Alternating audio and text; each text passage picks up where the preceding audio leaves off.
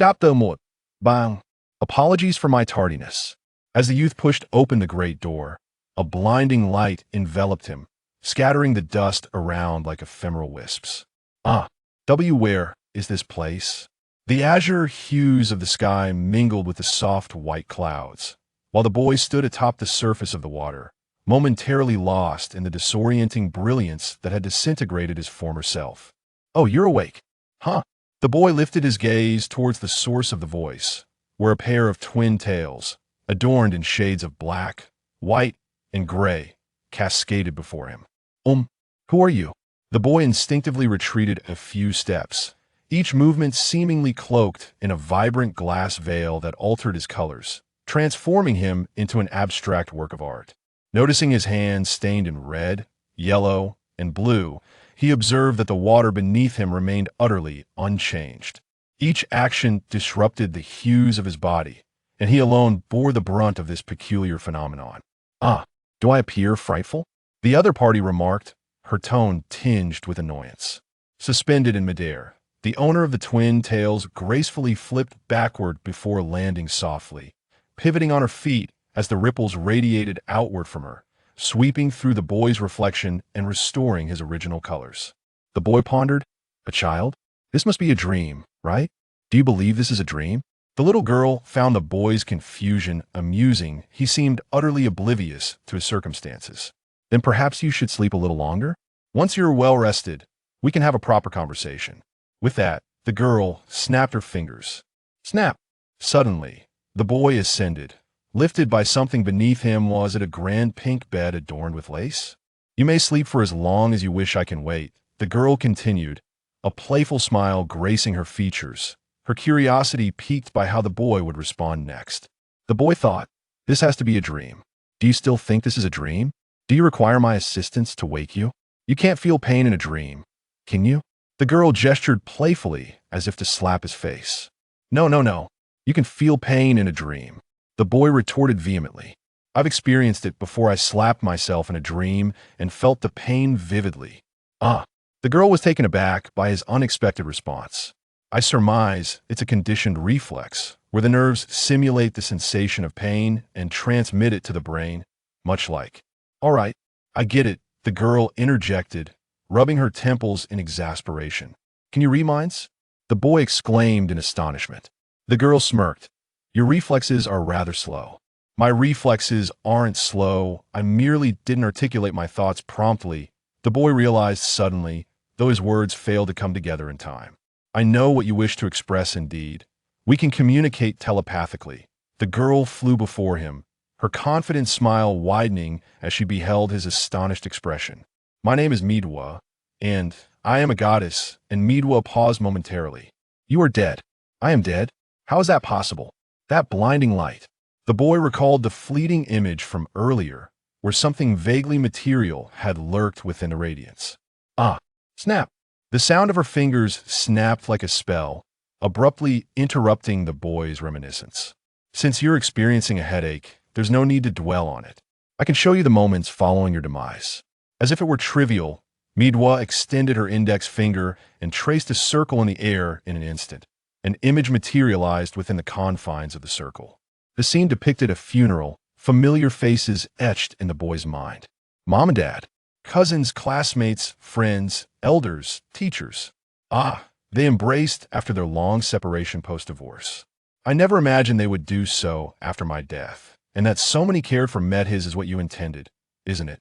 Midwa inquired knowingly, a mischievous grin playing on her lips. The image abruptly froze, the boy's pupils dilating, as if a ferocious beast were about to break free from its cage. The impact on them must be significant. You are their only child, aren't you? Borrowing money for your burial when they were never affluent. Tut, let's not show you the scene of your demise. I wouldn't want you to collapse into inconsolable tears here. With a flick of her wrist, the image vanished, leaving the boy's nose slightly reddened. He inhaled deeply and locked eyes with Midwa. That no longer concerns me, does it? Are you truly unconcerned? Midwa feigned surprise. Regardless, I'm dead. Nothing can change that.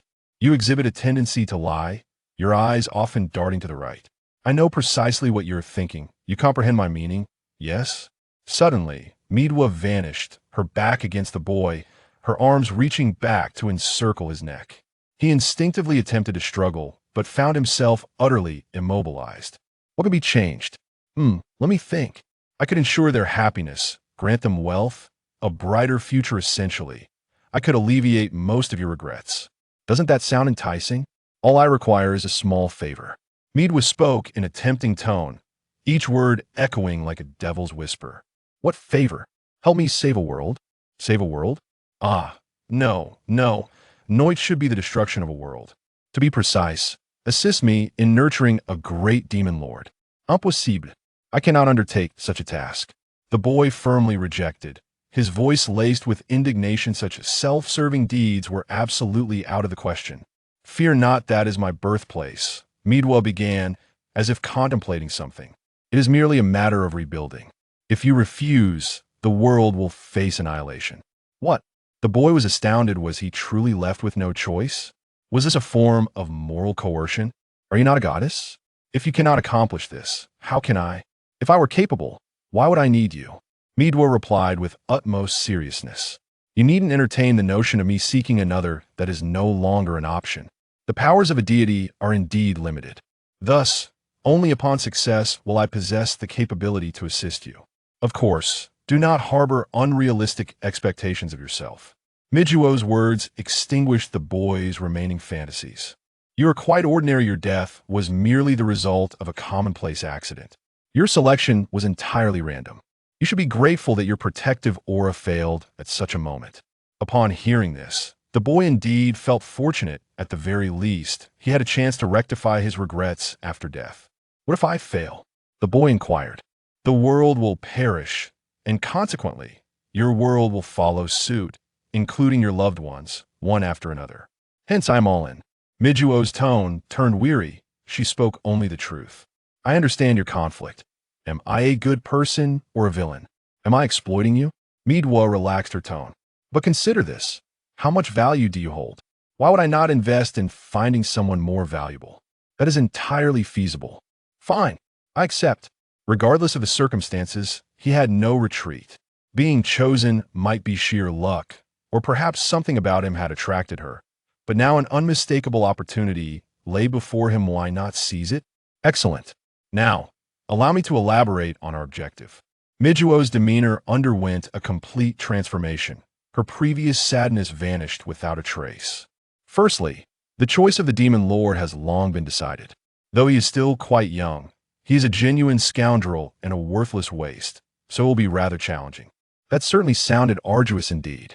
Rest assured, I shall guide you. You understand my meaning, yes? I have prepared a body for your endeavors. Your original self will remain in this small world for nurturing. Once the mission is complete, you may inhabit your original form in that world. Your identity will be that of a maid, necessitating the maintenance of a persona. As the counterpart is a twisted beast, your new body will also be male to avoid unforeseen circumstances. Understand my meaning? The boy processed this information. A maid? A persona? Male maid, Midwa clarified. No, no, no. I refuse to cross-dress. And why must there be a persona? The maid's code, speak little, work much. Snap! Midwa instantly teleported before the boy, a maid's outfit in one hand and a whip adorned with spikes in the other. Wait, what are you doing? Special training. Wait, don't come any closer. Stop. Due to its niche appeal, I feel it will inevitably be overlooked. Those who encounter it will only occasionally lend their support. I write slowly, as this is not my full-time occupation, so updates will be irregular. Currently, I have 1.5 million words in reserve, with an initial plan for the book to reach 10 million words. This work began in June 2020 when I was 16, marking my first foray into long-form novels and my inaugural magical tale, the other works being mere experiments. I will periodically refine it until I deem further revisions unnecessary, at which point I will mark it as the final edition. Please share with friends if you have any.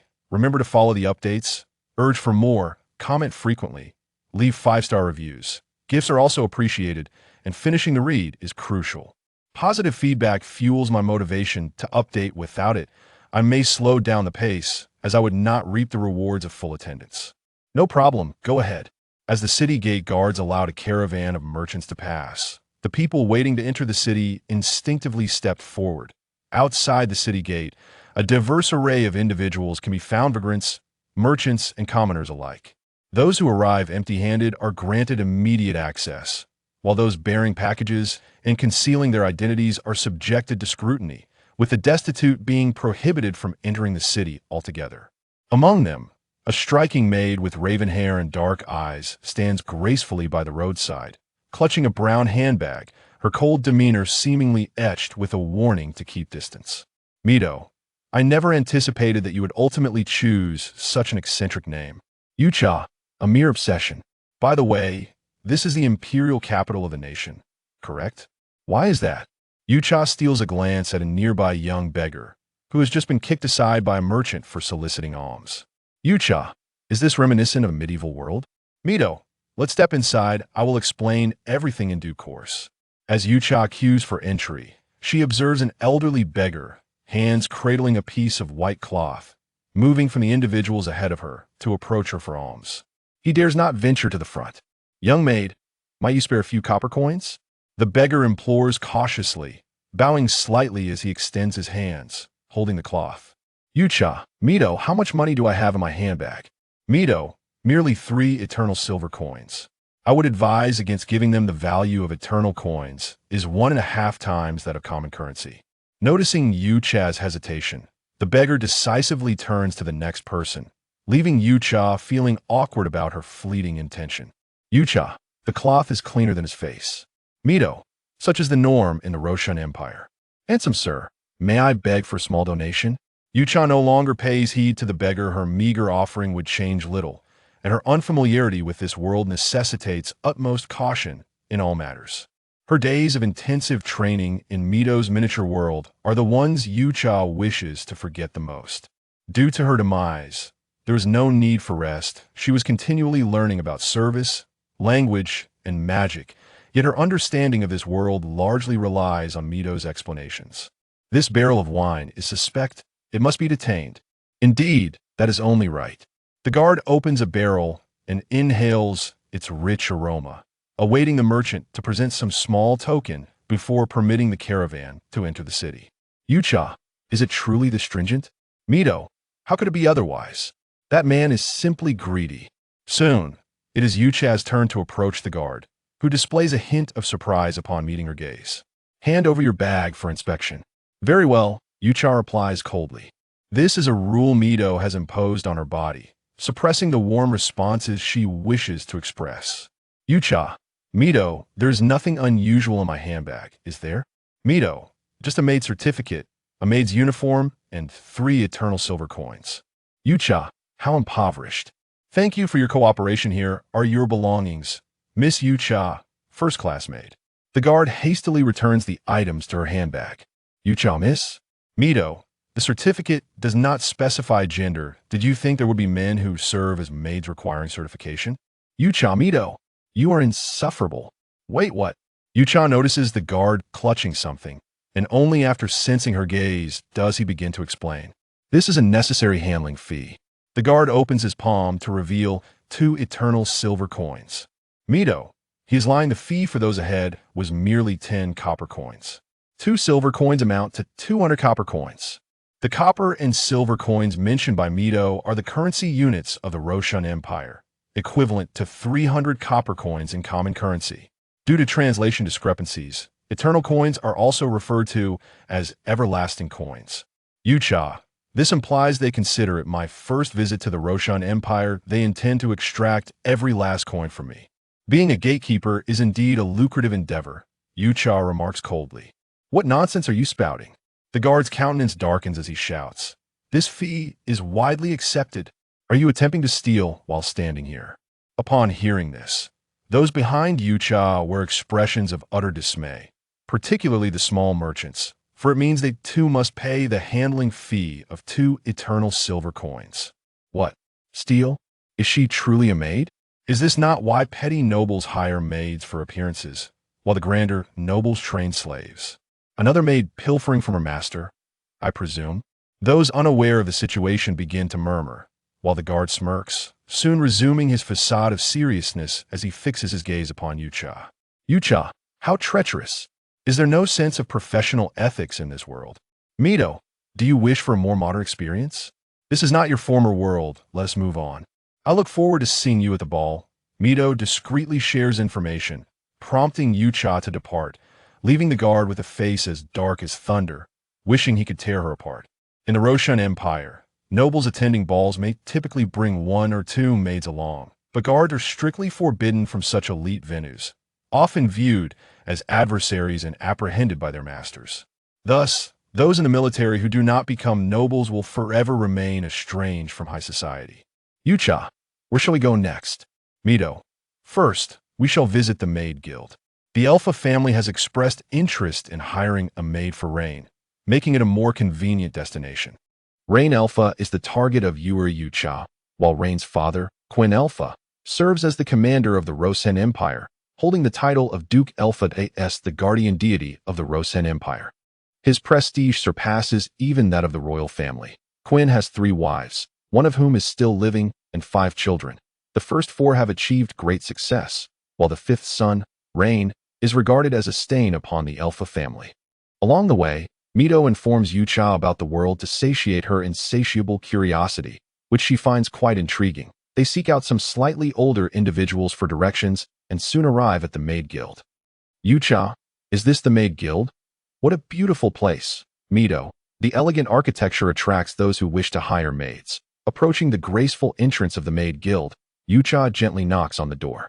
Unlike most guilds, the Maid Guild does not have an open door. Instead, there is a modestly adorned wooden door, firmly shut. Entering other guilds feels akin to visiting a bank or a civil affairs office, while stepping into the Maid Guild resembles paying a visit to a respected elder. Good morning, esteemed guest. Welcome to your arrival. A maid opens the door, her demeanor exceedingly respectful. Even though Yucha is also a maid, she performs a standard half-dash bow. In return, Yucha responds with a similar gesture, and only after she steps inside does the maid gently close the door, gesturing for her to proceed. Please walk straight ahead to register your information. Thank you, Yucha. Wow, the maid is so elegant. Mito, don't forget, you are a maid now too. By adhering to your character, you can also exude elegance. Yucha, really? By the way, this guild seems quite deserted. Mito, this is the imperial capital. Renowned nobles abound, and they seldom hire maids.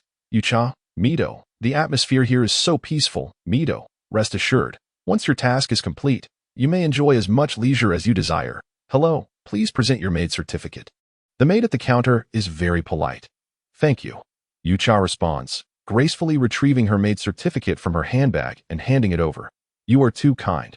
The maid accepts the certificate with both hands and operates it on a peculiar magical orb, which scans the document for information. Miss Yucha, a newly appointed level 1 maid. The maid, observing Yucha's icy expression, smiles and says, you need not be so reserved. Yucha, I am not being reserved. This is just my character. Mito, be careful not to break character. I cannot guarantee that this body can suppress your emotions. Yucha, is this character truly that important? Mito, character is paramount. It is exceedingly important. May I ask if the Alpha family has any intention of hiring a maid? The maid's expression grows serious, and after a moment's hesitation, she replies, I am sorry, but the Alpha family does not have much interest in that regard. What about Rain? The maid's expression darkens, and she speaks with a hint of concern. Rain does, but are you certain? Yucha, she did not address him with a title. Mito, that is not the focus here. Yucha, is Rain really that undesirable? Mito, this goddess would never deceive you. You understand my meaning, right? I am very certain.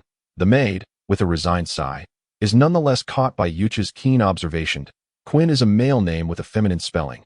This is not an error. Due to translation issues from another world, Rain is sometimes rendered as Line, which is not a misspelling. If you all detest Rain, it means I have succeeded. The more you dislike him, the more successful I am. For I too harbor disdain for him. Please wait a moment. You may rest in the lounge.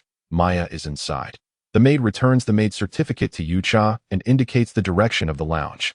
Maya is an apprentice maid, and she tends to be overly enthusiastic. I hope you won't mind. Thank you very much. Yucha and the maid exchange bows before heading towards the lounge. Yucha, will the enthusiastic maid be like those in the anime? Mito, What exactly are you anticipating? Yucha. This world feels like a grand cosplay event. I have never attended a comic convention. Mito, once they contact Quinn, your true task will begin. You understand what I mean, right? Yucha. I know. Humph. Yucha walks slowly, appearing steady and graceful, yet her heart races with impatience. An enthusiastic maid is far more entertaining than a robotic one. She lightly knocks on the door, startling the lounge's occupant, who causes a commotion within. Come in. Coughing, the door opens swiftly to reveal a maid with auburn hair styled in braids, her expression somewhat rigid and anxious. Greetings, esteemed guest. Though polite, Yucha finds the tone somewhat awkward. May I ask if you are Miss Maya? Ah, how did you know? No.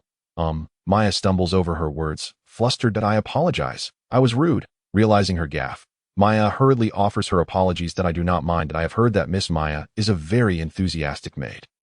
Yucha attempts to smile, but her body instinctively resists. Mito, what are you doing? Yucha, my face has frozen. I need a smile to warm it. Don't you think I would look lovely smiling right now? Mito, rest assured, if that day ever comes, you will not feel that way. Listen to this goddess's command. Have you heard of me? Maya looks at Yucha with confusion. It is that considerate maid who informed me about you. Oh, Maya appears somewhat disappointed. Please, come in. Stepping into the lounge, there is only a long table with 12 chairs. Yucha chooses a seat near the head of the table, while Maya hurriedly brings 2 cups of red tea and sets down a plate of butter cookies in the center. Please enjoy. Maya sits opposite Yucha, seemingly eager to speak. Yucha nibbles on a cookie, sips the red tea, then places it back on the plate.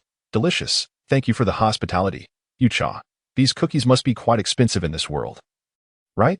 Though I prefer the ones that used to cost only $10 a box. Mito, as long as you have something to eat, that's what matters. This goddess can only watch you eat. Please go on. Yucha suddenly shifts the topic, catching Maya off guard, who hesitates for a few seconds before speaking. You are not from the Rosen Empire, are you? Maya inquires cautiously, but with firm conviction. You are from the Songlong Empire? The Rosen Empire does not have anyone as beautiful with black hair. Yucha responds affirmatively. Yucha. Speaking of which, everyone from the Rosen Empire has golden hair and high noses.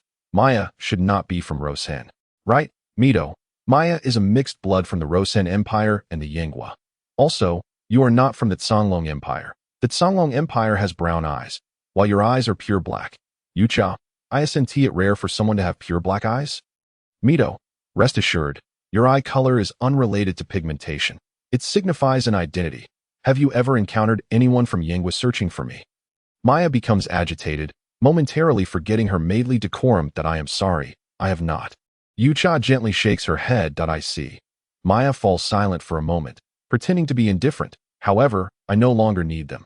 Your parents? Yucha refrains from using honorifics, opting for a more peer-like conversation, thus fostering a closer relationship between them. Yes, my parents sold me when I was young, but later the guild leader brought me back. She is a very kind person. Last year, for my 14th birthday, she gifted me the knowledge of how to become a maid like her. Maya's spirit noticeably lifts as she speaks of the guild leader. Maya shares her experiences after meeting the leader with Yucha, like recounting a story, while Yucha listens, occasionally interjecting a comment, until the afternoon, when lunch is provided by Maya. Knock knock. Maya, the Duke Alpha has arrived. The voice belongs to the maid who opened the guild door in the morning. Yucha, Duke Alpha? Oh, I remember now. Mito, do not let them intimidate you. Maintain your character. Pay attention to your character. Maya swiftly rose to tidy her belongings and opened the door alongside Yucha. Good afternoon, Your Grace. Both Maya and Yucha spoke in unison. The Duke at the entrance nodded, casting a glance at Yucha before addressing Maya. Are you the maid in question? Yes, Maya replied, taken aback by the Duke's imposing presence. Noticing a hint of disappointment in the Duke's demeanor, Yucha, the guiding maid, interjected, Your Grace, this is the apprentice maid from the guild, and this beside her is Miss Yucha. The Duke turned his gaze towards Yucha, his expression softening slightly, though the emotions in his eyes grew more complex. Have you made up your mind? Quinn interrogated Yucha. He seems to disapprove of my appearance. Yucha remarked. It's because your persona is excessively composed. Typically, individuals like you are driven by ulterior motives, Midwa explained. So you expect me to maintain this persona? Yucha retorted. Rest assured, this goddess intends to make him aware.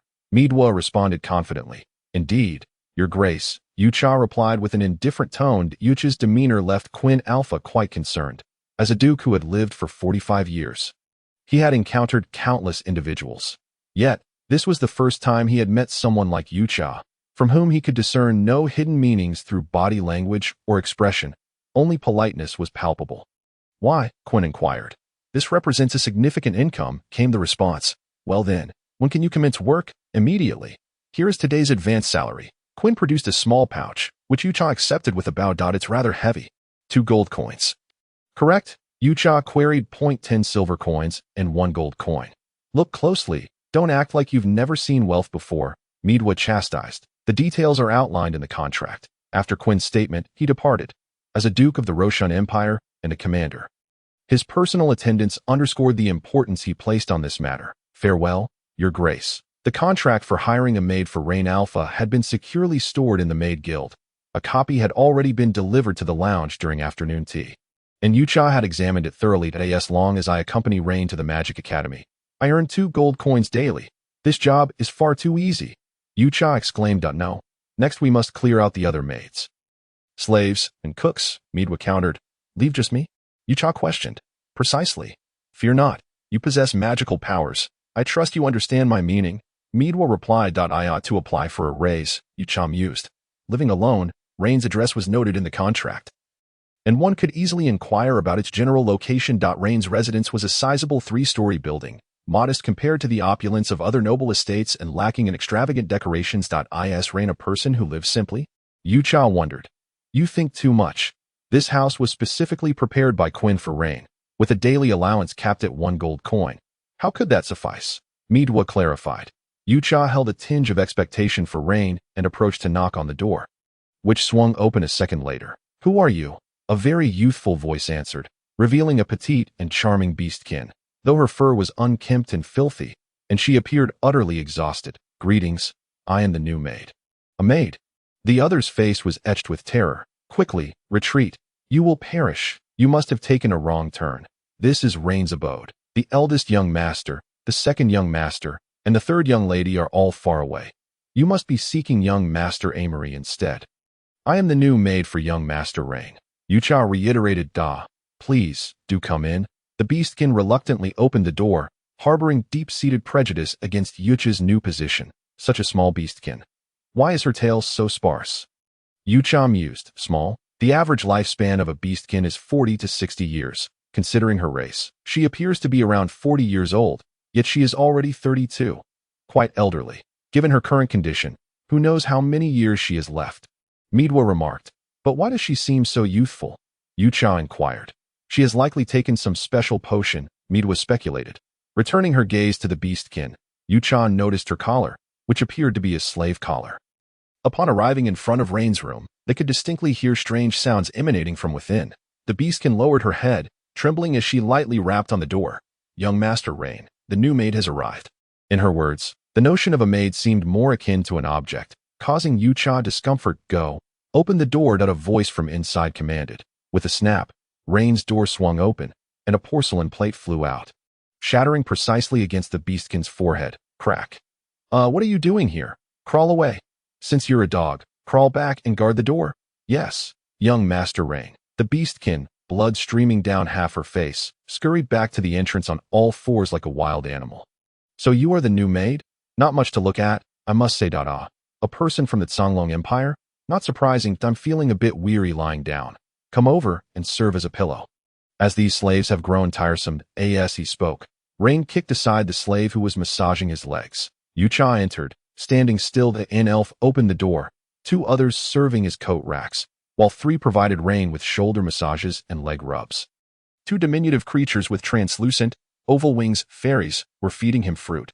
Additionally, there were numerous beastkins. Aside from the one previously seen, there were 5 more, tied up, wielding whips, engaged in indecent acts. All were equally disheveled, their eyes vacant, adorned with slave collars. Good afternoon, young Master Rain. Yucha remarked. He truly is detestable. Indeed, he is quite disagreeable. Prepare to give him a taste of his own medicine, Midwa urged. Rain, stretching his fingers like a reptile, self-centeredly declared. Kneel and slowly crawl over. Very well, young Master Rain. Yucha raised a finger, and a magical array emerged on the wall by Rain's bedside, with thick vines springing forth like compressed springs, binding Rain securely. "Filthy thing, what are you doing?" Rain roared. "Executing your command," Yucha replied coldly, as the vines pushed Rain off the bed, pinning him firmly to the ground. "Release me. Do you even know what you're doing? And you lot. Useless scum, why aren't you seizing her?" Rain bellowed. The slaves slowly stirred, their frail bodies lacking the strength to confront Yucha. She offered no resistance as they attempted to pull her away. "That's right. Push her out. Quickly, get away. He is of the Alpha family. Run fast. Don't get caught," the slaves whispered among themselves. Though their voices were low, Rain could still hear them. "You filthy vermin! Traitors! How dare you!" The vines muffled Rain's words. And the slaves, astonished, quickly retreated to the door. Rain now lay on the ground, forcibly held down like the dog he had described. Unable to break free despite his struggles, he began to crawl, just as he had said. Surely, the master's peculiarities have been satisfied. Maintaining her frigid tone, Yucha withdrew her magic, causing the vines to wither and retract until they vanished. You.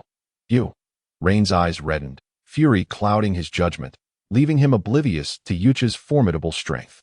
"I am Yucha," she introduced herself. "That I didn't ask for your name. Do you know who my father is?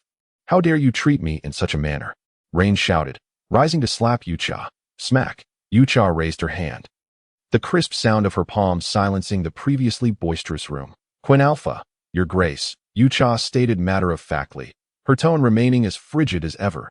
Even Rain, dim-witted as he was, sensed something amiss. "Is he the one who sent you?" Rain exclaimed in disbelief, pointing at Yucha. "What is he imagining?" Yucha pondered. "Ignore him. Commence the task," Midwa urged. "What are you staring at? Answer me quickly. Did Quinn send you to torment me?" Rain roared without receiving an immediate response. "Please grant the young master and me a moment of privacy," Yucha stated, not only addressing the slaves but also making it clear to Rain that only the two of them would remain in the room. The slaves exchanged glances, silently retreating and closing the door. Yucha listened to the footsteps, surmising they were descending to attend to the earlier beastkin. "He sent you to oversee me. On what grounds?" Lion pointed towards the window behind him, his gaze furious as he glared at Yucha. "That I possess neither talent nor gift. After 3 years of magical awakening, I am still inferior to someone with merely 6 months of experience. Is it merely because those colorful-headed individuals have been promoted to level 1 that they look down upon me?" Yucha remained silent, watching Lion quietly. "Am I not entitled to live a life of ease? You restrict my allowance, send me to live alone outside, and now you even watch over me. Would my mother have allowed this if she were alive?" Yucha interjected. "Has he misunderstood something? I believe Duke Quinn genuinely cares for him." Miduo remarked. "Do you feel pity for him? Has the lack of talent and the mockery from others transformed him into this kind of person?" Yucha replied. "Isn't it so? Although energies akin to magic can only be trained after reaching level 1. The transition from 0 to 1 relies solely on innate ability," Miduo countered. "Do you think he lacks resources? Do not jest. I can assure you that he indeed lacks magical talent, just like you." "He is an ordinary person," Yucha questioned. "Then how should he be nurtured? Through commerce?" Miduo retorted. "Aren't you also an ordinary person? Is being at level 7 in all professions not enough? You too lack talent." Yucha sighed. "That strikes a nerve, Miduo. I can't even recall how long I've been in your little world." That Miduo reassured. "Fear not, for every situation has its exceptions, and every problem has its solutions." "Do you understand my meaning?" Yucha probed. "Accept your specialized training like I did," Miduo clarified.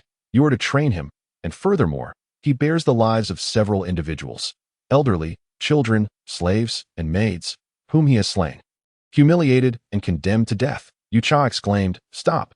This is not right. Answer me. You commoner." "Young Master Lian, it is time for you to write a letter." Yucha prompted. "A letter? What letter? Do you have the authority to command me?" "You truly," Lian stammered as he gazed at the broken shard pressed against his throat. "Let us speak civilly. Do not kill me. You know I am of the Irfa family. You cannot take my life, or your entire family shall pay the price." Lian's confidence grew as he spoke. "I have no family. Should the young master feel remorse, I shall willingly meet my end," Yucha stated coldly. "Are you jesting? You cannot." Lian's face turned pale as he held his breath. That he felt a slight warmth and tingling at his neck. Could Yucha truly intend to kill him? even if it was merely a minuscule wound. All right, do not kill me. I will comply. I shall do as you say, Lian whispered, fearful that any movement might drive the shard deeper. Very well, young master, Yucha replied, placing the shard into her handbag and then standing gracefully, awaiting Lian's next move. Gazing into Yucha's icy eyes, Lian cautiously approached the nearby writing desk, feeling a chill even as he sat down. Trembling, he picked up the pen and uttered, "How much?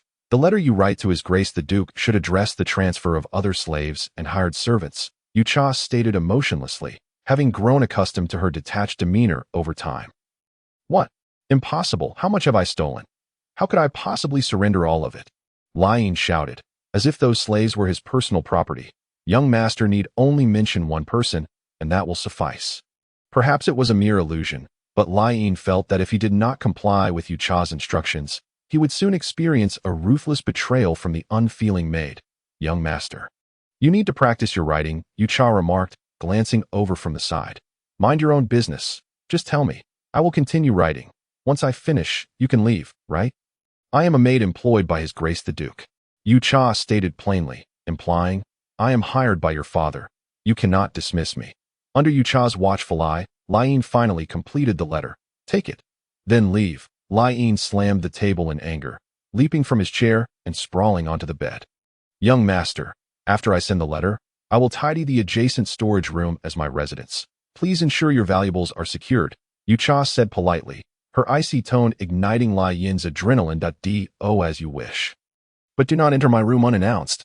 Lian truly felt fear. The thought of losing his previously idyllic life made him wish to seize Yucha and take his vengeance. Once Yucha departed, Lian gradually calmed down. This maid seemed particularly formidable. Given his status, she likely would not kill him easily. What to do next? He must find a way to vent his frustrations. This world possessed a postal union akin to a post office, allowing letters to be dispatched to the Irfa family by nightfall that a servant would bring dinner, and Yucha had noticed that the slaves slept on the ground. Thus, after the meal, she ventured out to procure furniture for herself, leaving only a few silver coins in her pocket. That night's chores were entirely handled by the slaves. Even though they slept on the floor, they were exuberant, for they would soon escape their suffering. Their greatest hope was to serve young Master Aimoli. Irfa was the fourth son of Quinn, an ordinary man, yet he held the position of president in one of the three major merchant guilds of the Roshan Empire.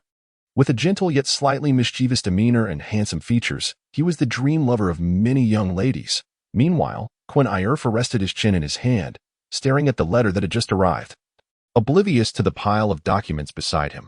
"You wish to be independent, to hand over all slaves and servants to me?" Quinn's lips curled into a stiff smile. "You possess some ability. What is it you wish to attain?" "Control over the Irfa family?" Quinn beckoned the servant waiting at the door, instructing, "Go summon Aimoli." "Yes, my lord." As the night deepened, Lian cautiously opened his room door.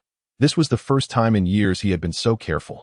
The last occasion was several years prior when he resided in the Irfa family's grand estate, sneaking a midnight snack. "You conniving maid. Tonight you shall witness my prowess," Lian thought fiercely, gripping a dual-purpose weapon that could switch between a staff and a dagger. Just as he intended to enter Yucha's bedroom, he changed direction and ascended the staircase between the first and second floors. The ground floor was strewn with slaves, and the nights in the Roshan Empire were rather cold. They had grown accustomed to huddling together for warmth during sleep. This world had regions akin to the polar extremes, an extreme south and extreme north, where the Roshan Empire was the coldest location. Save for the icy empire directly adjacent to the extreme north, and the southern portion of the Night Empire close to the extreme south. Of course, this did not include the Silent Sea separating the Night Empire from the extreme south, nor the uncharted territories of history that remain undocumented. "A bunch of beasts. I shall return to deal with you later," Lian muttered as he glanced at the slaves piled on the ground before departing. He was only present to ensure they did not band together with Yucha against him, revealing his intentions. Young Master Lian gone. Is he going to administer aphrodisiacs to the maid? Or does he intend to harm her?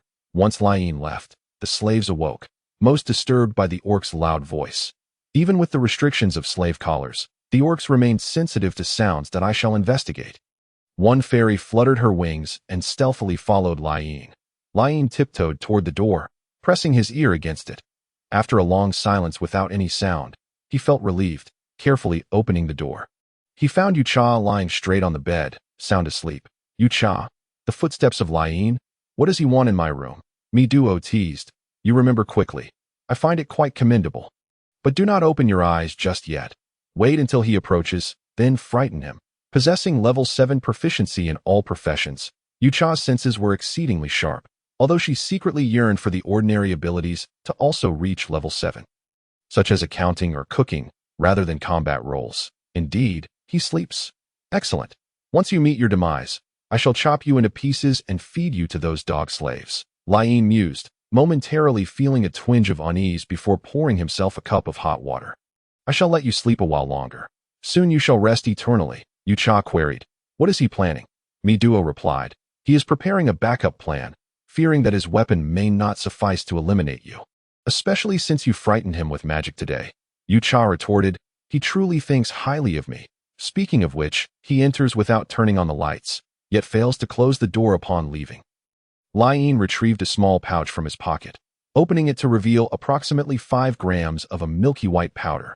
This poison from the Zonglong Empire shall be wasted on you. I hope I do not truly have to use it.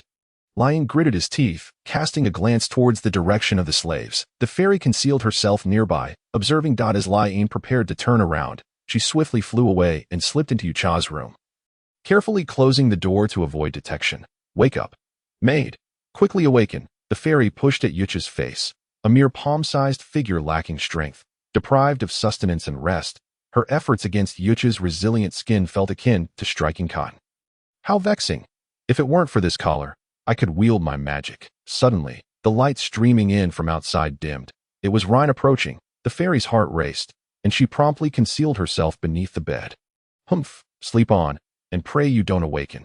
It is you who has caused my insomnia, Rhine muttered, clutching a cup of water in one hand and a weapon in the other. The fairy, hiding beneath the bed, stifled her mouth. If she were to make a sound and be discovered by Rhine, the consequences would be dire. Moreover, it would endanger the other slaves, subjecting them to punishment as well. That Yucha's room contained scant furniture, leaving it rather barren.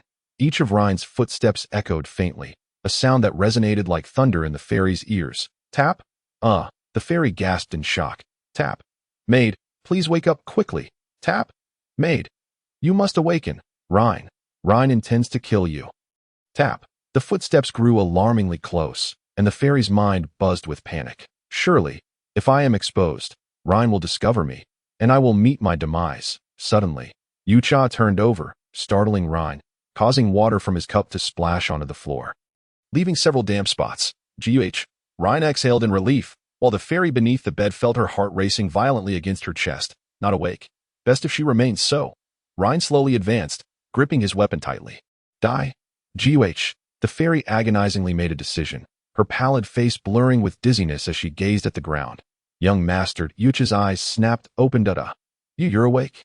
Rhine took a step back, water sloshing onto his clothes, dampening a patch. How considerate of you, young master, to visit at this late hour. I thank you for bringing me water, Yucha said coldly. Right? I came to deliver water. Drink up? Rhine stammered, trembling that Yucha's tone remained icy and devoid of emotion, reminiscent of the moment he nearly met his end, causing Rhine to become increasingly anxious. Like Quinn, Rhine could not fathom Yucha's intentions. She appeared to care for him, yet could just as suddenly bring about his demise, unknowingly imposing immense psychological pressure upon him. Such was Rhine's state, instinctively questioning what Yucha was up to. Does she pose a threat to me? Young master, please. Yucha rose to accept the cup, offering it back to Rhine. You must be thirsty. No. You drink. Rhine exclaimed in terror, quickly recovering to cough twice. Ahem. You drink. This is just a small token of my esteem. If that is the case, it must be preserved well. After speaking, Yucha encased the cup in a thin layer of ice, freezing it, yet the water within remained agitated. What is happening? Such monstrous magical control. How could she be so powerful? No, that is not right. She must be using some magical artifact. She didn't even chant. I am merely scaring myself. How could a true powerhouse content themselves with being a maid? Moreover, Quinn would never bestow such a treasure upon me. He is a miser. Yes, it must be that Quinn granted her a precious magical item. Rhine steadied his racing heart, casting a more menacing glance at Yucha. You wield magic, don't you? Your magical prowess must be considerable. Ryan forced a smile. Merely average, Yucha responded coldly. Yucha, I dare say, beneath level 8 knowledge, I could score 99 out of 100. Midwa, not a perfect score, are you proud? Yucha, Midwa, don't tease me. I was just a hair away. Midwa, indeed, just a hair away. So why were you so close to a perfect score? Yucha, are you being contrary? I am already quite impressive. Thank you very much. 7 levels of knowledge, and nothing is absolute. Midwa, in war, you have 100% chance of victory. Winning is inevitable. Conversely, if you lose, it's merely luck. Luck cannot always be your strength. What if others are more fortunate than you? Do you understand what I mean? Ryan withdrew a piece of parchment from his pocket, stating, This is a magical diagram from the academy. See if you can complete it. Very well, young master. Yucha took the parchment, glancing at it, when suddenly, Ryan drew his knife. Die? The dagger pierced through the parchment, and Ryan felt it strike something hard. Surely, it must have hit the sternum. Such was his thought. The intricate designs on the weapon erupted in white light, and in the next moment, Ryan's right hand bent back, the dagger elongating as he exerted more force, driving it deeper. Maid, this. The fairy, hidden beneath the bed, stared in shock as the dagger transformed into a blade several meters long. Yet it did not pierce Yucha's body. Clap what? Ryan was momentarily stunned. Ping, crack. The weapon shattered, fragments clattered to the ground, resonating like Ryan's increasingly frantic heartbeat. Why? Why would he give you protective magical artifacts? Why? Ryan screamed frantically. I am his son. Did you seduce him? With your meager form?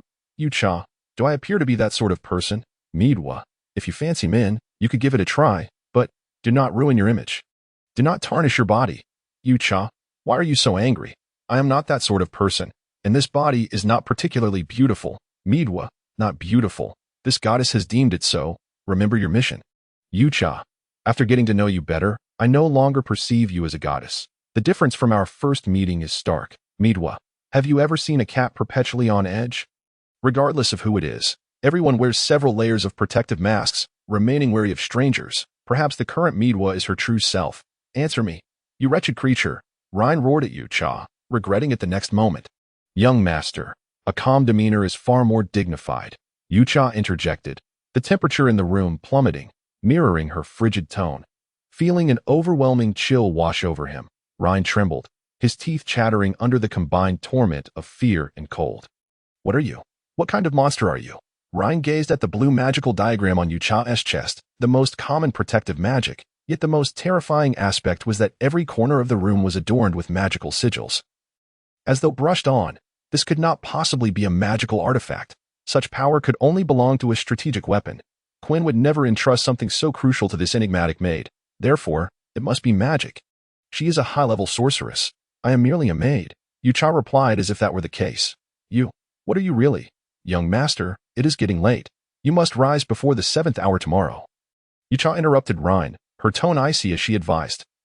Ryan still wished to say something, yet Yucha denied him the opportunity. Young master, staying up late can impair your intellect, with a hint of condescension in her tone.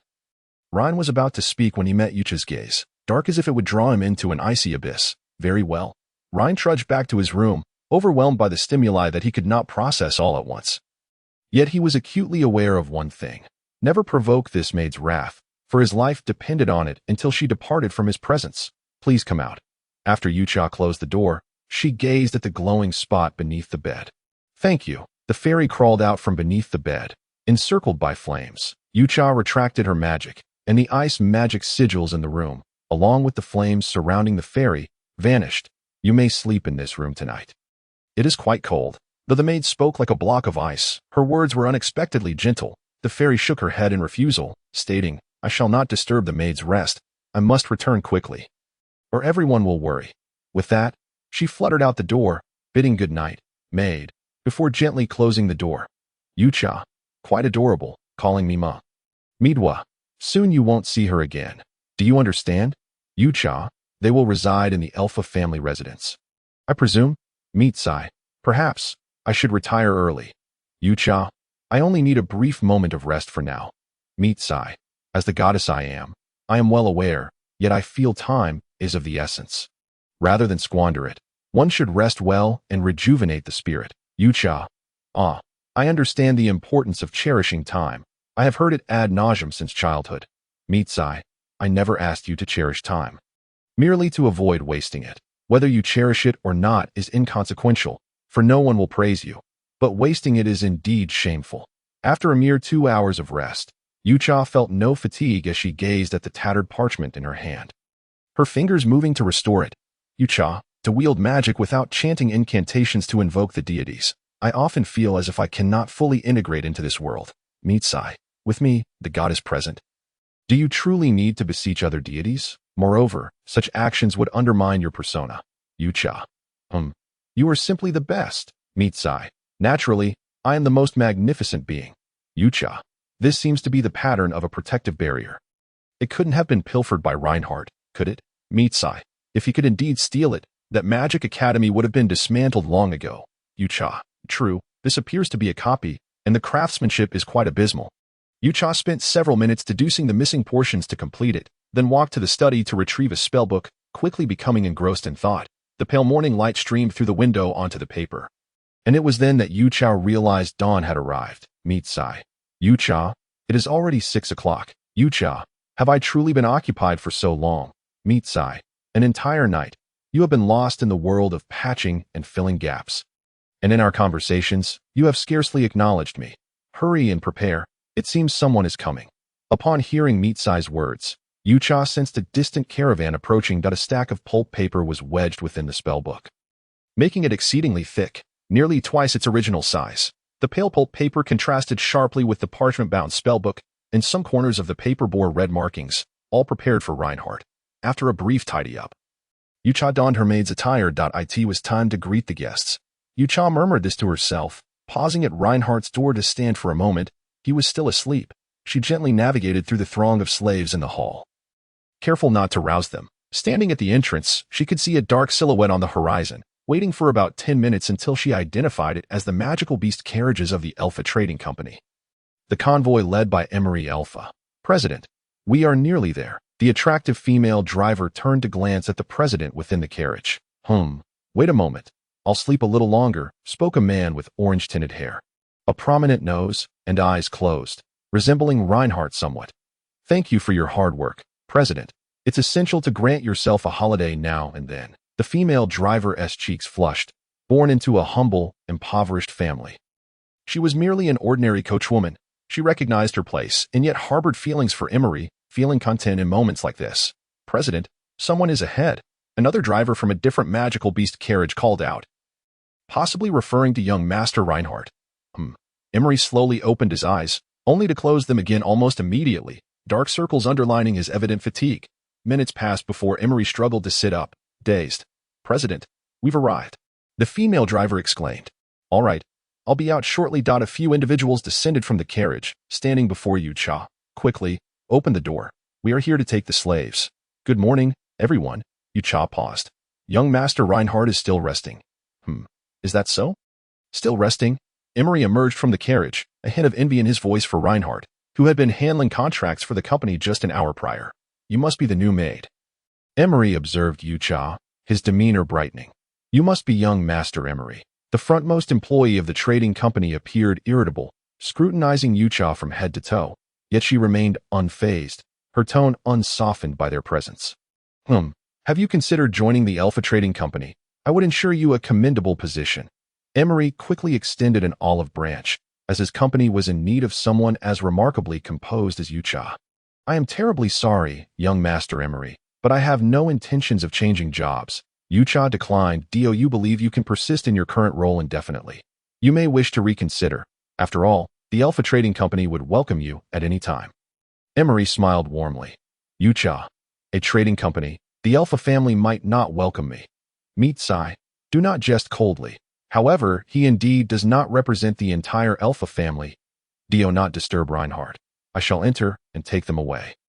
Emery's visit was solely to retrieve the slaves, while the hired servants had already received communication from him under the Alpha family's name to relocate, as they did not reside in Reinhardt's abode. They are all resting.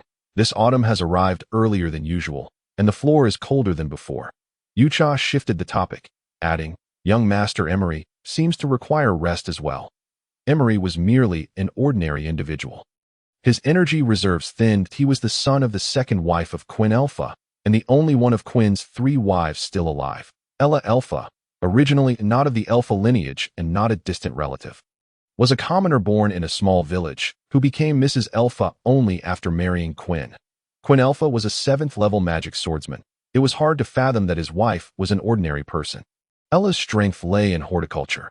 She was the only 8th-level gardener in the Roshan Empire, known for her kindness. Quinn's eldest and second sons, as well as Reinhardt, though not her biological children, were regarded as her own. Even as Reinhardt became a pariah in the Roshan Empire, the 3rd Miss Elpha and the 4th young master ascended to the roles of commander-in-chief of the Roshan Empire's navy and the head of the 3 major trading companies. The opposition against Ella diminished among the nobility. The president's time was invaluable. How could anyone be in a hurry? For every second Emery worked, the company garnered additional revenue. No matter, Emery interjected, then turned to Yucha. When everyone awakens, could you please rouse me? I truly need a good rest out, of course. If the carriage is not sufficiently comfortable, my lap is available for young Master Emery, Yucha replied coldly, her tone hinting at jest yet bearing an air of sincerity. Yucha, must it be this way? Meet Sai. Yucha, making sacrifices will yield greater returns. Emery is, after all, a veritable reservoir of resources. Yucha, so, I must draw closer to him. A lap pillow is somewhat, Meet Sai. Rest assured. No indecent actions will transpire. This will be more advantageous for our plan, and besides, this body is not truly yours. Do you grasp my meaning?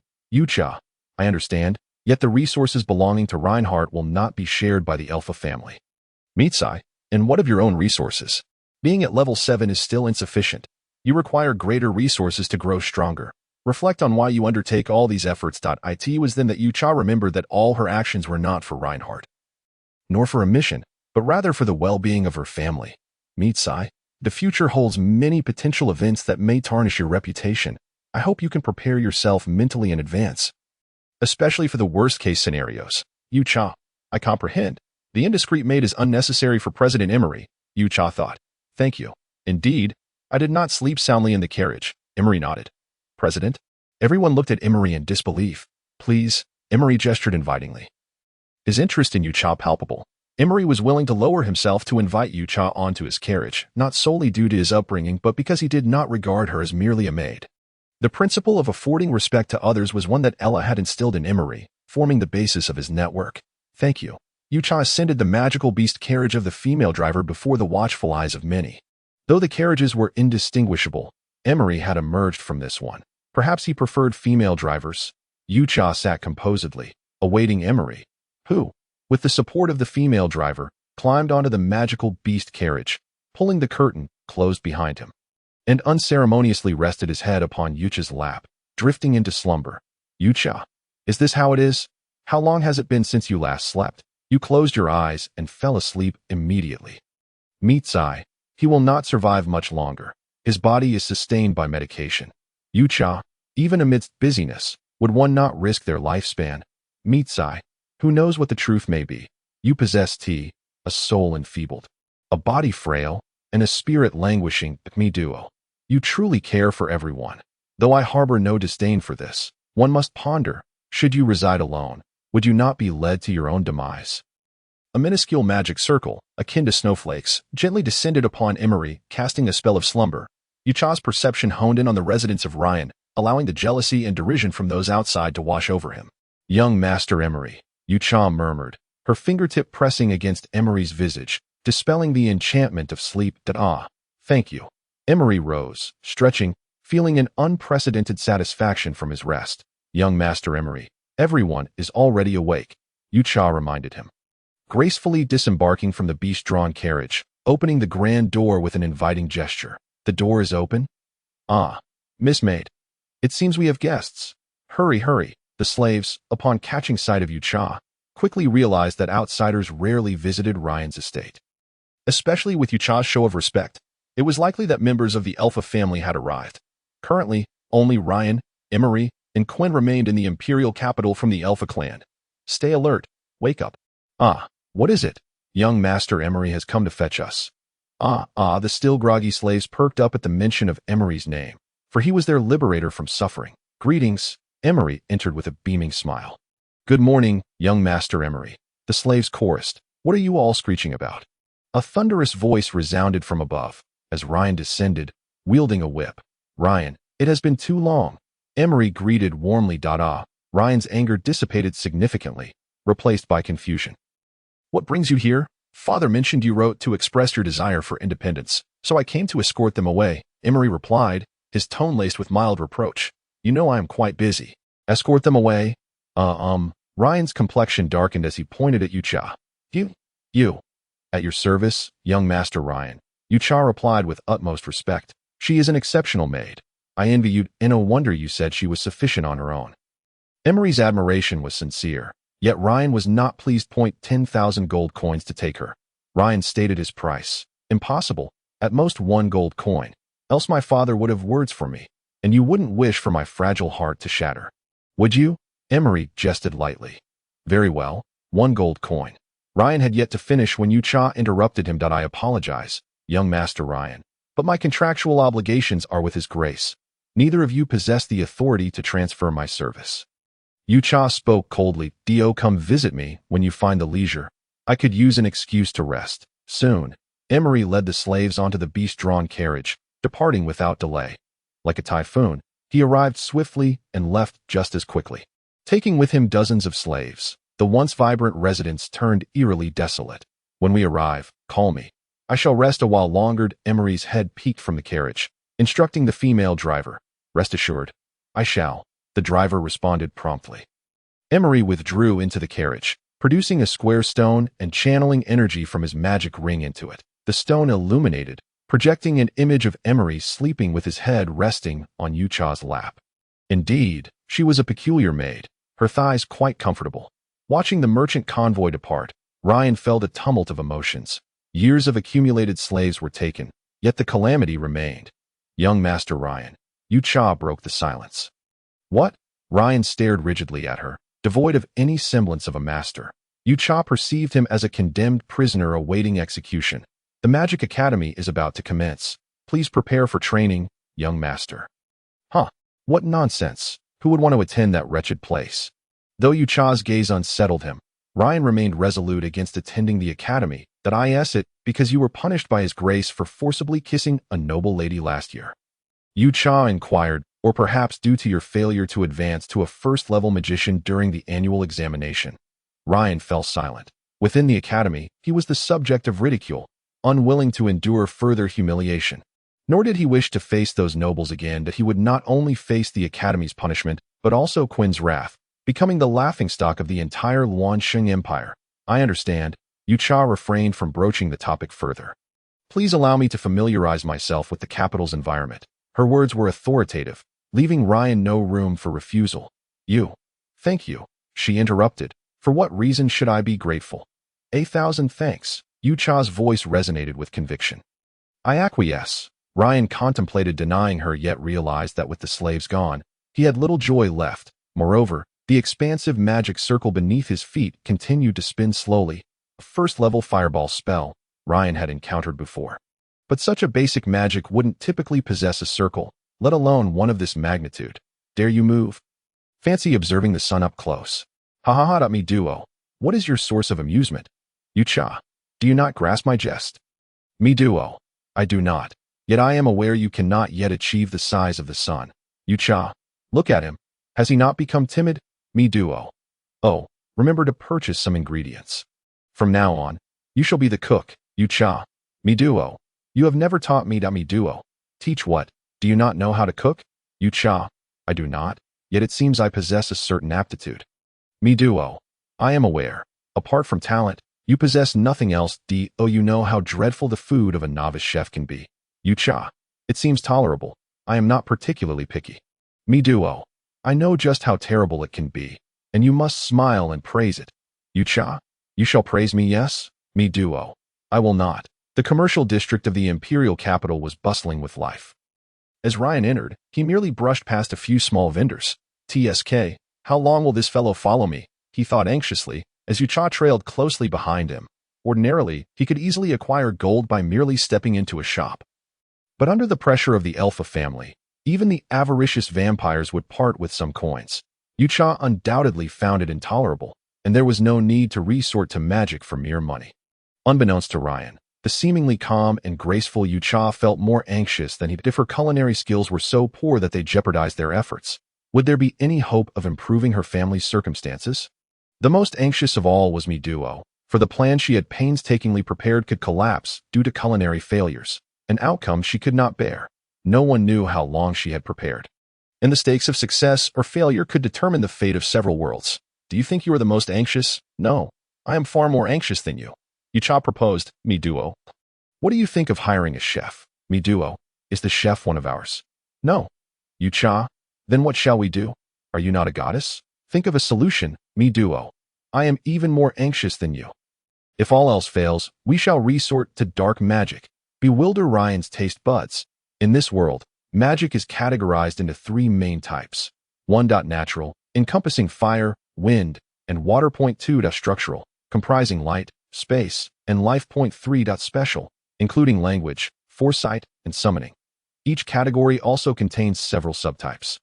However, dark magic does not fall into any of these categories. It is unrestricted and the most bizarre and malevolent of all magics. Decades prior, the Mage Tower and the Angel Tower had jointly announced a campaign against dark magic across the continent. This event has been etched into the annals of Hunyuan continent's history. Regardless of race, should dark magic appear, all must unite to eradicate it. The reasons for this lie within the sacred grounds of the angelic race.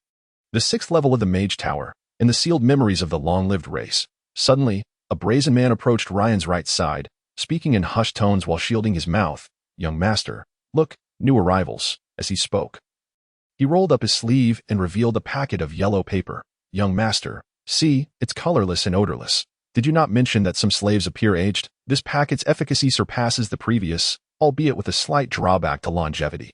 The man rubbed his fingers together. Yucha, with her heightened perception, heard every word distinctly, lowering her evaluation of Ryan further. Young master, please refrain from associating with dubious individuals. Yucha activated a wind elemental mobility spell beneath her feet. Stepping to the side of the two. Who are you?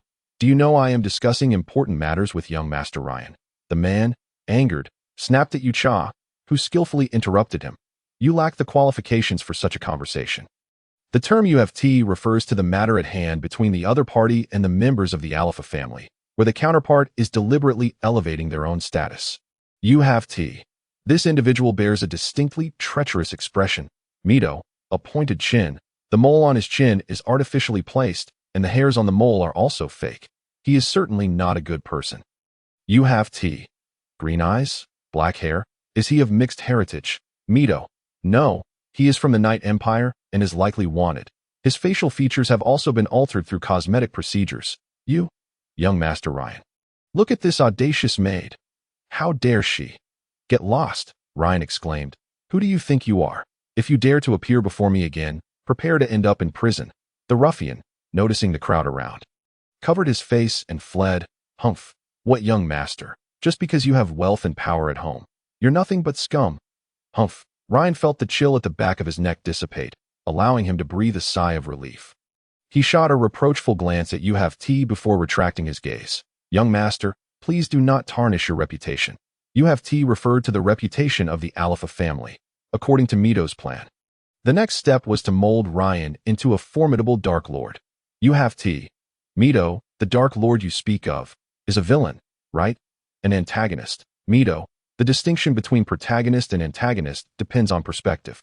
To the majority, those who are ignorant perceive only malice. UFT. Oh, Mito. Rest assured, I will not allow you to commit any wrongdoings. We merely need to ensure Ryan's reputation becomes even more tarnished.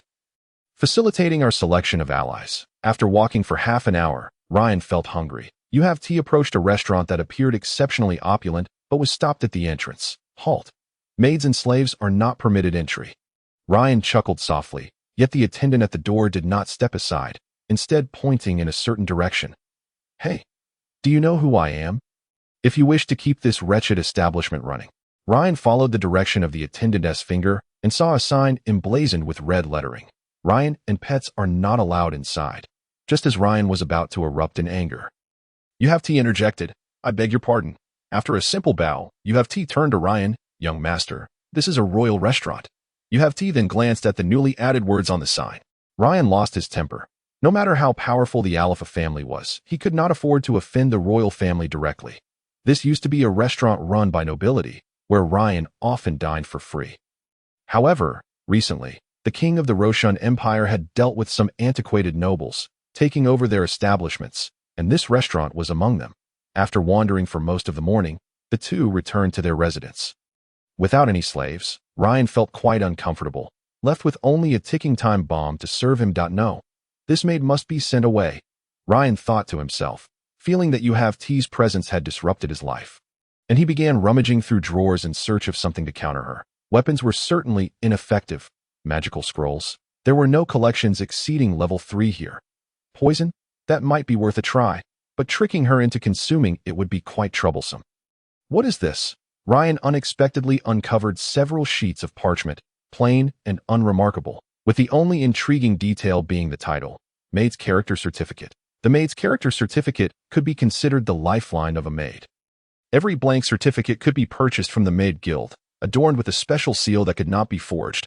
Each maid's employment contract, upon expiration, was regarded as the completion of a commission, necessitating the receipt of a character certificate from the employer. Without it, a gap would remain, marking them as untrustworthy, resulting in diminished future job opportunities and deteriorating work conditions. Yes, the character certificate. With this, I should be able to control her. Right? Ryan already envisioned a scenario where he could command U of T at will. What he once deemed useless had now become his only hope. In the past, he merely needed to suppress disobedient maids with his status. If the Alpha family's influence fell short, he would resort to force to compel compliance. Of course, as they were hired maids, he could not torture them as slaves, for doing so would incur penalties. This was precisely why Quinn believed that employing a maid would rein in Ryan's behavior. Yet now, all of Ryan's tactics had utterly failed for the first time. Knock, knock, young master, it is time for lunch. You Have Tea's voice echoed from outside Ryan's door. Humph. Ryan descended the stairs, propping his legs up on the table. Young master, please do not place your feet on the dining table. You Have Tea entered the living room, carrying several plates from the kitchen. What, is this all? TSK. What rubbish is this? I won't eat it. Ryan cast a glance at the meal prepared by You Have Tea, finding it devoid of color and aroma. The quantity limited to but 5 plates. When had he ever dined on so few dishes? The leftovers were typically given to the slaves. Moreover, these were merely ordinary meals, lacking any golden embellishments or exquisite carvings.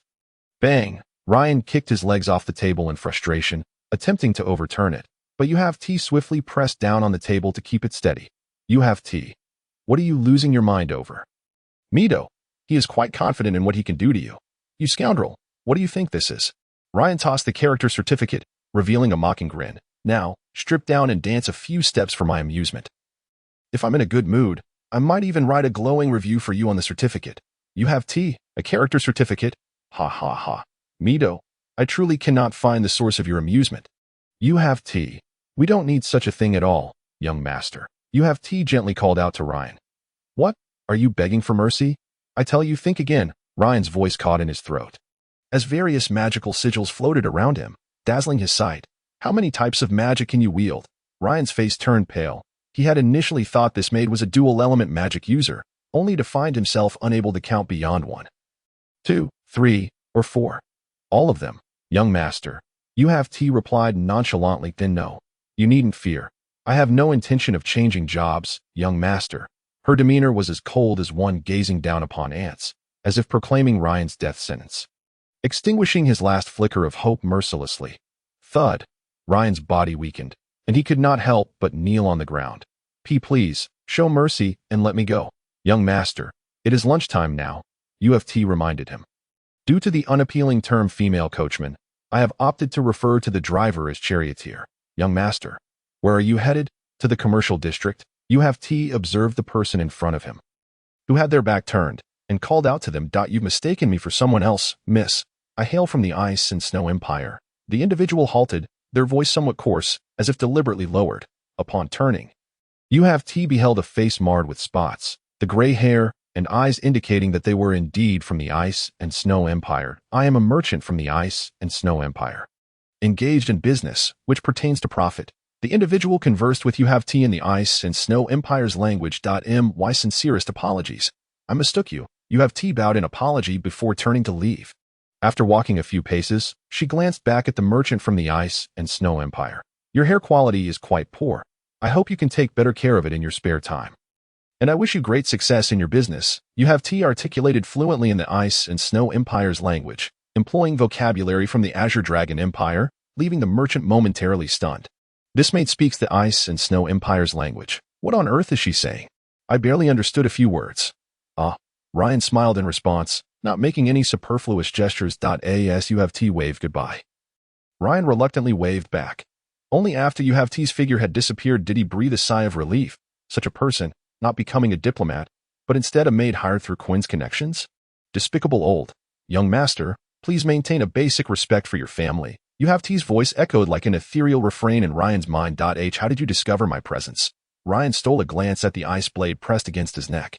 Despite straining to shift his eyes, he could not see clearly, yet the chill pierced deeply into him. You have tea. Did you think your subpar ice and snow empire language could deceive me? Mito, a crude magical tool, riddled with flaws. Rainier, he has fled from home this time.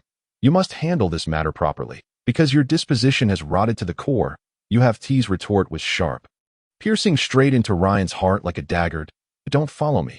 Just as Ryan was about to lash out, the coldness at his neck made him tremble all over, rendering him speechless. I apologize. Young master, this is part of my job. Under the pressure of magic, Ryan was compelled to return to the residence with you have tea. He had thought that escaping in the early hours would afford him sufficient distance. Yet this maid had located him nonetheless. In a single night, due to negligence, Yucha faced the threat of dismissal. To avert this fate, he resorted to expending his cherished collection of transmutation artifacts, adopting the guise of a merchant from the ice and snow empire. Even bringing forth a week's worth of gold coins, Rain had truly invested heavily. Little did he know that Yucha was almost a sleepless champion of the night watch. Moreover, with Mito's reminders, Rain's every movement was under Yucha's vigilant observation. Which family did you hail from? Rain, walking ahead with his back turned to Yucha and Mito, refrained from shedding his disguise, for the revelation of his identity would undoubtedly incite chaos. Commoners rarely had access to foreign languages. Even those from the Azure Dragon Empire were limited to two. Rain perceived Yucha as a fallen noble, whose etiquette and demeanor surpassed that of the majority of maids. Otherwise, even in the widely educated Azure Dragon Empire, resources would not be allocated for Yucha's cultivation. In Rain's impression, the cultural and practical aspects of most races were starkly polarized. I am merely a commoner seizing an opportunity, not a member of a prestigious family. Yucha coldly remarked, the opportunity he referred to being Mito a mere fact. Yet to Rain's ears, it was far from simple. There were undoubtedly conspiracies at play, at least 20 coins, in front of a shop.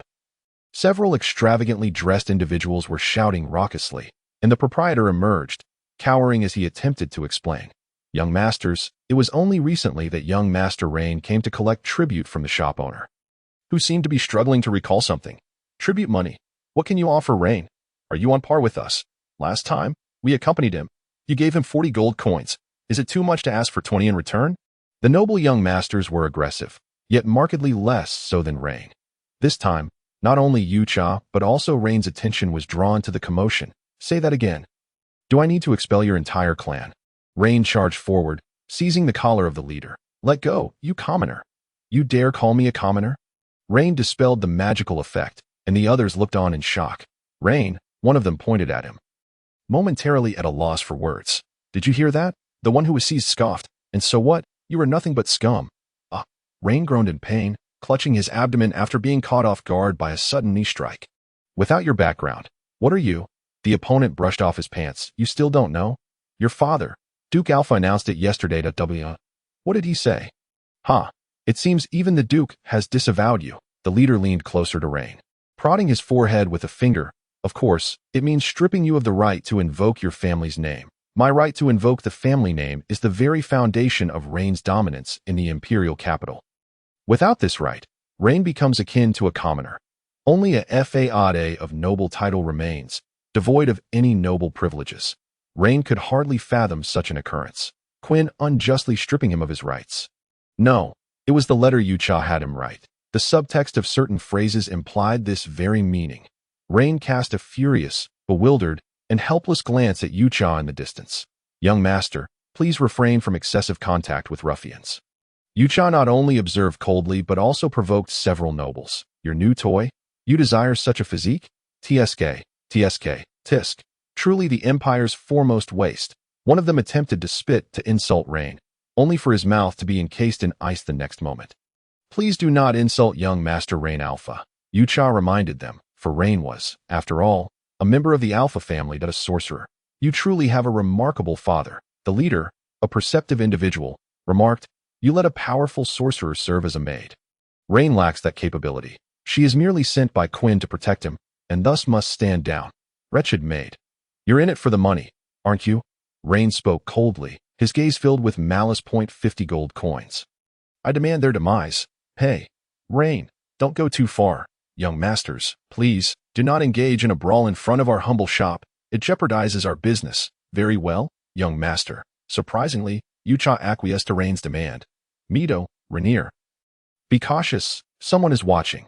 Yucha. Indeed, I sense it. Mido, it is the Grand Prince of the Roshan Empire, just returned from elsewhere. Yucha, the Grand Prince? Mido, I'll explain later. Rain's situation is currently more pressing. O great spirit of ice, bestow upon me your formidable power. Descend with the pure sword, and annihilate the enemies before me. Ice sword. Rain, if you proceed thus, we shall not hold back. In my name, I command the fire spirit to emerge. Incinerate all evil with the blazing crimson flames. Foolish maid, quickly, eliminate them. Rain's face twisted in rage as he issued his ugly command. Yucha, he is so bothersome. Mido, do not let him injure you. Yucha, of course, I am well aware. Kill them. What are you standing there for? I am paying you. Rain urged anxiously. Your flesh shall be carved.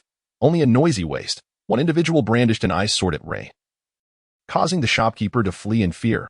Yucha coldly uttered a word, and the surrounding magical energy was instantly drained. Yucha, Mido, the tongue is somewhat entangled. It is more challenging than during previous practice. Mido, the nature of draconic magic requires one word to encompass 39 phonemes. Hence the dragonkin often face such difficulties, though they seldom utilize it. What is happening? My magic. Magic deprivation? Such a level of magic. Rain, upon witnessing the dissipating magic they had gathered, was momentarily stunned, then burst into raucous laughter. Ha! Are you not the waste? You cannot even gather magical elements. Ha! Strike. Kill them, and the gold shall be yours, Rain commanded with a grotesque expression. Causing the noble young masters to panic, is the royal family truly permitting such a powerful sorceress made to serve the Alpha family? Could it be that the royal family intends to forge an alliance? Rain noticed that Yucha had yet to make a move, and just as he was about to speak, he beheld 5 colossal magical formations in the air. What are you doing? Upon speaking, Rain was taken aback. Yucha maintained a cold demeanor, leaving the onlookers utterly stunned. No, it was a binding. All were rendered immobile. This is truly you. Rain dared not finish his sentence, desperately wishing for Rainier Yucha to interrupt him.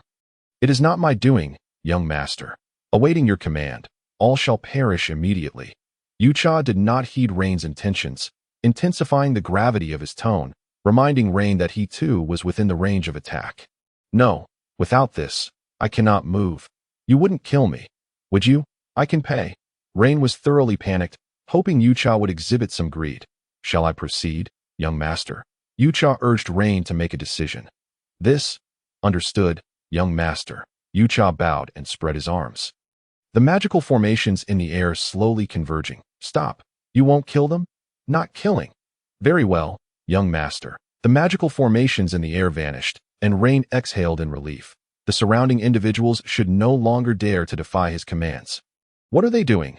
Engaging in trickery. In the distance, a suave man clad in white regarded Rain's direction with curiosity.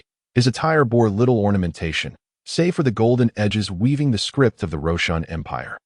Your Highness, a similarly dressed attendant appeared from nowhere, kneeling before him. Return. The departure of the two drew scant attention, and Yucha sensed their whereabouts almost immediately. Yucha, the Grand Prince, is leaving. Mido? Yes. The recent turmoil at the borders of the Roshan Empire necessitates his status to pacify the populace. Rain, are you being serious? Apologies, young Master Rain. It is my fault entirely. Whatever the price, I shall pay. Please, do not kill me. My family is quite wealthy. Do not look. Flee quickly. The surrounding populace found it peculiar. These inept noble young masters appeared rather dull-witted. Just moments ago, they had been ready to brawl, yet now they abruptly retracted their magic and knelt to apologize. This is the power that brings authority. Power is everything today. As long as one possesses power, one can attain everything. This was the collective sentiment of several nobles, including Rain. With merely an ordinary dark magic, several were intimidated, though the risk was substantial. It proved exceedingly practical. Yucha released all the mystical energy she had absorbed. An exaggerated spiritual illusion was conjured. Call out a few more times, and if this young master is pleased. Lord Rain is quite delighted. You may take your leave. Before Rain could finish his words, Yucha once again interrupted him. Having grown accustomed to it, Rain no longer felt anger at Yucha's interruptions. As long as the maid was happy, it was enough that she did not bring harm upon him. So, are you truly letting us go just like that? Rain approached, grasping the face of the individual who had kicked him earlier. Glaring as he exclaimed, how could that be possible? Coughing, he avenged the earlier knee strike with a brutal retaliation. 1,000 gold coins per person. Yucha declared her price. For these noble scions, 1,000 gold coins was hardly a significant sum. However, now not only were they facing humiliation, but they also had to consider the cost. Very well. This is acceptable. They decided to pledge some items as collateral, signing a mortgage note and pressing their handprints upon it, which brought them a sense of comfort. Nothing at all. Now that would be suspicious. At least it proves that Rain can still be bought. The items they pledged were of little worth, mere trinkets and ornaments. Their actual value was inferior to that of ordinary magical scrolls, yet they were priced higher. Who would still purchase jade artifacts when magical scrolls existed? Beautiful yet impractical, merely pleasant to the touch. Yucha remarked, indeed, several centuries ago, there was an eccentric who deemed magical scrolls the most exquisite. Midwa commented. Perhaps he was deliberately embellishing. Yucha replied. Would this goddess deceive you? His collection, whether magical items, scrolls, or talismans crafted by rune crafters, is remarkably unique that I shall share with you the artistry behind it another time. Very well, Yucha acquiesced. Rain has been staring intently at the jade pendant in my hand. Should I not give it to him? What is amusing about that? If you do not relinquish it, he will certainly resell it. Midwa replied that she not giving it to me. Any one of these items would fetch far more than 1,000 gold coins on the black market. She is greedier than I had anticipated. Rain had no intention of claiming those 3,000 gold coins. Even if the other party paid, he would not return it. They could do nothing to him, merely becoming a source of his wealth. Now that the fortune was in Yucha's grasp, despite Rain's temptation, he dared not act. Perhaps I should steal it tonight? He pondered. No, this maid is too enigmatic. What if I were to venture again? The seeds of a plan sprouted only to be ruthlessly crushed by Rain. He could only hope that a few small deities of wealth would bring the coins to redeem their jade pendants. Otherwise, he might end up with nothing to Rain's relief. Throughout their journey, Yucha had not mentioned the 50 gold coins again. Young master, this street. Yucha followed Rain down an unfamiliar road, which appeared desolate with few passers-by here. This is Irfa Street, Rain replied disdainfully, as if to imply the naivete of a country maid. Not knowing of Irfa Street in the Rosen Empire would render one an outcast. Though not the most bustling area, it was the largest residential street, resembling a modern community, but with low rents, prohibiting commercial activities. This district is named after your surname, Yucha remarked, her tone devoid of emotion. Yet it was music to Rain's ears. Yes, built by Imoli.at. The mention of Imoli, Rain's demeanor softened. The relationship between the two brothers was quite amicable. Lord Imoli is truly benevolent, Yucha mused, struggling to imagine Imoli's popularity within the Rosten Empire. With Midwa's insights, she had gained an understanding of the empire's taxation. The land tax was 1 eternal gold coin per square meter per month. Leasing land was significantly cheaper at 1 eternal silver coin per square meter. But in major cities like the imperial capital, it was tenfold. The commercial tax stood at 15, with an additional tax on commercial land.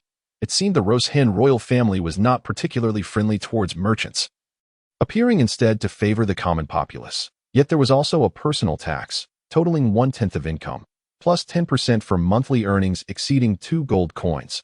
The average monthly income for most was around 2 gold coins, leaving them with barely 1 gold coin and 6 silver coins after taxes. The lower class often resided in houses of approximately 15 square meters, with the remaining funds barely sufficient for living expenses. If both spouses were employed, their monthly budget could exceed 2 gold coins, which appeared decent, yet the family unit in the Rostan Empire never comprised fewer than 4 members. As for Imoli, the monthly rent for houses on Irfa Street was 1 silver coin per square meter. The Irfa Chamber of Commerce offered civilian goods at low prices, maintaining a profit margin of 5%. It was no wonder that the Irfa family's reputation overshadowed that of the Roshin royal family. Imoli alone was regarded as an imperial hero. Of course, all this was in the currency of the Roshin Empire. When converted to the universal currency of the Hanyuan continent, the figures needed to be multiplied by 1. 5. What a peaceful atmosphere, Yucha relished. As they entered the street, passers-by merely cast disdainful glances at Rain. Unlike the other districts where people would mutter insults, the surroundings were quiet, conversations were hushed, and no one wished to disrupt the tranquility. Not wanting to burden Imoli. I wish to reside here, Yucha expressed. Not for now. We must prioritize our mission, Midwa replied. Midwa, we must ensure Rain brings about the destruction of this world, correct? I understand your concerns. Fear not, for this goddess has long prepared a plan for world reconstruction. Yet you have not disclosed who our enemies are. I apologize, but I cannot say. However, the solution is entirely feasible. We can establish as many places like Irfa Street as desired. Then I wish to open a library AF hybrid. Every day, I could bask in the morning light and evening glow. And then, that sounds delightful, but your task remains unfinished. I fear you might forget. Pair 2. I cannot obtain it. Pair 1. Let us seek assistance. Very well. Pair 2. In the distance, a pair of adorable children stood before a tree. The child with pink hair reached out, palm facing the treetop, without jumping or climbing. Hoping the wind might dislodge the ball from the branches, they resembled Yucha, their words devoid of emotion. Pair 1. That is the only ball for everyone. Pair 2. I am striving to think. What are you thinking? Pair 1. I am contemplating someone appearing to retrieve it. Keep it up. Pair 1 is wasting time. I hope not, replied Pair 2. Yuchan naturally noticed them, while Rain, finding it troublesome, planned to circumvent the scene. There is a gold coin stuck in the tree. Yucha casually remarked, having secretly used spatial magic to place a gold coin from her handbag upon a branch. What? Rain halted in his tracks. What do you think of those 2 children? Midwa inquired. They are twins, yet devoid of energy, Yucha replied. Indeed, lacking any energy whatsoever. No matter what combat profession, they are unrelated, Midwa confirmed. I find it peculiar. 2 short-haired girls and a blue-haired boy, Yucha noted. That is not the point. The hair color indicates mixed blood from other races. Do you understand my meaning? Their physical structure differs slightly from humans. It feels as though they are stitched together, like a chimera, Yucha observed. Alchemical life forms. Yet incomplete, Midwa elaborated. Are they cyborgs? Yucha speculated. Close enough, Midwa replied. Surely the Mage Tower does not neglect such grotesque affairs, Yucha questioned. Uncertain, remain vigilant. No one is omnipotent. Pair 1. That is Rain. Pair 2. Will Rain eat us? Pair 1. Are we to be eaten today? The pink-haired Pair 1 retreated, while the blue-haired Pair 2 stepped protectively in front of Pair 1, their expressions cool, revealing no fear. Who cares about you 2? A pair of scruffy little runts. Rain scoffed as he jumped and embraced the tree trunk, effortlessly and skillfully climbing up, having engaged in such peeping antics before. Just 1 coin. Rain stuffed the gold coin into his pocket, casually tossing the ball down. Eager to make his exit. Thud. Is Pair 2 all right? It hurts a lot. Pair 1 complained. No worries. The ball is more precious than Pair 2's head. Pair 1 gently rubbed Pair 2's forehead. Pair 1's intellect is barely sufficient for such remarks. Pair 2 retorted but made no effort to resist. Despite their strong bond, they continued to tease one another, completely indifferent to the potential danger posed by Rain. Young master, please be gentle with the children. Yucha elegantly approached, her cold words tinged with reproach. Surrounded by 3 emotionless individuals, Rain felt as though he were on the brink of madness. Ordinarily, one Yucha was more than enough for him. Pair 2, the maid is just like us. Hello, maid. I am the supporting character 2, and she is the supporting character 1. The one with blue hair, supporting character 2, should greet warmly. Hello, everyone. The presence of tea also seems to be a warm response. Maid, have you lost your mind as well? Supporting character 1 might innocently inquire. Is she cursing? Mitsai responds. You sound just like her. Do you understand what I mean? My mind is perfectly fine. Thank you for your concern. To which UT responds coldly. Rain stifles a laugh. never expecting that a conversation among three emotionally detached individuals could be so entertaining. Wait, she considers them her juniors. Maid, both supporting character 1 and I are rather foolish. Supporting character 2's voice diminishes slightly, as if to apologize. It's all right. UT genuinely does not mind. Meets I remarks, you error, they have a severe deficiency in intellect that I can see that. Otherwise, I would be laughing, UT replies. Meets I further inquires, are you feeling sorry for them? I just want to catch those who practice alchemy. UT responds, step aside. Don't block the way. Lane reaches out to push the two aside. Lane, keep your distance from them. Suddenly, a man rushes over, bellowing at Lane, shattering the tranquility of Alpha Street. Father Andrew has arrived, supporting character 2. Supporting character 1's pupils widen, revealing a flicker of expression, contrasting the ever-impassive UT. It's old Father Andrew. Supporting character 1. In their exchange, it is evident that this man shares a distant yet warm relationship with them. He wears a faded burgundy old suit, its edges beginning to fray, while supporting characters 1 and 2 don old clothing. It remains pristine and vibrant. Lane, don't bully the children. Andrew stands sternly half a meter in front of Lane. Huh, bully these little brats. Ha, my clothes are getting dirty. Lane scoffs, 1,000 gold coins, and we'll call it even. He gestures towards the spots dirted while climbing trees. Don't slander. They certainly did not do this. Do not take advantage of the situation. Otherwise, I will report you to the Duke. Andrew, appearing gaunt, attempts to project an imposing presence. You can only seek that old fool, taking advantage of the moment when Lane and Andrew are at odds. UT quietly probes supporting characters 1 and 2. Is he your father? UT's icy tone resembles an interrogation. He is Andrew Lee, Father Andrew. Supporting character 1 replies without hesitation. He is the eccentric man who adopted everyone and prefers to be called father by all. Supporting character 2's words carry a hint of sarcasm. Yet he does not seem to dislike Andrew. Perhaps it is because he has yet to encounter a beautiful, kind, gentle, noble lady at the age of 35. Now, even supporting character 1's tone has grown somewhat sharp. Everyone, Meetsai interjects, don't even think about it. With just your meager amount of money. UT retorts, Meetsai, the money is earned by me. Meetsai responds, this goddess is not oblivious to your thoughts, right? Charity, perhaps it is worthwhile. UT muses, 1 gold coin. That is the limit. For UT, engaging in charity comes with prerequisites, having sufficient personal funds, a secure family, and a worthy recipient. You like candy. UT produces 2 exquisitely wrapped candies from her handbag. Adorned with text from the Night Empire.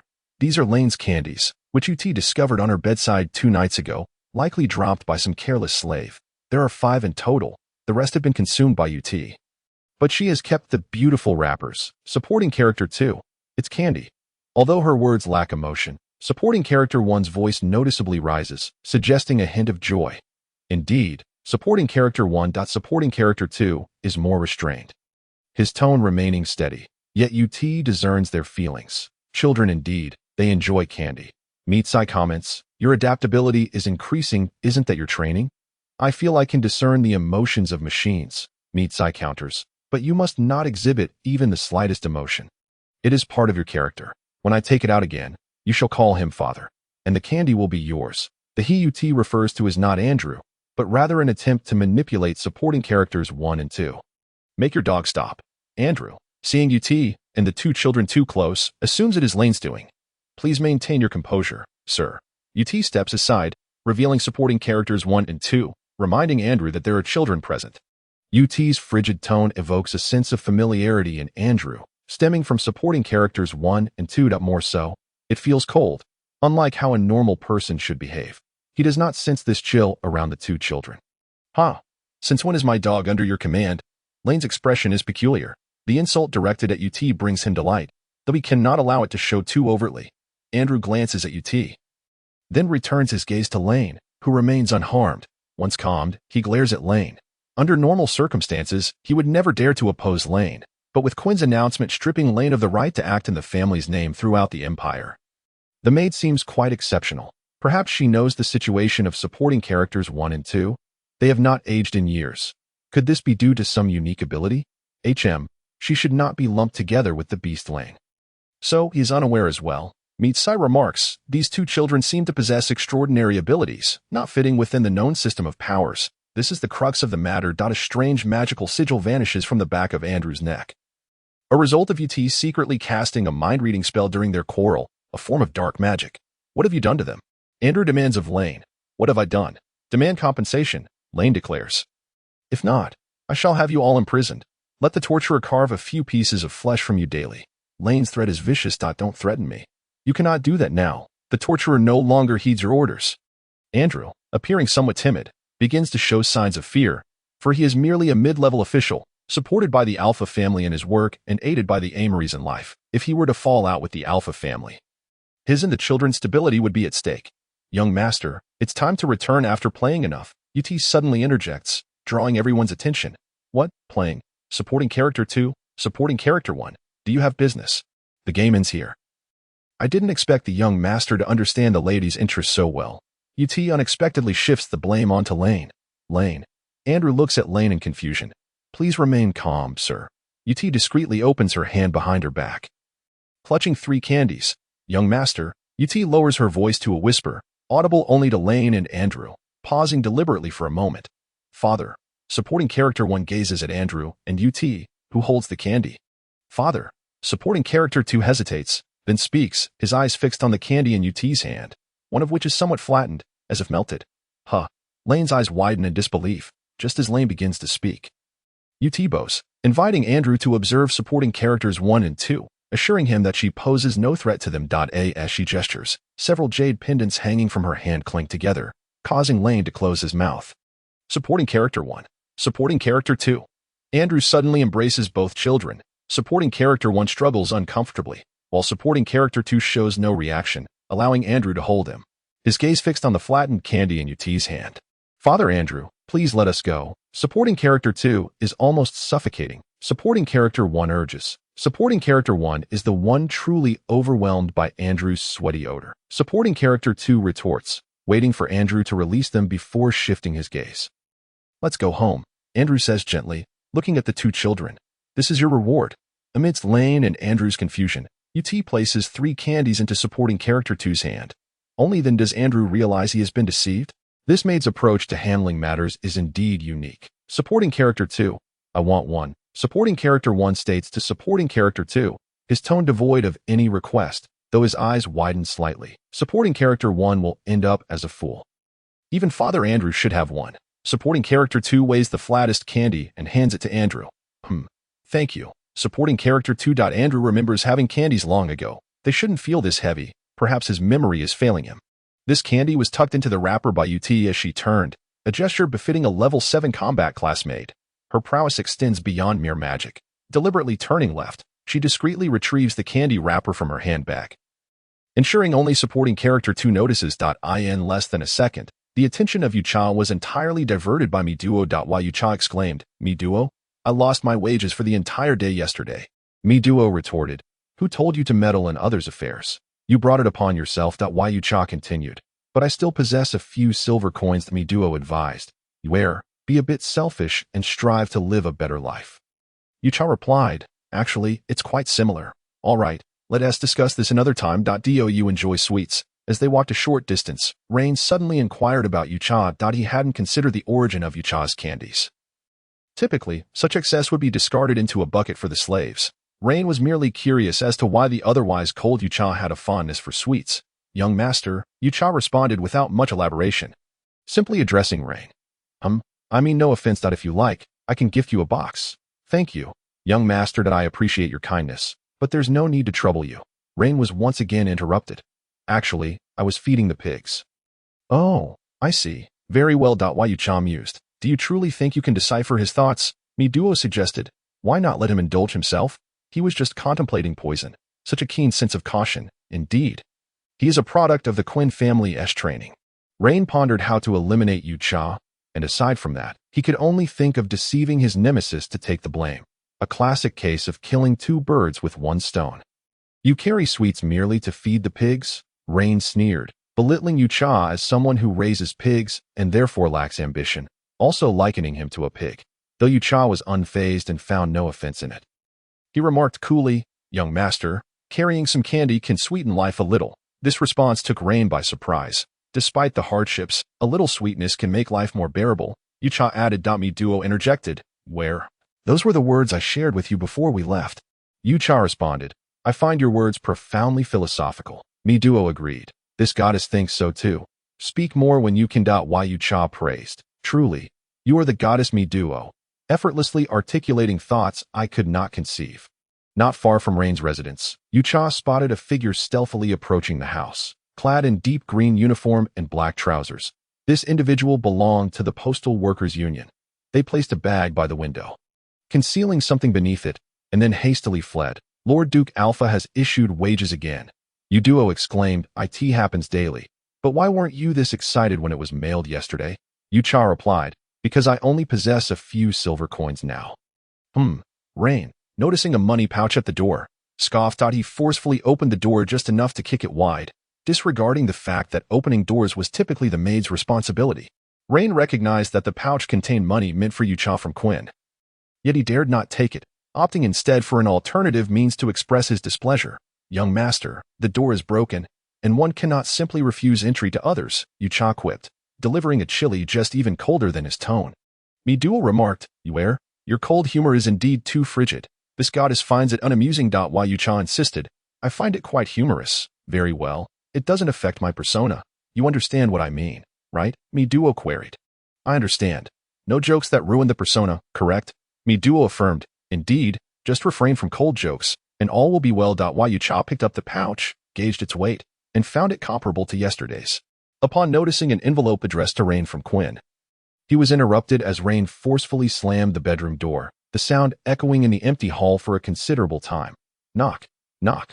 What is happening? Rain did not open the door. Young master, this is a letter from His Grace the Duke. Read it to me, Rain commanded, his tone shifting to an inquiry. This maid was too formidable, perhaps disliking orders. Very well. Young master. Yucha paid no mind to Rain's subtle shift in demeanor, as an attitude altered by fear was hardly worth noting. Upon receiving Rain's permission, Yucha eagerly opened the letter. Rain Alpha, my dear son, your letter has surprised me. Perhaps you have matured. Your mother and I are both pleased and believe it fitting to arrange a trial for you. The Royal Academy of Magic will commence classes the day after tomorrow, and I have secured a 2-month leave for you to experience military life with Kyle. Wait, Rain shouted. Where are you sending me? To the army of Kyle Alpha, the eldest son. Yucha gasped. 2 months of military training. Ha ha ha, how dreadful. Miduo added, this must be a cruel comedy. Yucha inquired, isn't Kyle at the border fighting? Why would Quinn send Rain there? Miduo explained, because Kyle is exceptionally strong. The primary reason relates to his mother. Yucha mused, Quinn's first wife? Isn't she already deceased? Miduo clarified, she was the true frost dragon. You understand what I mean? Yucha nodded. Indeed, Quinn is a formidable individual. With a sudden burst, Rain flung the door open, trembling slightly. Whether from anger or fear remained unclear. Let me see that, he demanded, snatching the letter from Yucha's hands. Perusing its content word by word, this old man Rain, filled with rage, tore the letter apart, crumpling it into a ball and casting it to the floor. As it fell, many shreds of paper were scattered, the crumpled ball bouncing and spreading across the corridor. Young master, littering is not a commendable habit, Yucha remarked, watching for his response. Rain remained silent for a long moment before scoffing and shutting the door. What kind of attitude is that? Yucha thought, stifling a laugh. Their brotherly bond seems rather strained. Miduo observed. Yucha noted Rain's trembling form and asked, was it about Rain's mother in the letter? Miduo clarified, not his biological mother, but about Ella. Yucha speculated, that might provoke him. Yucha opened the pouch to find it filled with gold coins, alongside a note from Quinn addressed to him. Rain, compelled to depart, found Quinn had prepared a bag of gold for Yucha's travels, resulting in the residence being sealed for 2 months. Having received paid leave just 3 days into his work was something Yucha had never anticipated. Have you decided where to go? Miduo asked. Not yet. I remain unfamiliar with this world, Yucha replied. How about visiting the Night Empire? Miduo suggested. Why? Is there someone special? Does it relate to a task? Yucha inquired. Miduo explained. Not at all. There are beast women there that aren't you interested. In fact, it is a place where all races coexist. Yucha exclaimed. Miduo, you truly understand me best. Miduo grinned. How could I not know your thoughts? You catch my drift, right? Knock, knock. Yucha rapped on the door once more. I will go. Rain's voice had softened considerably, sounding quite reluctant. Very well, young master. I shall assist you in packing. This special chapter was pinned by us in July 2020 to commemorate an author and reader friend. Based on true events and their real conclusion. Otherwise, it wouldn't be so explosive if the pigeon sees this. Do not blame me. You promised you where you could include it, the Duo noted. To the north lies the desert. While the south is near the extreme southern region, the water supply will be much more abundant, Yucha remarked. Every time I recall rain being taken away, I can't help but laugh. Are we nearing the eastern region? Inside the carriage, Duo described the layout of the Night Empire to alleviate Yucha's boredom. Suddenly, the carriage jolted as it appeared to collide with someone. The vehicle swayed slightly to be precise. It was a rickshaw. The driver was a 2-meter-tall half-beastman, a pig-headed individual. Half-beastmen differ from beastmen, the latter partially animalize, while those with pure bloodlines can fully transform. Half-beastmen retain a half-human, half-beast appearance. The unknowing might mistake the driver for a pigman. Though the combat prowess is not much different. I apologize. It was unintentional. A vibrant female voice, slightly hoarse yet warm, resonated, sounding quite pleasant, driven by curiosity. Yucha opened the curtain of the carriage. You're blocking the esteemed guests. Move aside. The pig-headed driver impatiently waved, attempting to shoo the girl away. They are acquainted, Duo remarked. Really? Yucha replied. Observe his gestures. They are gentle, and he occasionally glances our way. Yucha lamented. What a pity that her face is obscured by a cloak. I would rather not use magic to intrude. Then, I apologize. I'll take my leave. The female orc clutched her hat and dashed away, careful to keep her face hidden, while the vegetables in her bag jostled with her hurried movements. Duo remarked, the cloak is remarkably clean. Such cleanliness is rare among scavengers. Yucha inquired, are those 2 little figures embroidered on the cloak? Is it a totem symbol of faith? Duo replied, I am unsure. The Night Empire is far too chaotic. Containing a bit of everything. Dio not minded.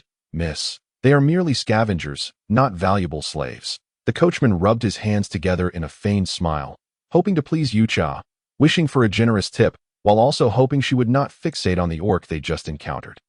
Very well, Yucha responded coldly. The pig-headed coachman felt a sudden chill. It was magic. Under its influence, the oppressive heat of the Northern Night Empire vanished entirely. There were no incantations nor ritualistic symbols. It must be a magical item, rather than the work of any noble sorcerer or mage. Despite his low opinion of Yucha, the coachman dared not be careless. In the Night Empire, one could not underestimate anyone. Many fools had met their demise at the hands of secretive figures due to their arrogance. After a bumpy journey, they finally arrived in the eastern part of the Night Empire. Yucha marveled at the endurance of the half-orc as she elegantly lifted her skirt and alighted from the vehicle. This maid's outfit was newly acquired, distinct from her previous attire. With a voluminous skirt, it was ill-suited for maid duties. It was a splendid dress meant for gatherings. Yucha protested, must I wear a maid's outfit? I am not here for a banquet. Duo insisted, the new queen of the Night Empire has ascended. How can you not dress nicely to celebrate? You understand my meaning, do you not? Yucha replied, I do not even know who the new queen is.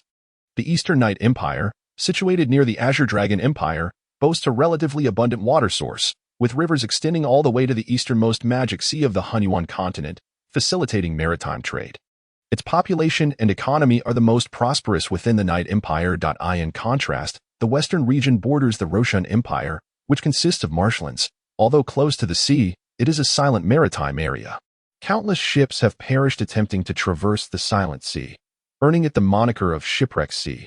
Thus, trade between the Night Empire and the Roshan Empire must traverse the northern desert and the central wastelands of the Hunyuan continent.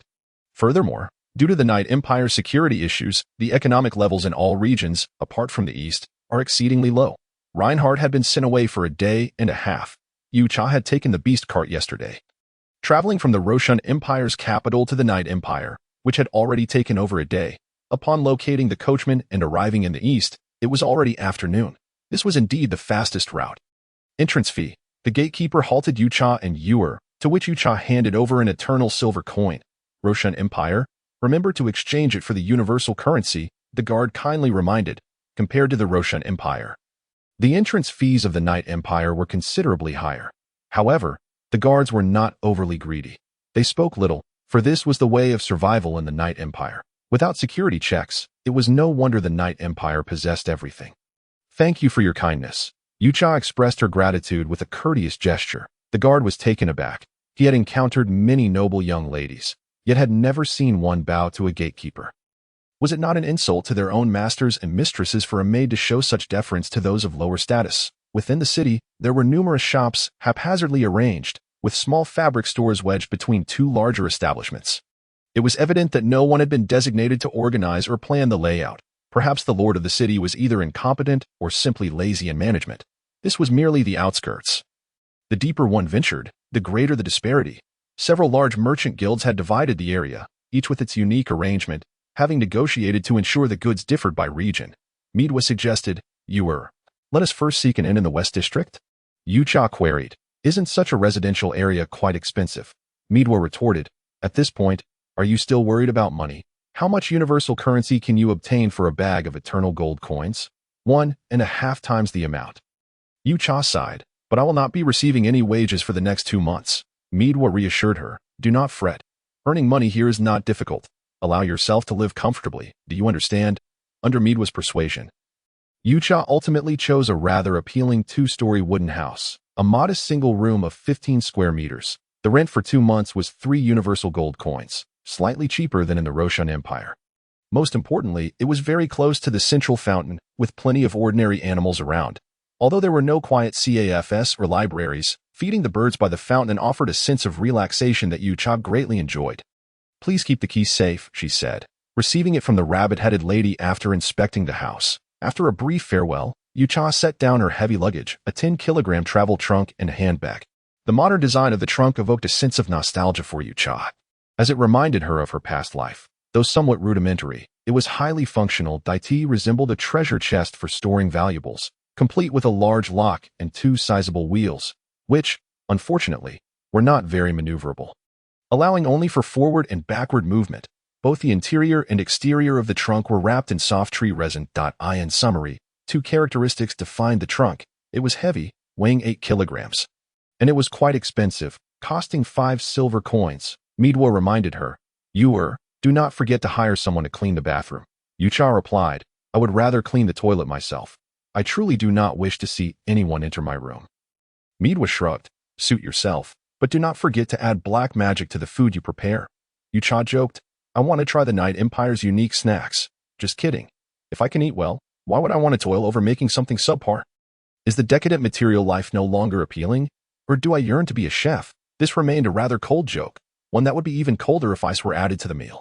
I shall have someone clean it, Yucha thought to herself as she quickly surveyed the 2 rooms. They were generally clean, but she knew this was part of the marketing strategy, examining the bare bed frame.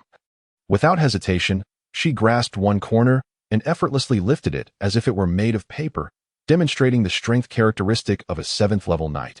Indeed, there is quite a bit of dust in the corners. Midwa replied, Of course, this is not their house. A blue magical circle flickered at the tip of Yucha's index finger, from which emerged over a dozen fist-sized bubbles, each with a specific duty, targeting various patches of dust. The dust attached to the bubbles dissolved effortlessly, thanks to a secondary magic, either water or poison-based, capable of eroding substances. Within 10 seconds, it could reduce an elephant to mere bones. Utilizing such a powerful magic for cleaning required considerable control over one's magical abilities. As long as Midwa did not inform Yua about her true strength, she would remain oblivious, unless someone were foolish and shameless enough to challenge a maid. Yucha inquired, Midwa, are there any delicious foods in the Night Empire? Please recommend some to me. Midwa smirked. What unique dishes can you expect from a bunch of beast men? They were still eating raw meat 200 years ago. Yucha pressed. Are there no distinctive foods? Midwa reassured her. Do not worry. Every race has its own civilization. And of course, there are unique dishes. The only concern is whether you can stomach them. Do you wish to test your limits? Yucha asked. What are they? Midwa replied. Ant biscuits made by anteater men, and cold mice served by snake men. Those peculiar delicacies, Yucha mused. I suppose I could manage some of those. Midwa chuckled. Oh, my naive viewer. You are far too innocent. Would this goddess deceive you? The biscuits are baked using a mixture of dung, and the cold mice, well, they are merely rotting corpses left to chill in the wind for a week. Yucha conceded. I dare not question such delicacies. Such foods were indeed hard to accept, but adhering to the principle of respecting cultural differences, Yucha quickly dismissed these thoughts. There was no reason for prejudice.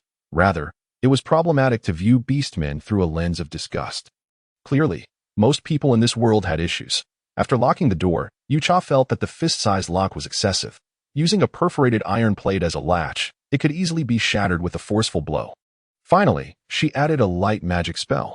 Light magic is a first-level magic of the light attribute, which causes objects to emit light. The applications of elemental magic far surpass those of natural magic. Yucha manipulated the light to create a distortion effect, transforming the lock into an alarm. Should anyone attempt to force it open, the distortion would be lifted, allowing people in the dark to see the sun in advance. Beautiful and noble lady, would you care for some bread? The baker called out to Yucha as she passed by his shop. Although the bread was quite inexpensive, it was delicious. The baker, polite and eager to present himself well, approached her. Yucha remarked, "This baker is quite amusing, though his knowledge of noble etiquette leaves much to be desired." Midwa quipped, "You are exuding an air of sophistication. The clothing I selected for you could not be lacking. Glamorous, noble, and elegant." Yucha replied, "Thank you, the most splendid Midwa, the goddess of all Dada. The bread smells divine. It must be of exceptional quality." She sauntered towards the bakery. "Certainly. Otherwise, I would not dare invite you to taste," the baker said, feeling suddenly insecure. Yucha's demeanor was far too elegant, as if she were facing a king, which placed immense pressure on him. "May I sample a few pieces of your wares?" With a delicate gesture, Yucha extended her index finger towards the loaf of bread on the far left, slowly tracing a path to the right before resting her hand thoughtfully against her chin, pausing for several seconds before speaking in a cold tone.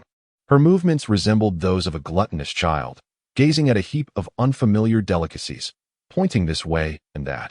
Yet, she also embodied the elegance and torment of a noble maiden, reminding herself not to indulge excessively. Of course, she could.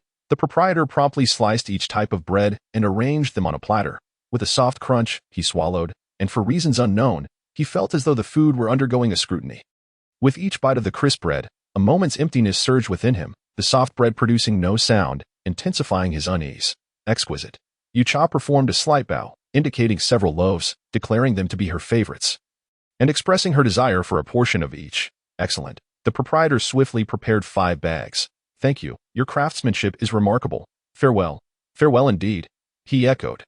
Though he should have said thank you for the patronage. It was only after Yucha had distanced herself that he realized he was unsure whether she had heard him. The proprietor gazed at her retreating figure, at a loss for words. She was simply too graceful, a veritable goddess. "Tasting samples. Perhaps that is a splendid idea. Beautiful lady, would you care to try some delectable bread?" The proprietor quickly called over an orc maiden, highly recommending the 5 types of bread. "If you have yet to decide, feel free to sample a few pieces." Yucha remarked, "How astute." Mida replied, "Indeed, a remarkably clever individual." Yucha noted, "I overheard that the orc maiden purchased quite a bit." Midu inquired, "You seem not particularly interested in orcs?" Yucha replied, "I haven't encountered any particularly charming ones." Midu asked, "Do you prefer the cute type?" Yucha affirmed, "Yes, I am only intrigued by adorable things. Even the awkward charm of an ugly frog will suffice." Midu acknowledged, "Indeed, with a slightly nutritious diet, orcs can develop alluring figures, save for a few exceptions." Yucha mused, "Sexiness surpasses cuteness. Prior to my demise, I had friends who adored this. They would surely exclaim goddess of the harem." Mida queried, "And then?" Yucha replied, "Then they would envision themselves as protagonists in harem-themed narratives." "Oh, a rare and peculiar maid. Alone?" A dove soaring above glanced at Yucha. Solitary maids were an uncommon sight. Merely curious, it soon flew away. Yucha wondered, "Is the dove speaking?" Mida clarified, "That is a crystal dove." Yucha asked, "Are they a particularly powerful race?" Midu explained, "Not quite. Allow me to elaborate. The crystal dove is one of the unique orc races. Their hearts composed of a crimson crystalline gem, as long as a fragment of the heart is preserved. They may live. Only complete shattering results in death. They possess a racial ability to separate their hearts, gifting half as tokens of love to their beloved. Losing their heart transforms them into ordinary doves, stripping them of their memories, rendering them physically fragile." Yucha remarked, "That sounds rather melodramatic. I believe I have played a game with a similar premise." Midu acknowledged, "It is somewhat tragic. In the Empire of Night, the majority of doves share their bloodline, whether they transformed post-mortem or later bred with other doves." Puff, puff, puff. A dove flapped its wings and landed beside a pavilion, where a noble and graceful cat-like orc maiden Saturday. This was a small garden, devoid of others, with no structures besides the pavilion. Wildflowers grew untended, and the grass was lush to an excessive degree. Today, yet another flower had wilted. The orc maiden, straining to support her upper body, crawled forward to gently caress a wildflower in the corner. Her legs appeared to be in poor condition. Lalina Lulu, the dove transformed, rushing to support the orc maiden, with gray-white hair, aside from a few feathers at her neck. She bore no resemblance to ordinary humans. Yin, you returned rather early today, Lalina Lulu exclaimed with surprise. Indeed, you know I am a free enforcer. I finished my duties and came back. Yin lifted her onto his back, placing her back on the ground in the center. You know you cannot leave. Yin straightened her legs and sat beside her. Yes, the punishment is not yet over. I am still unable to depart. Lalina Lulu's gaze drifted beyond the pavilion, colluding with the tiger race, the tiger race's tools, the family's disgrace, and so forth. Lalina Lulu pouted, reciting the reasons for her confinement, that I know you are wronged. Just bear with it for 3 more years. After saying this, Yin infused his magical energy into his spatial ring, retrieving a sheet of paper. Look, I recently discovered evidence of the tiger race's betrayal. Once we acquire the proof and present it to Her Majesty the Queen, we can free you. As he spoke, Yin waved the evidence in his hand. Really? Is it truly evidence of the tiger race's betrayal? Lalina Lulu's voice rose an octave, brimming with excitement. Thank you, Yin. Suddenly, Lalina Lulu lunged forward to embrace Yin, who momentarily failed to react. Shoo, keep your voice down. I fear your enemies might snatch it away. Yin pushed her away, signaling for silence. Oh. Lalina Lulu quickly covered her mouth. Are you hungry? Here, eat. It's still warm. Yin stowed the evidence and produced a box filled with food from his spatial ring. Human food? Lalina Lulu questioned, puzzled. As Yin typically brought her nearby delicacies, human food was exceedingly expensive, rumored to require the blood of 100 people to irrigate a pound of rice. Yes, I earned quite a bit. So I brought you something nice. You should eat as well. Lalina Lulu carefully bit into a small fish, offering it to Yin. Indeed, thank you. Yin unceremoniously took a bite. As their lips touched, Lalina Lulu instantly released her grip. Blushing profusely, quite sweet, Yin teased. Let me have another bite. Lalina Lulu yearned for another kiss, but Yin declined. Perhaps not. It's all for you to eat. I have work to attend to. I shall return to see you later. Those, you take them.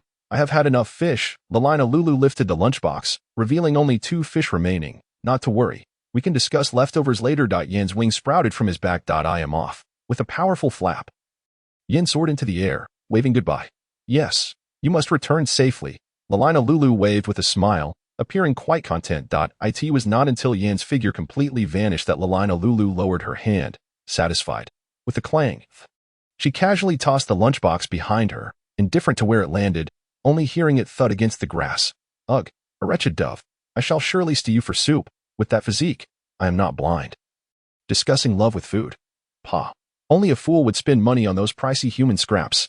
How dare they expect a noble lady like me to partake in such refuse? After a tirade of complaints, Lalina Lulu lifted her skirt and stood, hastily approaching the edge of the pavilion. Yet, as she took half a step, a magical barrier repelled her. Ugh! Damn it! Lalina Lulu kicked the barrier in a frenzy, cursing the old men. When I become queen, I shall dismantle all of you. I will boil your bones for soup. With each strike against the barrier, chains appeared on her legs, a spell that restricted her freedom. Squeak!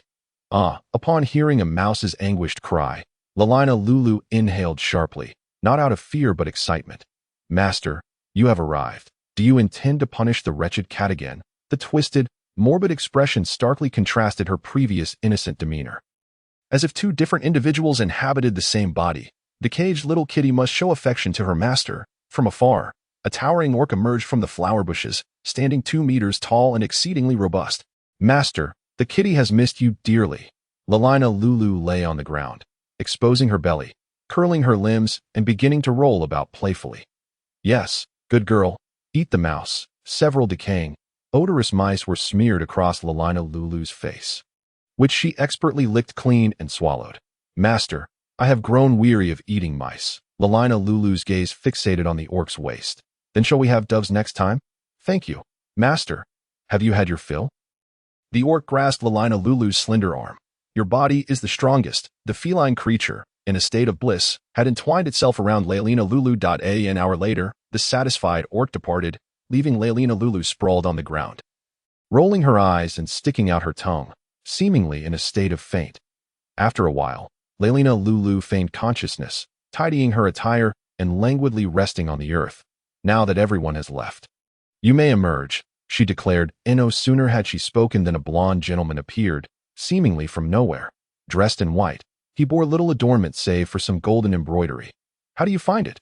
Are you amused? Leilina Lulu inquired, extending her smooth, alabaster leg to ensnare the man's ankle. Compared to this, the terms of our contract must be diligently observed. The blond gentleman remained unfazed by the disheveled catgirl before him. Huh, Leilina Lulu scoffed. As long as you do not err that if you cannot wield dark magic, you hold no value. Noble bloodlines abound. The blond gentleman replied solemnly. What a pity, for I am the only one among the nobility who can wield dark magic. Otherwise, those old fogies would have seized me for a pretext, Leilina Lulu retorted, extending her hand. Provide me with some potion. I have no desire to bear offspring of the tiger clan. Their lineage is too base. The man disdainfully tossed a vial of potion aside and turned to leave, advising her to take care of herself. Wait, Leilina Lulu called, shifting to a more enticing posture. Care to give it a try? The man glanced back momentarily before swiftly turning away. TCH, is that really your response? What of a man's dignity? I am merely a messenger. The agitated messenger, unable to contain his ire, vanished using his peculiar abilities. As agreed, you shall handle the matter with AI Urfa. Orcs are not skilled in naval warfare, Leilina Lulu added, uncertain if the messenger had heard her. Puff, puff, puff. Coo-coo, a flock of pigeons descended, battling for breadcrumbs, unperturbed by the presence of the maid in their midst. Among them, only a couple of white doves were present, their eyes round and glistening, fixated on Yu Cha, cooing softly in anticipation of food. Boldly, a pigeon attempted to snatch the bread from Yucha's grasp, for she was squatting on the ground, and with a mere stretch of its neck, it could seize the bag of bread she held with one hand. Don't fight. There is enough for all, she stated in a rather indifferent tone, causing the pigeons nearby to halt, the closest one nearly stepping on her hem. This voluminous gown truly is a nuisance. Yucha remarked. Stop complaining. We are here on holiday to uplift our spirits, otherwise what is the purpose of this vacation? Meadwa chided. Look at that pigeon. It's quite muscular, imbued with the power of a paladin, an elite knight. Yucha observed. Indeed, a knight of the Crystal Dove clan. Upon closer inspection, it flew over your head earlier, Meadwa noted, as oh it had its sights set on my bread then. How shameless of a level 3 knight to covet breadcrumbs.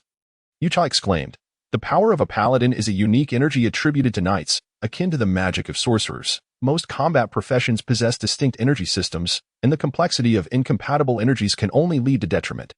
This maid is truly peculiar, wealthy yet wasteful in feeding animals. Does she revel in the sensation of charity? Humanity is indeed strange, Yin observed, gazing at the noble and elegant Ice Queen, unable to comprehend her actions. Each year, countless souls perish in the Night Empire from starvation, numbering in the thousands. Orcs are numerous, yet so too are their deaths. This maid appears to be of the Azure Dragon Empire, but is her skin not excessively pale? And she bears no characteristic of femininity. Perhaps she was raised in the Roshan Empire. The style of her maid outfit distinctly reflects the fashion of the Roshan Empire. Do you fancy jam? My Lord Pigeon? Yucha inquired, producing 2 small jars of jam, one blueberry and the other strawberry. Of course, these were not their true names. They merely bore resemblance.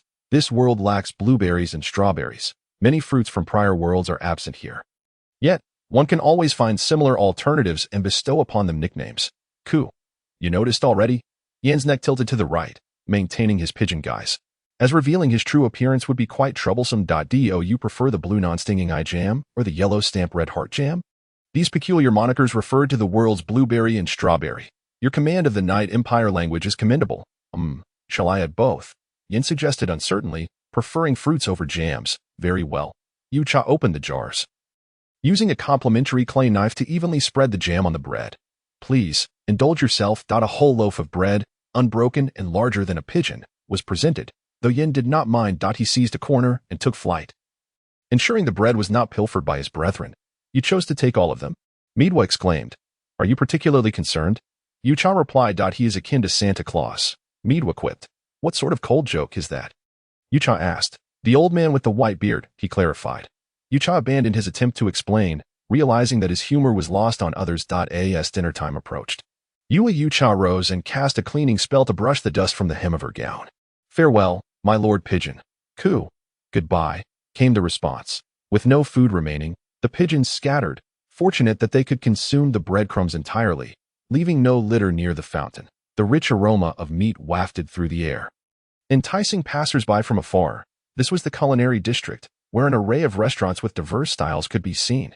"Miss, do you fancy noble grilled meats? Miss, would you care to come in for a drink? Beautiful lady, would you like to purchase some snacks?" The attire of Yu Cha was undoubtedly eye-catching, drawing a throng of attendants upon her entry, akin to sharks sensing blood in the water. Who does not adore the affluent? Particularly women, commonly referred to as the wealthy lady. "You are calling me miss at every turn. Fear not. You shall have your chance to jest once our task is complete." Midwa reassured, "I find no offense in being addressed as a woman. It is merely the title that irks me. When you refer to miss, do you mean in that colorful context?" Midwa teased, comprehending her meaning. Yucha remained silent, casting a glance, unmoved by their attempts to entice her. Sensing her indifference, the attendant's spirits waned, acknowledging that such arrogance was not worth investing time in. After walking a short distance, Yucha paused at the most inconspicuous yet uniquely decorated restaurant. The wooden establishment bore no scent of smoke.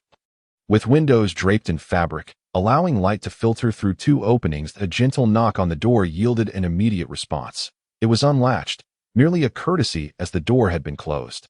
The tinkling of wind chimes resonated sweetly. The establishment was bustling yet tranquil, with an abundance of herbivorous orcs and rare sightings of elves and fairies. Guests were seated in an orderly fashion, leisurely enjoying bowls of fruit. "Welcome. Please feel free to enjoy the food." 15 copper coins per bowl, the elven maiden at the counter greeted, remaining at her post to collect payments. It seemed she was the sole employee of the entire establishment. "Very well," Yucha replied, choosing a spot and placing her bag of bread down. Approaching the counter, she mimicked the other patrons, handing over 15 copper coins to receive a wooden bowl and a small wooden scoop. Then heading towards the fruit section, Yucha poured the coins out, as her gown lacked pockets for carrying money. To avoid unnecessary complications, she quietly employed a space-switching spell from her sleeve, retrieving coins from her handbag stored in a separate room. All eyes were on the graceful maid as she selected her fruits. The fruits were pre-cut and preserved with magically conjured ice, far superior to standard ice in its efficacy. In the northern and eastern regions of the Night Empire, the climate was hot and arid, making the enjoyment of chilled fruit a true delight. "Ah, now I understand why I am so captivating today," Yucha exclaimed. "Indeed, it is thanks to my exquisite taste," Midwa replied. "But Midwa, my gown is quite thick, and the Night Empire is sweltering. Do you grasp my meaning?" Yucha remarked. "Fear not. I understand perfectly that I have chosen this style intentionally, for it suits you well, aside from the south, which connects to the humid west of the Night Empire. The remainder of the Roshan Empire is predominantly cold. Naturally, garments in the style of the Roshan Empire are heavier, standing among a crowd of bare-chested men in the sweltering deserts of the Night Empire, while adorned in heavy attire is indeed an odd sight, much like a kangaroo from Antarctica climbing a banana tree to feast on coconuts." Due to her combat profession being at level 7, the temperature posed no discomfort to Yu Cha, who had simply adapted to her current attire. With a gentle crunch, the fruit released its juices, the vibrant red liquid tantalizing her taste buds, rendering her lips luscious. It is refreshingly sweet and abundantly juicy. Mido, the Empire of Night, is renowned for its abundant fruits, some of which are transported from the enchanted forest. Ah, slurp. A boorish act from a guest captured everyone's attention. Cha followed their gaze and saw a pig-headed man in the fruit section. The pig-headed man was using a wooden spatula to crush the fruits in a basin, draining the juice before continuing to fill the basin with more fruits. In this establishment, regardless of how many fruits were packed into a basin, the price remained unchanged, which inevitably attracted some greedy individuals who sought alternative means. In the Empire of Night, food is the rarest commodity, followed closely by wealth, while life is, of course, the most expendable. "What are you looking at?" the pig-headed man shouted at everyone. "I'm merely abiding by the store rules. It is said that I can fill a basin and eat as I please." Silence enveloped the room, as such individuals were unlikely to return. The regulars, like Yucha, preferred a tranquil existence. Over time, they had grown accustomed to such antics. Seeing no one respond, the pig-headed man felt a sense of delight, munching on fruits while surreptitiously eyeing the women present. As he reached out once more to fill his basin, a young elven lady seized his hand. "What are you doing? Let go. Release me," the pig-headed man protested in a garbled dialect of the Empire of Night, repeatedly spraying juice onto the elven lady's face. "Dear guest, your basin is already full. Could you refrain from causing further inconvenience? Collecting corpses is quite laborious," she warned him. The economy of the Empire of Night relied heavily on foreign merchants, and there existed a law to protect them. Those who disrupted the normal operations of a store could be dealt with by the staff, but the cleanup of any resulting mess was their own responsibility. Oh, let go. I understand. I'm done eating. I want to affect you, the pig-headed man screamed, struggling to free himself. The elven lady, a powerful and long-lived being, possessed strength equivalent to that of 300 ordinary men. Elves are not the frail creatures depicted in romantic tales. Nor do they require every princess to fall in love with human heroes. The lifespan of humans cannot encompass the love of an elf. In a panic, the pig-headed man hastily swallowed a basin of crushed fruits, prompting the elf to finally release her grip. The basin crashed to the ground, and the pig-headed man scuttled out in a frantic escape. The elven lady watched the fruit section with a heart full of regret. "Allow me to assist," a guest volunteered eagerly. "Pure spring, cleanse all impurities. Water of purity." After a melodious incantation, the water mage, believing himself quite dashing, summoned magic to wash the area clean. "Thank you. And I apologize for the disruption," the elven lady said, expertly wiping her face with a cloth, as this was not her first encounter with such incidents. Mido, had that half-beast not crushed the fruits and instead eaten them directly.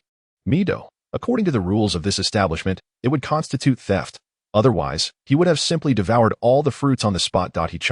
No wonder, I thought the Empire of Night housed such foolish individuals. Mido, had he not been so careless, he might have enjoyed a bit more, and then it would be deemed a disruption of the store's normal operations. Do you understand my point? The survival rules of the Empire of Night are indeed peculiar. The survival laws of the Empire of Night are quite unique, akin to a wind-up toy that requires winding to function, with no other restrictions. I'm full. Let us go. Mido, speaking of which, it has been quite a while since I last ate. Then I shall treat you next time. Mido, focus on living well yourself before tending to others. After finishing, one need only place the basin on the table, and the elven lady would come to tidy up. Thank you, offered a slight bow. As long as you are content, we welcome you back anytime, the elven lady replied with a practiced, professional smile. What a peculiar maid. So unbothered by the heat and more polite than I in this line of work. Could she be a noble lady from the Roshan Empire? The elf pondered. Yet soon dismissed the thought. Observing the crowd, she recognized that everyone bore their own stories, with most merely passing by without leaving a significant mark. Upon reaching the door, he gently rapped on the left half of the door twice before pausing for a few seconds to fully open it.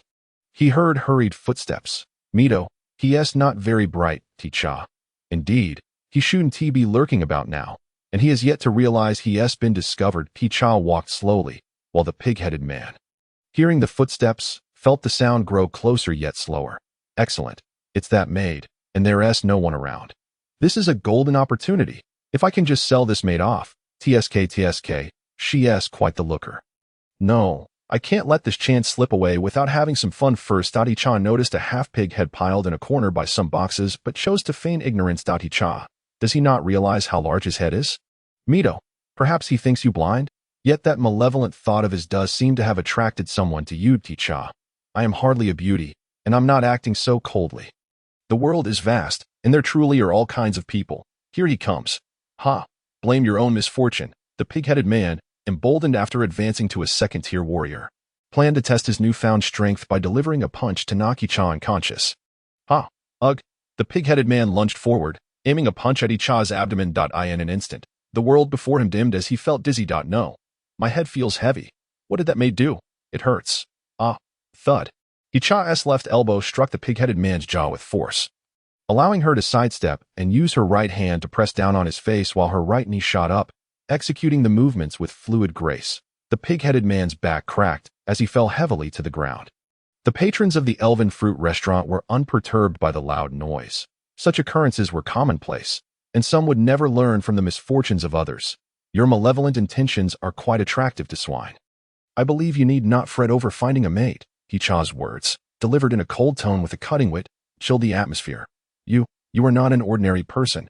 Could it be that you are of mixed heritage with a higher race? The pig-headed man's disheveled and fearful demeanor was truly repugnant, a grotesque reflection of his inner ugliness. I am merely an ordinary first-tier maid. Icha paused briefly, adding, I believe life holds no distinction of high or low worth. Hey, stop. A birdman descended from above, standing beside Icha. Free enforcer. Miss, Release him at once. The enforcer brandished an identification badge, issuing a warning to Hicha. Enforcers are akin to patrolling guards, maintaining order within designated areas. Free enforcers, compared to regular enforcers, enjoy a degree of freedom in their roles and are often temporary hires from mercenaries. Help, this woman is trying to kill me. She is attacking me in public. The pig-headed man clung to the free enforcer's leg. Disgust was the enforcer's immediate reaction. What is going on? The enforcer questioned Hicha, his eyes betraying curiosity and confusion. The half-beast's attempted assault was thwarted. He seems to have some mental issues. Hicha replied coldly that I hope you can provide me with an explanation. It seems this place is not entirely secure, Hicha retorted, suggesting that if trouble arose, it would stem from the enforcer's ineptitude. Nonsense. The enforcer is wise and formidable. How could that be possible? Silence. The free enforcer assessed the two, finding Hicha's demeanor far more credible than that of the pig-headed man. At the very least, Hicha would not hastily cast blame upon him, transitioning from a free enforcer to a regular one. Those who spoke with such greasy tongues were untrustworthy. Anyone who believed them either lacked intelligence or was indifferent to their survival in the Empire of Night. My apologies, miss, the free enforcer began. The foremost rule of survival in the Empire of Night is to respect everyone. Never underestimate anyone. Suddenly, a beam of light caught Hicha's attention. West District. Hicha. Someone is stealing from my home. I deeply apologize for my rudeness. Before Hicha could finish his sentence, a vast amount of light elemental magic began to converge around her. The normally invisible magic transformed into countless motes of light, enveloping Hicha before dispersing. Not only did the light elements vanish, but Hicha also disappeared without a trace. A high-level light elemental mage. The free enforcer was taken aback. While the Empire of Night was home to all sorts of individuals, this was an exceptional coincidence. The pig-headed man held his breath in anxious anticipation, his heart racing from the prolonged lack of oxygen. To the enforcer's hall. The free enforcer cast a disdainful glance at the trinkets dangling from the pig-headed man's leg. Since he had provoked a high-level mage, particularly one of the rare elemental variety, this matter could not be easily overlooked. Hey, no, it was me. I'm innocent. I didn't know anything. Thud. The pig-headed man hurriedly scrambled to his feet, forcefully pushing aside the free enforcer. The free enforcer, caught off guard, stumbled and fell onto a stack of boxes, shattering several fragile empty crates beneath him. Seeing the opportunity, the pig-headed man immediately lunged forward, pinning the free enforcer down and unleashing a flurry of alternating punches. Die. In a desperate bid to evade the judgment of the law enforcement hall, the pig-headed man was left with no choice but to ruthlessly eliminate the free enforcer, hoping to escape unscathed. Thud, thud, thud. The free enforcer attempted to block the onslaught with alternating hands, but after just a few deflections, his arms began to tingle painfully. After all, warriors were renowned for their strength. Another punch landed. Thud. He managed to block again. But this time, the rhythm of the pig-headed man's attacks had been mastered. Summoning all his might, the free enforcer raised his arms, seizing a fleeting moment of opportunity. Like a dove, he quickly took flight. Crash. The boxes exploded into splinters. The pig-headed man winced as his fist became riddled with wooden splinters, staring at the airborne dove with a gaze filled with ferocity and fear. If you're so capable, come down here. The dove flapped its crimson wings, clad in casual attire and devoid of armor. It was ill-equipped to withstand the punches of a level 2 warrior. Do you dare descend and engage in a duel to the death with me? The pig-headed man knew that if the other party left to issue a bounty on him, his fate would be sealed. O legendary Night King, allow me to borrow your courage to punish the evil before me. Without further ado, he enchanted briefly, unleashing the power of the paladin within him. He transformed back into human form and brought his foot crashing down. Boom. The pig-headed man crossed his arms in a futile attempt to absorb the blow, only to have his hands twist in a most peculiar manner upon contact. Empowered by the courage of the Night King, Yan's strength multiplied to 3 times its original capacity. That descending kick was simply beyond the pig-headed man's ability to withstand. My hand. Silence. Bang. Thud. After a barrage of punches and kicks, the pig-headed man fell, frothing at the mouth and losing consciousness. The newly promoted level 2 warrior, regardless of experience or energy, could not compete with Yan, who had been a level 3 paladin for some time. My hands are numb. Yan cautiously moved his arms, ensuring that Lena Lulu would not see him in such a state. He was relieved that she could not emerge. Had she witnessed his sorry condition, it would surely have caused her worry. After crudely tending to his wounds with paladin power, Yin bound the troublesome pig-headed man and dragged him toward the law enforcement hall. In a residential area, A crowd had gathered around a small building. Magical artifact. What has transpired? I don't know. Perhaps it's some magical item. The distinction between magical artifacts and magical items seemed to elevate the latter's status. After all, the forbidden magical items sealed within the Mage Tower were hardly worthy of being called mere tools, often carrying connotations of preciousness. Excuse me, what has happened? Yucha threaded through the crowd. Inquiring of the enforcers of the Night Empire. No one is allowed near here. Yucha's icy tone made the enforcers on site exceedingly cautious. I am a resident of this building. I apologize. But you cannot enter for the time being. Surprised, the enforcer's demeanor softened considerably toward Yucha. Hey, enough. Two enforcers emerged from Yucha's rented small house, signaling to their comrades nearby, observing his companion's exit. The enforcer before Yucha jogged over to converse and dispersed the crowd of onlookers. We sincerely apologize for entering your residence without permission. Rest assured, we took nothing. The enforcers bowed slightly in apology, their right hands pressed firmly against their left chests. Yucha remained silent, awaiting the enforcer's explanation. We are currently unaware of what transpired in your residence. Nearby residents reported hearing a loud noise followed by an intense light, with some suggesting it was a thief. The enforcer paused momentarily. Please secure your door to prevent similar incidents. Yucha, lock the door. Surely not. Me duo, perhaps a magical item was stolen. After spending some time checking his belongings, Yucha confirmed that everything was intact. But upon inspecting the house's original setup, he discovered that only the lock was missing. Yucha, is this some sort of madness, to create such a commotion just to steal a lock? Me duo. They might have panicked and taken the most valuable thing they could see, likely without even entering the house. Yucha raised his hand, drawing a circle in the air reminiscent of the magic Me duo had cast upon their first encounter. The image within the circle focused on 3 minotaurs. Two of the minotaurs stood approximately 1.8 meters tall and appeared quite robust. The other, a smaller specimen at 1.6 meters, wore round glasses, one of which was cracked. Big brother, this doesn't seem right. The diminutive minotaur hesitated, voicing his discontent with his brother's intentions. Where else would we find the money to learn magic? The tallest minotaur scolded his younger sibling. Your second brother and I may lack ability, but you possess talent. We are relying on you to support us in the future. Sie, you are already 15 years old, a qualified level 1 magician. You know how hard it is to come by money.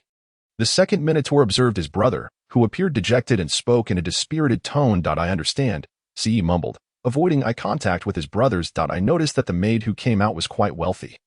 That's why I called you over. If we succeed, it should be enough for us to live comfortably for a while, the eldest brother stated, suggesting a substantial sum. Big brother, you can't keep gambling. Ce looked at him with concern. What do you know? One lucky break could make us rich. Have you never seen a magic book you can't read? Besides, you won't have to endure that woman's scorn at home. Fawa, still despondent, remarked, it's fine. I'm 35 now and used to it. She thinks I'm useless, which is why she took our daughter and left. If we have money, they will return. With money, anything can be resolved. Let us not dwell on this. Wait for the crowd to thin out, then we'll break the lock. The eldest brother encouraged the two, uncertain whether they were truly listening. Yucha, unexpectedly, there is also a wife involved. Me duo, most half-beasts are like that. They even fear their wives. Orcs are similar. Yucha, Rain and this minotaur are about the same size, right? Has he reached half-level status? Me duo, rest assured. He is just right. He has hit a wall yet. Yucha. Then, bang. Yucha was taken aback by the Minotaur's method of lockpicking, directly using his head. Are you really unlocking it with your head? Me duo chuckled. My eyes. As expected, he was blinded by the sudden bright light. Among them, Ce quickly regained his senses, grabbing his two brothers' hands and fleeing. After running a short distance, Ce turned back to glance at the lock on the ground.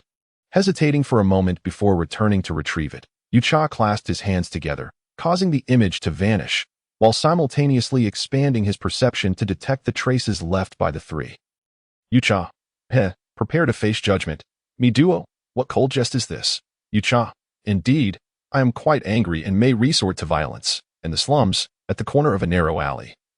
Decaying yellow earth buildings teetered precariously. Moonlight filtered into the corner, casting a dim reflection on the filthy, damp ground. How do we turn this off? The eldest Minotaur rubbed his still blurry eyes, staring at the cloth bag in Ce's possession.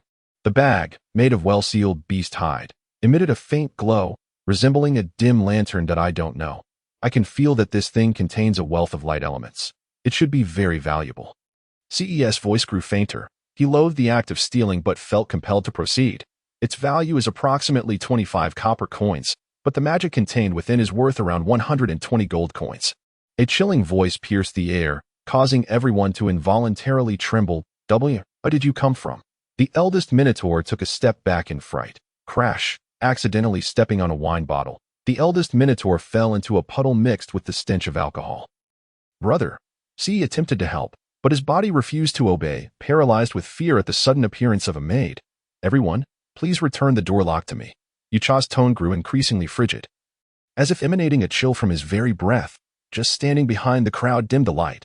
Yucha's presence was too formidable, backlit, and with an icy demeanor. Even Fa, usually listless and vacant, widened his eyes in alarm. Ladies and gentlemen, theft comes at a cost. Like the pronouncement of death, the three Minotaurs dared not breathe, fearing they might be condemned at any moment. A pitch-black magical seal imprinted itself on their throats. May I inquire your esteemed name? Despite being a lowly thief, he inquired about the other's name with an air of respect, as if he were of higher standing. Kenny Velabo swallowed hard, his throat parched like a desert yearning for rain. Inhaling greedily as if liberated from a great burden, I ask that you all gather in front of my residence every night at 8 o'clock to surrender at least 1 silver coin.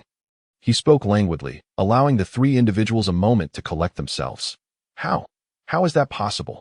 C blurted out, only to quickly fall silent. 1/3 of a day's wage, at least 1 silver coin. After 1 month. I will lift the dark magic that binds you. His demeanor was poised and elegant, akin to a business negotiator, calmly asserting his dominance. Dark magic. You are a practitioner of dark magic? Please, refrain from raising your voices. You should be aware that the method to dispel dark magic is fixed. He interjected, mindful of eavesdroppers in the vicinity. Only 2 types of individuals can lift dark magic, the caster themselves, or a more powerful dark magician. I urge you all to remain rational and avoid causing distress to those around you. Without further ado, he seized the bag from C's hand, who offered no resistance. He walked directly towards the wall as if it were a passage, vanishing through it.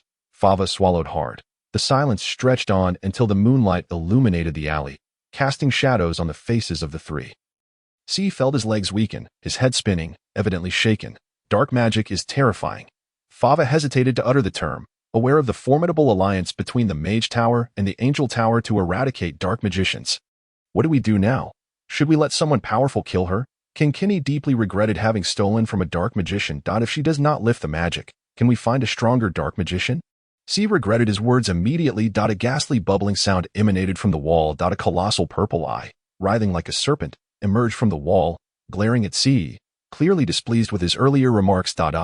C yelped, instinctively retreating 2 meters, oblivious to the puddle he had sat in. What is that? The 3 turned pale, witnessing more grotesque forms oozing out, mouths, countless mouths the size of ordinary ones, encircling them tightly. I will honor my promise.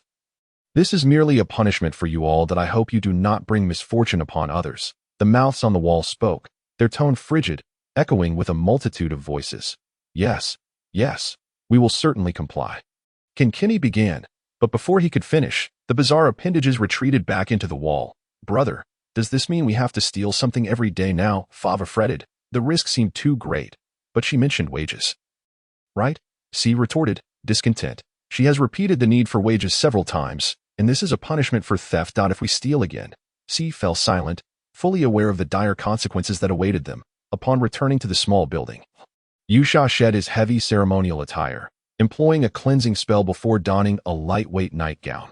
The nightgown, pure black with short sleeves and shorts, was crafted from an exceptionally breathable fabric, its simplicity valued at 205 copper coins. Acquiring such lightweight clothing in the kingdom of Luotian was no easy feat. Yusha sighed, gazing at the wooden it lacked sheets, merely a bare bed frame, which he promptly encased in ice before lying upon it. Would meditating on a bed of ancient ice yield greater results? Meadwa queried. Aren't you cold? Yusha responded. What if it is a bitter training regimen? Meadwa replied. Bitter training pertains to one's mindset and is not significantly related to the body's energy. So, should I lie down to sleep, focusing on my heart, correct? I won't freeze my heart, will I? Meadwa chuckled. Heartwarming or heart-freezing? Why must you resort to puns in Chinese? At noon, a dove alighted near the pavilion, where Leilina Lulu sat in the center, plucking petals. 1, 2. Ku. Yin. Leilina Lulu turned in surprise to see a pure gray dove, unmistakably Yin, whose presence was imbued with his essence. Hey, ah. Yin leaped down from the pavilion, startling Leilina Lulu, who huffed, pouting as she approached him. Yin, don't scare me like that. Leilina Lulu clambered to Yan's feet, playfully punching his knee with her tiny fists. Bad person, bad person, bad person. She expressed her displeasure at being startled, inadvertently dropping a few flower petals. I apologize. Truly. It was my mistake. Yin gently replied, producing a small box. What is this? Wait, what happened to your hand? Leilina Lulu, embracing one of Yan's arms, sniffed. Are you hurt? Just a minor injury. Yesterday, I had a job with the enforcement office and was ambushed. Yin did not conceal the truth, fully aware that it would concern her. As long as it was not serious, it would only strengthen their bond. Why do such dangerous work? Leilina Lulu began to scold him for his carelessness. Yin felt pleased, warmed by her concern. All right, enough about that. Look what I've brought for you. Yin waved his wrist, redirecting her attention to the box in his hand. The exquisitely crafted blue box, covered in a supple fabric with a sheen, piqued her curiosity. Leilina Lulu hesitantly opened the box, which did not resemble a lunch container at all. This is for you, Yin said, revealing a gemstone necklace within. Leilina Lulu gazed at the necklace with hesitation, yet her eyes revealed no surprise. It is half of my heart. Separating it using secret arts was quite painful. Yin jested, placing a hand over his heart. Why are you so foolish? Leilina Lulu accepted the necklace, lowering her head to hide the smile that threatened to spread across her face. Yin discerned her feigned delight, sensing the underlying concern that troubled her. You seem rather unhappy. What's wrong, Lulu? Yin asked, his heart aching for her, knowing that aside from himself, only her elders would visit, likely bringing about discord. Leilina Lulu shook her head despondently. It's nothing. I'm very happy. Thank you, Yin. She forced a cheerful demeanor, leaping into his embrace, yet her gaze wandered elsewhere. Is that so? Trust me, you will be free soon. Yin surmised that her distress stemmed from being unable to leave. A consequence of her seal. In the future, I will take you far away. With me, no one will harm you. Yin silently vowed to protect the one nestled in his arms. After a brief embrace, as was customary, Yin produced a small lunchbox and lingered for a moment before departing. With a flurry of coups, he transformed into a dove and flew towards the eastern district. Restless, Yin nearly collided with another bird in flight. Preoccupied by Leilina Lulu's discontent. Should I buy her a doll? She would likely prefer flowers more. Perhaps I should get some seeds to plant nearby. Isn't that the maid from yesterday? Yin suddenly spotted a discordant figure in the crowd, an elegantly dressed maid, carefully tossing breadcrumbs by the central fountain, feeding the birds again. A high-ranking light magician, undoubtedly accustomed to luxury. I should heed her opinion. Yusha remarked, that shameless one is back again. Meadwa replied, she is not so desperate as to covet your meager bread. Yusha countered, as a free enforcer, she ought to patrol rather than keep a watchful eye on me. If she is not after my bread, then it is your fault. Meadwa retorted, does this goddess make mistakes? Yusha continued, you know how heavy this outfit is, right? Others wear 2 scraps of cloth. I wear a tower of layers. As they approached, the bread was already gone. Yusha regarded Yin with suspicion. It's not about the bread. Transforming back into a dove, Yin hopped 2 steps forward. This is our third encounter. Yes, Yusha replied coolly. We met last night as well, Yin noted, finding Yusha's reaction rather lackluster. Indeed, Yusha's response remained indifferent. You are injured, Yusha observed, noticing Yan's swollen wing, expressing concern. Yes, after you left yesterday, I had a scuffle with that half-orc. Yin paused deliberately, noting Yusha's lack of response before adding, I am that free enforcer. I am aware, Yusha replied. Surprised by the unexpected acknowledgement. Do you have business with me? Yusha probed, sensing Yan's intent. We seem to have a connection. Surely your knowledge is vast. Actually, it's just that the person I like has been feeling down lately, and I am uncertain what to gift her. In everyday life, I often present small tokens of affection, yet offering genuine gifts to console someone is a first for me. Me duo. You seem remarkably well informed. You err, Yucha. I admit my perspective is limited. I have not experienced much of the world. However, this individual is rather peculiar. We have only met thrice, and yet, do I seem so familiar? I am not adept at charming others. The icy words of Yucha carried a hint of sharpness, a retort to the display of affection. Thank you. I was merely inquiring. It felt exceedingly awkward, and Yin thought it best to depart quickly. Your wound should be treated promptly, Yucha added. After a nod of acknowledgement, the dove soared into the distance. It was merely a minor interlude, one that did not dampen Yucha's holiday spirit. Neither good nor bad, this leisurely pace was quite satisfactory. Suddenly, A resounding horn echoed, causing the earth to tremble, as though a colossal creature was nearby. It's begun. Let us hurry to witness it. Wait for me. I can't keep up with you all. The surrounding residents, filled with enthusiasm, raced towards the western city gate. Yu Cha inquired, "What is happening?" Mi Duo reassured, "Fear not. It is merely the Beast Festival, a traditional celebration of the Dark Knight Empire. Held annually and quite grand. Would you like to see it?" Yu Cha replied, "Certainly. I relish in the excitement." A throng of people gathered on the city walls, where outside loomed a massive beast, towering at 15 meters. Resembling an elephant with tusks. It is about to commence. It is truly a magnificent creature. Yu Cha found an excellent vantage point, but soon realized someone had stepped on his skirt. Upon turning, he discovered an adorable little beast man. "Hey, be careful. You nearly stepped on me." Just as he pondered how to get the charming little beast man to lift his foot, he witnessed a group of unruly individuals taking to the skies. Some built earthen bridges to watch the spectacle. Such is the convenience of magic. Yu Cha gently tugged at his skirt, causing the little beast man to feel a disturbance beneath his feet, prompting him to step back in fright.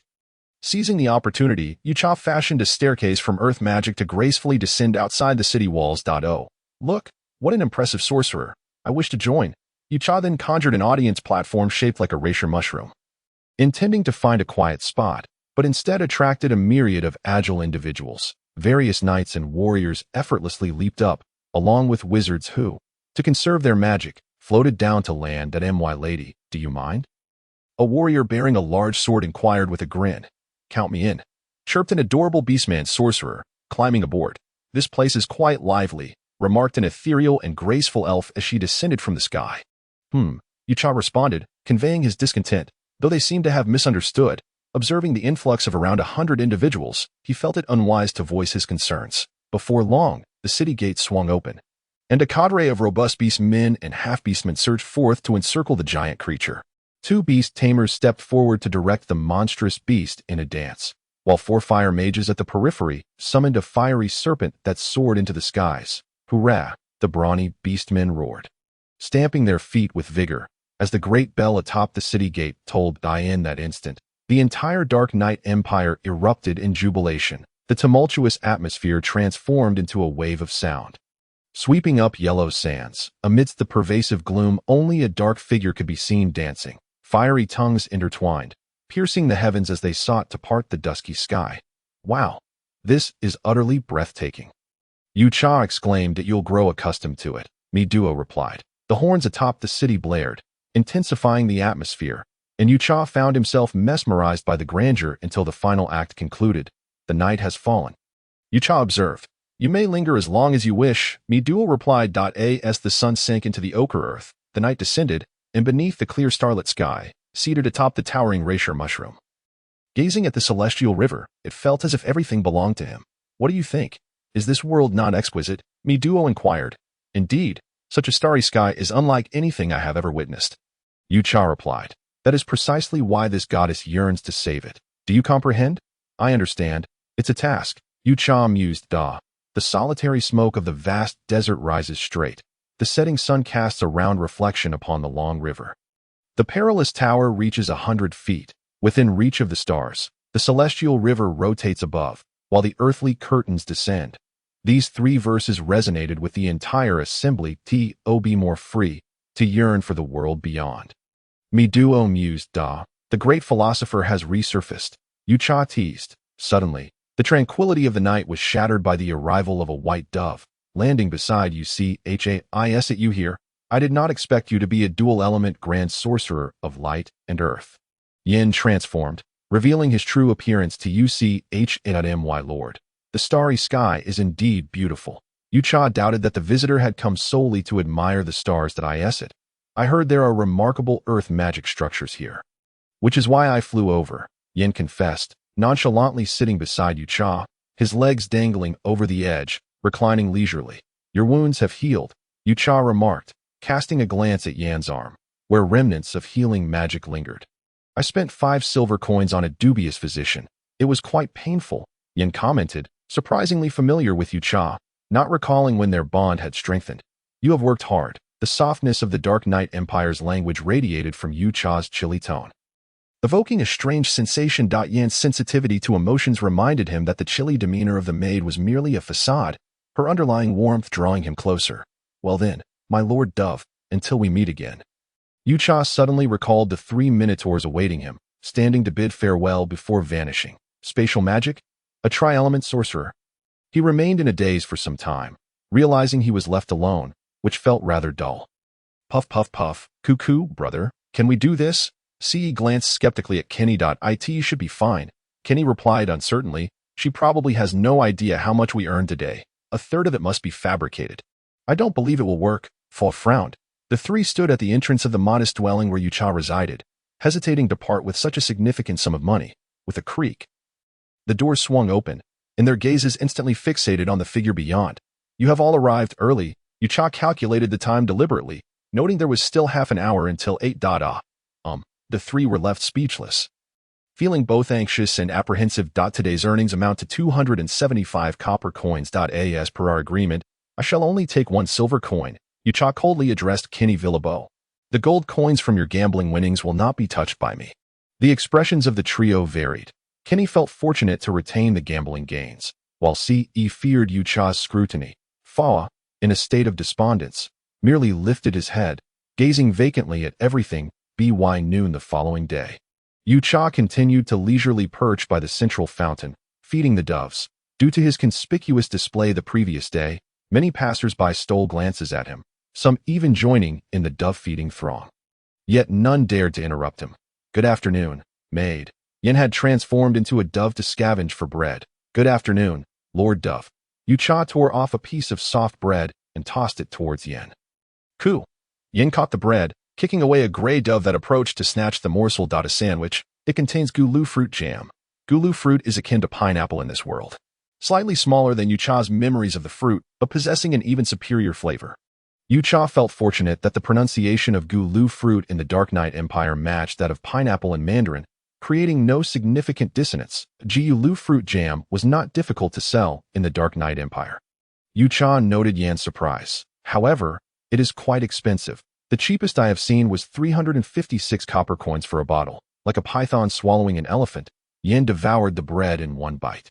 Do you like doves, maid? Yen inquired with curiosity. In the Dark Knight Empire, few held an affinity for birds, and some even harbored aversions, fearing their grains would be pilfered by wild birds. Not particularly, Yucha explained. Anticipating further questions, I simply wish to experience it. What a peculiar hobby, by the way. Do you not find it hot dressed so warmly? Not at all, Yucha replied. Could you possibly be an ice element sorcerer? Without a response from Yucha, Yen suddenly turned to observe the fountain. Faint magical patterns adorned the edges of the metallic water basin, continuously emanating frost. My lady, how many elements do you truly command? Yen discovered that this maid was even more extraordinary than he had imagined. My lord possesses skills that I too have mastered. What you do not know, I am also capable of, with a tongue as sharp as a blade. Yucha subtly conveyed 3 pieces of information through his words. Firstly, I am not merely a sorcerer. I am also a paladin of the 3rd tier or higher. Secondly, I am far more formidable than you could ever imagine. Lastly, I implore you. You are rather weak. Yan's eyelids fluttered uncontrollably. The complexity of such energy surely cannot be contained. Can it? Yucha remained silent, not answering, while Yen refrained from pursuing the inquiry. The answer could only be a yes or a no. Regardless, there must be a heavy price to pay, or so Yen mused, yet Yucha simply found himself at a loss for words. As night fell, the 3 brothers of the Minotaur arrived punctually. Kenny's countenance was grim, while Ce and Fawa sported pouches brimming with coins, in stark contrast to Kenny, who bore only a half-empty bottle of wine at his waist, lacking anything else. Today, esteemed sirs, we have gathered 370 copper coins. As per our agreement, I shall take 1/3. Yucha spoke, accepting a pouch that contained slightly more than the stipulated amount. Kenny, my lord, Yucha called out, stopping the departing Kenny Villarbo. Yes, what is it you wish to command? Kenny was taken aback, startled by the sudden address. Gamblers lead a cursed life, and those who indulge in drink often neglect their families. Yucha, aware of Kenny's gambling habits that left him destitute and reliant on Fawa for funds to purchase alcohol, offered a deliberate word of caution. It has nothing to do with you, right? Kenny felt a sense of indignation at what he perceived as reprimand, yet dared not express his anger. Indeed, I wish you long life. he replied. The expressions of the three men visibly shifted, revealing their worry and discomfort. In truth, aside from the longevity of their mixed-blood half-orc lineage, half-orcs typically live between 40 to 60 years. Fa was already 35, while Kenny, the eldest, was 37. Both were teetering on the edge of mortality, while Ce was merely 15. Each had a wife and a daughter, their spouses being of similar age, and their daughters younger than Ce. With Ce exhibiting magical talent, both men placed their hopes upon him. As Kenny strode away, his brothers, momentarily stunned, hurried to follow. Each subsequent night, Kenny returned with coin pouches, and Yucha's daily earnings grew increasingly substantial. Every noon, Yucha would feed the doves, and Yin would appear, prompting Yucha to suspect that Yin was so impoverished he could not even afford bread. Good afternoon, Miss Maid. Good afternoon. It is a pleasure to see you again. By the way, I am Yin. How should I address you, Miss Maid? You can call me Yucha. Miss Yucha, do you intend to stay in the Empire of Night for long? Has your boyfriend not come? Ah, I apologize. Perhaps I am male. Really? Is that true? Then shall I call you Yucha from now on, if that pleases you? Yucha, you mentioned she seems unhappy lately. Does she wish to leave? You should inquire with that young lady. With Yan's presence becoming a daily occurrence, Yucha gradually grew accustomed to it. What kind of jam should I buy? Choose what you like. You understand my meaning, correct? Anything is fine with me. Why do you care about that, dove? It is merely a friend. With a soft flutter, Yin alighted upon the pavilion, stealthily transforming and concealing himself nearby. From his spatial ring, he retrieved a small box, opening it to hide a ring within his palm. I am certain Lelina Lulu will be overjoyed. Yin envisioned her ecstatic expression as he gazed at the diamond ring in his hand. Master, I adore you. Suddenly, the voice of Lelina Lulu echoed, causing Yin to halt and observe from the shadows. Master? What master? Wait, that is not a member of the Tiger Clan. Yin's mind blanked as the one he had yearned for, Lelina Lulu, stood alongside a Tiger Clan member. You wretched cat, make sure you clean up well. Do not let that dove discover anything. The Tiger Clan Beastman hastily pulled up his trousers and fled. How unsatisfying. Once the Tiger Clan Beastman departed, Lelina Lulu rose, gazing toward Yan's hiding spot. You arrived rather early. She addressed the dove concealed in the grass. Do you still like me? I can accommodate you. Watching Lelina Lulu lick her lips, Yin felt on the verge of collapse. I should have anticipated this. Come here. Lelina Lulu discarded her shy demeanor, brazenly showcasing her figure. Disgusting. You have wounded my heart. By the way, your heart is right here. Lelina Lulu brandished a necklace from behind, greedily licking it. The sin of dove overwhelming. You repulsive creature. Yan's eyes burned with fury as he stared at the one who had deceived him for so long. Finally realizing how oblivious he had been. Oh, you not like me. Then forget it. Lelina Lulu tossed the necklace carelessly, and it struck the steps of the pavilion. Crack. Yin felt a tightening in his chest, an indescribable pain piercing his mind. It shattered. I said, all right, you still have half a heart. You won't die. Che. Stifling the agony, Yin spread his wings and soared away. Whoosh. Thud. An arrow pierced Yin's chest. Che missed. The Tiger Clan Beastman silently sheathed his bow. At this distance, he could not strike Yin. A week later, Yucha remarked, blueberry jam is still the tastiest. If you like it, then that is sufficient. It has been 2 days since I last saw Yin. A dove gradually descended by the fountain, and Yucha instantly recognized it. It is good to see you again. Yin spoke wearily. My lord, you appear quite fatigued. Yucha observed Yin's unwell demeanor. Indeed. I am but a fool. Yin responded, his spirit forlorn. Is there something troubling you? Do you know of a certain emotion? Yin inquired. Forget it. I do not wish for you to experience such feelings. Before Yucha could respond, Yin added, joy or sorrow. That is sorrow, Yucha replied coldly. Promise me, your tenderness can only be bestowed upon others at 2/10. Yin stated with a measure of seriousness. Yucha, tenderness? Am I tender? A bit foolish. I believe I am the most ruthless person in the world. As for my 1/10. It suffices, even for those I care about. I shall not offer more than 2/10. Why? Because I do not wish for you to extend your kindness to others, only for them to wield a knife and hurt you. Is it someone you like? I suffered a breakup a week ago, but I have come to terms with it. One must be selfish to protect oneself. I merely hope that one day, I can wait outside your heart's door. A confession, my lord and I are both men. Your words are rather strange. Yucha paused, adding, I do not find them repulsive, merely peculiar. That is a respect for your choice. Well, thank you. Yucha mused. I suppose I was being overly sentimental. Even if it were true, you would refuse. Indeed. Yin placed a hand over his heart, His wine-red magic circle glowing as a blood-red gem emerged. This heart was cleaved in two, one half shattered, the other half belongs to you. All that remains in my heart is pain. Yin offered a bittersweet smile. I do not require it. I am grateful. During my darkest hour, I encountered an angel like you. A fragment of the crystalline gem returned to Yin's heart, while the remainder soared toward Yu Cha. I have given you 90% of my heart. Please take care of it. Yu Cha continued to refuse. I fear that if I keep it, I shall soon have nothing left. Mido, Yu Cha, you must decide for yourself. Rest assured, I shall guard it. Do inform me when you require it. Yu Cha's tone remained as frigid as ever. I adore you to death, Yin jested. Please reserve adoration for someone you intend to cherish for a lifetime. That is my heartfelt sentiment. I am unworthy. Then I shall reserve you for my next life. Perhaps I shall never be able to claim that spot. Even so, that is of no consequence. Yu Cha struggled to comprehend Yin's jest. Just as Mido failed to grasp his humor, night descended once more, marking the final night Yu Cha intended to linger. Coinciding with the last day the Minotaur brothers would collect their earnings, I shall take 3 silver coins. In this month, Yu Cha received 753 copper coins from the 3 brothers of the Minotaur, a considerable sum indeed. It is time to lift the enchantment, isn't it? Kenny can hardly wait, naturally. With no elaborate incantations, a mere snap of the fingers dissipated the magical sigils adorning the 3. Please hold on for a moment, Yu Cha instructed, retaining the trio. Soon, Yu Cha handed Kenny a pouch of coins. This constitutes a third of your monthly remuneration. Farewell.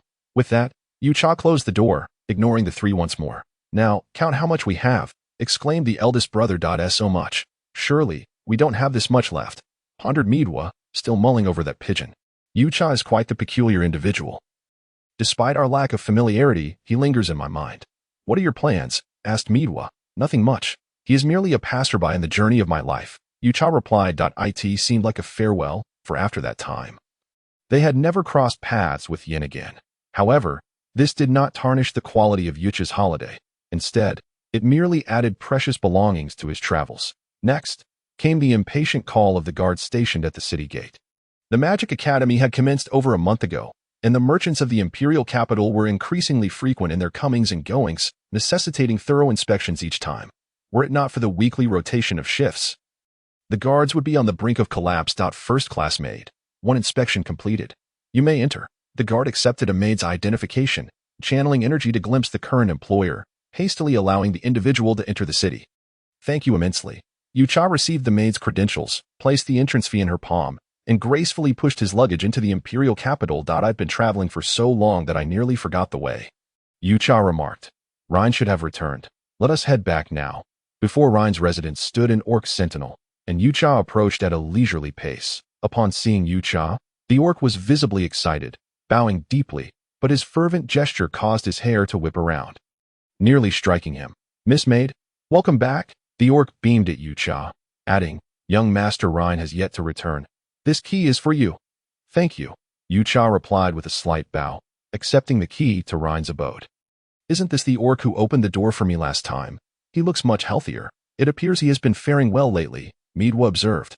Indeed, his hair appears much softer and fuller. I still recall Rhine once striking her with a plate. My task as commanded by young Master Amori has been fulfilled. I must take my leave now, Miss Maid. Thank you very much. The orc seemed rather anxious as he bowed once more and hurried away from Rhine's residence. With a creak, Yu Cha pushed open the grand door, revealing a space as immaculate as he had left it, likely thanks to the cleaning staff sent by the Alpha family.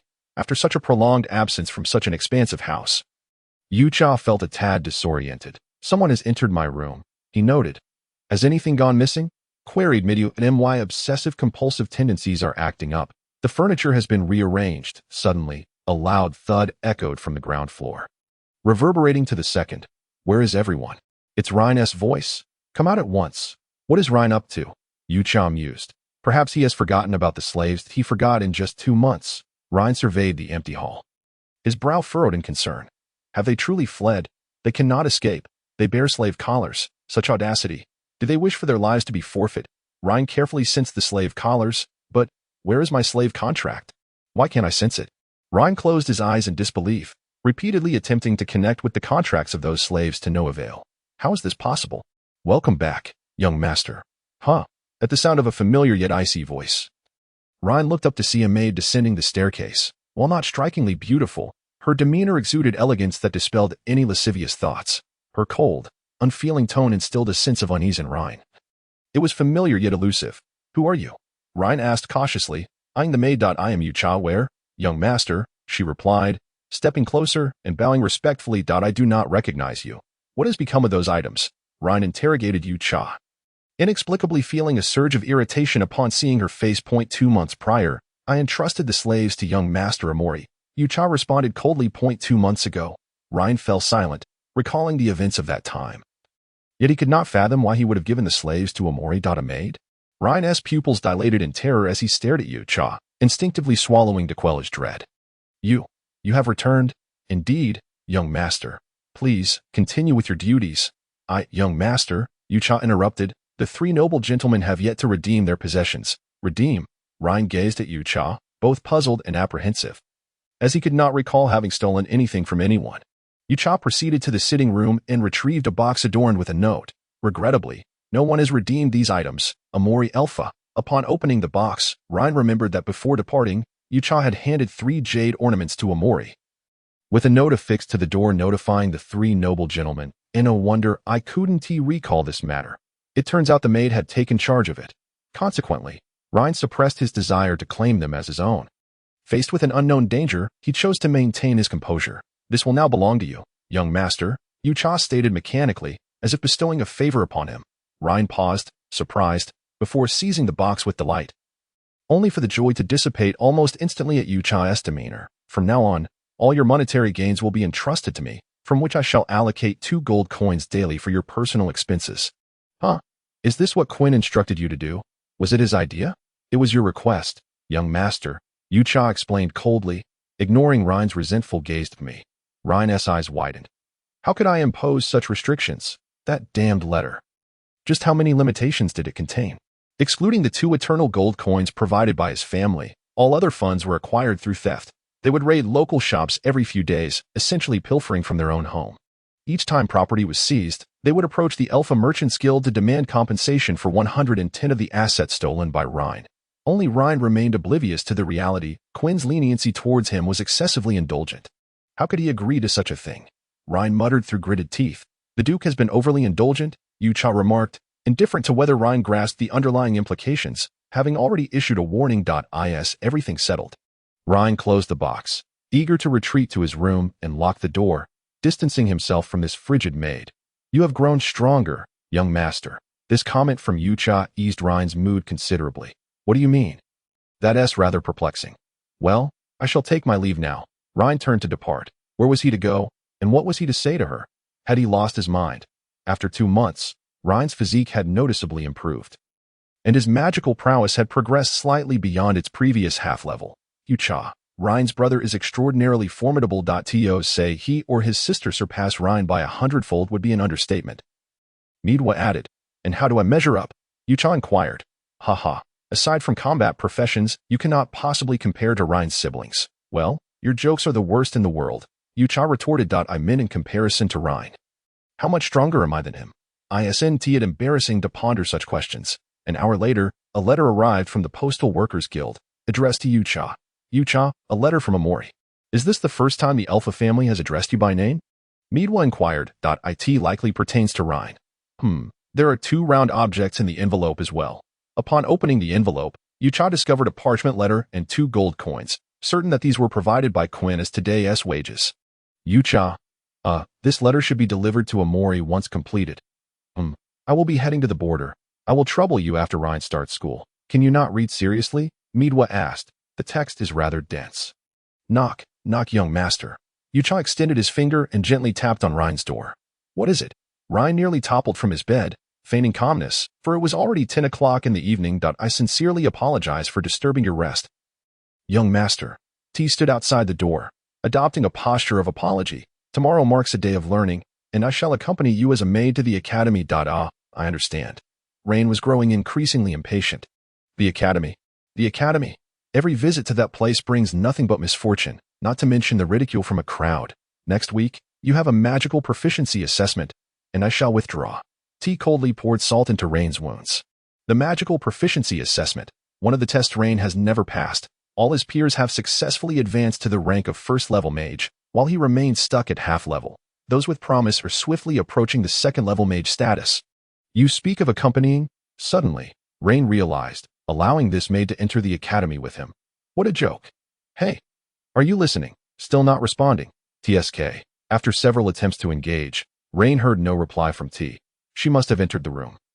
Cautiously, he approached the door, hesitating for a moment before gently opening it, only to find T absent from the threshold.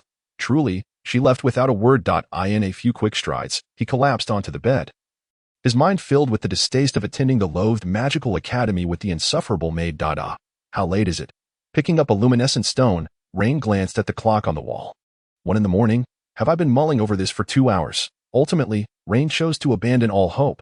The worst has already occurred. Could it possibly get any worse? After this commotion, he felt no fatigue whatsoever. Idly counting the ticking of the clock, and half an hour slipped by. It's not as if I'm not putting in the effort, Rain muttered to himself. How did I usually pass the time? By toying with my slaves. Rain wandered into the study. Had it not been for the overwhelming boredom, he had no intention of reading. It seemed nearly a year since he last set foot in the study. What is this? Upon entering, he noticed a peculiar volume among the pile of books on the desk, a magic tome crafted from parchment, interspersed with numerous sheets of paper. Whose notes are these? Rain's study contained a plethora of magical tomes. This study once belonged to Rain's second brother, akin, but after he took residence in the Mage Tower as a second-level sage, he transferred the study to Rain's dwelling. Here, one could find many handwritten originals from renowned masters. Basic Magic. The title struck Rain as oddly familiar. Wasn't this the very book he purchased 4 years ago? Rain's magical awakening had occurred 3 years prior, with 4 years ago marking his most fervent anticipation for magic. He had bought numerous magical tomes, yet now none had been of use. This book had only been perused once. How could there be so many sheets? Did Kaikin return to make alterations to this book? Casually, Rain flipped to a random page, the densely packed notes causing him to stare blankly for a moment. The handwriting was exquisite, not Kaikin's. Are there simplified spells as well? The magical constructs detailed on just a single page effortlessly shattered Rain's understanding of magic. Quickly flipping to the first page, he stood at the desk and began to read from the beginning, and by the time he closed the book, he was astonished. Akin must have practiced his penmanship in the Mage Tower. For the first time, Rain felt a sense of fulfillment as he took the book back to his room, hoping that Maid wouldn't take it. Thud. Rain fell to the ground, the book slipping from his grasp and rolling to the door. Scattering several sheets of paper. As he attempted to rise and retrieve them, he found his limbs stiff and numb, unable to move. Morning. Rain struggled to turn his aching neck to see the light streaming in through the window. Dawn had arrived. How long have I stood here? Creak. The study door swung open, halting when it struck the book. After a moment, the door was fully opened, and T stepped into the study. Young master, it is 6 in the morning. T stated indifferently, closing the door behind her and picking up the book that had just been knocked aside. Isn't this my notes? Me Duo interjected. Rain has already seen them. Don't touch that, Rain shouted. Put the book down. He seems to quite enjoy what you've written. T replied. Oh, I wouldn't T mind writing more. T began to tuck the scattered sheets back into their rightful pages. Don't mix them up. It will be very difficult to return them to their correct places, Rain exclaimed in a panic. Each page is marked. You needn't worry, young master. T regarded Rain with an expression of indifference, since Rain was lying on the ground. He could only look up at T, who appeared even more imposing than usual, her cold demeanor sending chills down his spine. Young master, you haven't rested all night. T raised her hand and cast a spell. The magic circle enveloping Rain and dispelling his fatigue. What is happening? Rain rose and unceremoniously snatched the book T offered. Today is the day for study at the academy, T reminded him, hoping he hadn't forgotten their visit to the Magical Academy today. The Roshan Royal Magical Academy is the noble institution of the Roshan Empire, where all students hail from respectable backgrounds. This academy was established by the previous king of the Roshan Empire and boasts nearly a century of history. The academy's structure is meticulously maintained, resplendent in its grandeur. The iron gates are forged from a special metal with high energy conductivity, and the walls are inscribed with intricate magical barriers, making it nearly impossible for students to escape. Since its inception, only 3 individuals have successfully skipped classes: Kaikin Alpha, Quinn Alpha, and Balu Simulan.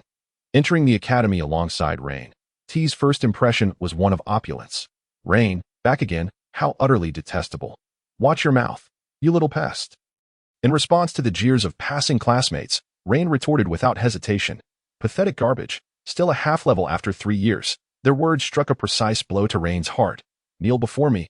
What do you think your status is? What, do you intend to hire someone to break my arms and legs? You ought to be lying down.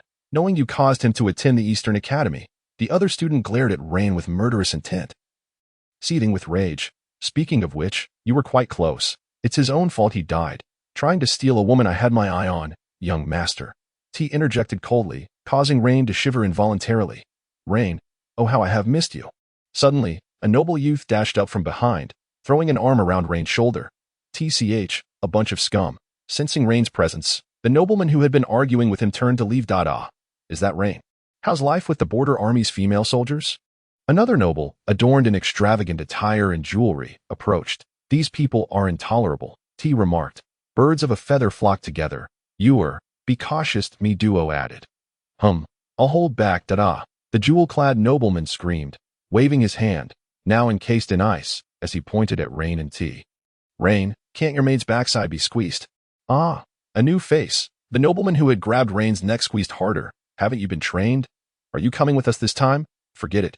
Rain replied dismissively, no chest, average looks. And a terrible temper. Despite his words, Rain's teeth couldn't help but chatter. Oh, you really dared to lay hands on her. Once a few magical circles hover above your heads, let us see if you still want to play with her. The function of the magical circles is to compress and stabilize magical output. Typically only powerful attack spells of level 6 and above possess such capabilities. Only an immense magical output requires stabilization. And the more powerful the magic, the larger the magical circle that appears. Even T's first-level fireball spell comes with compressed and stabilized magical circles, indicating her extraordinary magical strength. Me duo. The one you fancy isn't particularly handsome. Is he? T remarked. Why should boys be good-looking? Me duo retorted. Are you upset? T inquired. No. Me duo insisted. Take care of him. Are we starting our mission already? No worries, I actually enjoy this. The jewel-clad nobleman, believing himself charming, flashed a smile at T. Young master, the shawl and jewelry rack are not your personal property. T's icy words pierced the hearts of the two noble youths. Sharp tongue, aren't you? I wonder if the ice beauty's taste is addictive. The jewel-clad noble licked his lips, contemplating the flavor. Rain, have you had your fun? The shawl noble gazed meaningfully at T. I wouldn't dare. She's sent by the Duke. Rain had no intention of accompanying these two fools to their doom. Wouldn't that be the perfect opportunity for revenge? Don't you want that? The shawl noble began to incite Rain. Morishe Jetta. Rain recognized the provocation for what it was, calling out the noble's name to dissuade him from continuing. Ahead lay peril, coward. Morishe Jetta released the hold on Ryan. Gesturing for the young master of the jewelry rack to depart. It was indeed a peculiar interest for the young master to engage in conversation with the common pest of the drainage ditches. Yucha, with a voice infused with malice, spoke up, neither too loud nor too soft, ensuring that all three could hear her perfectly. Ryan, tell your dog to be silent. Is this your maid? You might as well rip her mouth off. Just as Ryan had allowed Yucha to insult him indirectly, he was suddenly confronted by two noble young masters, igniting his fury. However, before he could utter a word, Yucha interjected on his behalf. But can the maggots raised by third-rate nobles really aspire to rise above the Alpha family?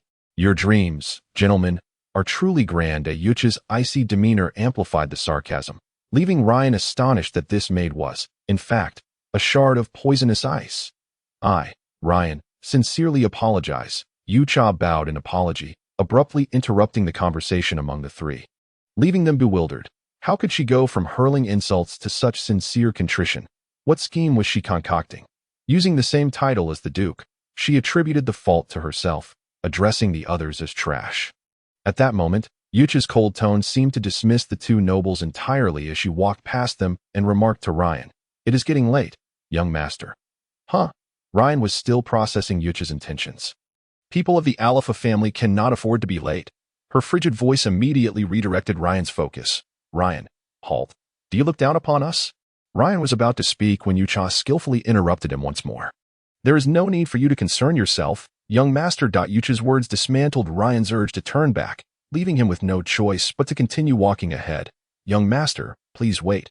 Just when the two nobles ceased to pay attention to Ryan, Yucha suddenly called for him to stop. What? Ryan turned to regard the icy-faced maid. The two stood in silence for a moment. Suddenly, Yucha knelt, placing her right hand over her left breast, then took small steps toward the two noble young masters. Huh? What did I summon you for? It is too late for apologies now. Yucha remained silent, casually dropping 2 copper coins before leaving. Hey, you. Molly Siejita picked up the coins and rushed to seize Yucha's hand. How dare you lay a hand on me? Molly Sia exclaimed, clutching his frozen hand, while the fire element magic in his palm swiftly melted the ice. Thought if you were dissatisfied, young master, we can settle this after your lessons. Yucha politely bowed before walking away. Ryan, what audacity you possess. Surely, your esteemed father has procured you a bodyguard. Molly Sia glared at Ryan's retreating figure. In many noble venues, guards were not permitted entry, but a particularly skilled maid was an exception. This was because maids, unlike guards, could accompany their masters in most situations. Ryan's decision to bring such a maid into the Magic Academy was undoubtedly suspect. The maid, possessing magical tools with freezing capabilities, was surely sent by Quinn to protect Ryan. Only he would make such a significant investment in Ryan's safety. Previously, Ryan had thrived on his family's status, but this was the Royal Academy of Roshan. The little princess of the Simulang family was also present, along with several offspring of prominent dukes, none of whom were of lesser status than Ryan. Authentic. A magical artifact gifted by the royal family of the Azure Dragon Empire.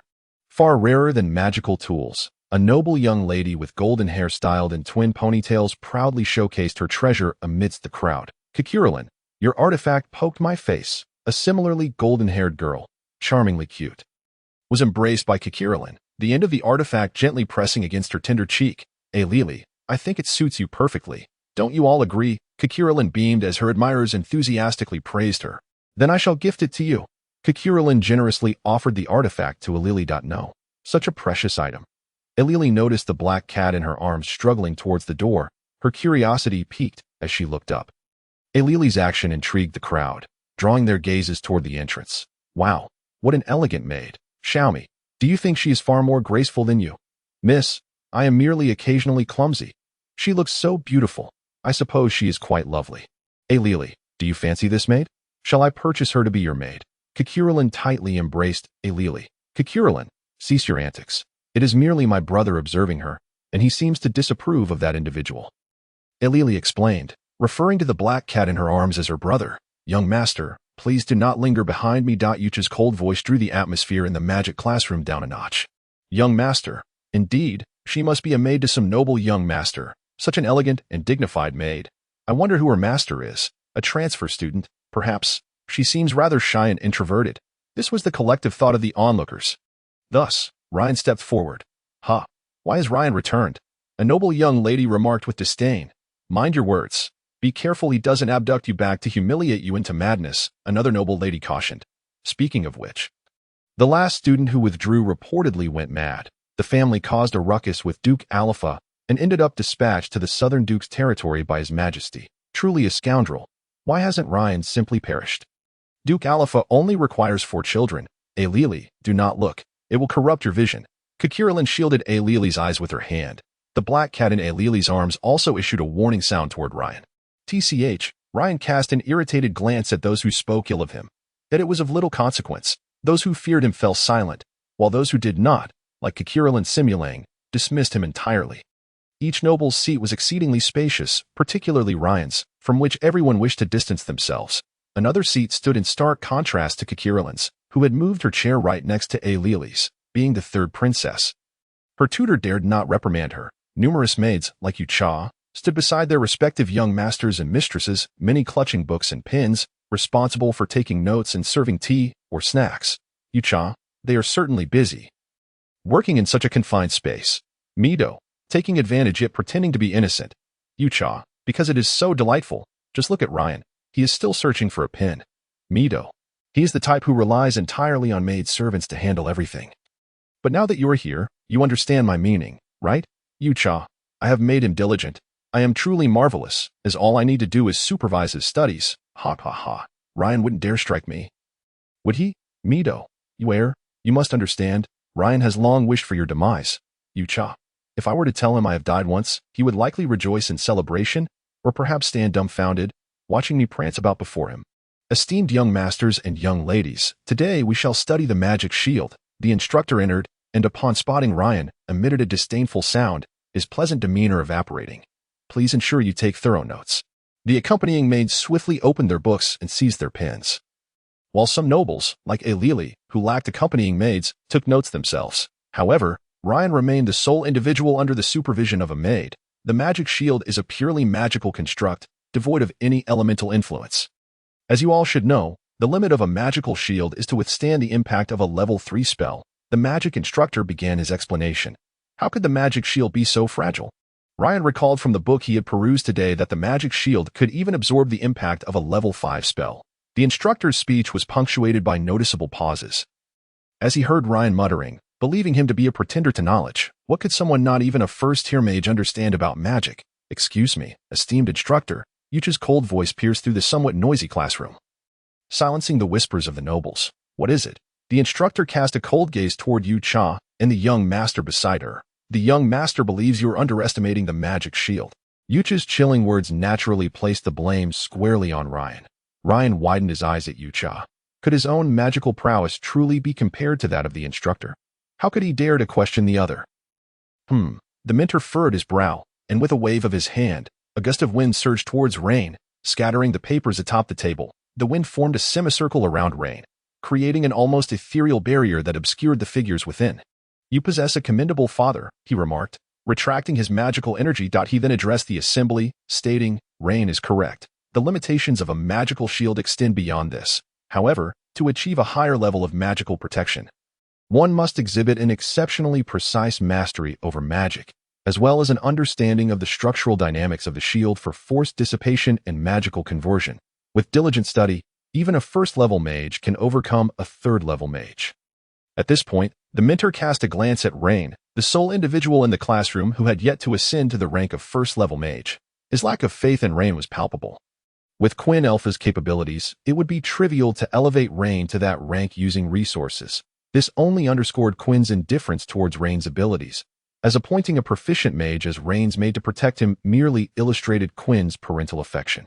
The mentor continued his lecture while several discerning individuals covertly entertained thoughts of Alirai, that maid possesses remarkable skills. Wouldn't it be beneficial for her to serve you while also providing guidance? Are you certain you don't desire her assistance? Cuchulain whispered, his leg entwined between Alirai's, as he leaned closer to her ear. He was Rain's maid, and although Alirai felt a twinge of temptation, she had no intention of usurping Yucha's position. Do you still care for that scoundrel? He likely coerced her into servitude through unscrupulous means, Cuchulain chided. With a highly skilled mage offering constant guidance, perhaps your family's curse could be lifted. Rain appeared to harbor a profound fear of her, and it seemed he had undergone a transformation for the better. Alirai observed the focused Rain, reminiscent of a time long past. Enough, a talentless scoundrel. What can he possibly achieve besides mastering the dark arts that corrode clothing? Pathetic. Cuchulain disdainfully regarded Rain, who had awakened to dark elements for 3 years yet could only erode fabric. What a charade. As the class concluded, the mentor was the swiftest to exit the academy. Eager to distance himself from Rain. Rain exclaimed, his body bristling with tension. Young master, your shoulders are exceedingly tense, Yucha remarked, applying pressure with her hands, nearly causing Rain to leap in surprise. No, please, don't let go.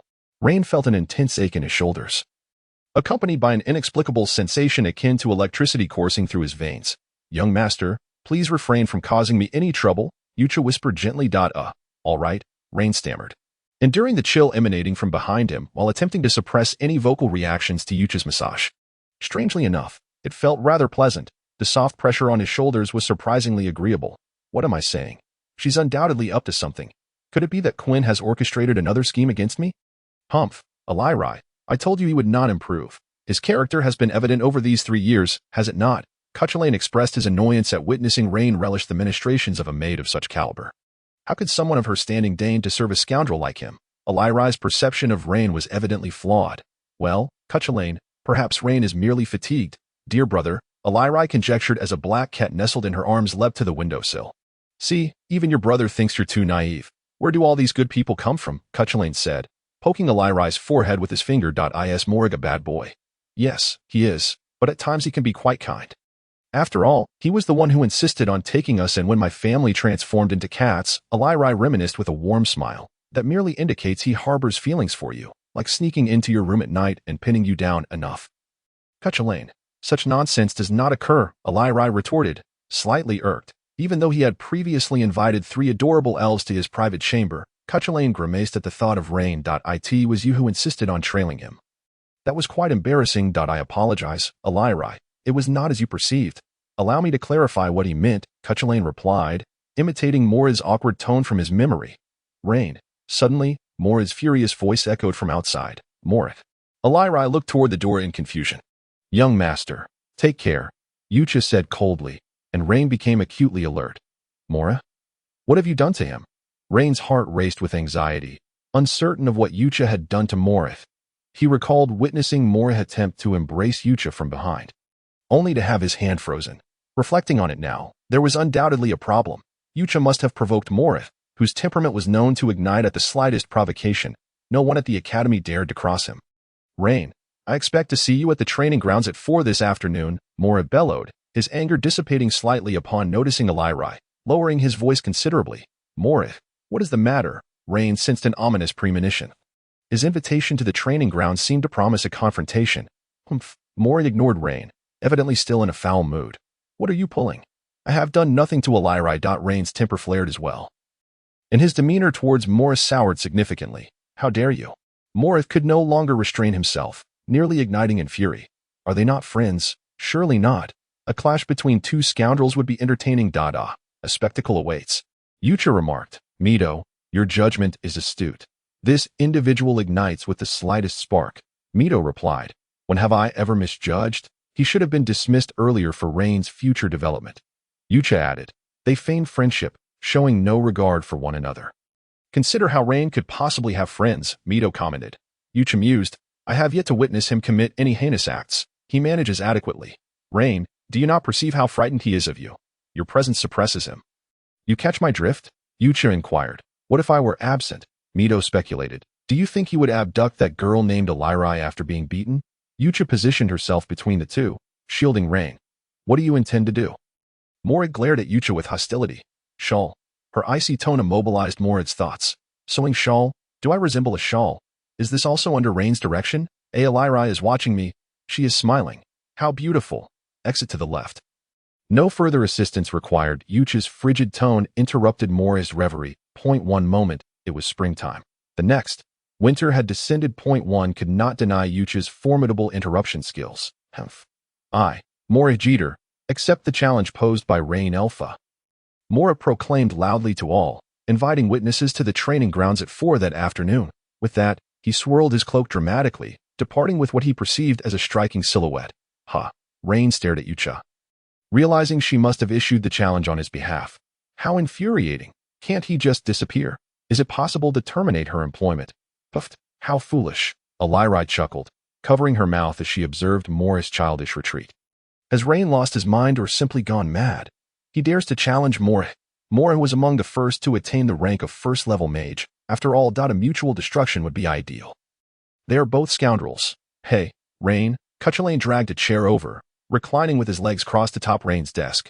Have you been training with General Kyle to the point of foolishness, Cuchulain? Rain gazed at the legs before him, nearly reaching out to touch them. Although he held no fondness for this princess, she was undeniably beautiful, at least more so than the frigid maid. The constant chill she exuded made him feel as though it was affecting him. Scoundrel, did you intend to do something to Alirai? Cuchulain asserted haughtily, clearly unaware of where the princess had come from. Hey, maid, need my legs. Mito, this is Princess Cuchulain Smulen of the Roshan Empire. Treat her gently. Yucha, I suppose that translates to needing legs. At your service, your highness. With elegance and grace, Yucha's demeanor appeared increasingly agreeable to Cuchulain. Wait, my legs. Within mere moments, a wave of soreness surged through Cuchulain's legs, prompting him to regret his request. Please, your highness, do not burden me further. Yucha's icy demeanor ignited a fire within Cuchulain, yet the pressure from her hands only intensified. No, stop, it hurts. Cuchulain cried out in pain, disregarding his dignity, while Yucha's cold response made him contemplate murder. Please remain silent, your highness, Yucha added. You will feel comfortable. Cuchulain Lili, filled with concern, gazed at Cuchulain's agonized expression. Feeling a pang of sympathy. I command you. Release me. I am a princess. Cuchulain struggled, kicking his legs, but Yucha held on tightly. The black cat on the windowsill watched the farce indifferently, turning its head to groom its paws. What are those dozens of people doing over there? Shall we go take a look? Rhine? It seems he's about to clash with Morrisir. Could it be that Rhine has taken a Lili? How unfortunate for him. At 4 in the afternoon, the school day ended, and the young nobles emerged from the tall building, congregating in the practice grounds behind it. With limited entertainment options, their favorite pastime was to gather and create a ruckus, ideally involving a heroic rescue of a damsel in distress. Discovering that one was a foreign prince or princess, and ultimately finding happiness together, utilizing national resources to become the strongest in the world, was their greatest aspiration, though these tales were penned by bards. They did not hinder their fantasies of one day becoming the protagonists of such stories. Morrisier, this is a misunderstanding. Ryan felt a chill run down his spine, shivering as he glanced at Yucha. A misunderstanding? What misunderstanding could there be? Have you not longed to humiliate me at the first opportunity? Morrisier sneered. You merely wish to ride the coattails of the Alpha family's young master to gain entry into high society.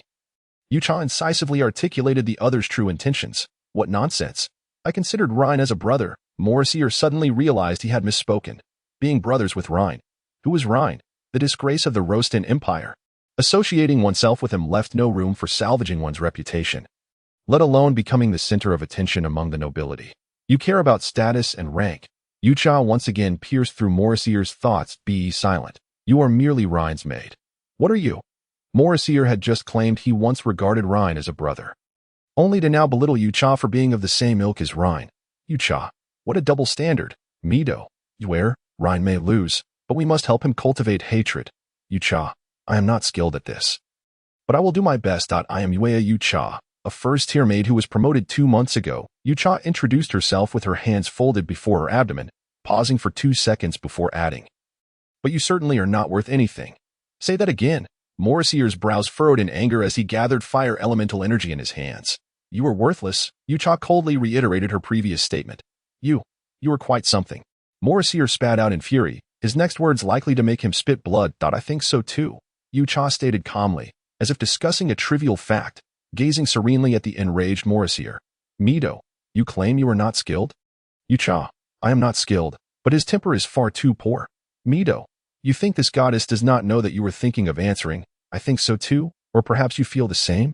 Yucha, if I were to say you are wicked, then, Mido, no, that would be laughable. Oh great fire elemental spirit, coalesce in my hands and transform into searing flames.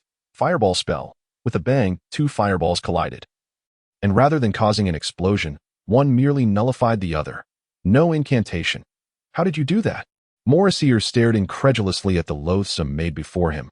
Eager to uncover her secret, Tio cast a spell without chanting. What kind of magical technique is this? Just stating the spell's name allows one to cast it. How did she manage that? If I could learn this technique, I could sell it. No, teaching it would be even more profitable. But would she teach me? Ryan gazed at Yucha, his thoughts ensnared in the mire called wealth. Your opponent is Master Ryan. Yucha did not answer Morrisier's question, steering the conversation back to the normal course of their duel. If I defeat him, you will speak, correct?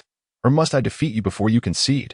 Morrisier began to threaten the other, as swift incantation was crucial for a mage. However, such techniques were seldom shared, each possessing its unique nuances. These techniques typically simplified incantations based on chanting methods, compressing spells that required 8 seconds of chanting into just 4. The ability to release magic simply by stating its name was unheard of. The attending nobles and their accompanying maids felt their interest piqued. Yucha began to regret her decision. In truth, stating the spell's name was merely a tactic to interrupt Morrisier. If she had refrained from doing so, she would have been perceived as a magical artifact, avoiding troublesome situations. Yucha could already foresee that many would come seeking trouble with her. Yet, it aligned perfectly with Mido's intentions. Transforming Yucha's troubles into Ryan's was precisely what she desired. Ilili, Cuchulain clung to Ilili's hand, displaying a playful affection, completely unconcerned about the accompanying maid behind them. Cuchulain, I truly cannot. Did you not say it hurt terribly? Ilili, somewhat helpless, gazed at the third princess. However, after a while, she began to feel incredibly comfortable. It must be that Ryan deliberately wants me to torment you. Otherwise, why would he apply so much pressure? Cuchulain relished the warm, tingling sensation that followed the pain, although her calves still ached a bit. Oh, that is the practice grounds. Ilili recalled Ryan's impending duel with Morrisier, but Cuchulain remarked that Ryan would surely be overwhelmed by Morrisier, finding it exceedingly dull. Hence he did not attend. Did you not claim to dislike watching others duel? Cuchulain questioned her friend, suspecting Ilili's interest in Morrisier. I merely happened to pass by and wanted to take a look. Ilili fervently explained, though her soft voice lacked any credibility. Upon entering the practice grounds, they could observe 13 circular arenas marked by magical circles. their edges surrounded by magical barriers to ensure that energy of a certain intensity would not leak outside. Maintaining the barriers consumed vast amounts of energy daily. The Roshin Royal Magic Academy expended enormous resources daily, only manageable through royal support. Among the magic circles, one was encircled by a throng of people. It must be Rhine and Morrissey engaged in their duel. The black cat in Ailili's arms showed no interest, grooming its fur with its tongue. Suddenly sensing something, it raised its head to gaze towards the center of the crowd, softly calling out before beginning to struggle. Feeling the movement in her arms, Ailili instinctively loosened her grip, allowing the black cat to leap from her embrace. Without hesitation, it darted towards the magical circle where Rhine and Morrissey were situated. Brother!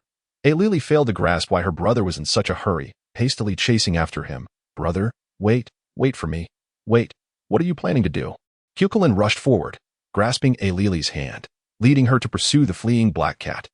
Ailili, with her frail constitution, could not run swiftly. Cuchulainn's first thought was to help her catch up. Cuchulainn was no mage but a magic swordsman, possessing far superior physicality to that of a mage. Bang!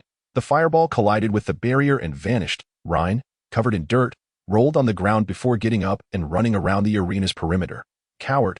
A coward who dares not face me directly.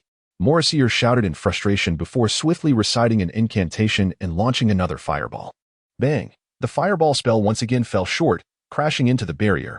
Rhine rolled once, using his right palm to push off the ground, propelling himself to continue running along the edge. It seemed that his training over the past 2 months had paid off. Previously, he would not have been able to evade even the first fireball. With no intention of closing the distance, Rhine knew he had no chance of winning, although Morrissey was a mage, and engaging him in close combat was the most effective means to restrict his spell casting. Rhine was also a mage, equally unskilled in close combat. Currently, Rhine's physical prowess was only slightly above that of an average first-tier mage. After awakening his dark elemental magic, he could cast corrosive magic. Yet, Rhine lacked magical talent. Dissolving a piece of thin clothing took him half an hour. Relying on slightly superior physicality for brawling, foolish, merely avoiding fireballs was already exceedingly taxing. Getting closer would not only shorten the distance between Rhine and Morrissey, but also diminish the distance between Rhine and the fireballs. Rhine could only hope that his stamina would last until Morrissey's magical energy was depleted, allowing him to engage in close combat without suffering too much damage. From the very beginning, Rhine had no chance of winning this duel. Once the magical prowess of Morrick ceased to dwindle, I shall obscure his sight with a feeble corrosion spell. Perhaps it could deflect a few blows. Yucha, is Morrick actually casting spells while standing still? Mido, unskilled mobile casting is prone to interruption. Yucha, his combat education leaves much to be desired. Mido, it wasn't always like this. Back then, Yuer, the plan is set in motion. Yucha, understood, with a cold glance. Yucha surveyed the distance.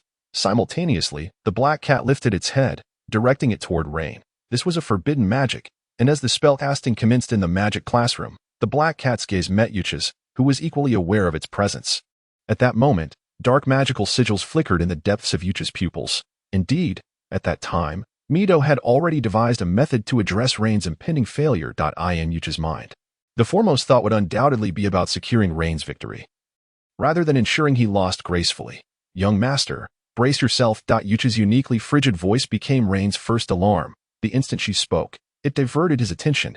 Rain turned, and a shadow leapt into his embrace, which he instinctively caught. What on earth? It's so hot, so hot. A fireball struck Rain with precision, igniting him, and he clumsily rolled on the ground, attempting to extinguish the flames enveloping him. Ha! What a pitiful sight. Rain thinks he can duel with such skills. Ha ha ha, this is too amusing. Let him burn. Mido, their mocking laughter is rather irksome, isn't it? Yucha. Yes, has Rain committed some particularly loathsome deeds, or are they simply insufferable? Mido. It's a bit of both. Morrick's hand hung suspended in the air. Failing to complete the spell, momentarily stunned. Rain won't burn to death, right? No worries, it's merely a standard fireball spell. At most, he'll require a few months to recuperate from burn injuries. Yes, he won't die. Morrick felt a twinge of fear. If Rain were to perish, what would become of him? Not to mention whether Duke Quinn Alpha would spare him. The Jeté family would certainly not let him off lightly. Elemental spirit of water, heed my call. A familiar, mellifluous voice drew Morrick's attention. It was Ailili, a seemingly elastic water sphere, endowed with features, soared above Rain, releasing a jet of water that extinguished the flames upon him. Is everything all right? Ailili inquired nervously. Naya. Rain curled on the ground, emitting a cry for help akin to that of a distressed cat. "Brother!" Ailili exclaimed in alarm. "What?" Morik looked incredulously at Rain, aware of Ailili's brother. After Ailili Yeshang's awakening, the Yeshang family, save for Ailili, had been transformed into cats by an unknown curse, indistinguishable from ordinary felines. This meant he had nearly set Ailili's brother ablaze. Ailili's brother? Rain has a sister? Ailili Yeshang. Her brother is a black cat Dada, a cursed family. Who dares speak such nonsense? Cuchulain bellowed, silencing anyone who mentioned the cursed family. If anyone dares to utter such words again, I shall summon my father to silence you and banish your entire family. The atmosphere was tumultuous, yet Rain could scarcely hear, his pallid complexion revealing he had yet to recover from the terror of being engulfed in flames. His ears buzzed, and the world around him brightened as if it were about to spin. Rain gradually rose, treading carefully. The flames had singed his back, and he remained hunched over, unwilling to stand tall. Who? Who? Rain suddenly hurled the object in his arms away and collapsed to the ground. Gasping for breath, the foreign object had kicked at his chest, startling Rain considerably. The black cat, having landed lightly, dashed towards Ailili, equally frightened. "Brother, are you all right?" Ailili repeatedly checked the black cat in her hands, only relaxing once she confirmed it was unharmed. "Thank you." Ailili intended to express her gratitude to Rain, but was halted by Cuchulain. "Wait, Rain, what trickery did you employ to lure Ailili's brother?" Cuchulain interrogated Rain. Rain, just regaining his senses, was momentarily confused by Cuchulain's words. Lure? What did he lure? It took him a while to comprehend Cuchulain's implication. After all, it was the cat that had approached him of its own accord. Impossible. How could it possibly come to your side? What did you use to entice it? Though Ailili's brother had transformed into a cat, his thoughts remained unchanged. Would he simply waltz into Rain's embrace without reason? Cuchulain would not be convinced. It seemed to leap towards me. Have you lost your mind? That cat is typically wary of Rain. How could it possibly show affection? Are you trying to use Ailili's brother to threaten me, and then defeat me in this duel? Morik shouted, having considered this possibility aloud. The crowd began to believe it more and more.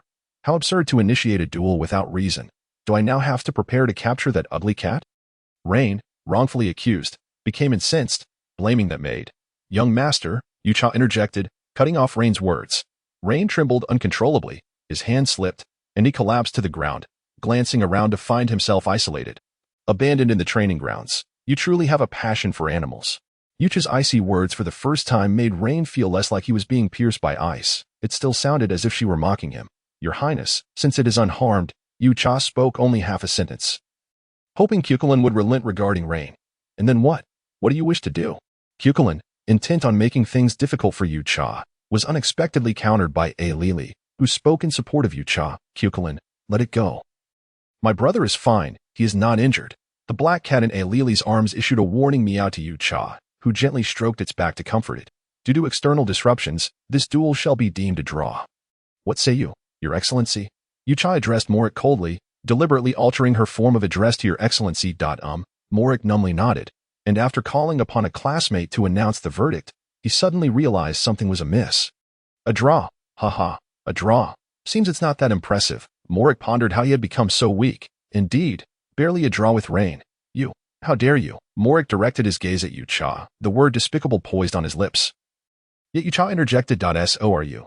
Yucha elegantly nodded, then bowed to Cuchulain and Ailili before striding to Rain's side. Young master, we cannot afford to waste any time. A tiny magical sigil descended upon Rain. Swiftly healing his wounds, Rain rose, resentfully brushing off his garments, choosing silence as he merely wished to vacate this site of turmoil. Halt. Waste time. What do you mean? Explain yourself to this princess. Cuchulain believed Rain's cold demeanor showed utter disregard for her. Especially for that maid. To her, everyone appeared as if encased in ice. This provided a perfect opportunity to discipline them. Young master has already wasted a considerable amount of his lifespan here. Yucha responded coldly. Rain glanced over and quickly ignored it. These people. He could only choose to disregard them. Whether they were high-ranking magicians or imperial princesses, he had no desire to engage. Moreover, that detestable maid would certainly cause him trouble. With simmering resentment, Rain made his way homeward. Lifespan. Time and lifespan are paramount for this princess. Cuchulain, at a loss for a rebuttal, began to speak with a forceful tone. A noble young master. Observing the crowd parting for Rain, stealthily extended a foot, resulting in Rain stepping forcefully upon it. Surely your highness does not wish to squander your lifespan. Yucha's insinuation was clear. Everyone should mind their own business and cease wasting each other's time. Ah, you stepped on me? A certain noble young master yelped, and once again, all eyes, including Yucha's, converged upon Rain. You little brat, extending your foot for me to step on is your honor. Can't you see? The noble, taken aback, had never witnessed Rain in such a state, with rage distorting his features. Faced with the incessant tirade of insults, the noble young master even forgot his original intent. Yucha, Mido, have we gone too far? Mido, this cannot be blamed on us. He willingly became the outlet for Rain's emotions. Yucha, less hassle? Let us return and provide him with emotional adjustment. Young master, it is time to head home. Yucha halted Rain, deeming it unworthy to squander precious time. Yucha once more drew animosity, completely disregarding them. Regardless of insults or accusations, Yucha paid them no mind. With small, measured steps, he approached Rain, waiting for him to move forward. Rain, with a forceful shove, pushed the noble young man before him and spat on the ground, threateningly warning, if you remain oblivious, you will regret it. He then turned on his heel, dismissing the onlookers, ignoring Cuculin's authoritative tone, and disregarding the presence of Yucha. Please, enjoy, Yucha said, bowing before taking a seat at the table, sharing dinner with Rain. Ordinarily, a maid would not dine with a nobleman such as Rain, let alone at the same table. However, the formidable demeanor displayed by Yucha rendered Rain speechless, and there was no second dining table in the residence. Rain sat quietly, observing the sumptuous dishes laid before him, noting that this meal appeared far more lavish than the previous night's fare. It was bountiful and seemingly filled with his favorite foods. Bewildered as to how the maid knew his preferences, Rain scrutinized Yucha, only to find her gaze fixed upon him as well. Yucha maintained the principle of allowing the host to taste before the guest, refraining from touching her utensils until Rain had taken his first bite. What is your intention?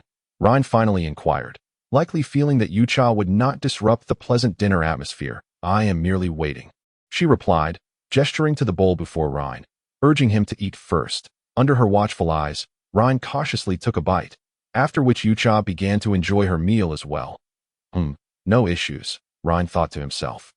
Finally at ease enough to swallow the food in his mouth. Why culinary skills have improved, Yucha exclaimed, observing his apparent delight. Mitsai, that is merely your delusion that Rain's information was gathered by this goddess, and the flavor of the food has been altered by dark magic. Do you understand what I mean? Yucha responded, yes, I was indeed too arrogant. Such a mere tool should strive for improvement. Rain is the true tool. Ahaha. Your cold jokes are incomprehensible, Mitsai commented. This meal was the most lavish Rain had experienced in quite some time. Reminiscent of 2 months prior, during those 2 months with the border troops, the rations were undoubtedly poor, compounded by Kyle Alpha's rigorous training, which meant Rain's meals were no different from those of ordinary soldiers.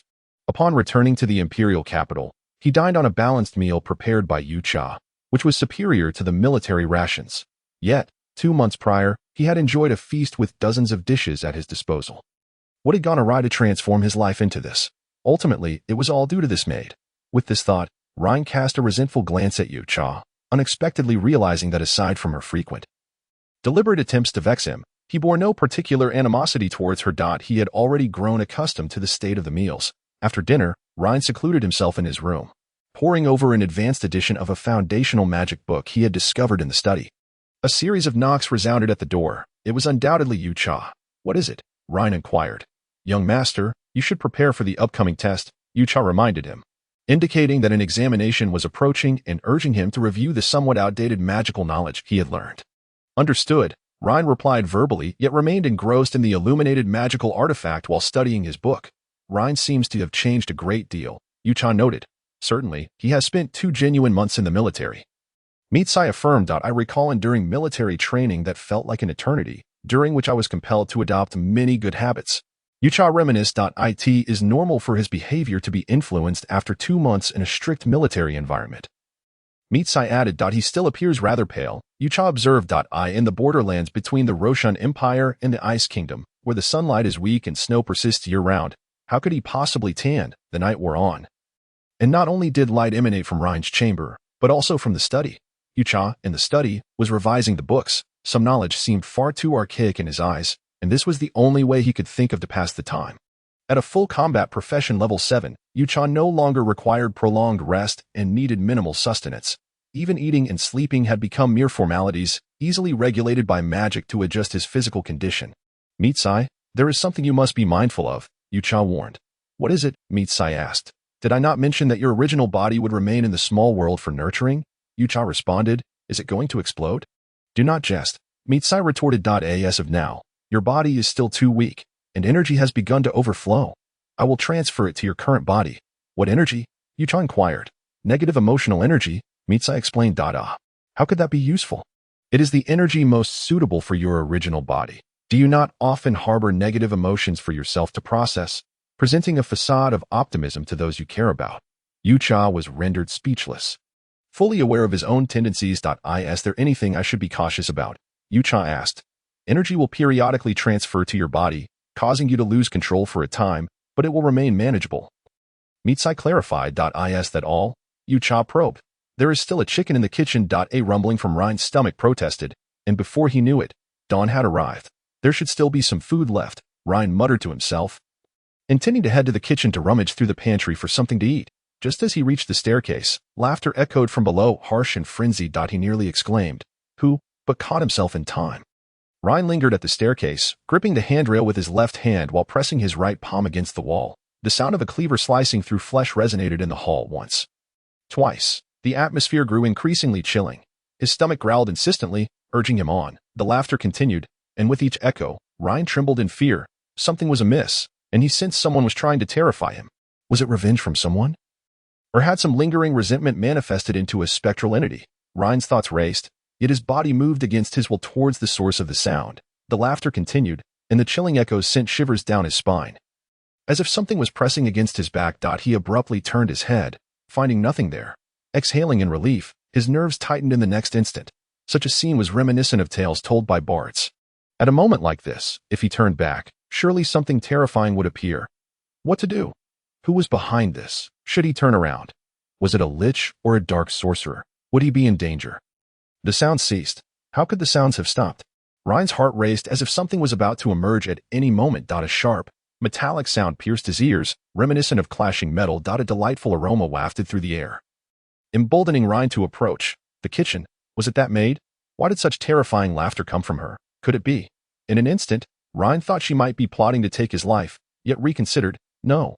With Yucha's power, it would be trivial for her to end him.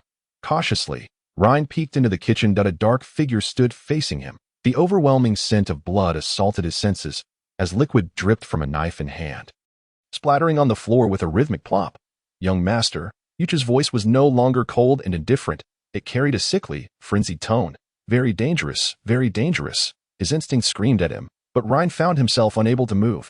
It felt as if his entire being was paralyzed. The feeble rays of dawn pierced through the window, gradually illuminating Yucha, eroding the darkness that enveloped her. Knives, blood. Everywhere was blood. She had killed someone. She intended to kill me. Run. Must escape. The light illuminated half of their faces, and Ryan's pupils constricted to pinpricks, trembling uncontrollably. Is this truly the maid I know?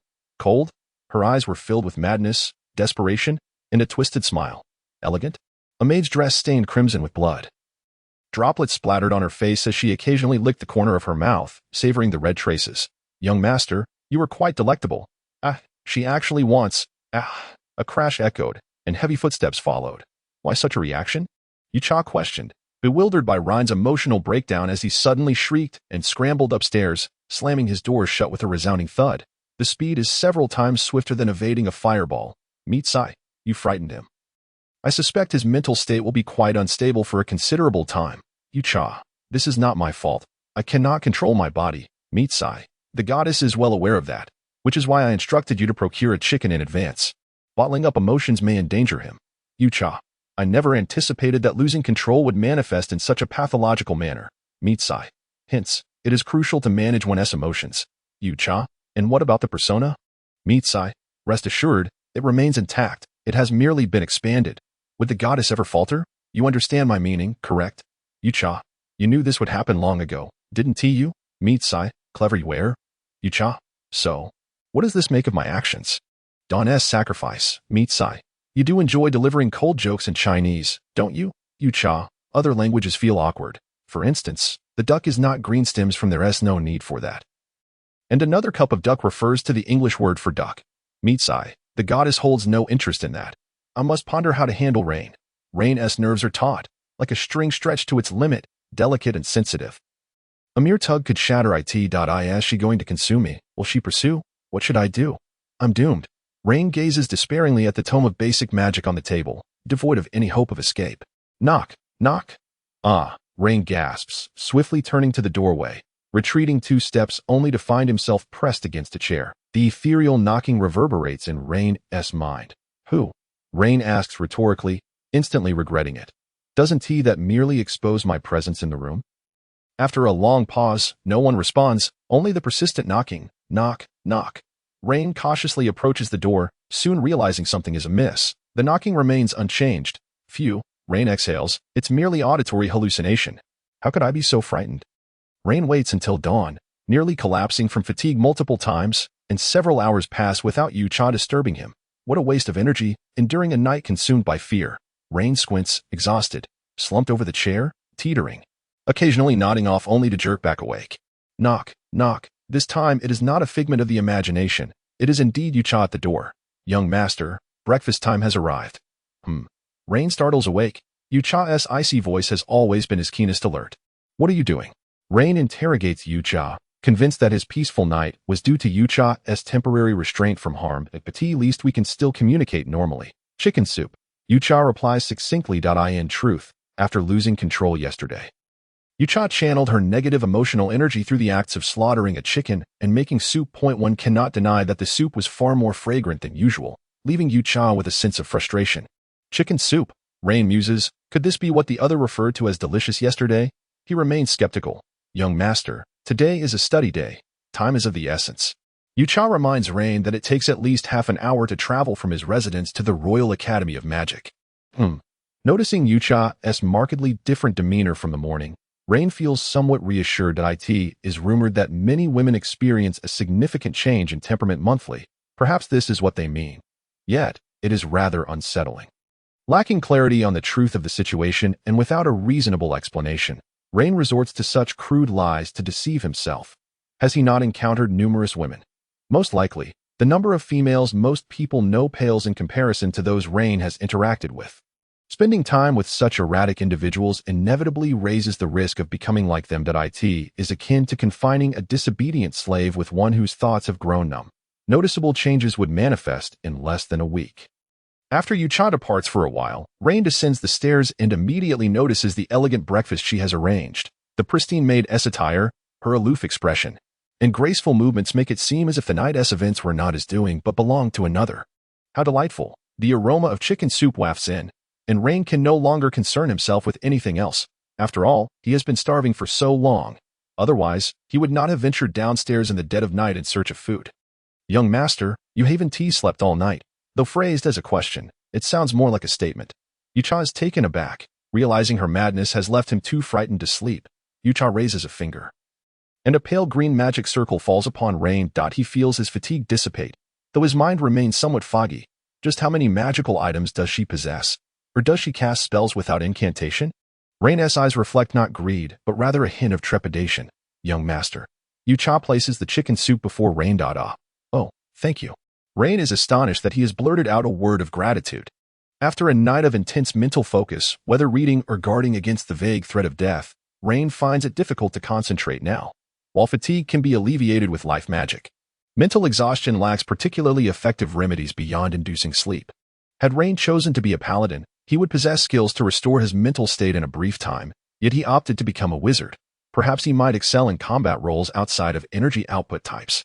In addition to wizards, who are energy output combatants, there are energy-conserving types, like warriors who enhance their physicality through energy, and energy medium types, like the symbolists of the Songlong Empire, who release energy using matter as a conduit. Relying more on the inherent energy within substances. Of course, these classifications are not absolute. For instance, paladins can both conserve and output energy. However, these categorizations were established by the Mage Tower 80 years ago. Rain, you explain. The educator's wand strikes the table before Rain. What? Rain clearly was not paying attention to the instructor, staring dumbfounded at the black wooden stick before him. Only half of it hovers in the air, with the other half in the instructor's grasp. Isn't this an educational wand? Rain immediately stands, silently observing the instructor at the podium. Whoever this wand rests upon shall face misfortune. Not only does the instructor report to others, but the wand's end also harbors a substance that brings ill fate. The mage tower, of course, I know. Rain glances at the words on the iron plate and quickly provides an affirmative answer. Hastily flipping through his book, though he cannot recall having studied this topic, the mage tower is a tall structure formed by many mages. Only mages of level 5 or higher can join. And those who pass the knowledge assessment can become a first-level sage in the mage tower. The highest rank attainable is a third-level sage. Rain responds based on his recollections. And then, the instructor is not satisfied with Rain's answer. In truth, he would not be pleased with any response Rain gives, for he has yet to begin discussing the articles related to the mage tower. Sages can reside in the mage tower, which has 7 floors. It is the most powerful organization of magicians in the world, equivalent in status to the divine organization of the angel tower. Rain, in a panic, adds, "My brother Akin Alpha is a second-level sage residing in the mage tower. Isn't the mage tower 9 stories high? Meetsai. There are also 2 hidden underground levels." The instructor's countenance clearly darkens. He had hoped to reprimand Rain but was caught off guard by the mention of his brother's status. Almost forgot, aside from Rain, everyone in the Alpha family is exceptionally gifted, if only you possessed half of your brother's talent. The instructor's words are clearly spoken in frustration, as Rain's potential could lead to unforeseen calamities. "If I had even half of his talent, I would surely drive you all to madness." The instructor internally spat at the 2 brothers. Indeed, although he is only a level 4 magician at present, he once served as Kaiken's mentor. This statement refers to his past role as Kaiken's teacher, not that he was Kaiken's former instructor. It is quite convoluted and difficult to comprehend. In summary, during Kaiken Alpha's first year of enrollment, he was a student of this instructor. In Kaiken's second year, this instructor became Kaiken's teaching assistant and student. A rather embarrassing situation. And to this day, many still refer to him by the name of his former student. Fane Kiki could never escape the haunting nightmare of his former mentor, Kaiken Alpha, throughout his life. Lazily reclining in his chair, he propped his legs on the table and heartily took a swig of his drink. Fane, my mentor. Wasn't it said that one should refrain from drinking within the academy? A youthful male mentor gazed at Fane with a sense of helplessness. Such words are merely for listening. Speaking of which, it seems that 2 of your students have already advanced to the 2nd tier. Downing his drink, Fane let his right hand fall naturally, causing the bottle to clatter to the ground. "Well, that isn't my doing." The other man scratched his head in embarrassment, acknowledging their hard work. Although a few had yet to advance to the rank of 1st-tier mage, their knowledge was already of 2nd-tier caliber. After speaking, the man sighed with a hint of melancholy, lamenting that many things cannot be compensated for through mere effort, and that the innate talents of commoners would ultimately shape their future achievements. Fane nodded in agreement, remarking that, after all, it was a class of commoners, a hard requirement indeed. The commoner class at the Royal Academy of Magic consisted of only about 20 individuals. This was a stringent rule imposed by the Mage Tower, aimed at promoting education and increasing the number of mages. Each year, the number of aspirants wishing to become mages was vast, yet the actual number who succeeded was exceedingly small. Mages held the most esteemed profession in the Hunyuan continent, one that demanded exceptional talent. The distinction between commoners and nobles lay in their innate abilities. Noble families typically boasted ancestors with commendable combat talents, and talent, being hereditary, adhered to the Matthew effect. The rich get richer, and the strong ascend while the weak are discarded. Over time, the nobility became a lineage of those favored by talent. Those who attained titles through opportunism would find themselves stripped of their nobility after 2 generations without substantial merit, unless someone in their lineage performed great deeds. "You have truly endured much, Mentor Fane," the man remarked, looking at Fane with gratitude rather than disdain. "Among all the mentors at the academy, I particularly admire you. Those fellows only mock me, never considering if they could measure up to that rascal Kakin." With that, Fane's feet returned to the ground. "Damu, you're 24 this year, aren't you? As a 4th-tier mage, you can seek me out any time if you wish to venture into the world. Mentor Fane, you are my teacher, and I have some understanding of your intentions. You rank 2nd among the most gifted students I have taught. With your talent, you should not be obscured." Fane felt a surge of pride. Speaking of students brought him joy, and he had only one student, Kaiken Alpha, who had ever embarrassed him. "Yes, thank you, teacher." Damakickalong comprehended Fane's meaning. The latter wished to assist him through the vast connections he had cultivated over the years. Hailing from humble beginnings, Dama's parents were ordinary folk, yet he was among the few blessed by the divine. Some individuals possess combat talents that do not derive from their parents, thus being regarded as favored by the gods. This was also the reason Dama willingly became a mentor for the commoner's magic class. If only Rhine Alpha had chosen to become a magic swordsman, perhaps he would excel in that field. Fane retrieved another bottle of wine from the cabinet. The Alpha family was renowned for their prowess in magic swordsmanship. With Kale Alpha and Eli Alpha inheriting the legacy of Quinn, becoming two of the most formidable magic swordsmen in the Roshan Empire, Akin Alpha chose the path of a mage. His mother was a powerful frost dragon, endowing him and his elder brother Kale with an exceptional affinity for ice elements, as well as an unparalleled physique. The third sister, Eli, and the fourth son, Emery, were born of Ella, unlike her brother Emery. Eli inherited her father's talent in magic swordsmanship, matching her brother's in combat prowess, thus rapidly augmenting the strength of the Alpha family, even surpassing Quinn Alpha. Emery, due to his lineage from Ella, lacked any combat talent, a fact that Ella had once lamented. Yet, everyone adored Emery for his kindness, good looks, and wealth. Simultaneously, they feared him, for he owed many favors, surrounded by countless strong allies, including Balu Simulan, the king of the Roshan Empire, who owed him a life debt. As for Rhine, he rashly chose to awaken as a mage before undergoing the talent assessment, rendering the post-awakening evaluation invalid and his combat profession unchangeable. Everyone believed he might share Eli's fortune and possess the talent of a magic swordsman. By the way, who is Rhine's birth mother? Fane inquired, glancing at his prized pupil. I've heard she was an elf, Dama hesitantly replied, for all that was known about Rhine's mother was an unclear rumor, to which even Duke Alpha had not responded. Come now, if an elf could bear such a child, it would likely signal the impending extinction of their race, Fane muttered, his voice growing softer. Suddenly, he recalled that among the Academy's mentors was indeed an elven lady, one of mature age and unmarried, and he certainly could not afford to provoke her. How I wish to perish. This thought flickered through Rhine's mind as he collapsed in his backyard, devoid of strength to rise. Perhaps it was due to having been pointed at by a teaching wand, but his luck had been particularly poor that day. Within the Academy, the likelihood of daydreaming was alarmingly high. He frequently found himself dizzy and disoriented, resulting in him inadvertently offending several mentors, including one light element mage from the Azure Dragon Empire, who suspected Rhine had fallen victim to witchcraft. Witchcraft was known to circulate in limited circles within the Azure Dragon Empire, not classified as a combat profession, and even ordinary people could learn it with training. Thus, Rhine underwent 3 cleansing spells and received various blessings. The teacher was not worried about Rhine facing peril, but rather concerned that others might be influenced by him. Ultimately, Rhine, enveloped in golden light, transformed from being overlooked to becoming the center of attention within the Academy. Young master, please refrain from lying on the ground. Yucha felt a twinge of guilt as he surveyed the disheveled backyard.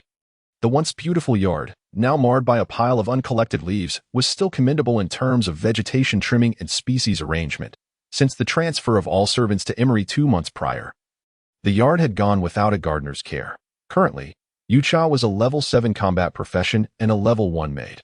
Lacking gardening skills, and having just finished training Rhine's magic, the backyard resembled a scene ravaged by a tempest. Large patches of grass were bald, much of it having been corroded by Rhine's decay magic. Mido, you need not remain idle anymore. Do you understand what I mean? Yucha replied, to be a gardener? By the way, isn't it true that non-combat professions require frequent certification? Mido reassured him, worry not, you will surely pass. However, I am powerless regarding the subsequent certification. Yucha panicked. Mido, I'm frightened. He genuinely felt anxious, for the level 1 maid certificate in his possession had been obtained through cheating.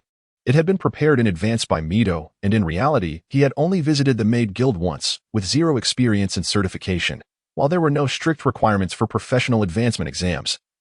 Work certifications were mandatory.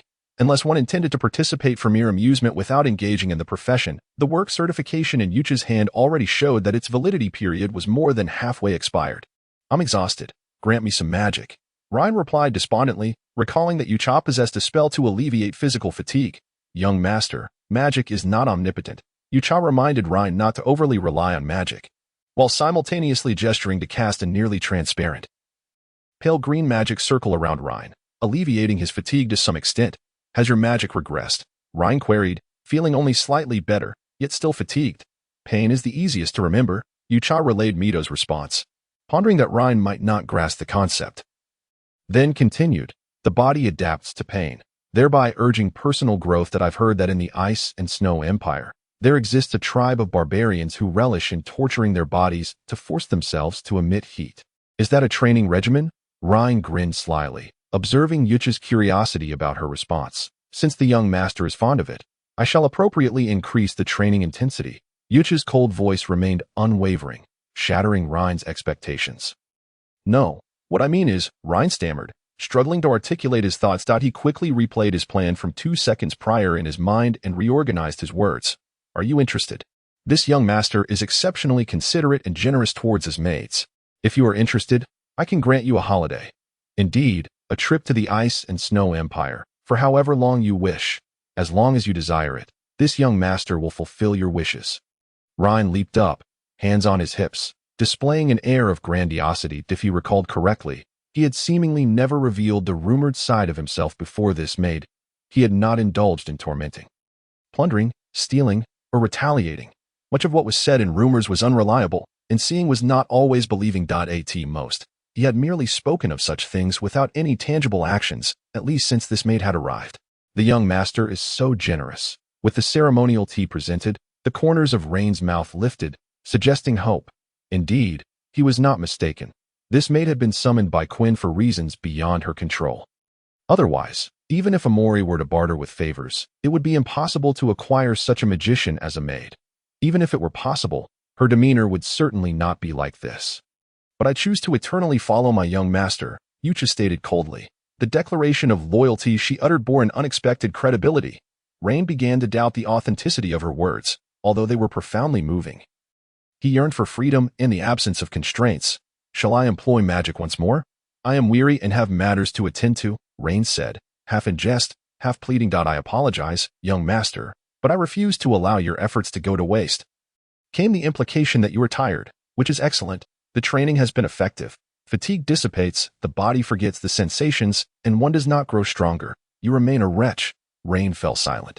Yet he was more convinced than ever that the maid was not strong and that there were indeed an abundance of magical items.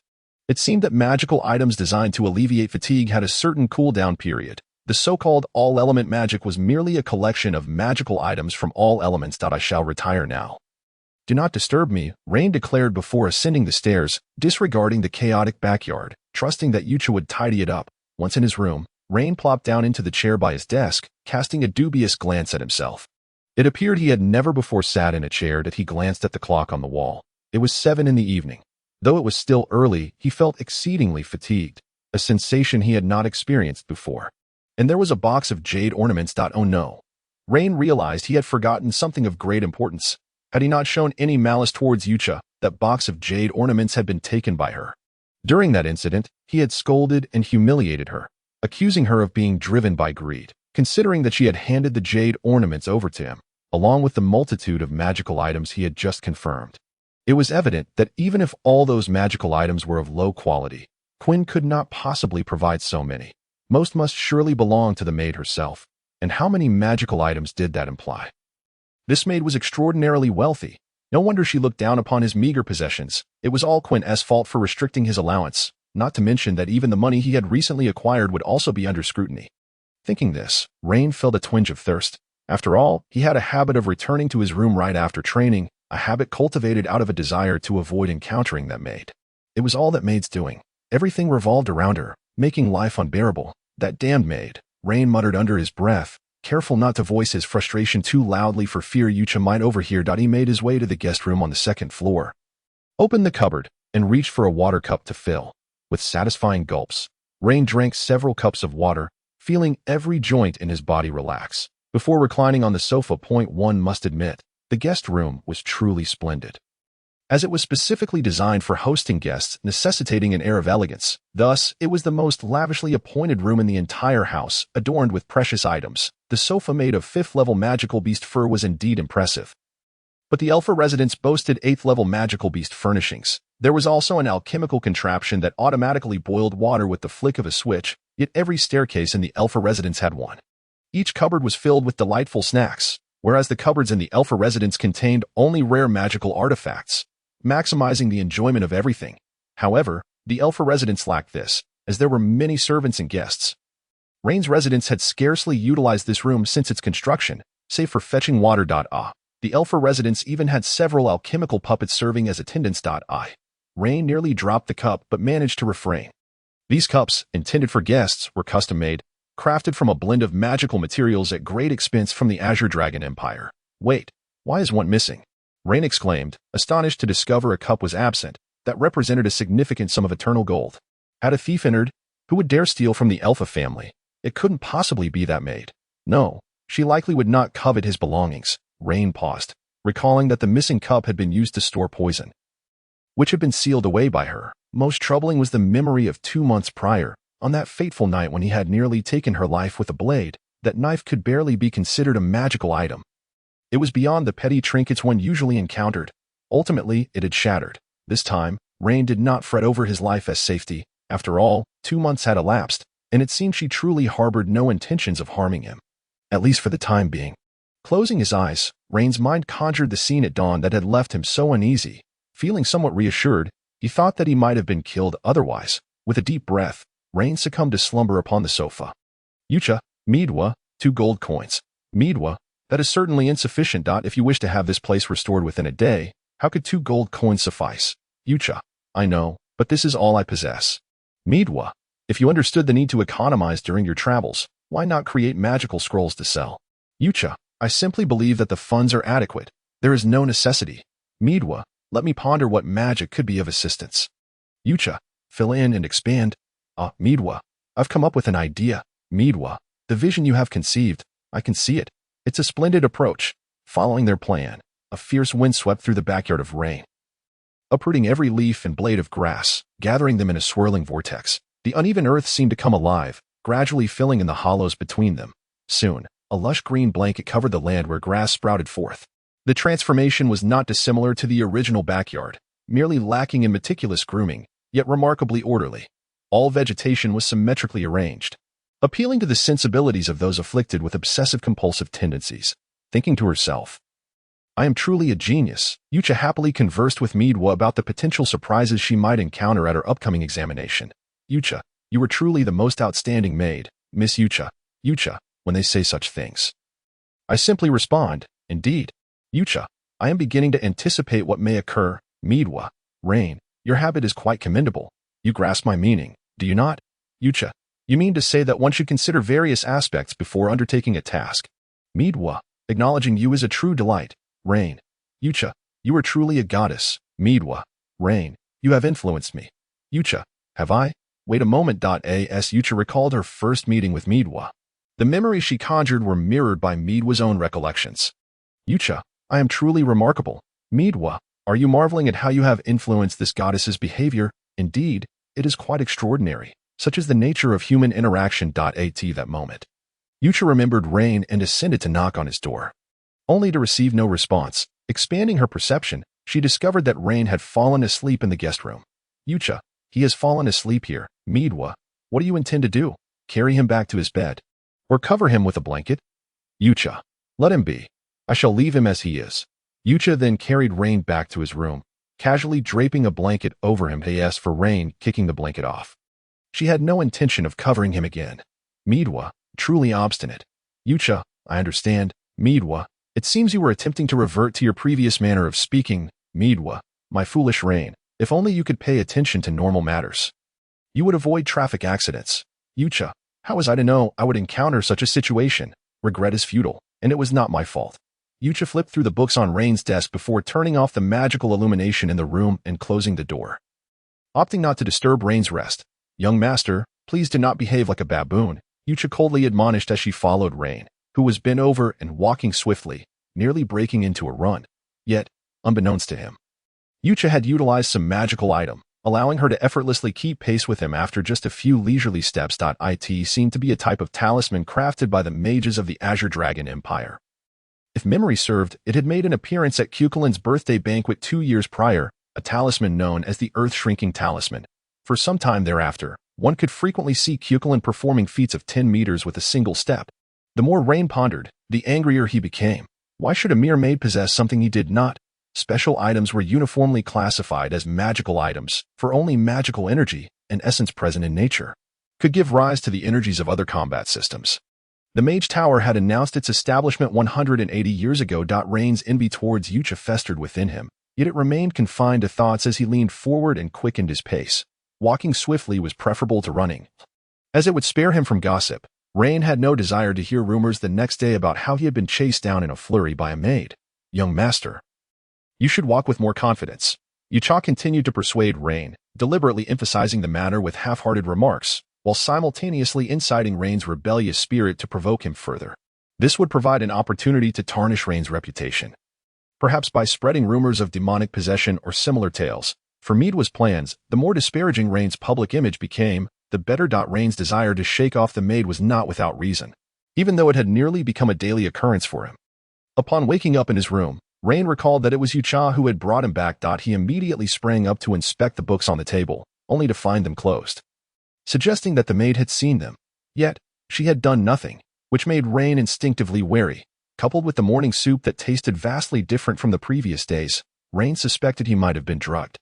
Even if the soup had been left overnight, reheating it shouldn't render it so unpalatable. With his extensive experience, Rain quickly deduced that Yucha had added something. In truth, he was overthinking it. Yucha had merely added too many ingredients and hadn't tasted it before serving. Perhaps she thought her manic cooking was delicious and sought to recreate that sensation, believing the results would be satisfactory. Midwa, hence, sometimes your confidence can be excessive. Yucha, how was I to know I might fare better in madness? Yucha, why not just order takeout? Midwa, not a chance. This is also a test for you. Consider it. If you can turn dough into a lump, do you think you can survive on nothing but the winds of the northwest after completing this task? Yucha, that's still quite a stretch. Midwa, didn't you express a desire for a leisurely life, sipping tea, enjoying coffee, watching sunsets, and relishing tranquility? Yucha, why do you sound like my mother lecturing me? Midwa, because your thoughts are far too juvenile. Where maturity can lead to a better life. Yucha, understood that I will do my best. Midwa. Oh, Midwa was acutely aware of Yucha's emotions and refrained from saying too much. Even when his words carried a hint of teasing and testing, he held back from lecturing her. Yucha, having been here for over 2 months, I find myself missing them, despite often finding them annoying. I now realize I was merely being dismissive. In a small world, Midwa sat on the pink lace bed he had once conjured, casting a glance at the floating memory windows, all showcasing Yucha's recollections. Closing his eyes and lying on the bed, he feigned that nothing had transpired. The memories of Yucha were indeed enviable. At the Royal Academy of Magic, a passing student seemed to discover a treasure. Exclaiming in delight, Rain. Others noticed something was amiss with Rain, prompting one maid to inquire, My lady, should we follow them? They hurried to catch up, eager to ask about his rumored technique for rapid spellcasting. If that failed, they would resort to bribery. Many shared the same objective, emboldened by the notion that he might divulge his secrets. After a day of rumors, the news of Rain allegedly mastering a unique rapid incantation technique spread like wildfire through the Royal Academy of Magic. From the initial claim that one could cast spells merely by uttering their names, it escalated to the assertion that he could release 10 spells in a second. No one paid attention to the fact that the maid also possessed this skill. Even more as she contemplated approaching Rain for insights. Though the tales became increasingly exaggerated, it was not surprising. The academy housed noble youths not solely from the imperial capital. Some hailed from the northern and western territories, while others were international students and a handful of commoners. With diverse backgrounds and dialects, it was natural for the stories to become more outlandish. Popular figures often found themselves the subjects of multiple versions of tales. Much like Cuchulain. Ellery, do you think it's true? Cuchulain inquired, walking alongside his friend Ellery, eager to share the latest gossip about Rain's rapid incantation technique. Ellery adjusted her black cat nestled in her arms to make it more comfortable. Indeed, that young baron claimed Rain could cast spells just by stating their names. Cuchulain expressed his astonishment, not pausing for Ellery's response, and that Viscount's heir said he cast 3 spells from different elements. Cuchulain recounted the gist of what he had heard. There are even rumors of Rain summoning a hellish black dragon. Cuchulain instinctively glanced at Ellery's brother, who was the embodiment of that very dragon. Feeling Cuchulain's mocking gaze, Ellery's brother shifted uncomfortably. After all, he was a friend of his sister and the Empire's 3rd princess, so he chose to overlook it. How increasingly absurd, besides his pitiful corrosion magic.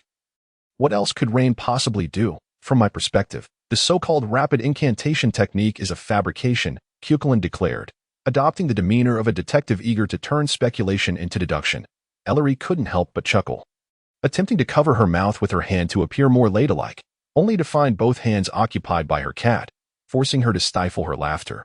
Observing her friend's peculiar smile, Cuchulainn remained unfazed, thinking she was simply adorable and a genuinely good girl. Cuchulainn, you act like a detective from a story, Ellery remarked. The notion of a detective, akin to a profession, is non-existent in reality, confined to the tales of bards.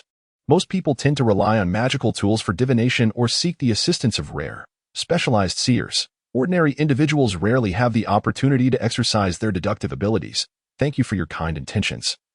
But the young master is unwell and cannot respond. Yucha fabricated a lie she hardly believed to fend off the approaching noble youth and young ladies. Unwell? One young noble exclaimed. Why the secrecy?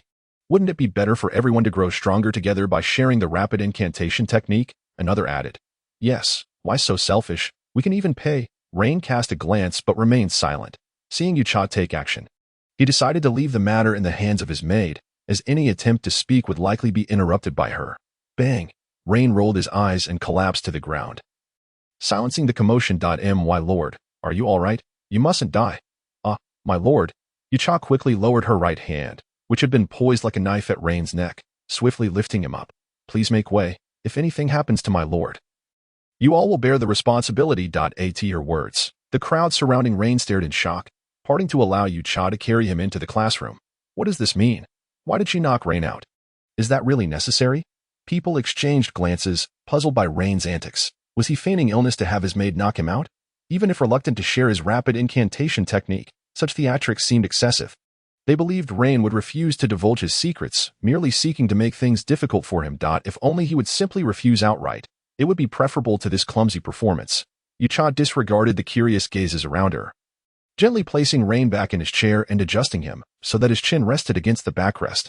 She slipped her left hand in from the side, pressing against Rain's upper chest, while her right hand formed a fist, with her index finger slightly raised. With a gentle yet forceful jab at his spine, Rain gasped silently, eyes wide open, hands gripping the chair back as he arched his chest as if his heart were about to burst forth. The sudden pain radiating from his back rendered him incapable of thought.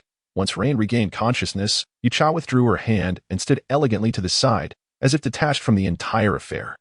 My lord, you are awake. Where am I? Rain mumbled, still dazed and clearly disoriented. You have fallen asleep, and I had no choice but to carry you into the academy. Yucha's icy tone conveyed a sense of calm authority. Those who witnessed Rain awakening remained uncertain of the truth, ignoring him. I slept. I seem to recall dozing off in the guest room, Rain pondered, unable to recall the events leading to his current state. Believing he had merely overslept. A brief fainting spell could not erase Rain's memory. Rather, Yucha had used life magic during the process of transporting him, placing him into a deep slumber. Rain's current condition was akin to someone who had slept too long and was just awakening, feeling as though he were still dreaming. Rain's stomach growled in hunger. My lord, I must take my leave for a moment, Yucha whispered. Rain's face lit up with joy as he blurted out. Where are you going? How long will you be? To prepare your breakfast, Yucha replied coldly. Rain's smile faltered. The time required to procure breakfast wouldn't be long. All right, go ahead. Lion felt a tinge of disappointment. The fast breakfast of the Rostin Empire typically consisted of bread. Suddenly recalling something, he called out to Yucha, who was heading towards the door. Wait, no chicken soup for breakfast. After acknowledging his request, Yucha departed. Midwa reassured, don't worry, he won't die. Yucha replied, I know, but I can't be certain he won't get it. Midwa inquired, are you upset? Yucha retorted, he is wasting my time, after all the effort I put into preparing. Midwa suggested, from now on, let us add dark magic to whatever he eats. Yucha objected, no, that's not right, that approach is inappropriate. Midwa pondered, well, actually Yucha interrupted, if we add dark magic to all the food, others will notice something is off when they eat it in a small world. Midwa sat cross-legged on his bed, puffing his cheeks, one hand propping up his chin as he observed the various scenes materializing around him. These were all images conjured by Yuer and Yuchai moments ago. In one scene, Lion was picnicking with various races, enjoying the dishes prepared by Yuchai that had been magically enhanced to taste delightful. They praised the food endlessly. However, Yuchai had prepared a plate but had not added the dark magic in time, resulting in a small orc stealthily stealing it. Consequently, the truth about the food's unpalatability, which had been deliberately concealed by magic, was revealed. In another scene, dark magic was cast upon Lion, making him perceive everything as delicious. Yet, when he claimed a dish was tasty, others seemed to find it questionable, leading to the scene being altered to show the magic being undone and discovered by lying. The image shifted again, specifying that only food imbued with mustard would seem appetizing. Midwa nodded in approval of this idea. But the scene modified once more, depicting the immense magical energy required to make Lion believe that mustard-flavored food was exquisite. Due to the low level of this dark magic, it could easily be dispelled by dark mages or higher purification methods, thus necessitating a significant expenditure of magical power to raise its effectiveness. In the scene, Yuchai calculated the magical energy level, reaching the pinnacle of a 9th tier spell, while also envisioning other spells that, due to their higher initial magical level, required the same amount of energy but only reached a 9th tier entry level. Quite self-aware, Midwa thought to himself without conveying this notion to Yuchai. Good, just like that. Sensing Yuchai's excitement, Midwa finally spoke up. That's a splendid idea. Yuchai responded, of course. Oh, by the way, Midwa, did you say something just now? I was too focused and didn't catch it. Midwa teased. Swear. You've grown bold enough to interrupt this goddess while she speaks. Yuchai apologized. I'm sorry, O Divine One. I didn't mean to. Please forgive my transgressions. Midwa seemed unperturbed. Have you forgotten something? Yuchai retorted. Midwa, I feel my privacy has been invaded by you. Midwa replied. Once this matter concludes, I shall compensate you. It's only now that I mentioned something I thought of 2 months ago. Yuchai declared. I desire a beautiful girl as my wife. Midwa quipped. No more jesting. Yuchai conceded. All right, I haven't quite figured out how to pursue romance yet. Midwa then asked, by the way, why mustard? Yuchai explained, because this world lacks mustard, and I shall not have wasted 2 months. I need a lot of money. Moreover, mustard is good for one's health. Midwa remarked. That's your current thought. It's just that mustard has an overpowering flavor. Isn't it? Yuchai replied. When mustard first appears, few will accept it. Lane loves it, but he will be deemed a weirdo and easily isolated by the world. This brought them a step closer to their initial plan. Midwa affirmed. Where? You've convinced me. As Fane waved goodbye to Darm and approached the classroom. His expression darkened. He immediately spotted Lion eating. It was during class time, and Lion displayed such disrespect. I will not permit eating in my classroom. Realizing that specifying one person might be inappropriate, Fane quickly rephrased. With a thud, several timid students hastily shoved their food into their desk drawers. Almost forgetting about a group of students who enjoyed munching during class, Fane decided to pretend he hadn't seen. He suppressed the urge to cover his face with his hands. Forgive me. Mentor Fane, came the soft voice of Ilili. Fane could not help but glance over. Cullilan held an exquisitely expensive biscuit in his mouth, grasping a whole packet in one hand while the other was poised to stuff another piece into Ilili's mouth. Ilili had the audacity to wait until she finished speaking before swallowing her biscuit, drawing the attention of the entire class. The most well-behaved and beloved student had just received a warning from the magic instructor. Cullilan cast a haughty and disdainful glance at Fane, then forcefully shoved the biscuit into Ilili's mouth, even pushing his fingers in without withdrawing them, while simultaneously pouring the entire packet into his own mouth. His demeanor was audacious and arrogant as he fixed his gaze on Fane, eyes filled with warning and contempt, as if to say, what do you intend to do? Not only is she eating, but so am I. Who do you plan to punish? Do you believe you have the right to dictate my actions? Fane could only helplessly overlook lying. Punishing him would surely offend many. Sighing, he sternly stated, this shall not happen again. Fane then glanced at Lion, who seemed to be nearing the end of his meal, sneaking a glance at the princess, who was still savoring her food. Surprisingly, Lion was eating faster than the princess. Fane had initially thought Lion would eat the slowest, allowing him to call him out, yet the latter quickened his pace, with the maid even serving him water. Wait, was there a hint of corrosive magic in the water? Fane recalled the digestive aids and scoffed. It was a blatant desecration of magic. For tomorrow's test, certain individuals must not fail again. They would be left with only one final chance. If they failed that, their academic prospects would be bleak. Fane paid particular attention to several students. Some were mages, others warriors, magic swordsmen, and knights, all at sufficient levels, but lacking theoretical knowledge, which should be remedied. The only one in danger was Lion. Reflecting on the past level assessments, it truly painted a dismal picture of the decline of mages. The number of individuals in this combat profession was dwindling and weakening, and while the establishment of the Mage Tower had slightly ameliorated the situation, it was ultimately futile. The Mage Tower had only been established for 300 years, and it wasn't until a century later that it gained true influence. Despite being a magic academy, the number of mages was alarmingly few. In each year's S-level assessment, magic swordsmen dominated in numbers, occupying the largest space, followed by paladins, with mages coming in last. Thankfully, there were no rune masters. All of them resided in the Songlong Empire. Otherwise, it was hard to imagine how the mage assessment area would have been further diminished, considering that the threshold for rune masters was exceedingly low. Truly, the decline of mages was evident. If someone like Lian could become a mage, this profession would surely be beyond redemption. Even the king himself was a magic swordsman. After concluding a day's lessons, Fane dejectedly slumped in his office. Minter Fane, Darm burst in, brimming with excitement to share good news. What is it? Fane looked up at his beloved disciple, feigning indifference, though he felt a flicker of excitement within, certain that Darm had encountered something fortuitous, with a slight connection to himself. This year, the area designated for the mage-level assessment is set to expand. Really? Fane responded with surprise. Yes. Those rascals in my class have kept it from me for quite some time. 8 of them have broken through to the 2nd level, and 5 of them are mages. Thus, your entire class is now at the 1st level. Fane inquired. There is still one who has been pretending not to have advanced, Darm admitted sheepishly, yet unable to contain his excitement. But it turns out he is almost at the 3rd level. Excellent. Their talent has even surpassed yours. The human mages are on the path to revival. Ha. Fane joyously rose, only to notice Darm's troubled expression. What's wrong? Did something happen? Fane asked incredulously. She's the elven princess. I don't know how she slipped in, but it has nothing to do with the revival of our human mages, Darm revealed, wearing a smile more sorrowful than tears. Fane shut his eyes and exhaled deeply.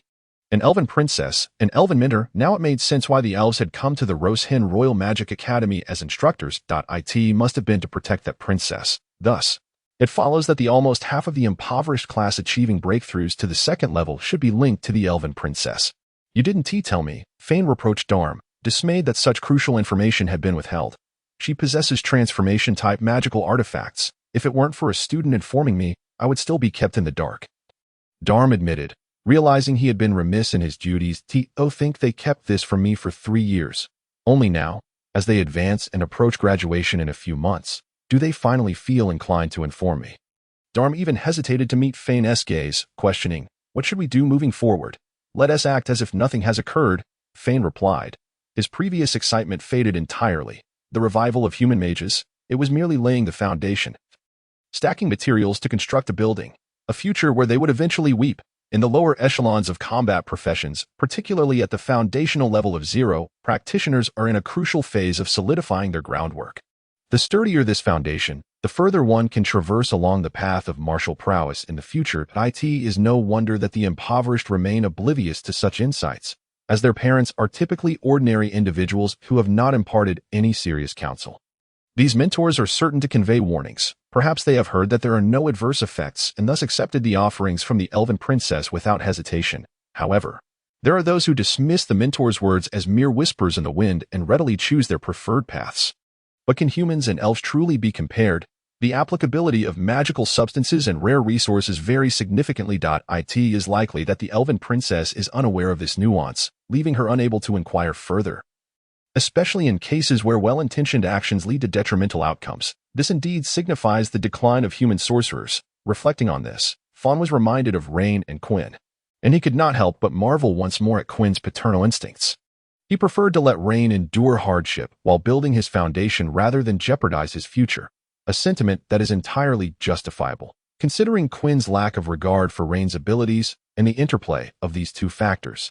It seems that this is the reason he refrained from utilizing resources to elevate Rain to the status of a sorcerer. Upon noticing Fawn's prolonged silence, Dam felt an unsettling uncertainty. The differences in race lead to varying energy adaptability across different species.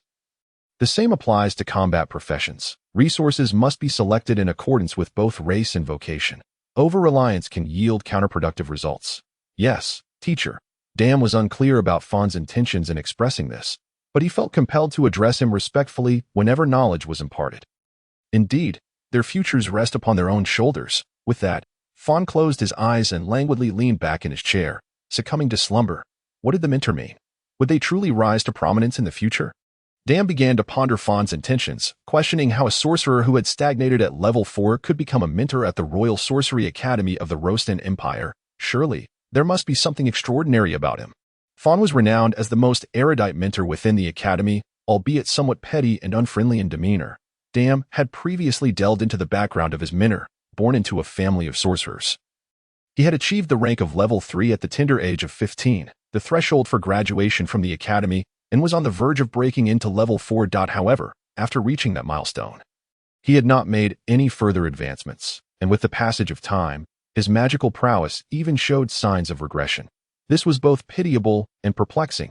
After a certain incident, he ceased to be the passionate individual he once was, adopting a wary demeanor towards everyone. In summary, Fawn Kiki was well-versed and frequently sought after by those of higher levels for assistance. Moreover, he harbored a mysterious past that, should the opportunity arise, Dan would strive to uncover. As for anything beyond that, it was best not to indulge in idle fantasies. Dan glanced at Fawn, whose feet were propped on the edge of the table, gently rocking back and forth, appearing truly asleep in a state of tranquil repose. In the backyard of Rain's residence, Rain had been chanting for quite some time, releasing a stream of violet liquid from his palm, a manifestation of dark elemental magic corrosion. Yucha, lifting the hem of her skirt with both hands, crouched on the ground as the corrosive liquid flowed over her head, yet she did not rise. Given the distance, it sufficed to maintain a level gaze. Her hands rested upon her knees, the fabric of her maid outfit cascading naturally to the ground. "Young master, you must strengthen your control over magical energy," Yucha remarked coldly, pointing out Rain's shortcomings. Rain plopped down onto the ground, propping himself up with his hands and exhaling alongside. "No more practice. This is exhausting. I give up on the proficiency test, young master." Yucha expressed her dissatisfaction with Rain's attitude. "Persist? Or are you trying to tell me that the proficiency test is crucial? I have my family's support. I can live carefreely for a lifetime." Rain waved dismissively, unwilling to listen to Yucha's icy admonitions. "Young master, if you're tired, then rest. Only those who are useless cling to futile efforts." Yucha not only encouraged Rain's laxity but also directed her ire towards those who strive diligently, which was quite unusual. Having experienced similar situations before, Rain sensed that something was amiss and did not trust Yucha's words. "Are you serious? You won't force me?" he asked suspiciously. In the blink of an eye, Yucha vanished. "Yes, young master." Rain recoiled in fright, glancing at the maid who had suddenly appeared behind him. "Everything is voluntary on your part, young master." As she spoke, a broadsword of ice materialized above Rain's head, while his hands and feet were inexplicably bound by the earth, rendering him unable to escape. Like the sword of Damocles suspended above him, it threatened to descend at any moment, bringing an end to Rain's life. Gulping, Rain swallowed hard, the glint of the sword's tip reflecting painfully in his eyes. The blade was slowly descending. "You must not. It will not fall as long as you are practicing, young master," Yucha added, seemingly anxious about any unexpected actions Rain might take. "I apologize, young master. Due to my negligence, the magic has gone awry. Please hold on until I can regain control. Can I not be spared? I no longer wish to, young master. If you cannot persist, it is not a problem. Merely enduring is sufficient. I truly have no magical energy left. I beg you, do not torment me further. I implore you." "I have not tormented you, young master. I speak nothing but the truth." Yucha was indeed not lying. The magic had spiraled out of control, albeit it was she who had relinquished her hold. To instill a sense of agency in Rain, Yucha began to feign a struggle for control, her hand conjuring near-transparent magical energy that coiled around the blade's edge like silk. Instinctively, Rain attempted to resist, realizing that his hands were now free. Yet the earthen restraints on his feet gradually spread throughout his body. Ultimately, exhausted, Rain raised his hand and began to chant a spell. His clumsy performance and inept techniques led Rain to suspect that Yucha was mocking him. Despite knowing that her actions were deliberate, he gritted his teeth and persevered, striving to extract the last vestiges of his magical energy. "Dark elemental magic corrosion spell." Rain's tongue stumbled, nearly mispronouncing the incantation. Repeating the same phrases multiple times, causing his brain to reflexively reject the words that emerged. With a bayou, it released a final arc like a water gun deprived of water, devoid of elegance. And especially so given the sour violet liquid it produced. Soon, it lost momentum and fell onto the lawn. "Young master, use the elven tongue." Yucha interjected promptly, preventing Rain from uttering words of surrender. "Elven tongue? I do not." "Elven tongue? dark elemental magic corrosion spell. Please, young master. Yucha repeated the phrase in the elven language once more. Elven tongue, dark elemental corrosion spell. Rain's spirit jolted upon uttering this brief elven incantation. It forcibly drew upon the magical energy within him, even though he felt utterly depleted. What followed was pain, the excruciating sensation of having his magic forcibly siphoned away. Rain found himself unable to control his body. Raising his hand to unleash a torrent of corrosive liquid the size of his arm, Yucha responded coldly, acknowledging Rain, for he had successfully cast the spell, albeit under duress. A semicircular magical shield sprang forth, deflecting Rain's magic, before curving inward to encase the corrosive liquid. Should the concentrated liquid spill onto the lawn, it would be a troublesome mess to handle. Rain's voice was strained, despite his terror-stricken countenance. It was evident that his muscles were taut. Motionless, Rain leaned back under his own weight, thudding against the grass. His entire body felt as rigid as stone, akin to wild grass in a desert greedily absorbing rainfall. He inhaled the magical energy that permeated the air. I cannot breathe. I am going to die. No, please. Rain's inner dread was overshadowed by his rigidity, his feeble breaths mingled with pure magical energy, his eyes rolling back in a daze. In just a few minutes, he would lose his life. Inhale, exhale, struggling against the brink of death. Rain propped himself up, gasping for air on the lawn. Each breath was followed by a 2-second pause before exhaling. And after several cycles, he began to regain his composure. Rain could scarcely recall how many times he had found himself in such a dismal state. With this maid by his side, he gradually acclimated to the situation. It is false to claim I am unafraid of death. Yet the other party presently means me no harm, until some potential objective is achieved. Feeling a warm current within, it flowed uncontrollably through Rain's body. Aiding in his recovery, it was Yucha's magical energy. Rain noticed Yucha's index finger resting on the back of his hand. To assert that this had no connection to the maid. Rain swore he would not believe such nonsense even if he rolled his head on the ground. What have you taught me? Rain glared at the maid, his gaze momentarily faltering. The simplified version of the corrosive magic spell in Elven, Yucha replied coldly. Is that all? Rain remained skeptical of Yucha's assertion. In response, young master, I have converted my prayers to the divine into a pact with the soul and elements. Thus, it is a compulsory spell that cannot be halted. As soon as the words were uttered, Rain's expression darkened considerably. The nature of compulsory magic implies an irreversible course. Insufficient magical energy could impose a grave burden on the body, leading to a perilous risk of life. Just moments ago, he had found himself in such a predicament. Why are you unscathed? Did you not recite it as well?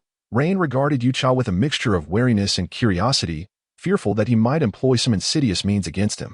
The silent incantation interwoven with draconic language was all too clear. Yucha had surreptitiously interrupted the spell using draconic words, rendering Rain utterly oblivious to it. You speak draconic. Rain's concern shifted from Yucha's malevolent actions to this revelation, especially given that this was not the first time he had been embroiled in such mischief. Would you like to learn? Yucha inquired playfully. Do you wish to acquire this knowledge? Teach him. Yes, and there are other matters to address. If you catch my drift, Midwa chimed in. Understood, young master.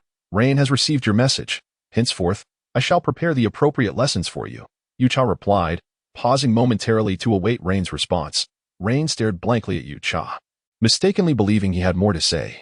Observing Rain's passive demeanor, Yucha felt compelled to bridge the gap, including, but not limited to, Elvish, Draconic, and Giant languages. Pray, young master, take care of your tongue, Yucha cautioned. Mindful of the many convoluted terms within these languages, naturally, no language could rival the peculiarities of Draconic. This tongue, being the very language of magic, was uniquely torturous to the tongue itself. Thus, when studying Draconic magic, one must always be accompanied by a high-level mage. Should one mispronounce a spell, it could very well result in self-inflicted harm. Rain instinctively nodded in agreement, only to furrow his brow upon realizing the oddity of his reaction, feeling as if he had reverted to the age of 12, filled with boundless curiosity at the display of such wondrous knowledge. Young master, do you possess confidence? Yucha suddenly posed the question. Confidence? It took Rain a moment to comprehend that Yucha was referring to the level assessment. Do you have confidence? Yucha reiterated the inquiry. What do you mean? Do you have confidence? None, Rain replied bitterly, aware that he still had a considerable distance to cover before reaching the first level of magical prowess. The notion of a breakthrough seemed far-fetched. Understood, Yucha responded respectfully and then departed the courtyard. Perplexed, Rain scratched his head, suddenly feeling a chill on the back of his hand. Raising his gaze, he beheld the Damocles' ice sword slowly descending. Rain dodged left and right, yet the sword remained ominously suspended above his head. Elvish dark elemental corrosion magic. Rain attempted to channel his thoughts, directing magic toward the ice sword looming above him. Sizzling, the ice sword began to evaporate, releasing a copious amount of steam. Indeed, the new incantation was the key to dispelling this peril. So, her inquiry about confidence pertained to this. The magical energy she had allocated to him was precisely sufficient for a single casting of elvish corrosive magic. Otherwise, he would have never fathomed it. Watching as the ice sword neared complete dissolution by the corrosive liquid, Rain felt a twinge of admiration. When had Yucha calculated the intensity of his magical energy required to unleash the elvish corrosive spell? It seemed perfectly timed to consume the ice sword. It was needless to say that this occurred while Rain was wasting magical energy on the Rosen Empire language. Yucha, a high-ranking mage with intricate magical circles and an array of magical artifacts, possessed a wealth of knowledge across various languages. With her assistance, he was certain to pass the final level assessment in just a few months. Rain felt a surge of confidence. Yucha's brief training had proven remarkably effective. His magical energy had increased ever so slightly. Due to the sluggish growth of his magical energy, Rain was particularly sensitive to every increment. As long as he trained alongside Yucha, he would surely ascend in no time. With this thought, Rain's mind wandered to a certain woman, and a confident yet greedy smile crept across his face, as if victory were within his grasp. Prepare yourselves, and remain calm. Do not be anxious. Fane casually remarked before directing the students to the testing area according to the schedule announced the previous day. The mage's level assessment was scheduled for the morning, the earliest slot, at the practice grounds. Those with fewer numbers were prioritized to expedite clearing the area for the two most populous classes, magic swordsmen and holy knights. Eli Lilly feigned tears, grasping Ilili's hand, as if facing a parting of life and death. You must do your best. Once I finish my test, I shall seek you out. Kukulin, do your utmost. I am confident you will excel in this theoretical assessment. Eli Lilly generously bestowed her blessings. Since the magical energy assessment was in the morning, the theoretical assessment was naturally scheduled for the afternoon. For most, the magical energy assessment was merely a formality, a means to alleviate stress. The crux lay in the theoretical assessment. That was what truly incited their anxiety. Regrettably, the magic swordsmen and holy knights bore the brunt of misfortune, as the most arduous tests were placed at the forefront. Should they fail the theoretical assessment, even exceptional scores in the energy test would not suffice for graduation. Kukulin clutched her chest, solemnly stepping out of the classroom, accompanied by many others who shared her weighty mood. Should they fail this time, the next opportunity would be a matter of life and death. Yet, there were also those with a different mindset, like Rain, who shared a similarly grave demeanor. The magical energy assessment was his Achilles heel. He regarded the theoretical assessment with disdain. His performance in the theoretical assessment was nearly flawless, a point of pride for him. This was the reason many harbored resentment towards him. The vast majority of nobles struggled in their theoretical assessments, while Rain, seeking relief from the anguish of the magical energy test, would always exclaim after the theoretical assessment, "Alas, it was too challenging. I fear I shall not pass this time." Thus, he approached near perfection. Only by observing their ire, jealousy, and despair could Rain derive a modicum of amusement. At the practice grounds, mages of Rain's academic year congregated, haphazardly intermingling. The instructor stood 5 meters away from them. The testing rules remained unchanged from previous years: magical property assessment, magical energy intensity assessment, and magical energy control assessment. The supervising elven instructor scanned the crowd, his gaze landing on Yucha, his expression one of surprise, though he quickly masked it a fleeting glance at Rain, who stood beside the maid. Before shifting his attention to a girl in the crowd, he offered an encouraging smile. Yucha was dressed not in the usual maid attire, but in an exquisite Roman-style maid outfit, adorned with numerous ruffles and a daring open back. It was remarkably elegant and alluring. Despite Yucha's lack of curves, his grace was still pronounced. Yet, this was the imperial capital of the Rosten Empire. Moreover, with winter approaching, her choice of such scant clothing seemed utterly peculiar. Coupled with Yucha's frigid demeanor, it attracted the attention of many. Thus, in the next moment, they would inevitably notice Rain at her side. Surely, this was Rain's demand. Such excess was absurd. Dressing in such attire would surely lead to frostbite.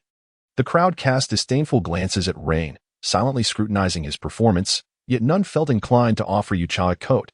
They had no desire to lower themselves to assist a mere maid, nor did they wish to provoke rain at such a moment. Rather than extend kindness to unrelated commoners or the impoverished, they preferred to focus their attention on the nobility.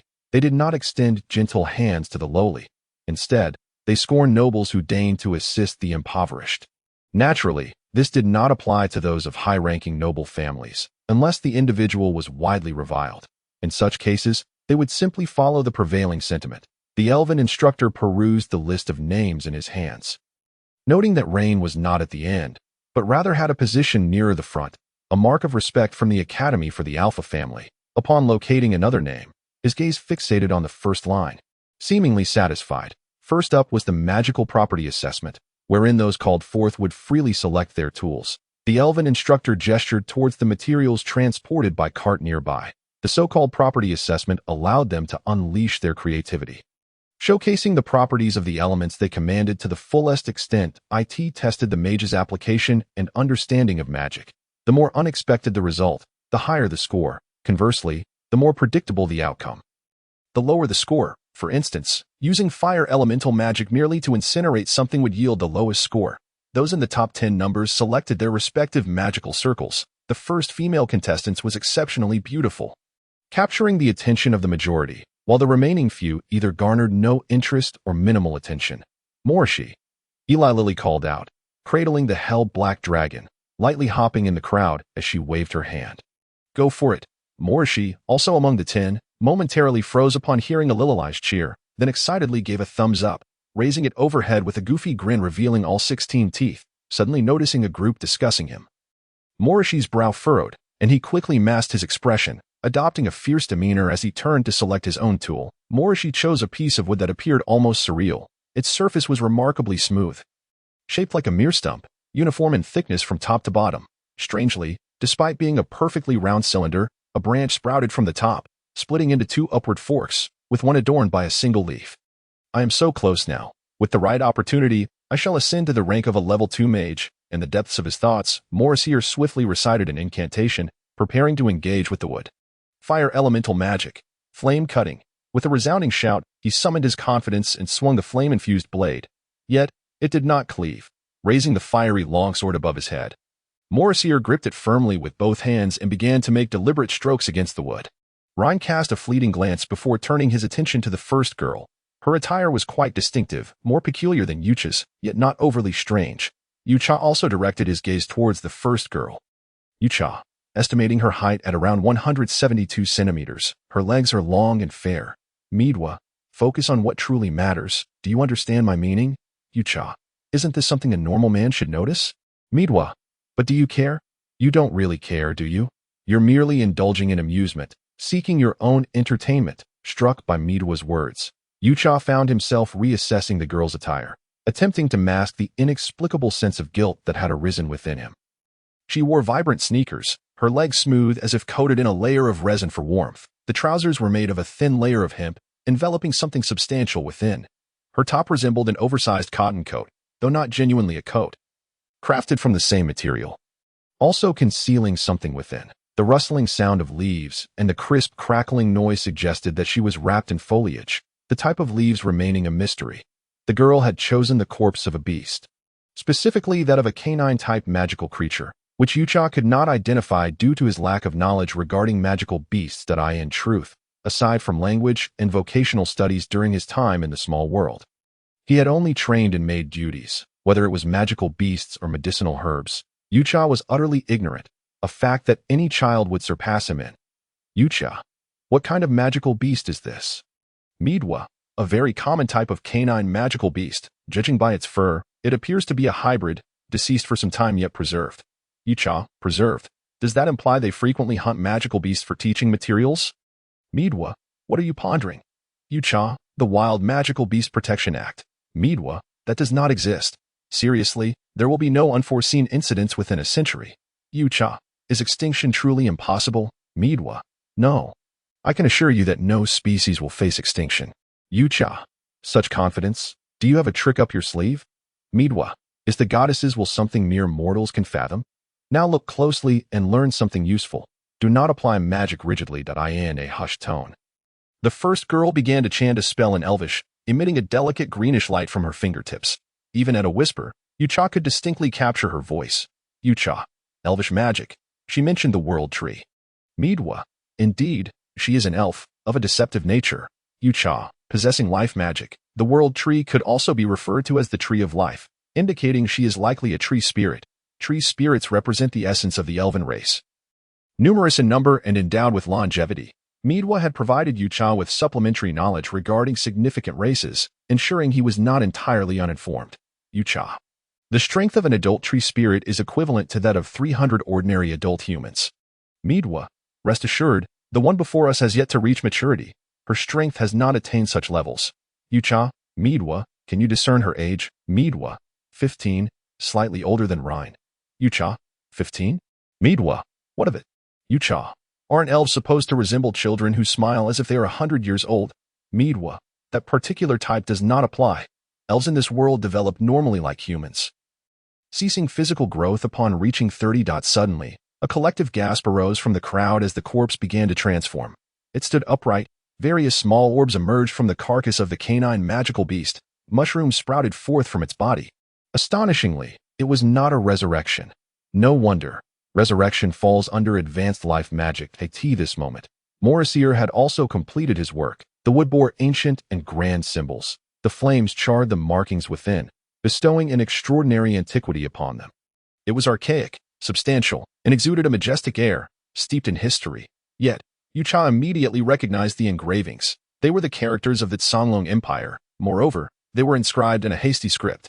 A disaster for anyone familiar with appreciating the writing of the Songlong Empire. It was utterly unsightly. Evidently, most nobles could not decipher the Songlong Empire's script, unaware whether those who could read it would face embarrassment or burst into laughter. The inscription read, Ai Li Supplementary, Symbol Li Yi Xiang. I love you. I will forever cherish Ai Li Li. Ai Li Li is perfect. I am willing crossed out misspelling to dedicate my life to protect Ai Li Li. It was entirely absurd. Clearly, this had been premeditated, but whether Ai Li Li could comprehend it remained uncertain. It was apparent that Morrisier did not understand the Songlong Empire's language. He must have memorized this phrase after having it translated by someone else.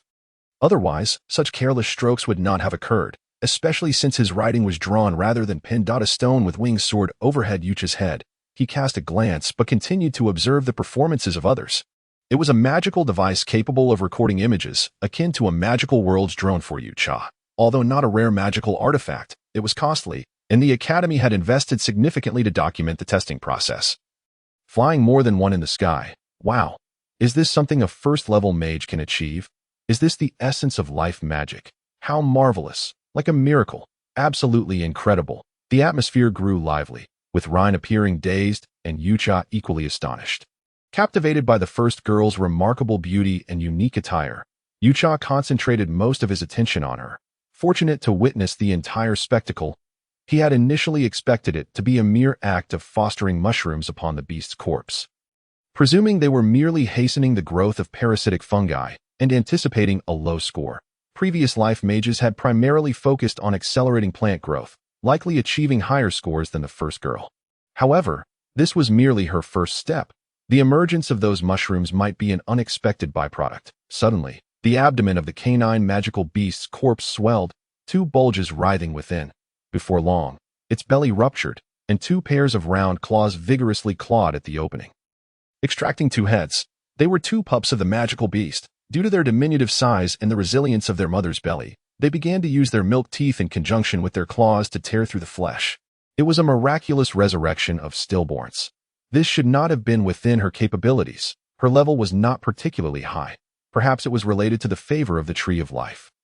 While it was deemed a miracle, Yucha felt somewhat queasy. This was profoundly disturbing, even a grave sin. The attitude of the pups towards their mother had devolved into this.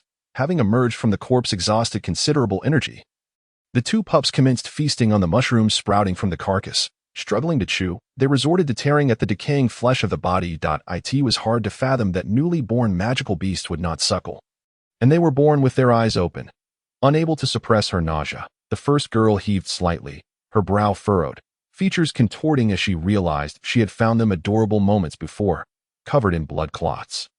Their fur uneven, biting and tearing at the body, it soon became a disintegrated mess. Oh, how splendid! How impressive! The two tiny magical beasts are so adorable. This was the attitude of the nobility, merely treating them as objects for admiration.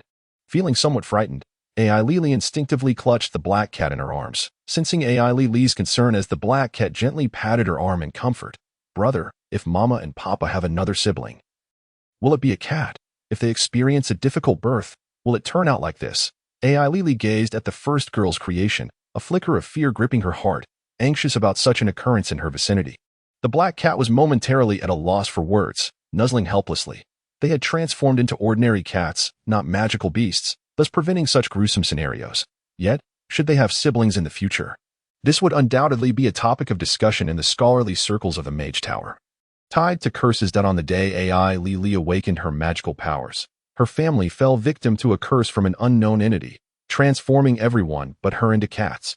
Living this way for 3 years, she had become acutely sensitive to emotions concerning magical beasts, animals, and different races, rendering her exceedingly sentimental in her quest to lift the curse. Ai Lili sacrificed a significant amount of leisure time for study, achieving a commendable understanding of magic. Turning her gaze to the works of others, she silently granted a passing grade. Young master. Yucha suddenly called out to Rhine, who turned back in confusion, left in the dark as he selected a magic circle.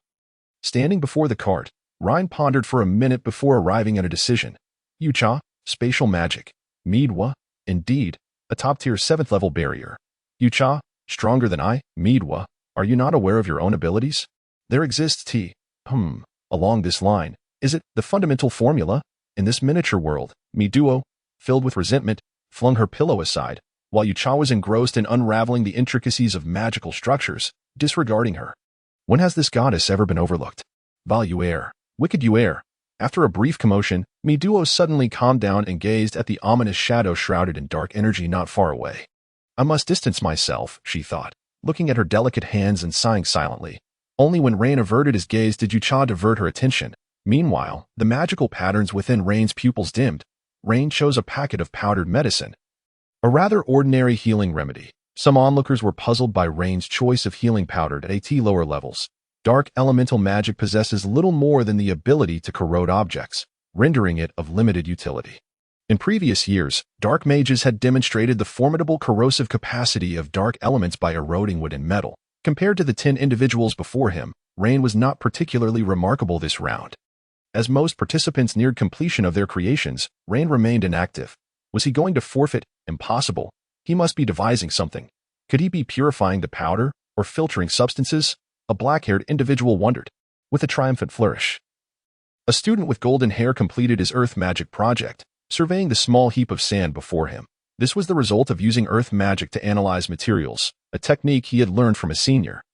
Requiring a level 2 mage to accomplish, he had reduced the quantity to minimize consumption. For a level 1 mage, it was quite a commendable achievement. Suddenly, a brown paper bag landed atop the mound of sand, stirring up a cloud of dust. Who is causing a disturbance? He thought, startled, as he turned to the direction from which the bag had flown. To his astonishment, a purple object zipped past him, striking the paper bag.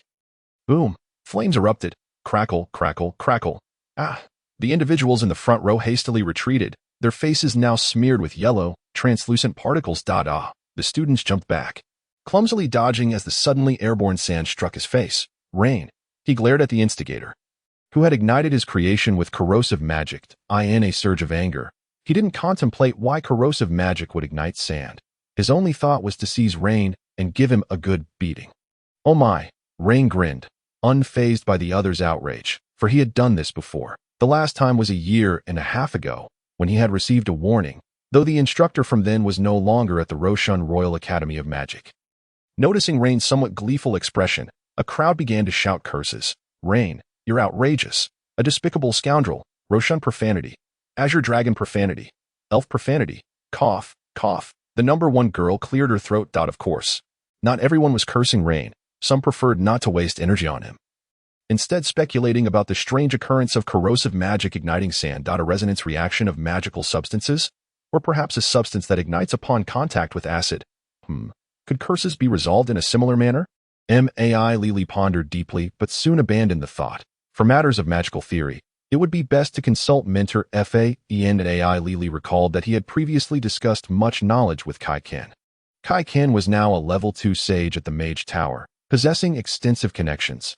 Fan was similarly well connected, hailing from a family of sorcerers with even greater resources.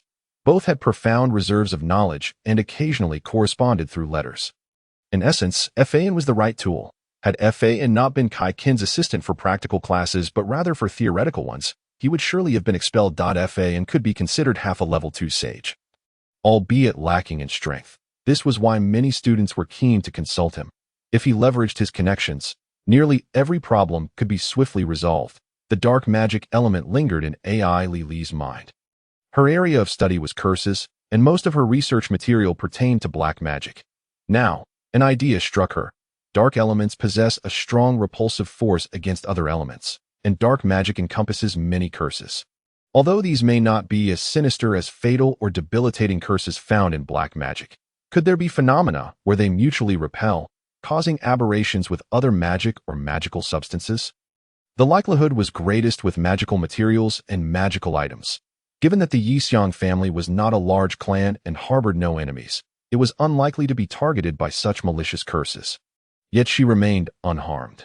Now, she considered that she might have been inadvertently affected, and on that day, she just so happened to be absent, narrowly escaping calamity. What terrible luck on that day. It was the day she awakened. AI Lili's thoughts were struck by a lightning bolt. She conceived a notion that the family curse was somehow related to her. Meow, the black cat, Nyan, slipped from AI Lili's grasp. Landing deftly on the ground, observing her dazed sister, the black cat meowed a few times and rubbed against her leg, but AI Lili remained unresponsive. If only it weren't for me, AI Lili began to mutter, her eyes gradually reddening. Meow, meow, meow. The black cat, witnessing her sister on the verge of tears, called out anxiously in an attempt to comfort her, but to no avail. Number 28. Where is number 28? Who is number 28? 28. AI Lili had yet to realize the profound impact her incidental thoughts could have on her. This was merely a possibility, perhaps not the case. Has number 28 not arrived? AI Lili? The elven mentor scanned the crowd in confusion. Suddenly, someone bumped into AI Lili. Go quickly. Huh? I'm here. I'm number 28. Number 28 was my seat number during my school years. Rain, you must provide me with an explanation. The golden-haired student impatiently pushed through the crowd, striding toward Rain. Explanation? Without you, my work would have merely resulted in igniting the healing powder. Rain raised an eyebrow and smiled. Using corrosive magic to ignite healing powder was a technique taught by Kin. It was a skill specifically developed for him, including transforming sand into something akin to glass. That ignition was impossible to achieve alone, and it was even less likely to cause the sand to explode. However, at that moment, all three elements, powder, corrosive liquid, and flame, were present. Wait, don't rush me. Do you really think it necessary for me to sabotage you? Rain interrupted, denying the opportunity to speak. This is the fruit of our joint efforts. Rain emphasized the word ard. If it were solely you, your creation would have been nothing more than a mound of sand, while I transformed it into glass. What benefit is there for you in this? The golden-haired student inquired, perplexed. Greater scores, a win-win situation. Rain's lips involuntarily curled into a smile. Observers noted the cessation of their confrontation and felt something was amiss. Yucha. Rain is unexpectedly kind-hearted. Me duo. You've been duped by him. Yucha. Duped? How so? Me duo, whose work merely lingered in the realm of using earth magic to decompose sand, while Rain's work ignited the healing powder with corrosive magic, turning the sand into glass? Do you grasp my meaning? Yucha? Wait, so you're saying the final result belongs to Rain? Me duo. Indeed, Rain will surely receive higher scores. But, Yucha, does that mean that person's score is unaffected? Me duo. Haha, there's not even a trace of the work left. Whether they receive a score remains to be seen. Yucha, no wonder it's a win-win situation. Why is he looking at me? Yucha noticed Rain's gaze occasionally darting in her direction, a proud smirk playing at the corners of her mouth. Is he reveling in his greater achievement? No, it can't be that simple. Is it a provocation? Perhaps not. I suppressed his malicious actions. Does he think I would obstruct him? I cannot disrupt the test. Is he aware of this and thus provoking me? Yucha began to concoct various scenarios stemming from her actions, leading to a richly imagined situation constructed merely to fill in the gaps of her reasoning. The Me duo remained silent, observing the imaginative scenes conjured by Yucha in this miniature world. Suddenly, dark mist swirled around her, causing Miduo's expression to shift multiple times in an instant.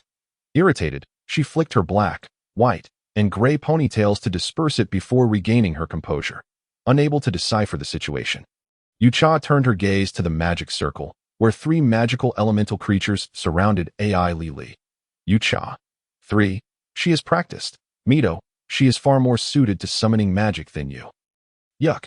But she only knows one type of summoning magic. In Yuck's mind, the image transforms into herself on the battlefield, commanding with a grand gesture, summoning countless armies, undead creatures, dragons, giants, elemental beings, and massive light swords reminiscent of an infinite sword system. Although she seems to operate as if she possesses an unfair advantage, free from the worries of energy conflicts due to diverse combat roles, it is undeniable that Lili is exceptionally gifted. There are 3 categories of summoning magic: living beings, inanimate objects, and undead. Among these, inanimate objects have the lowest potential, yet they can easily summon debris and other trivialities. The undead can be summoned in large numbers, but they are severely restricted by the summoner's magical power. Only living beings adhere to a more standardized summoning process, thus facing the strictest limitations on quantity. At level 1. One can summon 3 reasonably powerful elemental beings, which Lili has undoubtedly practiced for a considerable time. The maximum number of beings that can be summoned at level 1 is merely 3, and continuous practice is essential for growth, perfectly illustrating that effort will yield results. The most frustrating situation in living being summoning arises when the summoned creatures are unwilling to contract, and there is no guarantee they can be summoned again next time. Yuck has already encountered the water elemental being beside Lili, and the other 2 are of the same caliber as the water elemental. What a coincidence! They could only have been meticulously selected and contracted by Lili. Such a meticulous selection process truly evokes envy. In Mido's small world, the majority of things are constructed from her magical power, and until now, Yuck has not summoned a single contracted being. Among the subsequent students, a few stand out, but none possess any extraordinary traits. So Yuck pays them no mind. The second test is for magical control. Everyone, prepare yourselves. The elven instructor, without further ado, tosses a peculiar spherical object onto the covered wagon. The thunderous roar lingers in everyone's ears. Yet it is utterly silent. One can only perceive the persistent echo in their ears. The covered wagon twists and waves, and Yuck's perception informs him that this is not the original vehicle. Although it appears the same, its aura is different. The spherical magical device has vanished. It is a magical artifact capable of spatial transposition. It's inscribed spatial magic of a remarkably high level, according to the assigned numbers. Each participant selects a magical control orb with a testing duration of 5 minutes. Once the time is up or a magical control orb slips from one's grasp, they must vacate the area. The elven instructor reiterates the rules. Observing the crowd's typical reactions, Yuck realizes this is a common testing item. Even the usage rules were not explained.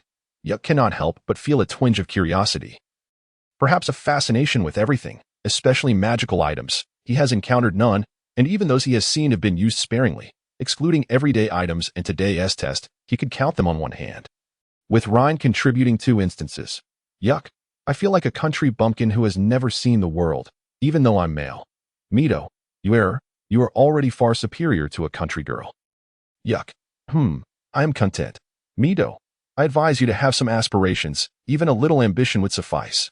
Yuck, what ambition could I possibly have? Mido, the pursuit of knowledge must never cease.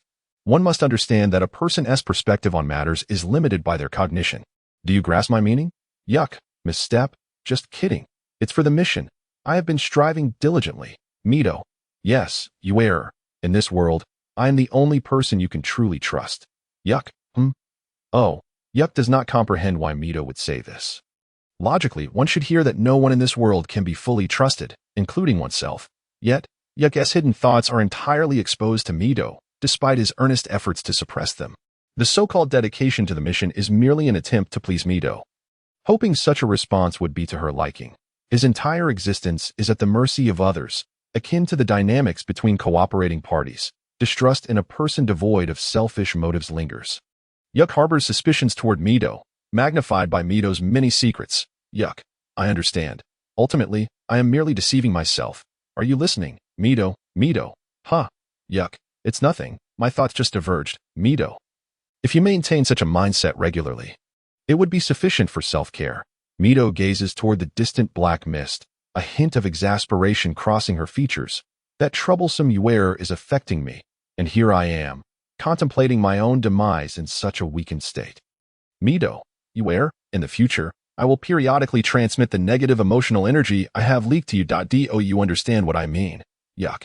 Like last time. Mito, perhaps. The goddess is not omnipotent and cannot guarantee absolutes. Yuck. I hope Rhine comprehends. Last time, he was utterly terrified. Rhine, having taken a magical testing orb from the covered wagon, instinctively turns to glance at Yuck, then bewilderingly turns away. The magical testing orb resembles a ping-pong ball. As this test does not require much space, 50 participants can engage simultaneously. 13 magical circles are set up, 1 for the instructor and 2 for waiters. 10 magical circles are designated for testing, with 5 individuals forming a circle to ensure adequate spacing, preventing mutual interference. Yuck notices a large basket beside the elven instructor, and upon slight perception, discerns the connection between the basket and the magical testing orbs. Should the test cease, the magical testing orbs will swiftly fly away. The Magic Academy has indeed gone to great lengths to prevent cheating. Yuck. This level of supervision is more stringent than the National College entrance examination. Mito, it certainly follows a pattern. Yuck. Are examination conditions universally the same across all testing locations? Mito, fear not. Each academy has its own monitoring methods.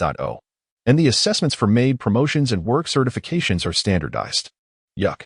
To be frank, Yuck has little confidence in the maid examination, given the various behaviors exhibited thus far, threatening the master with a knife, meticulously causing trouble for the master, and insisting on the master's independence rather than serving them. She is nothing short of a disgraceful maid. Even the term maid should be stricken from her title. Yuck. The test content? Mito. This goddess has not gathered information post-level 1. Where? Give it your all. Yuck. I hope there is no demand for favorable reviews. I could threaten Rhine for a good review. Alas, how pathetic I am. Rhine surveys the surrounding individuals, none of whom he recognizes. The others look left and right. And aside from Rhine, not a single familiar face is present. Then, the 4 individuals fix their gazes on Rhine, prioritizing caution against him. Rhine can guess their thoughts and smirks meaningfully at the 4 of them. How could he possibly have the energy to interfere with others during this test? The only thing he can do is impose psychological pressure on them. For Rhine, this tactic has proven effective time and again. Considering he has never passed a test, during the last semester's test, he was seated next to an ill-intentioned individual who had been glaring at him ominously before the start, only to suddenly raise their voice at the opportune moment. Rhine recalls that person's reaction, which was extraordinarily exaggerated. Not only did they scream, but the magical testing orb in their hand also flew away, inadvertently striking someone. That incident nearly led to a complete disaster in the magical control test. That individual is no longer in the imperial capital. Rhine encountered one of their acquaintances a few days ago. Yes, that person has transferred to the eastern territories of the Rosten Empire, preparing to start. The elven instructor retrieves a pocket watch, somewhat clumsily fumbling until he comprehends its function. The sound waves resonate in every participant's ears, and 50 magical testing orbs rise simultaneously. Several ping-pong ball-like devices soar and dive in the air, while many remain stable. This is the utilization of the magical testing orbs. When the magical power within them reaches a certain level, they will levitate. However, they continuously release magical energy, necessitating a constant influx of magical power to maintain stability. If only it were that simple. The rate of magical energy release from the magical testing orbs fluctuates over time, and this variation is erratic, alternately strong and weak, with increasing disparities that a moment of carelessness could result in a spectacular explosion. Or inattentiveness might lead to a mishap, causing them to crash to the ground. The design is sophisticated, and achieving harmony in the rate of magical energy release amid such vast contrasts is exceedingly challenging. It cannot be due to excessive magical energy within the orb that prevents timely expulsion, thereby affecting the randomness of the test. The 3-level sages of the Mage Tower spent 2 years devising a solution. Consequently, ordinary magical craftsmanship cannot produce such items, and the patent is held by the Mage Tower. The complexity is astounding, rendering them unavailable in the market. Even disassembling them for study poses challenges in replicating the technology and reassembling them for activation. They belong to a category of magical artifacts that, even if sold, would find few buyers, except perhaps for those children from affluent families. Yawn? Bang? Huh? Fawn stands at a distance, observing with discontent that someone actually ill. Especially at such a critical moment. Due to a yawn, a magical testing sphere soared high into the air, having slipped from the control of the student that previously mentioned. The runaway sphere headed towards the hoop. The student reacted relatively quickly, realizing the need to catch it in an attempt to remedy the situation, yet this was an impossibility. After witnessing the sphere fall into the hoop, he walked out of the magical circle in disappointment. His premature departure in the initial phase had inadvertently affected several others, and unfortunately, their spheres swayed erratically, leading to a decline in their final scores. Fortunately, a belt and road situation did not arise, and no one ended their testing as a result. Yucha glanced at Rain, and in a comparative analysis, noted that Rain's abilities were barely adequate, estimating that his magical power would not sustain him for 5 minutes. Among the 50 participants, there was only one exception, the first girl, who stood out like a crane among chickens, possessing the highest magical intensity, sufficient to support her through the 5 minutes. However, this tree spirit maiden from the elven forest was not the best performer. Surprisingly, it was Morrisai who appeared the most stable. While not entirely unexpected, it was nevertheless hard to accept that such a volatile individual excelled in magical control, regrettably, in the horizontal comparison of Rain. Yucha could not find anyone of equal caliber among the 50. Rain represented the lowest standard of this group. Using Rain's score as the passing mark seemed quite appropriate, especially considering his theoretical score was exceptionally high. Clang! Just 1 minute had passed, and 2 more individuals concluded their testing. Many others struggled with their magical control, their spheres visibly bouncing. Some accompanying maids, in a state of anxiety, clasped their hands together, praying to unknown entities. They invoked the founding emperor of the Rashing Empire, deities of elemental control, legendary figures, and various unknown faiths. The whispers of hundreds of maids piqued Yucha's interest. They hailed from different nations and were not all human. Expanding her perception, she was astonished to discover that many were slaves. 1/5 were pregnant. Yucha, TSK, the noble circles are rather chaotic. Mido, is this the norm? Yuer, are you looking to acquire one? Yucha, I want to find a daughter between the ages of 6 and 12 from a garbage bin. Mido, wanting children without finding a partner. I've seen people like that. Yucha, too young is troublesome to raise, and too old is not cute. Mido, you have never raised one, have you? Yucha, my mother decided against having another child because of me. She found it bothersome and too expensive to raise. Mido, oh, the little naive Wei actually harbors thoughts of becoming a father. It should lean more towards maternal love. Yucha, I am aware. Mido secretly vowed never to let Yuer shift the topic to his parents again. First, seeing such scenes would evoke jealousy. Second, as an only child who had left his original world, he could never repay his parents' guilt. The somber atmosphere made Mido at a loss for words. 2 minutes passed. More than half of the participants remained, but this did not necessarily indicate superior magical control. They simply had not been influenced. Approximately half of those who concluded their tests were affected by those nearby. The most ludicrous aspect was that some intentionally created a ruckus before leaving the magical circle, making their own experience miserable while ensuring others suffered as well. Such mindsets were plentiful, benefiting from the Academy's tacit approval.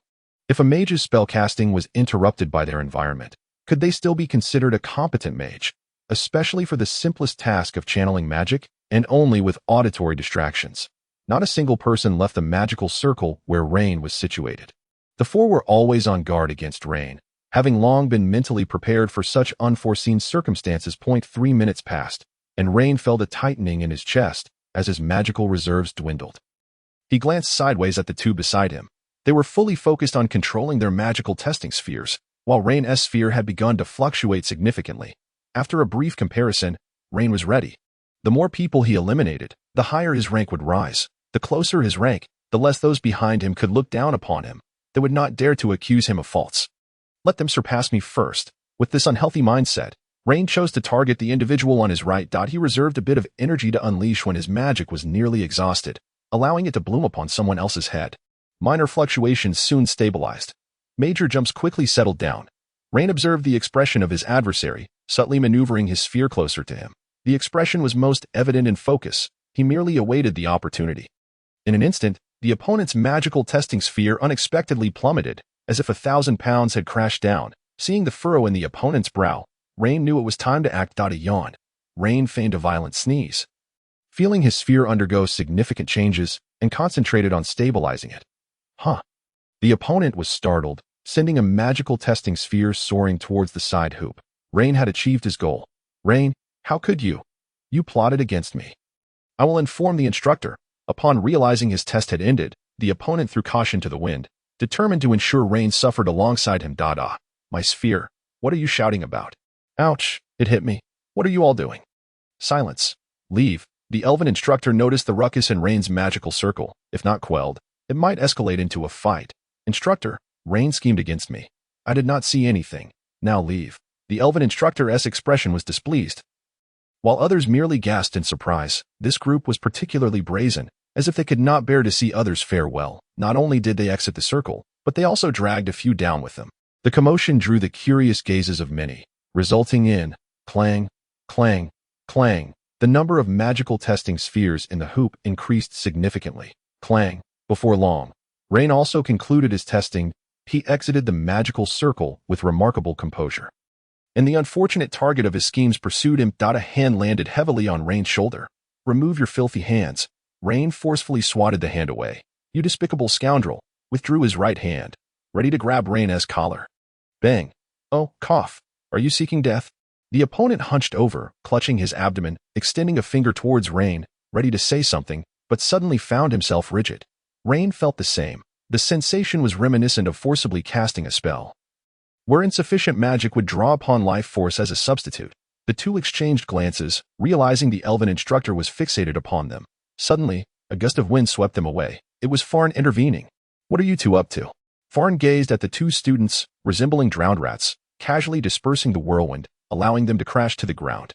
Feeling the rigidity dissipate, both were eager to speak, yet Rain spoke first. He hit me. Rain did.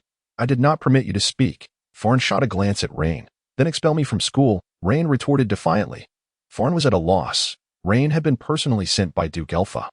Could he simply expel him? Speak. Farn turned to the students from other classes, hoping for some useful information.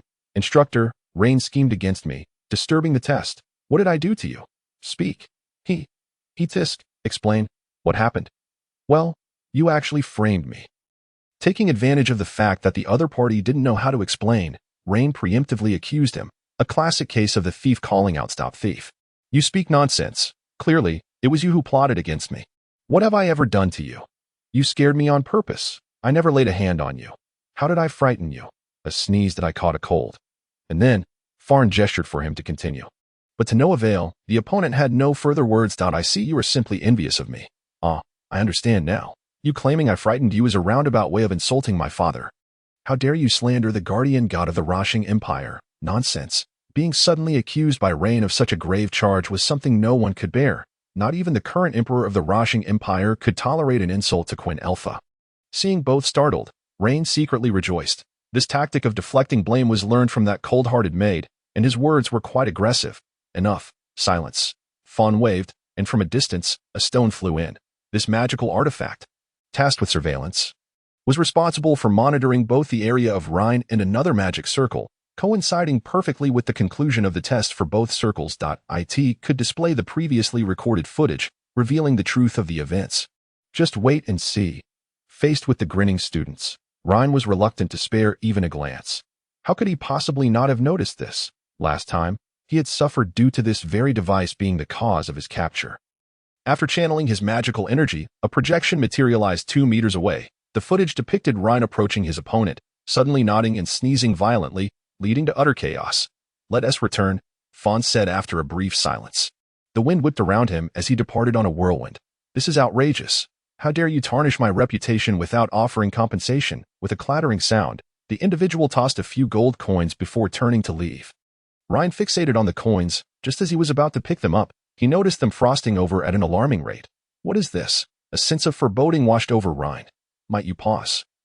Esteemed sir, Yucha interjected, stepping in front of the unfortunate noble with a courteous bow. Who are you? The noble scrutinized Yucha, recognizing her as neither one of his familiar attendants. I am Yucha, at your service. Yucha closed her eyes and nodded, her hands delicately folded before her. After a brief nod, she blinked, her slender eyelashes open. This maid was peculiar, resembling a soulless automaton, her mere presence emanating an unsettling chill. It was not a physical coldness, nor a mental one, but an emotional frigidness, an extraordinarily odd sensation. devoid of any humor that could influence the external atmosphere. Young master, please refrain from behaving like a commoner. Yucha's gaze pierced through the unfortunate noble, directly targeting Ryan, who was attempting to slink away. Ryan's hand trembled, causing the sound of the coins clattering to the ground to echo crisply. Esteemed sir, please do not insult a member of the Elfar family. Yucha's icy tones sent a shiver down the noble's spine. I did not.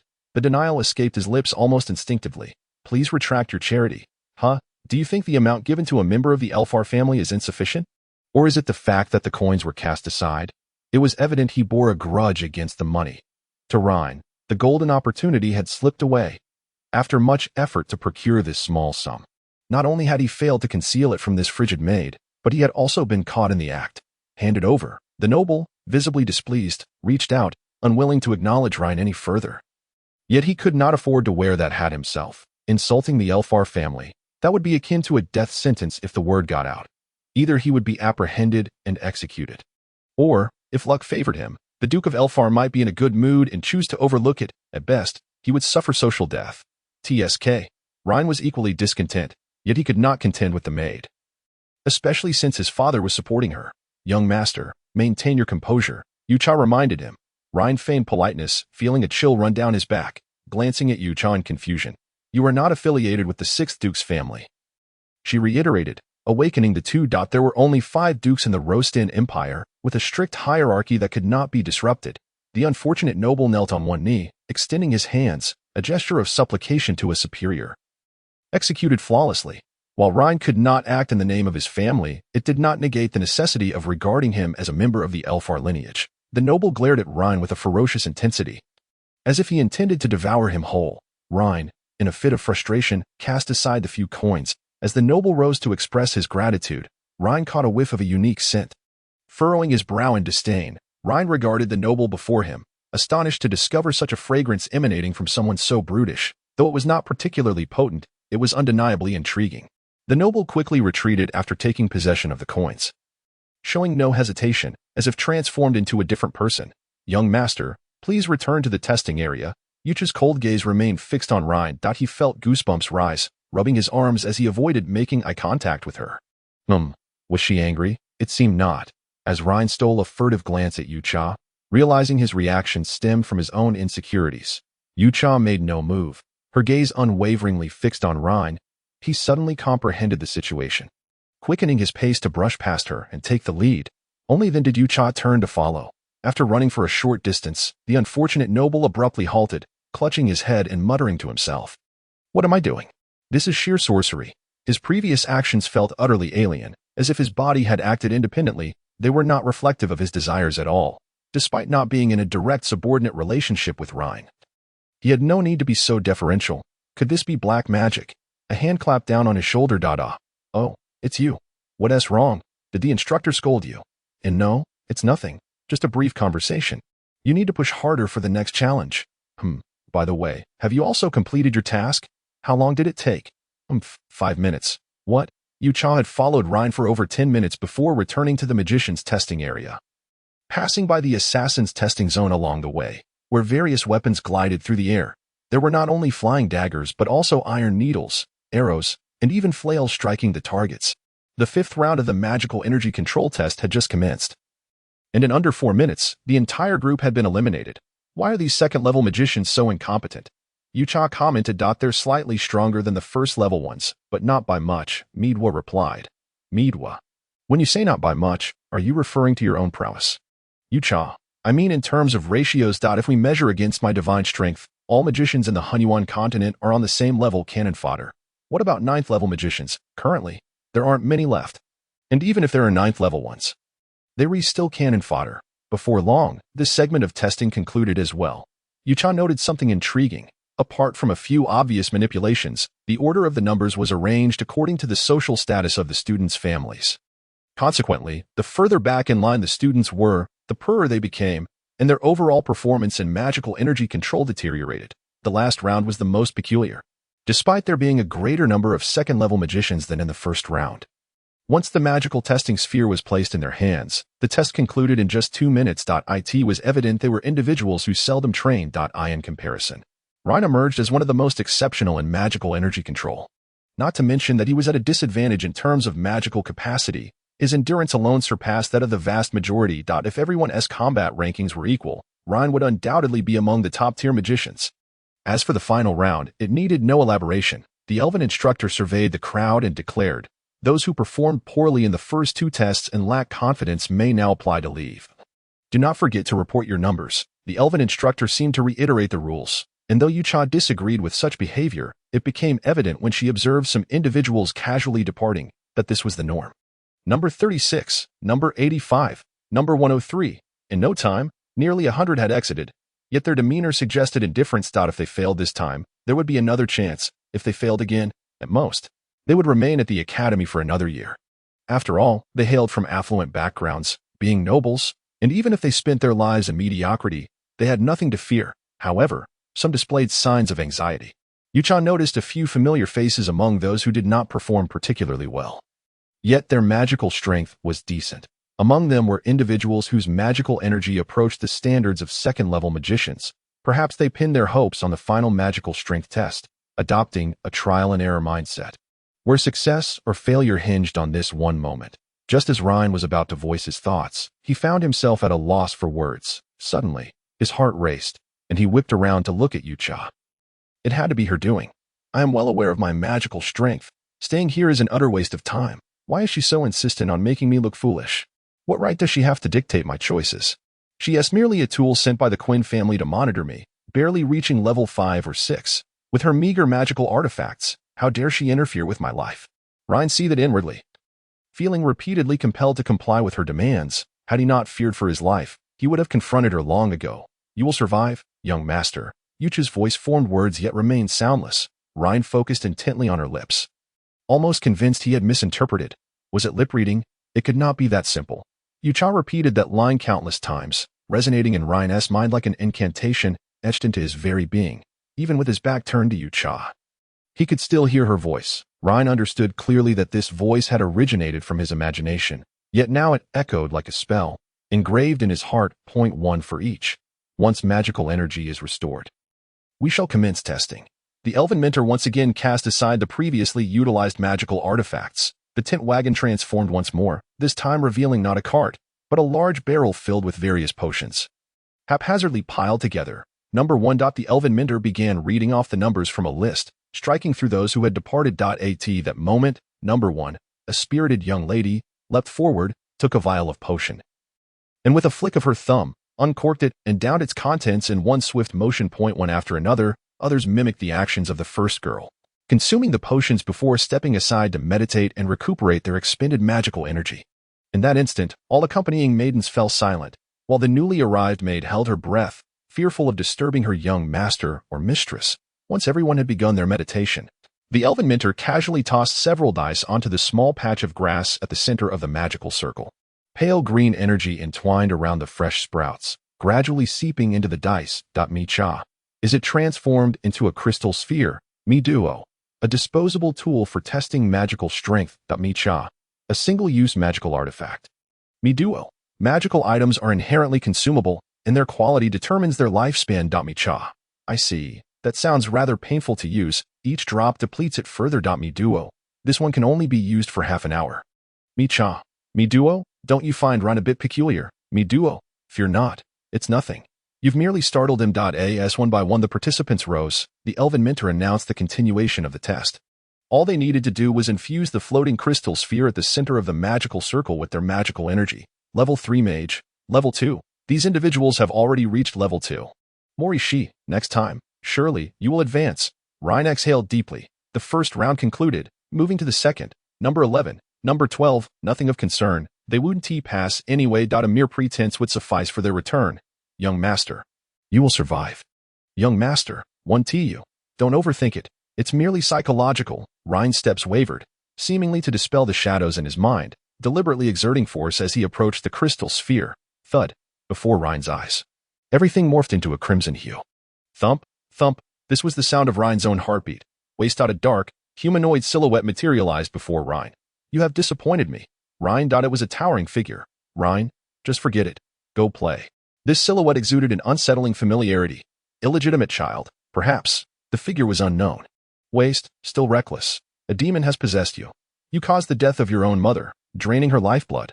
Where is this place? Who are you? I, young master, am of the Irfa family. Look, quite hopeless. Almost 3 years. Humph. No progress whatsoever. Rhine. That jester? Impossible. How could Rhine ever become a mage? Who are you all?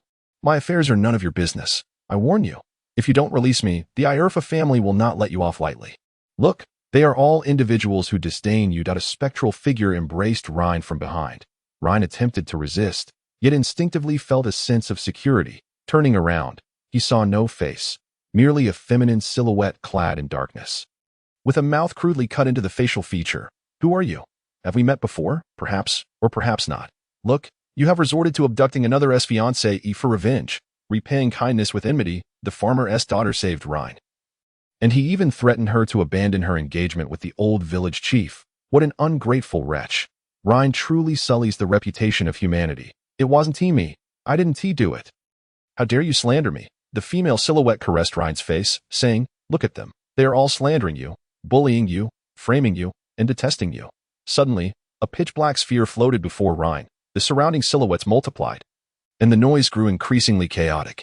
Place your hand upon it. The woman's voice seductively coaxed. Rhine complied, placing his left hand upon the sphere. This is, as long as you infuse it with magical energy, these people will perish. Rhine, don't move. You dare. You will not find a favorable outcome. Rhine, let us talk this through. Put your hand down. I can offer you anything you desire. Look, they fear you. Make your choice. Will you kill them? They will all die?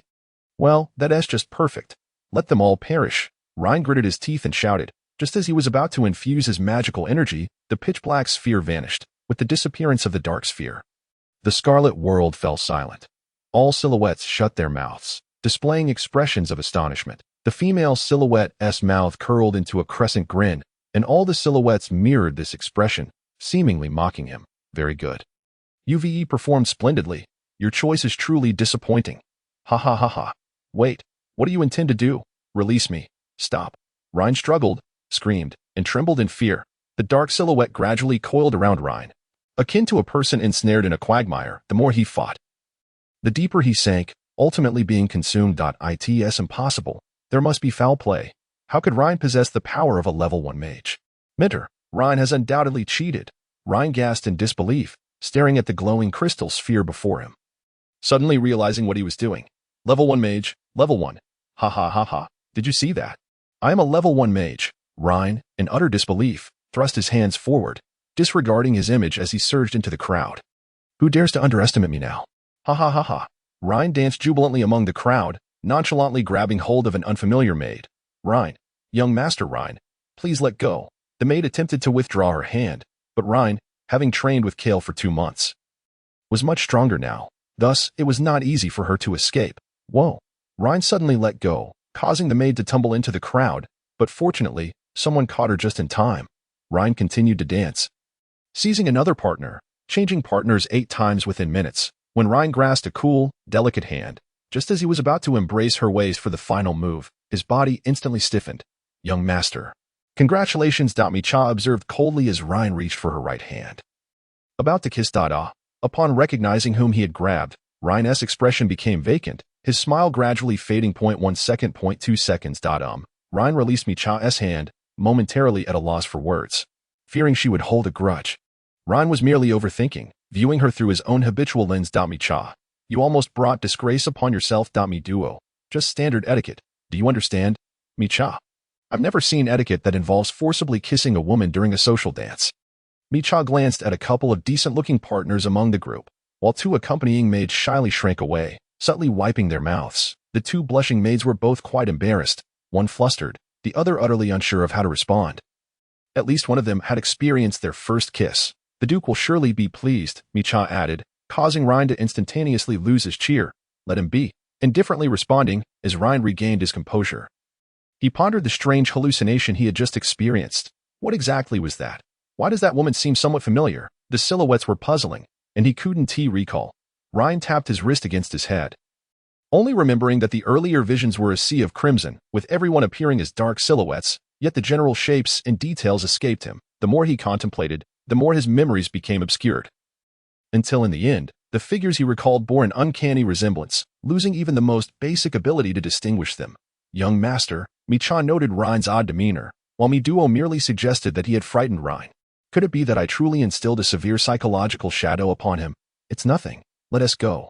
Ryan was uncertain about what exactly had transpired, but it was undoubtedly related to the maid before him.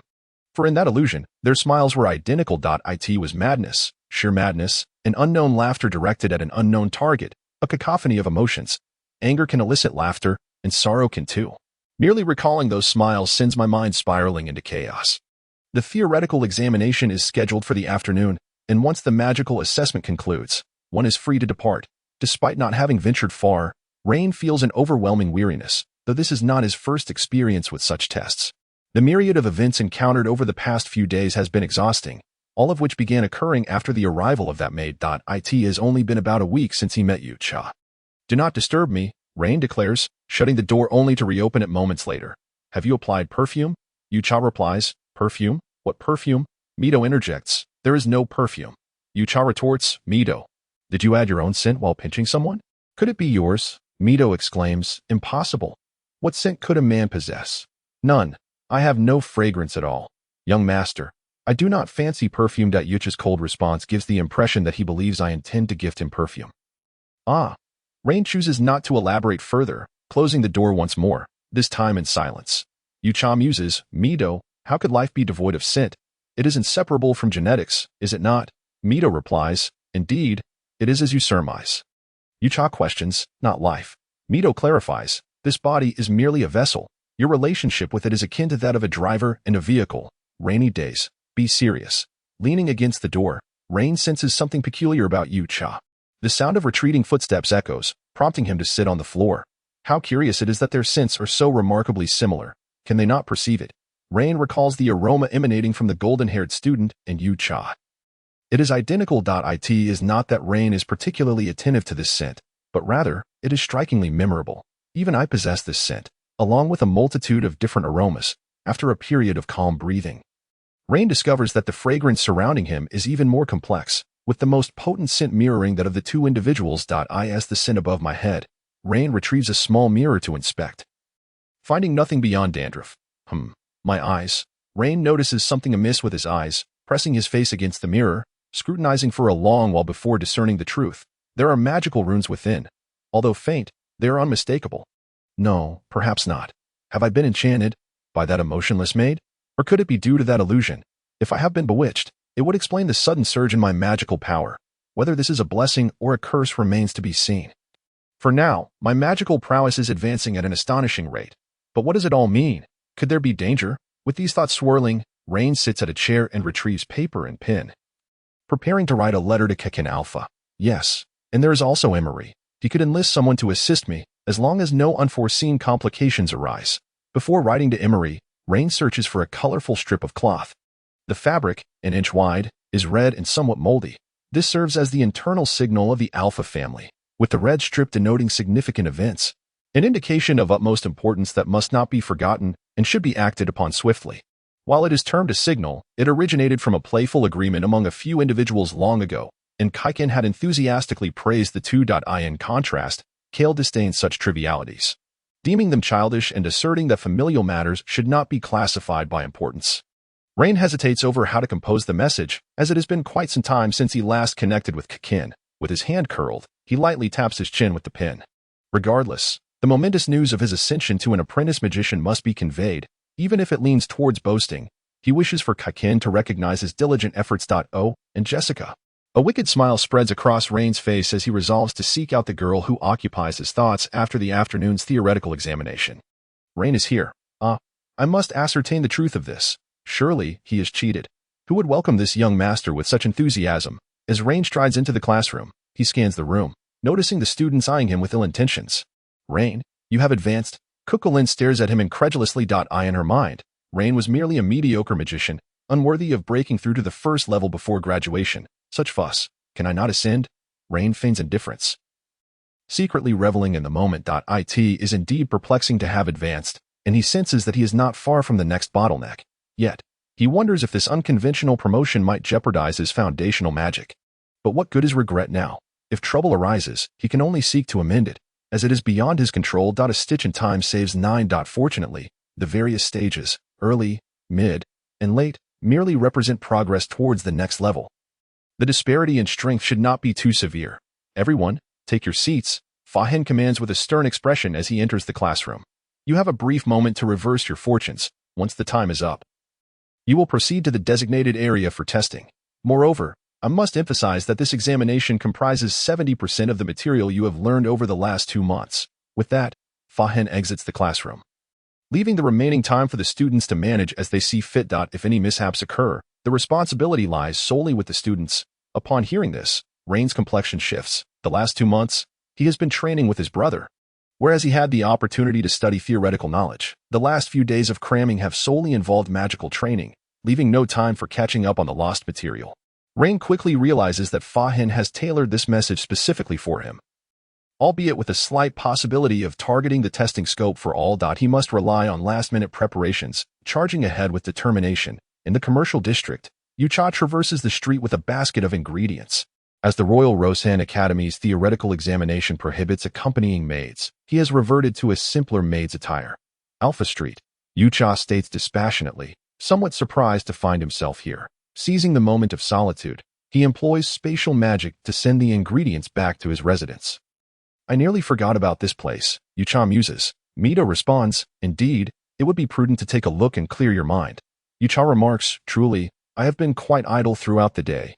Mito suggests, when you have time, concoct some schemes. The more infamous Rain becomes, the better. Yucha retorts, I am such an innocent being. How could I fathom such matters? Yucha continues, I recall 2 individuals. Mito interjects, the goddess knows what you were thinking. No need for explanations. A visit would be worthwhile. After a 2-month interval, Rain and Yucha once again step into Alpha Street, where the buildings are among the most cost-effective Yucha has encountered. Not far off stands a tree. And following his memory, Yucha proceeds onward. Excuse me, good sir, do you happen to know where the orphanage is located? Yucha inquires, stopping a seemingly cheerful man with black hair. He is from the Songlong Empire. And based on Yucha's limited knowledge, the Songlong Empire is quite similar to his original homeland, creating a sense of familiarity and ease. The orphanage. You must be looking for Andrew, correct? The man appears startled by Yucha's demeanor, which is cold and devoid of emotion, unlike that of a normal person. Indeed, Yucha attempts to sound amicable, though the emotional void innate to his body hinders him. Andrew is actually quite a good man, with ample wealth, but he has invested too much thought and money into the children, the man explains. Having a decent rapport, Yucha finds himself likened to a prospective match for Andrew Lee. If you prefer a more formal tone, you may use Songlong Empire's language. Yucha icily responds in fluent Songlong Empire's language, as the Rostan Empire's dialect sounds rather convoluted. He deliberately adds the word formal to alleviate any potential awkwardness for the man. Ahem. Well, your Songlong Empire's language is quite impressive. The man coughs to mask his embarrassment. Continue straight down this road until you reach the end. After passing a magic item shop, take a right, he instructs. Yucha notes, Mito, please help me remember. Mito responds, can you not recall a level 7 all-rounder job? Yucha replies, I fear I may forget. Before long, after several confirmations with Mito, they easily locate a dilapidated courtyard. It spans approximately half the size of Rain's residence. Yet the house appears less refined. It resembles a rudimentary wooden structure, seemingly hastily constructed by an amateur, and Yucha even worries that the roof might leak during rain. However, considering that the Empire is a rather chilly locale, it is likely only to snow, right? If possible, he would prefer to replace the roof with some unidentifiable adhesive and grass sod. At the very least, Yucha wonders, what level does Rain's residence hold in the Rostan Empire? Mito, luxurious extravagance. Yucha, is this place considered a slum? Mito, yes, indeed, it qualifies as a slum. You must understand that all the houses here are rented. It is already a form of welfare. Yucha, why is there such a stark contrast in the housing here? Mito, the goddess has not gathered any information about this orphanage. In other words, if you wish to know, you must seek the answers yourself. If those seemingly decent houses were constructed at the expense of Amory, then what lies before us may well be the result of the homeowner's desperate efforts to cobble together a dwelling.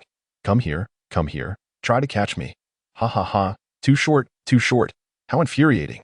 Stop right there, you bothersome little rascal. The sounds of children's laughter could be heard from afar as Yucha approached. 2 children, one boy and one girl, appeared to be around 8 years of age. If they were not of mixed heritage, there would be little room for misjudgment. The boy turned to glance at Yu-cha and then halted, while the girl, unable to stop in time, tumbled onto his back. Why have you stopped running? Keep going. The girl seized the boy's ear, but he remained silent, merely raising a hand to point at Yu-cha before lowering it. The girl then released her grip and inquired, "Are you the maid? Are you here to find Papa Andrew?" "No, I am merely here to take a look," Yu-cha replied, adopting a tone more befitting an elder, though her emotions were suppressed by her body's instincts. This felt more intimate than referring to herself in the third person. "Just a look, but we have no money." The boy's voice grew increasingly faint, seemingly misunderstanding Yucha's intentions. "That's all right. I have money," Yucha replied, not yet destitute enough to stretch out her hand towards the orphanage, and even in poverty, she would never stoop to such unethical behavior. "Maid." A voice devoid of emotion rang out. Yucha recognized that voice. It belonged to the slightly rational blue-haired younger brother, seemingly named Pei-er. "It's been a while," Yucha said, placing her right hand by her ear, palm upright with fingers bent, resembling a single rabbit ear. It was a touch childish yet endearingly unique, a greeting of her own invention. "Indeed, it has been a while." Pei-er mimicked Yucha, raising his right hand in imitation, but finding it inappropriate, he transformed it into a pair of rabbit ears, which looked quite adorable. "What is this?" Pei-er. The girl's eyes sparkled as she grabbed Pei-er's hand and turned to Yucha with a radiant smile. "Auntie, I have a secret to share with him." Auntie. Mito interjected. Considering her physical age, she can barely be called an aunt. Mito noted. "At the very least, call me uncle," Yucha suggested. Within her perceptive range, even the softest whispers could be heard by Yucha. Pei-er. "Could she be your mother?" "No, Pei is an orphan. And so am I," Pei-er replied, momentarily pausing to gaze at the girl before adding, "You are too. I am Pei-er, you villain. I will tell Papa Andrew." "Ah, where are you going?" "Wait for me." The boy quickly chased after her upon witnessing her outburst. "Pei-er, let's go outside." Pei hopped over, stopping in her tracks upon seeing Yucha, evidently remembering the maid who had once given her candy. "Is the maid here to find Papa Andrew?" Pei's large eyes widened in curiosity. Despite her brain injury preventing emotional expression, Yucha could easily read the question and affirmation in her gaze. "Pei is so foolish," Pei-er chimed in with a teasing remark. "And you, Pei-er, are not particularly bright either," Pei retorted without hesitation. "Is Lord Andrew not here?" Yucha asked coldly. In that moment, the three children spoke in unison, and even the children hiding within the house were taken aback by the atmosphere. It felt akin to listening to three mute individuals having a conversation, devoid of emotion, making it difficult to grasp the true meaning of their dialogue. They were not sheltered children. They had come to understand the complexities of human interaction, gleaning intentions merely from a person's gaze. Otherwise, they would not have been taken in by Andrew but rather abducted by strangers, destined to become slaves or commodities. "Papa Andrew has gone to work," Pei-er responded to Yucha, displaying an evident fondness for her, likely due to the previous gold coin she had given him. "Who takes care of you all?" Yucha inquired, curious about the adults responsible for such a group of children, as it was no trivial matter. "I am the adult who takes care of everyone," Pei declared proudly. "Pei looks after everyone. I cook. Because Pei's cooking is so dreadful, I can only play with everyone," Pei-er added, casting a sidelong glance at Pei, who remained silent, seemingly at a loss for a retort. "Shall we do a high five?" Yucha raised her right hand, curious to see if the two children would join her. Ha. The two small hands pressed against Yucha's palm before withdrawing. Yucha was momentarily taken aback, not anticipating such an unexpected occurrence. "Has the magic failed?" Yucha mused aloud. "Rain-air, keep a close watch on them." "This is magic immunity," Mito explained. "Magic immunity? No, wait. The last time I used spatial magic to stuff coins, it didn't fail," Yucha countered. "It's close-range magic immunity. Contact can nullify the magic. How peculiar." Mito remarked. "Do you have any idea why this is happening?" Yucha questioned. "Rain-air, this matter is yours to handle. It is an unexpected development. Do you understand what I mean?" Mito replied. "Understood. It means you are also clueless about the situation, yet you are curious," Yucha concluded. She placed her hands behind her back and murmured, "Thank you. This is your reward." She then extended her hand to give them coins. Pei-er received 2 coins, while Pei received 3. Pei-er glanced at Yucha, seemingly struck by an idea. "I'm sorry, maid. I cannot accept this," Pei-er insisted, and Pei echoed his sentiment. "No, it's a reward for your help. It's perfectly fair," Yucha stated indifferently. "Pei-er only has 2 coins. What about me?" "No, It is entirely fair. I appreciate your generosity, Pei interjected. Though her cognitive abilities were lacking, her intentions were kind-hearted. Pei grasped Pei's hand, preventing her from speaking further. Thank you. Even though Pei does not seem like a good person. That was the end of their conversation. Pei offered no praise for Pei, not even a hint. Farewell, Yucha declared, having decided to leave this place that had caused her wallet distress after giving away more than half of her wealth. However, 5 gold coins in exchange for a special piece of information was still a considerable profit. This was something even the goddess had overlooked. It implied that the world was far more complex than it appeared. If memory served, they had once been involved in inhumane experiments. Locating that alchemist would reveal the truth behind artificially created magic immunity. This was no trivial matter. It could significantly impact the status of mages and alter the landscape of the Hunyuan continent. Goodbye, maid. Farewell, maid. Once Yucha vanished from sight, Pei turned to Pei, curious about his earlier behavior, as he typically would not interrupt her speech. Do you like the big sister? Pei asked. Pei, no. You should be the one worried about being unwanted. Pei replied, 0.5 silver coins, Pei. Pei produced a gold coin, requesting Pei to exchange it for 5 silver coins, dividing the funds evenly. This is what the maid gave to everyone. Pei, you foolish child. Pei regarded her with disdain, recalling a previous incident. Last time, that gold coin. Papa Andrew put it in the cabinet. Shall we place it there as well? Papa Andrew will be anxious. Pei cautioned. Then let it serve as a resource for protecting everyone. Pei cast a meaningful glance at Pei, implying the importance of being prepared. Pei, recalling certain matters, appeared shocked. Ultimately acquiescing to Pei's suggestion, Yucha ambled about leisurely, stealthily transporting her purchases to her room using spatial magic. As for the magical tools shop, her remaining funds were insufficient to acquire anything beyond the necessities for commoners. Calculating the time, it seemed that Rhine's test had likely concluded, and it was time to fetch him, lest he cause trouble along the way, and she could not afford to stoke the flames. Upon arriving at the Roshan Royal Magic Academy, the guards did not impede Yucha, recognizing her as a maid. At this time, the Academy's populace had dwindled, yet it was certain that Rhine had not yet departed. The special class of foresight magic was divided into 2 categories, celestial and object-based. 1 type of magic required celestial guidance, including but not limited to astrology, while the other utilized objects to release magic. With each object being applicable, even ancient relics, Yucha employed a strand of hair from Rhine's pillow to cast a positioning spell to locate him. Following the result, she discovered that Rhine had been lingering in a corner for quite some time. Expanding her perceptive range, she saw Rhine pressed against a wall with a girl, seemingly engaged in conversation. Observing Rhine's smug expression, it was clear it was not a favorable situation. What? Do you not intend to uphold your contract? This is witnessed by the divine. Rhine cornered the alluring short-haired girl against the wall. Give me a moment to consider, she retorted with a fierce glare, clearly reluctant to engage with him. I have all the time in the world to wait for you. Rhine replied, his left hand cradling her chin, his ring and pinky fingers gliding along her cheek. But your time is limited. The girl's expression hardened, and with a swift motion, she seized Rhine's forearm with her right hand and elevated it forcefully.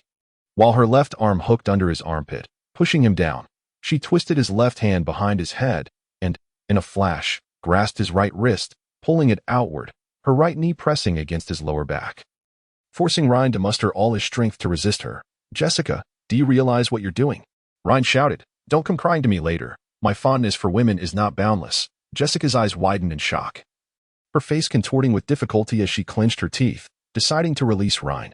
Humph, Rhine scoffed, rubbing his wrist dismissively. Have you thought about your course of action? Jessica suppressed her anger, pausing for a moment before responding. Give me a little time.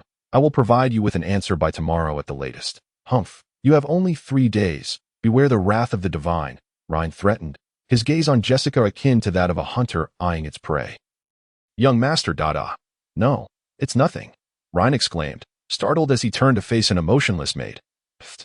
Jessica couldn't help but laugh, looking at Rhine with disdain. It's getting late. Yucha raised her head slightly and scrutinized Jessica beside Rhine.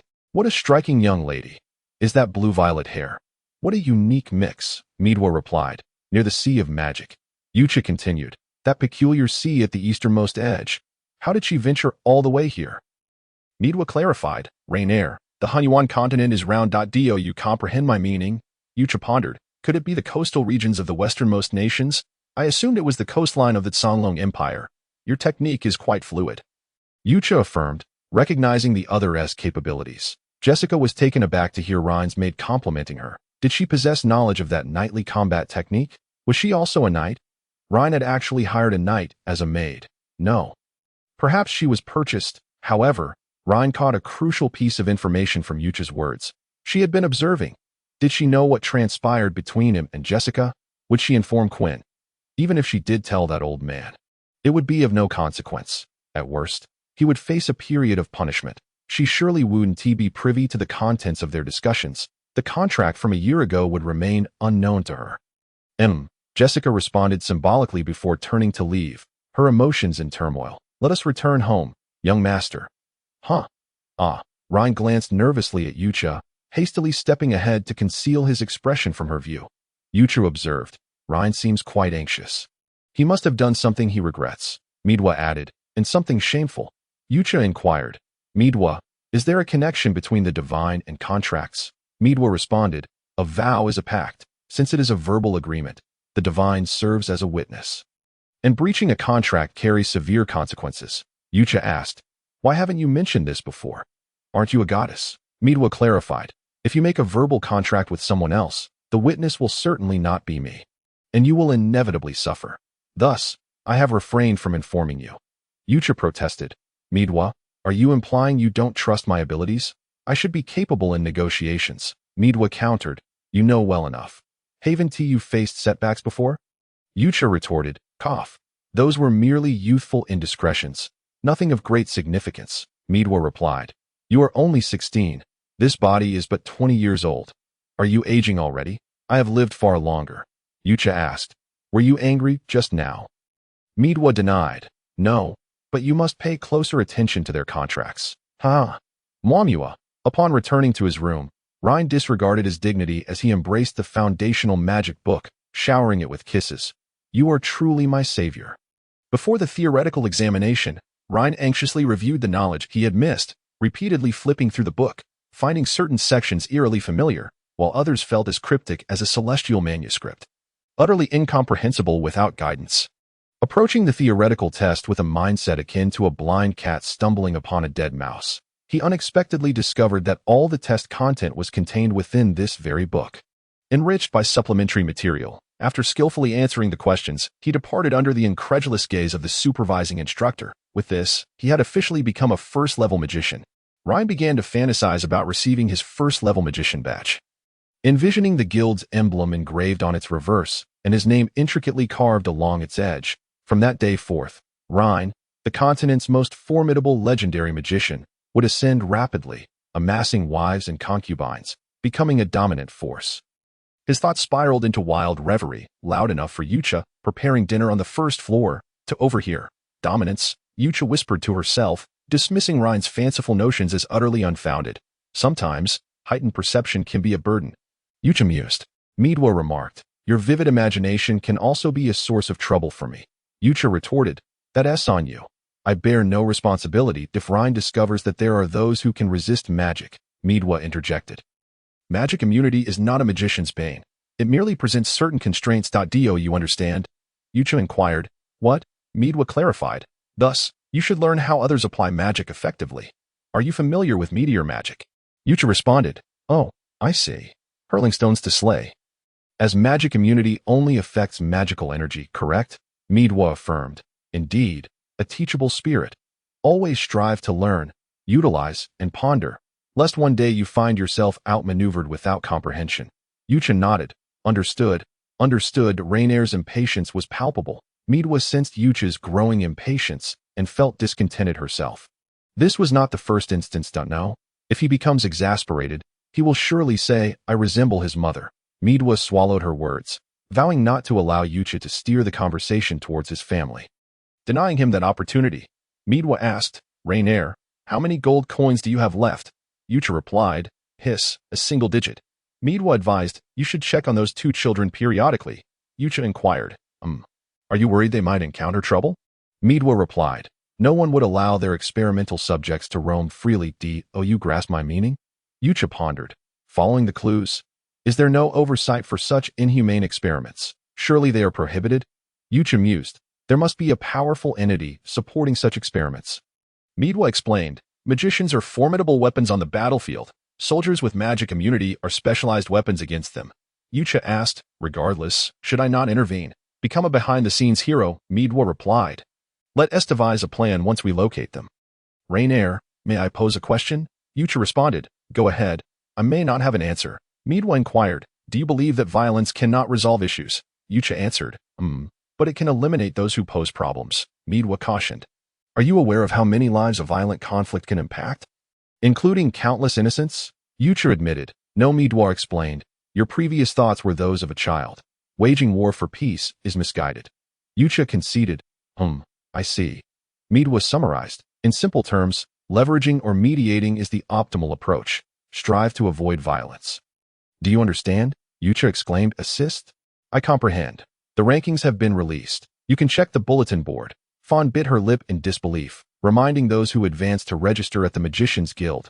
Feeling Fawn's gaze, Ryan proudly lifted his chin. At this juncture, who could still label him as an incapable failure? Young master, please hand your notes to me for review, Yucha whispered.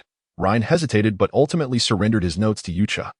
As the test had just concluded, and he had not learned much new that day, his notes contained several pages of rudimentary sketches from the past few days. It was impossible to concentrate on studying every moment. Regardless, they were no longer of use. Even if Yucha discarded or tore them, it would matter little, as long as she left his foundational magic book untouched. Let us go, Ryan urged, hastily exiting without awaiting Yucha's response. It was now 4 p.m, and he had an appointment with Jessica. Jessica had yet to seek him out, but he could always look for her in any case. It was a welcome respite from Yucha, a chance to avoid further complications. Yucha methodically tidied Ryan's belongings, following him at a leisurely pace. Every move Ryan made fell within her perceptive range. Walking slowly gave her the illusion of not keeping up. Perhaps she could glean insights into the happenings between Ryan and Jessica. Ryan, young master Alpha. To her astonishment, Ilili boldly obstructed Rain's path alone. What are you doing? I have no time to deal with you. Rain thought impatiently as he attempted to dismiss her. He held a favorable impression of Ilili. She was well-behaved, and he harbored some feelings for her. However, it was common knowledge that Morishi had an interest in her. And Rain had no desire to compete with that hot-headed individual. If he were to grow too close to Ilili, it could lead to misunderstandings with Morishi, which would spell trouble for him. Please, grant me a moment. Let us converse over there, where no one can overhear. Ilili dared not meet Rain's gaze directly, her hands fidgeting nervously at her chest, her agitation palpable. Yet, Rain felt no sympathy for her. Others' troubles were of no concern to him. No, go wherever you wish, he firmly declined. However, a fleeting thought crossed his mind.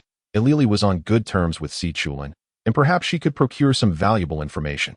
Unless what? I shall not engage in any excessively outrageous undertakings. Rain smirked, tilting his head dismissively. Let us speak over there. Ilili felt as though she were a lamb entering a den of tigers. Yet she resolved to try for the sake of her desires. Standing between two buildings, Rain leisurely leaned against the wall, observing the anxious and bashful Ilili. Her youthful, flushed face was undeniably captivating, igniting a warmth in him with but a glance. Speak, he commanded. I wish to understand how you, of all people, experience such a sudden surge in magical power. It is as if many have taken notice of my predicament. Ilili stammered nervously, for aside from Si Chulin, Morishi, and Fan Kushin, she felt immense anxiety when conversing with anyone else. You have been watching me, have you? Your taste is impeccable, to discern me amidst the throngs, Rain jested. Not that. I can divulge that information. Rain, well versed in the art of tea, interrupted Ilili's struggling thoughts. Really? However, there is a condition. Ilili felt a wave of relief wash over her. At least an unexpected situation had been averted.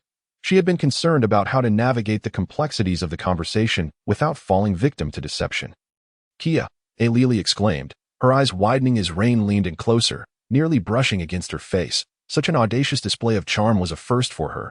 Her mind momentarily blank, Rain leaned closer to her ear, whispering softly. Once he finished, Ilili regained some composure, though she found his terms somewhat challenging. What say you?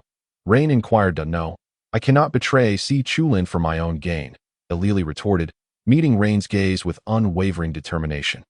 She knew she could not afford to appear weak in this moment. You stand to lose nothing, and I shall find joy in this arrangement, as will you, Rain remarked, creating distance between them. No, I refuse to entertain such a proposition. Present another condition. My surname is Alpha. What could I possibly lack?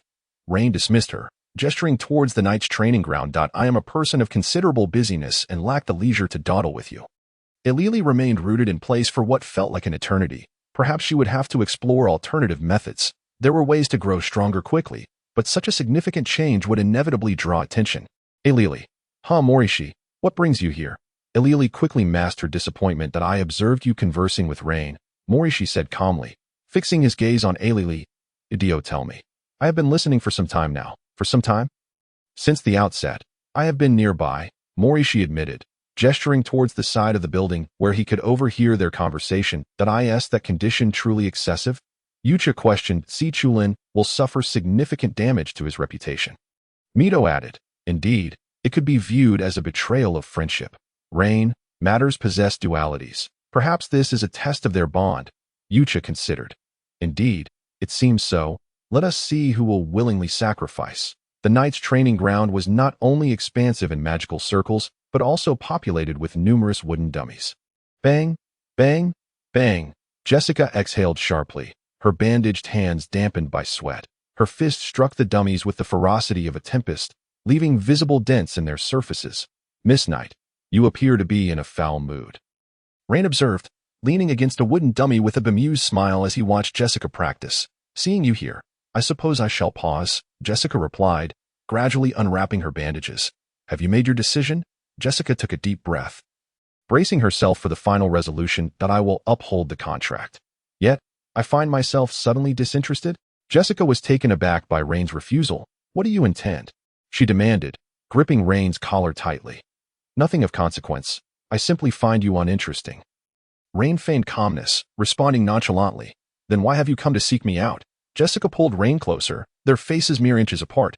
With their heights comparable, she locked eyes with him, her expression ablaze with fury and disdain. Speak a word to prepare for your end, for the divine bears witness. Contracts are irrevocable. What say you? Am I not generous? Ugh. Jessica's fist collided with Rain's face, and as he wiped the blood from his hand, he glared at her in disbelief. You dare strike me? Rain shouted, pointing a finger at Jessica, only to receive another blow. Jessica seized the moment while Rain staggered, swiftly kicking him to the ground, where she knelt upon his chest, delivering blow after blow to his face.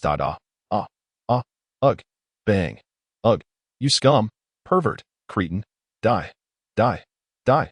Tears streamed down Jessica's face as she vented her wrath, her fist raining down mercilessly. Ugh, stop, please, stop. Rain struggled to articulate, his face bruised and bloodied, a few teeth lost in the fray. Silence. It is all your fault. You should never have proposed this contract. It is your fault. Jessica's tears flowed freely as she continued to strike him for several minutes before finally pausing. Rain lay battered, bloodied, and barely clinging to life, while Jessica, equally bruised, bore the marks of their conflict. Her hands, stained with their blood, trembled as tears dripped into his wounds. Father, I wager my entire life on this, Jessica gasped, her breaths heavy. Rain struggled to speak, coughing up blood and broken teeth. For the family, for the acceptance of the Alpha clan, I entered this contract. Had it not been your proposal, how could I have ended up like this? Jessica's fury erupted as she pointed an accusing finger at Rain. The family approved. I wagered you would not advance before graduation. Why did you seek promotion? Why? Fear not. For the family, I shall abide by it. Rain assured, though Jessica rose unsteadily, her resolve wavering. Child, she muttered, biting her lip until it bled, a hole punctured by her sharp canines. I shall bear a child, and then I will die. Afterward, you must not seek me out. None from the Alpha family shall approach me. Jessica, in a daze, hoisted Rain and began to move toward the exit. Where do you intend to take the young master? Yucha's voice cut through the air. Devoid of emotion, though internally shaken, Tio bear a child. For a brief moment, Jessica hesitated but ultimately accepted the irreversible fate. What shame, what pride, what reputation could she forsake? In the end, nothing would remain but ashes. The young master is injured that I did that. Will you avenge him? Your mood seems rather poor. Humph.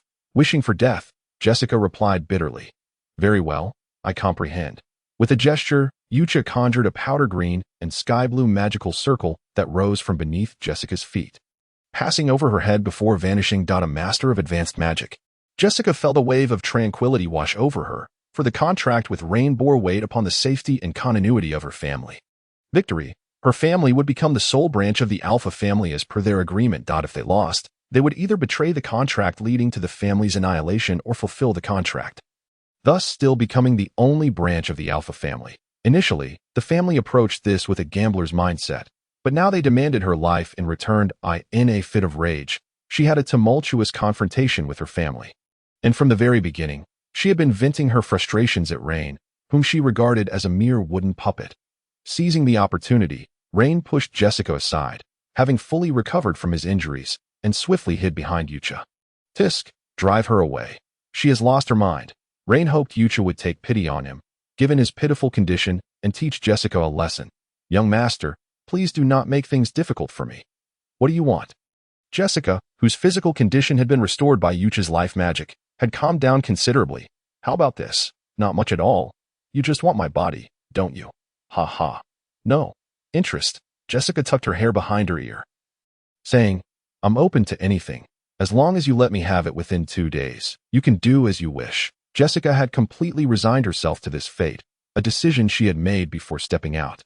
And it would not change. Yucha, Mido, this, Mido. No, my goddess is powerless. Yucha, Rain, I almost want to give up. What did you say? Rain still felt uneasy and said to Yucha, you must protect me. If something happens to me, you all bear the responsibility. Please do not trouble me further. Young master. I have no objections. Trouble? Who is actually causing trouble for whom? Rain silently criticized, now having to rely on the other, fearing to say too much. If you cooperate, it wouldn't be impossible. Rain looked at Jessica. She remained silent, tacitly agreeing. Very well. If you plead with me, we can proceed today. After all, your time is limited, isn't it? Rain smirked, taking a deep breath to relax herself. Jessica finally spoke. I beg you. Beg me for what? Speak up. How am I to know what you desire if you do not clarify? Rain began to tease Jessica more brazenly. Yucha. Mido. I'm Mido. Hard to accept. Isn't it? I knew this all along. Yucha. What about the punishment from the divine? Mido. A divine curse. With your strength, it's futile. Do not think too much. My current state renders me powerless. Yucha. I wish I could be deaf at this moment. Yucha couldn't bear to watch Jessica open her lips, suppressing her shame as she spoke to Rain. Each word formed a shape, and in that moment, it felt as if the world had slowed to a crawl. Ultimately, helplessness, it was her choice, the consequence of her daring. The only thing that stirred her family was the promise that, regardless of victory or defeat, they would accept Jessica's family as a collateral branch of the Alpha family, granting them protection. The saddest and most pitiable was Jessica. To her family, she was merely a dispensable tool. Well, since you are pleading so earnestly, let us head to the inn now. Rain smiled with delight, as if the earlier lesson was non-existent, planning to slowly torment her in the time to come. Wait, Jessica interrupted Rain. Please, this is my first time. Huh, your first time? Rain feigned astonishment. I thought with a figure like yours, you would have been through many battles. Jessica's face darkened. She said nothing. And then, what of it? Rain placed no significance on the matter. From the start, he had shown no respect, merely wanting a toy. I wish to have something formal. Mutually respectful. That is not an option. You must obey me, crawl on the ground like a dog. You cannot stand. Rain boldly tilted Jessica's chin, emboldened by Yucha's presence, knowing he had nothing to fear, and Jessica would never kill him. If Jessica struck him, he would discover just how many cards this maid had up her sleeve. That a little suffering, but it was worth it. Jessica remained silent, her expression dark. This was one of the outcomes she had envisioned. Yet it was not the worst. Falling into Rain's clutches, hoping for the treatment of a normal person was merely a fantasy. Young master, you must show appropriate respect to those deserving of it. Yucha's cold voice pierced through. It was the little tenderness she offered, though it was insubstantial. All right. I will consider your feelings and not make it too difficult for you. Satisfied? Rain begrudgingly bowed to Yucha. Jessica agreed to Rain's words, but it did not signify her satisfaction. Satisfied? How could that be? It was merely to appear more like a living person. Jessica cast a meaningful glance at Yucha. In Rain's residence. He did not enter his room, but instead accompanied Jessica as they awaited Yucha to serve dinner. The two sat in silence, Rain appraising Jessica from head to toe, his mind wandering. Jessica, curious, glanced around the hall before closing her eyes. Wishing to ignore Rain's lecherous gaze, Yucha first presented a plate of snacks, Rain's treats, and no need. Jessica glanced at it and immediately refused. How can I send this to her? What about mine? Rain and Yucha exchanged glances for a moment. Then he caved. I shall forego it. Rain crossed his arms, resolving to observe Yucha's actions. Yucha gently took a bite of a cookie, producing a crisp sound, then raised a piece to Jessica's lips. Please eat. Yucha stared at Jessica expressionlessly. No, I won't. Jessica clearly did not want to be associated with anything concerning Rain. Please eat. Yucha mechanically repeated the previous phrase. Rain watched as Yucha held the cookie for several minutes. Finally, Jessica, unable to bear it, perhaps feeling shy, took a bite of the cookie. Paper? I want paper. Saliva. Mido, don't speak to me. You should go get it yourself. Her hands were so cold, and there was a hint of sweetness. Anyone who could coexist with Rain should at least have this maid be decent. Young master, please. Yucha offered the plate to Rain, who picked up a piece and was about to bring it to his mouth when he noticed Yucha was staring at him. What?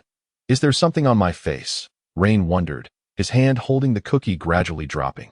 Yucha's gaze shifted downward, glancing at Jessica before closing her eyes, silently moving her hand with the plate forward. The result was not meant for me to eat. I still have to feed her. What is it about this woman that warrants my service? TSK.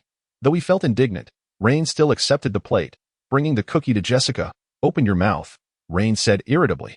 Jessica did not respond. I command you. Open your mouth. Rain's voice rose slightly, irritated. Only then did Jessica slightly part her lips. A piece of cookie unexpectedly filled Jessica's mouth. Rain glanced at Yucha as if to say, is this acceptable now? Yucha showed no reaction, staring at the cookie with open eyes. Rain understood that failing to let Jessica finish the plate of cookies would lead to trouble for him later. Yet the plate contained far too many cookies, and they were difficult to swallow. What was even more infuriating was that Yucha had not brought any milk. The room was not as cold as outside. At least there were magical devices ensuring the room temperature. Hot milk would have been the perfect drink. Yucha silently turned and gracefully walked into the kitchen.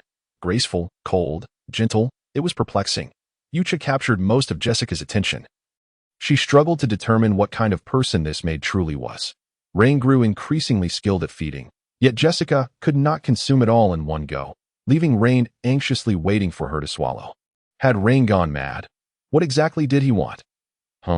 How cruel, not even offering a glass of water. Jessica was baffled by Rain's bizarre behavior, but she had no choice, at least for the next 2 days. She had to obey him. However, after this little performance, her emotions were not as unstable as before, relatively normal. With nothing to do, Rain could only watch as Jessica slowly ate, time passing slowly. Unexpectedly, he found this female knight somewhat adorable. She seemed entertaining, stuffing her mouth and propping her face like some little creature. Hey, eat more. Rain had yet to realize that his actions were entirely within Yucha's design. Mido, you truly love to meddle. Do you pity her? Yucha. Indeed, quite pitiful. Me duo. Truly possesses the heart of a saint. Yucha, are you implying that in a positive or negative sense? Me duo. Fear not, it encompasses both. Satisfying my obsessive tendencies. Yucha. I merely took action because she mentioned her intent to end her life. Me duo. I can't decide whether to call you Tsundere or something else. But it's rather commendable. During dinner, Jessica gazed in astonishment at the simple fare laid out before her, casting a surprised glance at Ryan. Who would have thought he could be so unpretentious in private? No, it was simply unexpected. He resembled a commoner more than a young master. The stir-fried greens, the milky, unidentifiable soup, dishes that even she found unappetizing, yet Ryan savored them with apparent delight. Was it possible that he led such a lavish life? What? Could the Chelan family not even afford this? Ryan scoffed, realizing that Jessica's family circumstances were worse than he had imagined. The Chelan family certainly has the means to be well-fed. No need for your concern. Jessica replied, taking a generous bite of the crimson meat. Though slightly charred, it was quite delectable. What is this dish? Red pork, a perfect balance of fat and lean, accompanied by this sauce. Is the maid from the Dragon Empire? Then this must be a specialty from the Dragon Empire. Watching Jessica and Ryan compete for the red braised pork she had prepared, Yucha felt a sense of triumph. It seemed she possessed a certain talent after all. Disregarding the fact that Ryan was currently under the influence of dark magic, once they had eaten their fill, Jessica nearly forgot she was at Ryan's home. glancing outside as dusk began to settle. She let out a resigned sigh at it's quite late. Jessica Chelan fixed her gaze intently on Ryan. Tomorrow is the final day though. I didn't expect you to be so eager, Ryan said with a knowing smile. Deftly stroking Jessica's hand, I hope your health is well. After a moment's contemplation, Jessica finally decided to voice this thought. Her family, the place that treated her as a mere tool, was only warmed by the presence of her younger siblings. Were it not for them, she would have fled long ago. My health is perfectly fine. Would you like to verify that? Ryan said, exerting a gentle pull on Jessica as he led her upstairs. Who would have thought that such a stubborn knight would yield so easily? Ryan remarked. Initially, I aspired to be a mage, Jessica replied without further elaboration.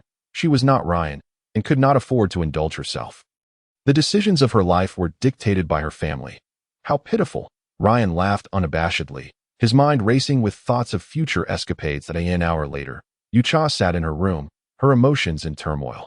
She had significantly minimized her perceptual range. Yet, me duo. I never expected you to be such a person. You are. Yucha. Me duo. Being fierce is of no use. Rest assured, I harbor no ill intentions. I have witnessed far worse. Yucha, I'm feeling sour. It's infuriating. Me duo, just how much do you enjoy those inexplicable things? Yucha, perhaps it's ingrained in my DNA. Never mind. I'll go prepare Ryan's happiness book. Yucha entered Ryan's study, casually using water elemental magic to tidy up, then picked up a book, placing the paper and ink from the desk aside, and began to make corrections on the parchment. In the early hours of the next day, Yucha broke free from her mechanical sitting posture, opening her eyes. She had slept for 3 hours. And though she didn't require much rest, it was better than none. Yucha, another book.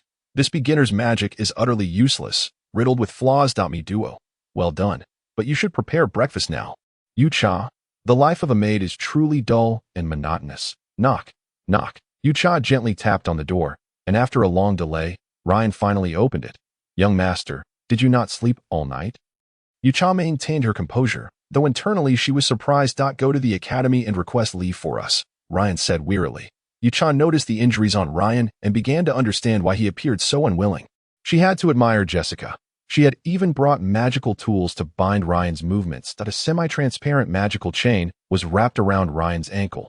From their conversation yesterday, today was likely the final deadline for the contract. Yucha, Jessica is quite diligent, though not for herself. Me duo. She is a serious individual, but unfortunately so. Yucha, Ryan still has a hint of medicinal scent in his mouth. The aroma of hormones is overwhelmingly potent. There was nothing to be done, and she felt utterly powerless. Arriving at the academy's entrance, Yucha conveyed a few words to the guard before departing, then habitually stopped by to collect her wages at the door. Ryan and Jessica continued their engagement until the afternoon, when Yucha finally saw Jessica wobbling out, preparing to leave. Miss Jessica Chelan, the hot water is ready, Yucha addressed her, shifting from your grace to miss. Adding her surname served merely to emphasize that she would soon become Jessica Alpha. Yucha could intuitively sense the surge of vitality within Jessica. It had manifested. Jessica must possess magical tools for detection. Otherwise, she would not have waited until tomorrow to depart. No need. I am not your lady. Nor should you call me Chelan. I shall soon abandon that surname. Jessica looked at Yucha wearily, striding ahead. Very well. Jessica. Yucha's emotionless voice reached Jessica's ears. The nameless knight Jessica? It felt rather fitting. A circle of powdery green magical runes settled upon Jessica, greatly improving her physical condition. Magical tools? Jessica inquired, but Yucha did not respond. Thank you. After watching Jessica leave, Yucha resolved to check on Ryan. After all, witnessing him nearly on the verge of collapse had startled her. Indeed, a mage's physical constitution pales in comparison to that of a knight. Ryan. Early in the morning, she found Morishi blocking Ryan's path. Noting the furrow in his brow, it appeared Ryan had crossed him somehow. Is that you, Morishi? Here to apologize? Ryan smirked arrogantly. Clearly the attitude of those around him had shifted since he grew stronger. Less chatter. Duel. Morishi didn't offer an explanation. He appeared not to be in a foul mood, leaving Ryan perplexed as to why he was seeking confrontation without cause. Are you all right? You haven't been shunned by Miss Yexiang. Have you? Ryan feigned exaggerated laughter, advising him to abandon hope. He could only take a hard stance with her, or else surrender. Morishi nearly acted on impulse, but restrained himself, after 4 o'clock, at the practice field. I want to go. This young master is not idle and has no need to waste time on a duel. Ryan had no desire to be struck for no reason, although Ryan's magic power had reached 1.5 levels. Morishi was close to 2 levels. Both were novice mages, and the gap was not insurmountable, making the outcome uncertain. However, Morishi was a fire element mage, more adept at offense, while Ryan had only mastered 1 corrosion spell to this point. 1 magic stone. Morishi lowered his voice, unwilling for others to overhear. If you win, it's yours. What do you want? Ryan felt a stir of interest. That was the most crucial item for auxiliary magic cultivation. Generally unattainable for mages below level 4. Your maid behind you, Morishi stated. Very well. Ryan agreed without hesitation, confident that regardless of the outcome, he would not suffer loss. Young master, it's time for your class. Yucha showed no concern for the wager. Ryan responded, surprised by her complete lack of reaction. Clearly, she held him in contempt. She must have longed to escape. All her talk of staying by his side. He scoffed. Ryan became increasingly convinced that Yucha's presence was driven by a significant ulterior motive. Likely related to him. Surely, his family had been deceived by her. Entering the classroom, Ryan took his usual seat, with Yucha following suit beside him. Both of them instinctively turned their attention to Lili Yeshiang. After all, the events of the previous day were not easily forgotten. Lili noticed Ryan and immediately averted her gaze, subtly tugging at Kukulin's sleeve. Why the grimace? Kukulin, sensing Ryan's gaze upon him, grimaced in distaste. Kukulin was already aware of Ryan's conditions. It was truly a despicable and perverse matter. What are you staring at? Do I interest you? Ryan retorted with a sly smile, tauntingly suggesting that given their respective family standings, it was quite possible you wish to die. How dare you speak to me in such a manner? Kukulin shot back, nearly seizing an object from the desk to throw at him, but fortunately, his accompanying maid and Lili intervened in time. How dare I? Your Highness, it was my rudeness. Rain seldom exhibits such politeness, yet his smile is imbued with a piercing irony. Yucha has also listened attentively to today's lecture. Fane Kiki spoke quite well, albeit with a deliberate or inadvertent concealment of certain content. Despite his clear intent to recount the tales of legendary figures, the sight of a throng of nobles preoccupied with their own affairs dissuaded him from elaborating further. Even matters that necessitated mention were glossed over hastily. There were those surreptitiously nibbling on snacks, chatting, and even dozing off. The noble offspring were utterly disengaged. Most were merely accompanying their maids and taking notes. Except for those beside Rain and Her Highness the Princess, who were devoid of magical abilities. Rain, feigning diligence in note-taking, had long since allowed his thoughts to drift into the ether. Fane was certainly aware of this. Since your interest is lacking, I shall speak casually about what is necessary. Fane maintained this mindset throughout his lecture, which also fueled his concerns regarding human mages. He was not alone in this worry, as it resonated with those at the Mage Tower as well.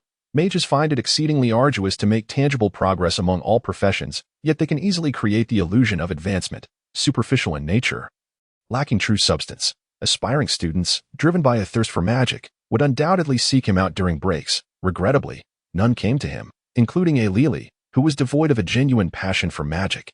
Lili merely sought to grow stronger in order to combat her family's curse. Fane understood her better than she knew herself. Before long, the break arrived. Upon hearing the bell, Fane fell silent. He crouched behind the podium, causing a slight commotion as he stood and casually gathered his teaching materials before departing. Yucha, the sin of alcohol, Mido, observed Fane's hands. Yucha, is he clutching a small bottle of liquor between the pages of a book? Mido, perhaps the Academy has a lenient stance on drinking.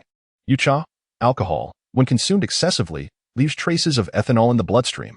Without it, one's bodily functions may falter. Do mages experience this as well?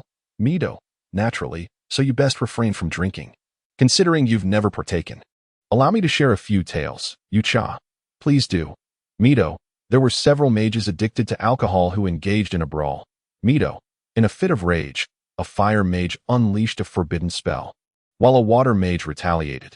Yucha, and then, Mido, one incinerated himself, while the other summoned a flood that inundated the villages downstream, leaving chickens, ducks, cattle, and sheep all intoxicated. Only a life mage sat nearby sipping tea. Yucha, fire, water, and life elements, understood. Meanwhile, not long after exiting the classroom, Kukulin returned with a sullen expression, taking advantage of the absence of others to slam his fist heavily onto Rain's desk. Typically, at this hour, the classroom would be empty, as few nobles wished to jostle in a crowd. Only Rain remained, having been weakened recently. Rain, roused from his frustrated slumber, suppressed his irritation upon seeing Cuchulainn. Yucha noticed that Cuchulainn instinctively lifted his leg, but refrained from his usual brashness in placing it on the desk. Could his leg be injured? What happened? After 4 p.m., informed Ailili. Cuchulainn threatened Rain with a mix of shame and anger. Noticing the pink, silky cloth clutched in her hand, Rain couldn't help but smile. She was far more naive than he had imagined. One more time, and you'll be awaiting a turnip for your head. With that, Cuchulainn flung the cloth onto Rain's face and stormed out. Yucha, the panties are rather cute. Mito, why not buy a pair for yourself? Yucha, truly unsightly. How hideous, wouldn't you agree? Mito. As soon as the clock struck 4 p.m., Morrisier awaited Rain outside the classroom. Due to Rain's deliberate delay, Morrisier leaned against the doorway. Waiting, Ailili Yeshyong. Rain called out to Ailili, who was preparing to leave. Is there something you need, young Master Alpha? Ailili stood there, visibly anxious. Cuchulainn had left in haste today, causing her to fear lingering at the academy. Let us discuss this elsewhere, preferably in a secluded spot.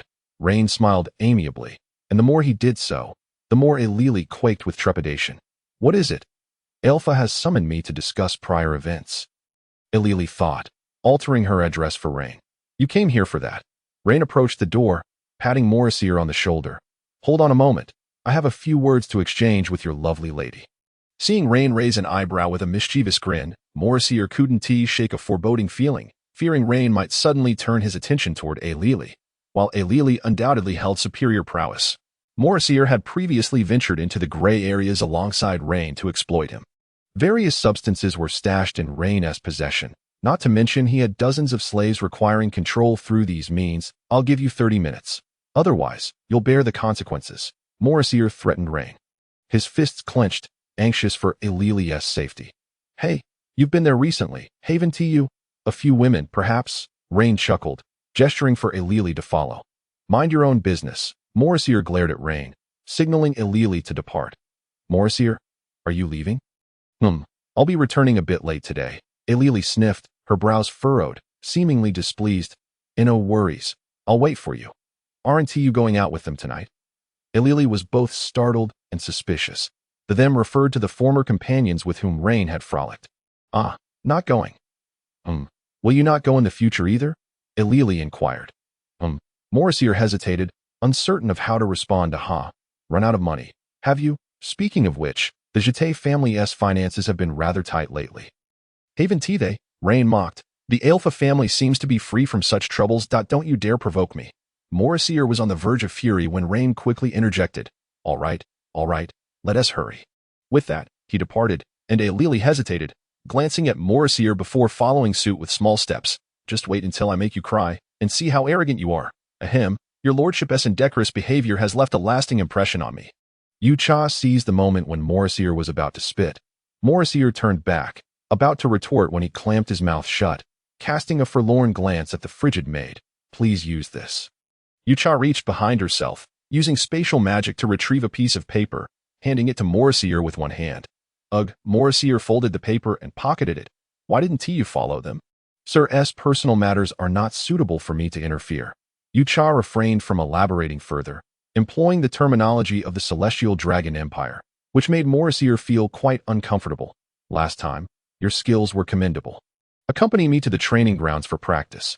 Morrisier had already begun to treat Yucha as his own servant. Yucha, Mito, this person bullies male and female servants. How shameless, Mito, in their eyes. You are an ice or fire element mage, with a strength around level 2, making you the most suitable sharpening stone for him. Yucha, am I merely regarded as a tool? Do they look down on me? At least Rain acknowledges me as a level 5 or 6 mage. Mito, I truly don't understand what you find amusing about this, by the way, in the eyes of your classmate Rain. You are approximately a mid-level mage at level 4. Yucha, are you coming? Mito, Rain, let us go, but don't make anyone cry. You understand what I mean. Yucha, don't make anyone cry. Got it. In the Academy's storeroom, Rain quietly closed the door. What's this? A scenario of a lone man and woman confined in a room.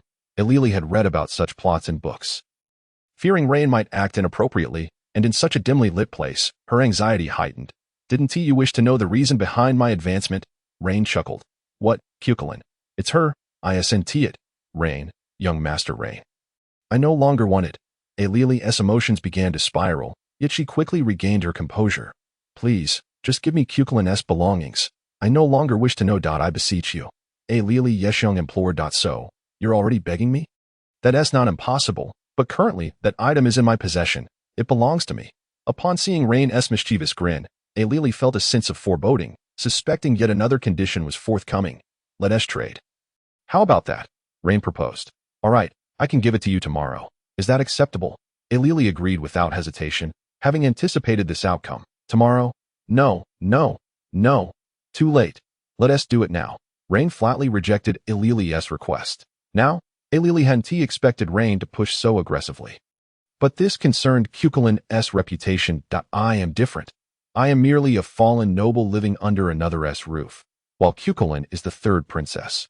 Her reputation cannot be tarnished. You have 1 minute. Rain urged. The prospect of witnessing a spectacle filled him with delight.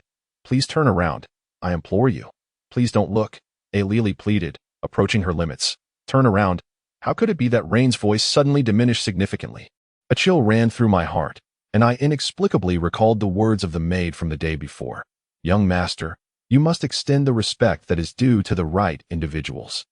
Very well. I shall avert my gaze and find a place to shield myself. Thank you, Lord Alpha. Alili murmured in gratitude. I in the mage's training ground. Within the magical circle, Mori and Yucha stood 30 meters apart. A second-tier mage, perhaps? Where is your wand? Mori was astonished that Yucha, despite being a mage, chose not to wield a wand as a weapon and agreed to duel him instead. Was he underestimating him? Upon reflection, it seemed to be the same as last time. Without a wand, the only noteworthy skill was the rapid incantation technique. I am a warrior, Yucha stated coldly, providing an unexpected answer. Huh?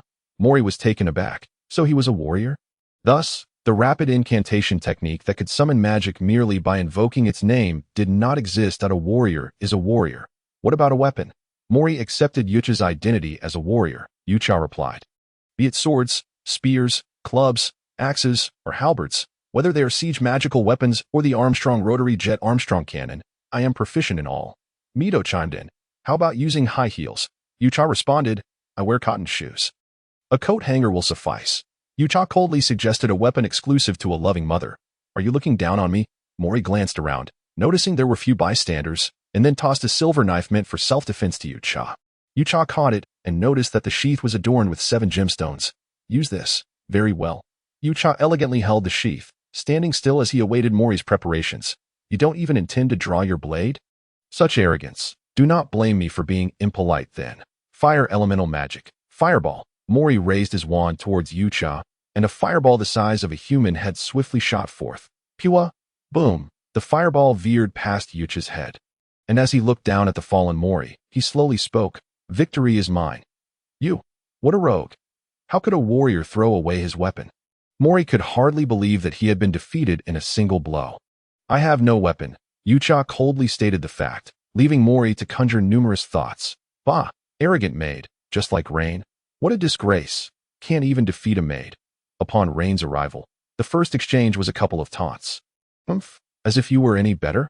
Mori picked up his silver knife and beckoned to Rain. Though you think my magic stones are easily obtained. Useless Rain, that I have long since surpassed my former self. Do not come crying to me later. Noticing that the two were bickering, Yucha quietly stepped out of the magical circle, yielding the arena to them. Yucha asked, Mito, can Rain win?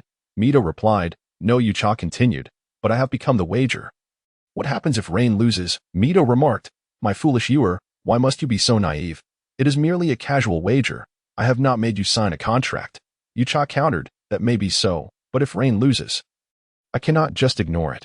Mito assured, since there are no constraints, you can simply run away in a few days. Yucha inquired, is that permissible? Mito replied, what else can be done? Mori rubbed his abdomen, though the blow from the sheath hurt. It was not debilitating. Could it be? Have you? Rain smirked, if you're unwell, just concede, lest you claim that I bullied the injured. Who are you bullying? Come and try it. Mori swiftly raised his wand and began chanting a spell. Since this was a private match with no referee, the battle commenced the moment they entered the arena. Seeing this, Rain took out his own wand, which was a dual-purpose wand, half sword, half wand, though the blade was reduced to mere fragments. Fire elemental magic. Fireball. Humph, you dare to fight me with a broken wand. Quite the audacious fellow. Rain. Is it true that the Alpha family cannot even provide you with a decent wand? Though his body swayed slightly. Rain's reflexes were sharp, and he easily dodged the incoming fireball. Dark elemental magic. Corrosion spell. Rain's corrosion magic veered off course, and Mori merely sidestepped to evade it. It seems your body is failing you. Are you exhausted? I, too, am accustomed to noble play. Unlike you, who revels in the gutters. Are you quite capable then? Have you brought ruin upon a noble family? Did your father not discipline you? Do not mention that old wretch. Not allowed to speak of him. The two within the magical circle continued to shift positions, hurling spells back and forth while bickering, appearing quite impressive. Yet, in Yucha's eyes, Yucha remarked, "Is this a turn-based duel?" "They seem to be enjoying themselves," Mito replied. "They're merely exposing each other's scars, a child's way of fighting." Yucha noted, "Back and forth with only a spell or two." "Mito, do you have any watermelon?" Mito retorted. "Why not mention sunflower seeds, peanuts, or popcorn? Eating watermelon in this cold weather?" Yucha insisted. "It could be quite delightful." Mito apologized. "I'm sorry, but I am not Aladdin's lamp, though I dream of such things. Q, I have gained numerous readers. And I have been grinning at my phone for quite some time. Rain, lying, is infuriating. I wept tears of frustration while writing, and then I penned an epilogue to punish Rain. I wonder if the epilogue will pass review. It seems unlikely. Rain will eventually become the epitome of evil in the world, appearing as the worst person on the surface while secretly working to create a utopia of happiness for all. I can only reveal this much, lest I scare off readers. Revealing more would be a spoiler. Fire elemental magic. Spark. Mori directed the purple corrosive liquid, and his wand was enveloped in flames, resembling a blossoming golden flower. At the moment of collision, part of the corrosive liquid evaporated, shrouding Mori in purple-gray mist, while the remaining liquid continued its trajectory towards him. Amidst the purple-gray mist, golden sparks continued to radiate, dazzling yet on the brink of extinction. Scattering as they fell. Fire elemental magic. Flame gone. As Mori chanted, the scattered sparks abruptly changed direction, becoming sharp like a diamond tip. Whoosh, whoosh, whoosh, Roshin cursing. Seeing the fiery projectiles rush towards him, Rain quickly dove to the side, narrowly evading the barrage of red light. Roshin cursing. Mori, you Roshin cursing. Are you trying to duel? You Roshin cursing. Are you aiming to kill? Rain clumsily scrambled to his feet, devoid of any thoughts of dueling. What are you saying? Is it not normal for duels to result in injury? Mori twirled his wand, striking it heavily against the ground. Is this a second-tier magic? A fair duel? Is this what you call a fair duel? Rain shouted at Mori, yet felt helpless, for he currently only knew one corrosion spell and an enhanced version of Elvish. Did I ever claim it was a fair duel? But I did say I would make you cry. Mori chose to ignore Rain. Had it not been for Rain's prolonged conversation with Alalai, he would not have felt jealous and might have refrained from using second-tier magic. Yucha queried, "Can a first-tier mage use second-tier magic?" "Quite impressive." Mito responded, "Among his peers, he is rather competent." Yucha inquired, "What about Rain? He shouldn't be a waste, right?" "I believe he possesses some talent." Mito assessed, "His control and application abilities are acceptable. Average at best. As for everything else..." "Well," Yucha concluded, "so his rapid advancement is thanks to me. I never realized I was so skilled at training others." Mito agreed, in a way. Yucha continued, "Mito, do you seem a bit anxious?" Mito clarified. Rain truly is ill-suited for energy output. If he heeds advice and becomes a magic swordsman, focusing on energy consolidation, he should not be weak. Yucha remarked, "Every profession possesses some capabilities of other types, does it not?" Mito affirmed. "But the effects of dark elemental magic tend to weaken."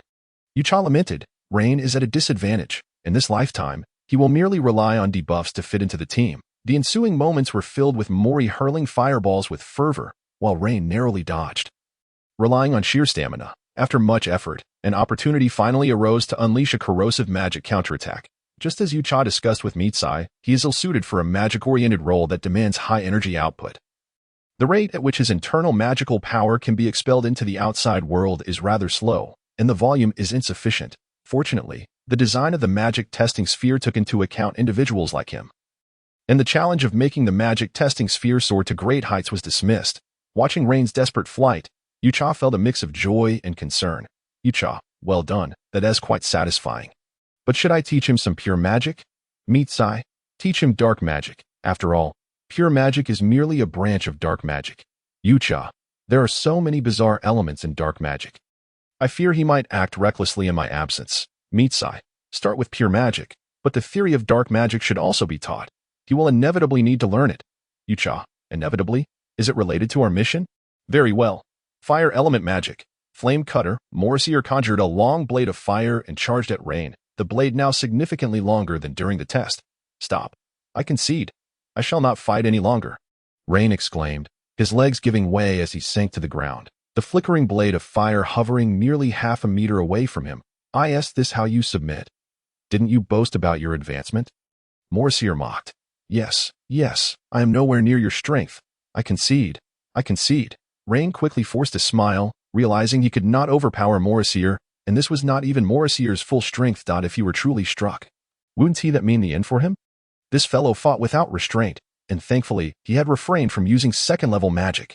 Rain was relieved that his opponent had held back. As a member of the Irfa family, he could not afford to burn bridges. He would need the support of the Irfa family one day. Rain glanced at the maid in the distance, standing elegantly, observing him being thoroughly beaten without any intention of intervening. He felt genuinely endangered. This maid, seemingly as cold as her appearance suggested, would not come to his rescue but instead would watch impassively while he suffered, perhaps even taunting him later. According to our agreement, this maid is now mine. Morrisier said proudly, raising his head and waving at Yucha in the distance. Aren't you coming over to greet your new master? Morrisier reveled in his triumph, confident that with such a capable maid by his side, no one would dare to cause trouble. They could only bow and scrape before him. I trust you will pay my wages on time. Yucha approached slowly, respectfully bowing to Morrisier. Wages? Morrisier looked at Rain with confusion. As if he had been deceived, she was hired by the old man, so of course, there are wages. Seeing Morrisier's discomfiture and realizing that this bothersome maid would soon be leaving him, Rain felt a surge of joy. What magic stones? I don't know about that thing. Lord Irfa, the Duke is only 45 years old. He should not be referred to as an old man. Yucha reminded Rain, indicating that Queen Irfa was not yet old enough for such a title. Rain looked at Yucha in surprise and confusion, not due to his admonition but because of how he was addressed. Goodness. Already referred to as my lord before a proper transfer, and using my surname. The speed of betrayal is astonishing. Morrisier's expression also turned peculiar as he reluctantly accepted it. Employed. Very well. What is the penalty for breach of contract? Morrisier asked Rain, but Rain had no idea. No penalty, my lord. Yucha answered on Rain's behalf. No penalty. Morrisier's expression nearly twisted in disbelief. What about the contract duration? Indefinite. Yucha's simple word left both men in shock. No penalty and no duration. What kind of joke is this? Rain and Morrisier exclaimed in unison. Rain then realized that if the two did not intend to terminate the agreement, Yucha would remain by his side for life. No wonder he had mentioned following him indefinitely. This was the reason. Morrisier was astonished that Queen Irfa would sign such a contract with this maid. How much trust must one possess? Yet, that very trust was troubling. Suggesting that this maid might one day betray him at Rain's behest, Morrisier glanced at the equally astonished Rain, and after some contemplation, he came to understand. It made sense. After all, becoming Rain's maid was a high-risk occupation. And the humiliation she would endure was unimaginable. Fine, I accept this, considering her considerable strength. Very well, let me hear you call him young master, Morrisier proposed, having longed to witness Yucha serve him respectfully. Permit me to decline. The contract has yet to be established. Yucha coldly refused. Morrisier looked at Rain with a puzzled expression, as if to say, what on earth are you doing? The contract could simply be transferred later. But today's wages had yet to be settled. Rain nearly burst into laughter. How much? Morrisier felt a sense of dread, considering the absurdity of the contract provided by Duke Irfa. Your lordship, 2 eternal gold coins. That sounds reasonable. Before Morrisier could finish, Rain added, for today's wages. Morrisier was dumbfounded. This was clearly a money-eating beast. The Jed family was no match for the Irfa family in terms of wealth. One Irfa could outmatch the entire Jed family in riches. No. Amory's wealth rivaled a third of the noble circle, perhaps even more. Well, if you're unsatisfied, let us terminate the contract. Morrisier had already made up his mind. This contract must be annulled. The maid was impressive, but not excessively so.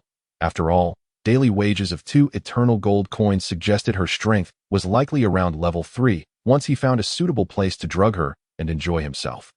He would dispose of her, certainly not at home, lest he be seen by a Lily. If Morrisier's plan were to reach Rain, he would surely be mocked for an entire year.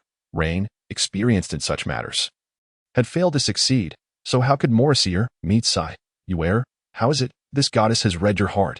Yucha, a scoundrel. He is unworthy of being with a Lily. Meet Sai. The person I have molded has considerable charm. Many have their eyes on you. Yucha, if they were to discover I am a male, what would happen? Ha ha ha. Rain couldn't help but hum a folk tune from the Rosen Empire, his gait becoming a sway. Rain sensed something was amiss, shaking his head to look back. Aside from the passers-by, nothing appeared out of the ordinary. Despite feeling exuberant, there was an inexplicable emptiness within him, a sensation he found unsettling. He was missing a few slaves. Rain felt relieved, turning towards the slave market. The Irfa Merchant Guild did not engage in the slave trade. After all, it was a gray business, and the Irfa family abstained, but that did not mean other nobles did not partake. Rain was familiar with several slave traders and knew well the noble forces backing them, which had granted him numerous advantages. The nobles of the Rosten Empire could not meddle in gray industries, lest they be discovered by the royal family. Thus, he was able to procure a few coins from those places each month, along with a few slaves. Young Master Rain, this marks your 14th time this year on credit, the slave trader said, rubbing his hands, hoping he would settle the debt. Did I not promise to pay you at the year's start? Did I not pay last year? Rain reclined, enjoying the service of one slave after another, the discomfort of losing Yucha replaced by the attention of the slaves. Bring a few newcomers? I trust my requirements need not be expressed further? Rain skillfully toyed with the slaves, completely disregarding the merchant. Yes, understood. I shall select the best for you. Young master, the slave trader hesitated momentarily before moving to the warehouse. Thud, thud. Rain glanced at the sound. The slave trader seemed somewhat unsteady, limping while wearing wooden shoes about 30 centimeters high. It seemed he had been beaten, yet had managed to escape. The owner had some skill. After all, it was not a profession that garnered much sympathy. Being caught often led to a beating, and the number of those who had died was countless. In previous years, many slave traders had been caught by the crown prince of the Rosten Empire, never to be seen again. Soon, the sound of chains echoed, accompanied by the owner's uneven footsteps, leading in 5 slaves of pleasing appearance. All were female, clad in ragged clothing, and Rain's eyes widened. 3 were human, and 2 were tree spirits. The most beautiful were the 2 spirits, both adorned with slave collars. Have they been injected with anesthesia? What is their age? Rain inquired, referring to the 2 spirits, as tree spirit slaves were particularly troublesome. Adult tree spirits possessed the strength of 300 ordinary adult human men, nearly 1.5 tons, truly terrifying. Male spirits are even stronger, reaching 2 tons. The risk of being fatally harmed looms if an excessive amount of anesthetic is not administered. Even after the transfer of the slave contract, it is essential to regularly administer substances that weaken their bodies. Although there may be no fear of them retaliating, it is wise to remain cautious. An unfortunate individual has already met their demise under the weight of the house. One need not question who is responsible. Approaching adulthood, the master hesitates as he retrieves a wooden cane, ensnaring the iron chain of the elven handcuffs. He raises the drooping hands of the 2 elves. The elves widen their eyes, their pupils constricting to pinpricks, their bodies taut, gritting their teeth as they endure indescribable pain, upon witnessing their contorted expressions of suffering. Rain nods in satisfaction. The controlled dosage of the specialized anesthetic is what produces such an effect, rendering their nerves numb. Each movement becomes a torment. Yet, in their state of numbness, compliance is far from guaranteed. All of it is necessary, Rain states bluntly. Slaves can hardly complain of excess. The master hesitates, pondering the considerable sum involved. Remember, report to me at the beginning of the year. After a moment of contemplation, Rain adds, deliver it tonight. Yes. Returning to his residence, Rain instinctively ascends the staircase, momentarily realizing that he need no longer hide within the confines of his quarters. Let me see what is available. He initially intended to head to the kitchen in search of sustenance when he heard some commotion, instantly alerting his senses. Good afternoon, my lord. The voice sends a shiver down Rain's spine, causing him to tremble involuntarily. Aren't you leaving? At that moment, Yucha descends the stairs, carrying a wooden box. It appears she is packing her belongings. Take care. I shall not see you off. Rain suppresses his excitement, wary of a sudden turn of events from Yucha. Farewell, my lord. Yucha gracefully performs a farewell gesture before turning to leave, watching her gently close the door. Rain exhales deeply, relieved that she has finally departed. Quite competent. She knows to prepare a meal in advance. Rain surveys the long table adorned with 8 dishes, all of which he relishes. Braised pork, creamy stew, sweet corn. He recognizes none but knows they are delectable. This is the most sumptuous meal he has enjoyed in some time, given the cold climate of the imperial capital of the Roshan Empire.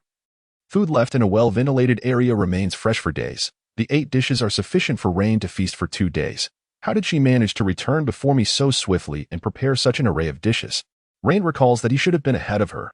She must possess some special magical artifact. As night falls, Rain leisurely reclines on the beast-skin sofa in the parlor, engrossed in a foundational text on magic interspersed with pulp paper. He finds the solitude somewhat unsettling, enjoying the spaciousness, yet he awaits the arrival of the slave. Calculating the time, they should have arrived by now. A knock resounds. They've come. Enter, Rain declares with authority, feeling an innate superiority over the slave traders, who hold a lower status. However, to his surprise, the figure entering is not a deferential slave trader, but rather a hand that crosses the threshold. Rain. The voice is remarkably gentle and familiar. There is only one person Rain knows who speaks in such a manner. What brings you here? Rain replies with a hint of disinterest. Don't be so disappointed. I'm here to see you. Do you believe me? The visitor is Emery, whose golden orange hair is quite conspicuous in the Roshan Empire. Inherited from his mother, Ella Alpha, even more noticeable are his dark circles under his eyes. Not a chance. What purpose could you possibly have? Rain dismisses him, unconvinced. Don't be so distant. Brother. Is it just you? How did you manage to sneak away from your busy schedule? Your assistant must be furious with you, right? Ha! Emery chuckles, having stolen away for a brief respite from his overwhelming responsibilities, leaving his entire family searching for him. The burden of work falls upon his assistant, who often erupts in frustration. By the way, where is Miss Yucha? Is her surname indeed Yucha? Emery inquires curiously, as one would expect that peculiar maid to greet him immediately. She has gone out, Rain replies, feeling a twinge of guilt, having not yet disclosed the details of his lost wager. You seem a bit uneasy, Emery observes, narrowing his eyes at Rain, who nearly dozes off from fatigue. However, her thighs are quite comfortable. He adds, struggling to keep his eyes open, subtly assessing Rain's reaction. Thighs? What do you mean by that? Rain wonders, pondering the possibility of the maid having a connection with Emery. She is as aloof as an alchemical creation. It is impossible that she could be one of his. Yet, the notion begins to take root. Perhaps he conspired with Quinn to send the ice-cold maid to him. Her actions seem premeditated, and perhaps her wealth of magical artifacts is indeed provided by Emery. It is also conceivable that she borrowed a significant portion from other formidable individuals. By the way, I shall take care of the slave for you, Emery states with a smile, interpreting a wealth of information from Rain's astonished expression. The slave? Rain exclaims, taken aback by Emery's knowledge. How did he learn of this? Did the slave trader divulge the information? No. Emery, the slave you speak of is the recently arrived carriage. I instructed the driver to turn back and deliver it to the trading house. Emery presents a harmless smile. Well then, I shall take my leave. And remember to bring her to the trading house to keep me company when you have the chance. I have no other business.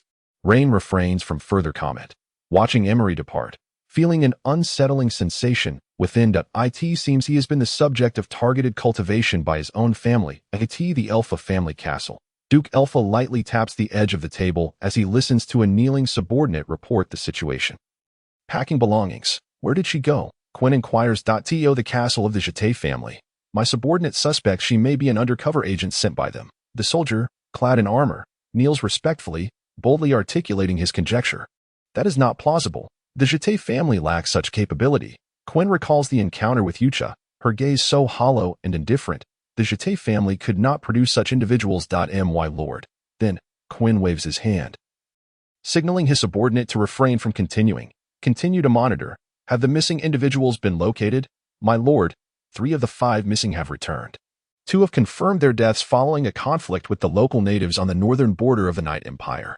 The farthest individual was tracked to the Songlong Empire, but lost all traces thereafter. The discrepancies in the target's appearances suggest a high-level magician possessing spatial manipulation abilities.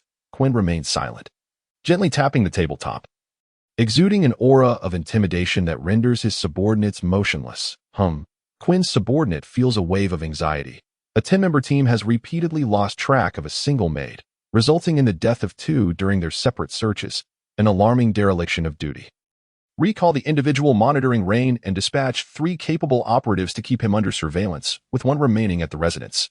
Yes. Additionally, Assign one more to monitor the Jete family. My lord. That maid possesses a keen sense of perception.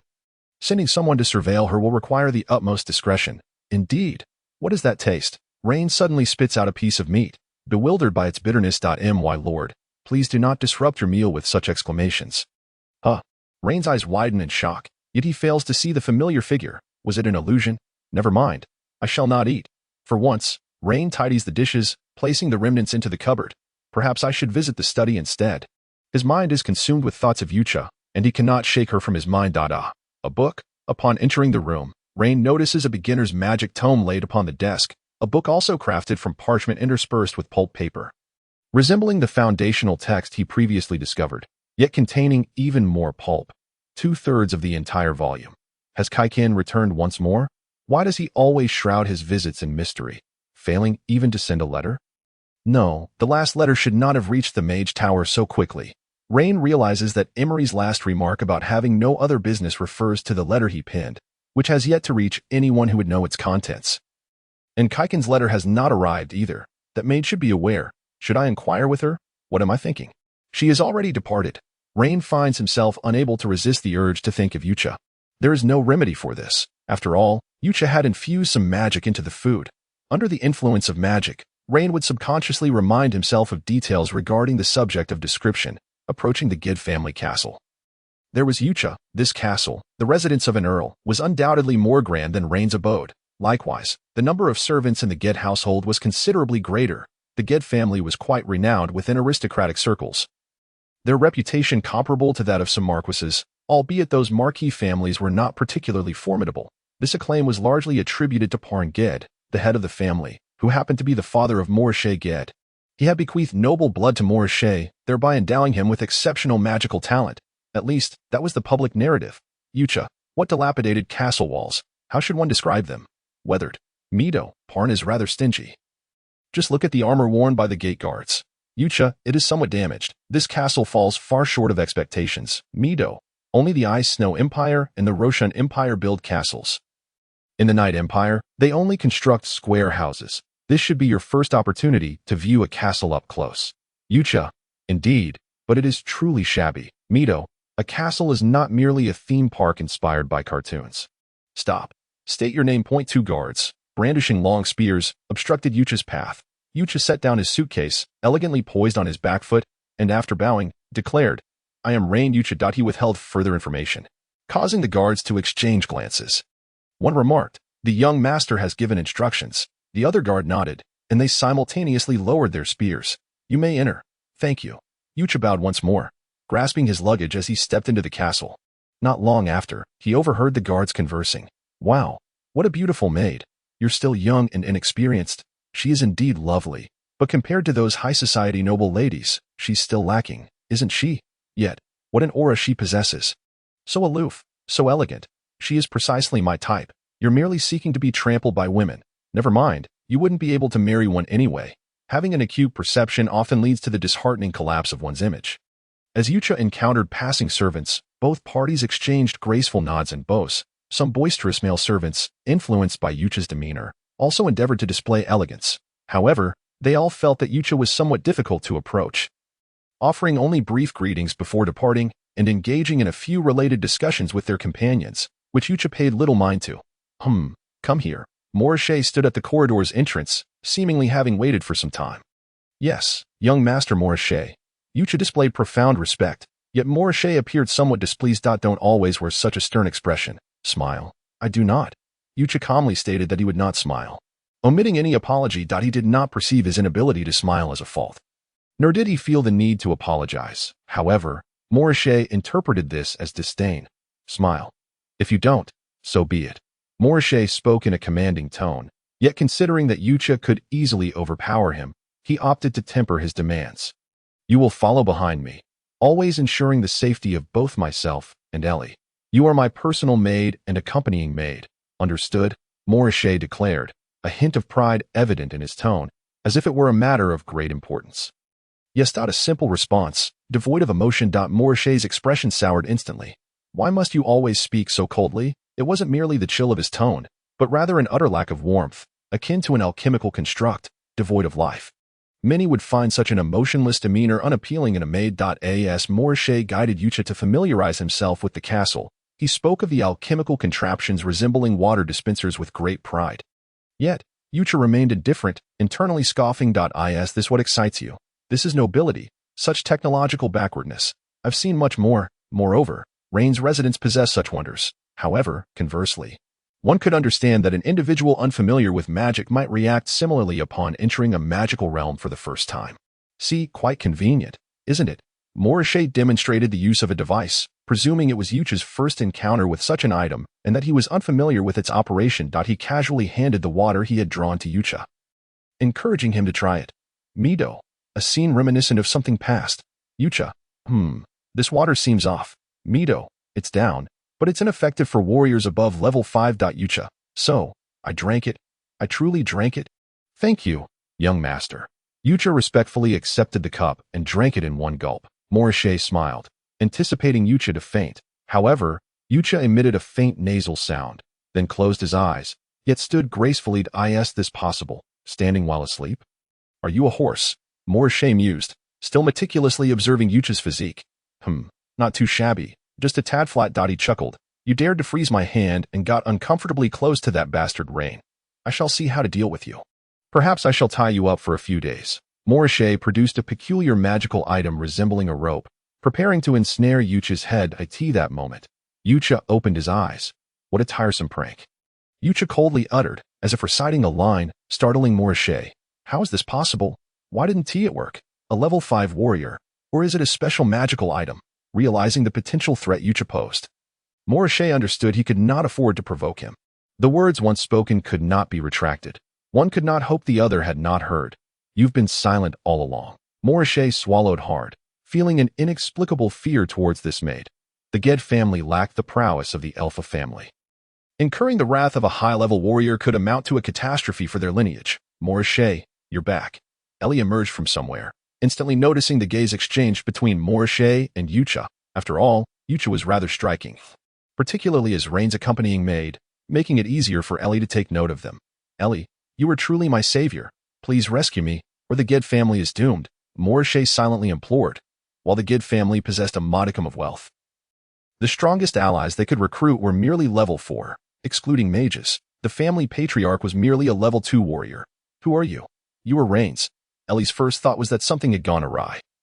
Did Rain flaunt his possessions before Morrichet, resulting in a conflict? Good afternoon, Miss Ellie. Yucha turned about. You. Hello. May I ask if you are from the Alpha family? This was Ellie's first encounter with such an elegant maid, leaving her at a loss for how to respond to the situation.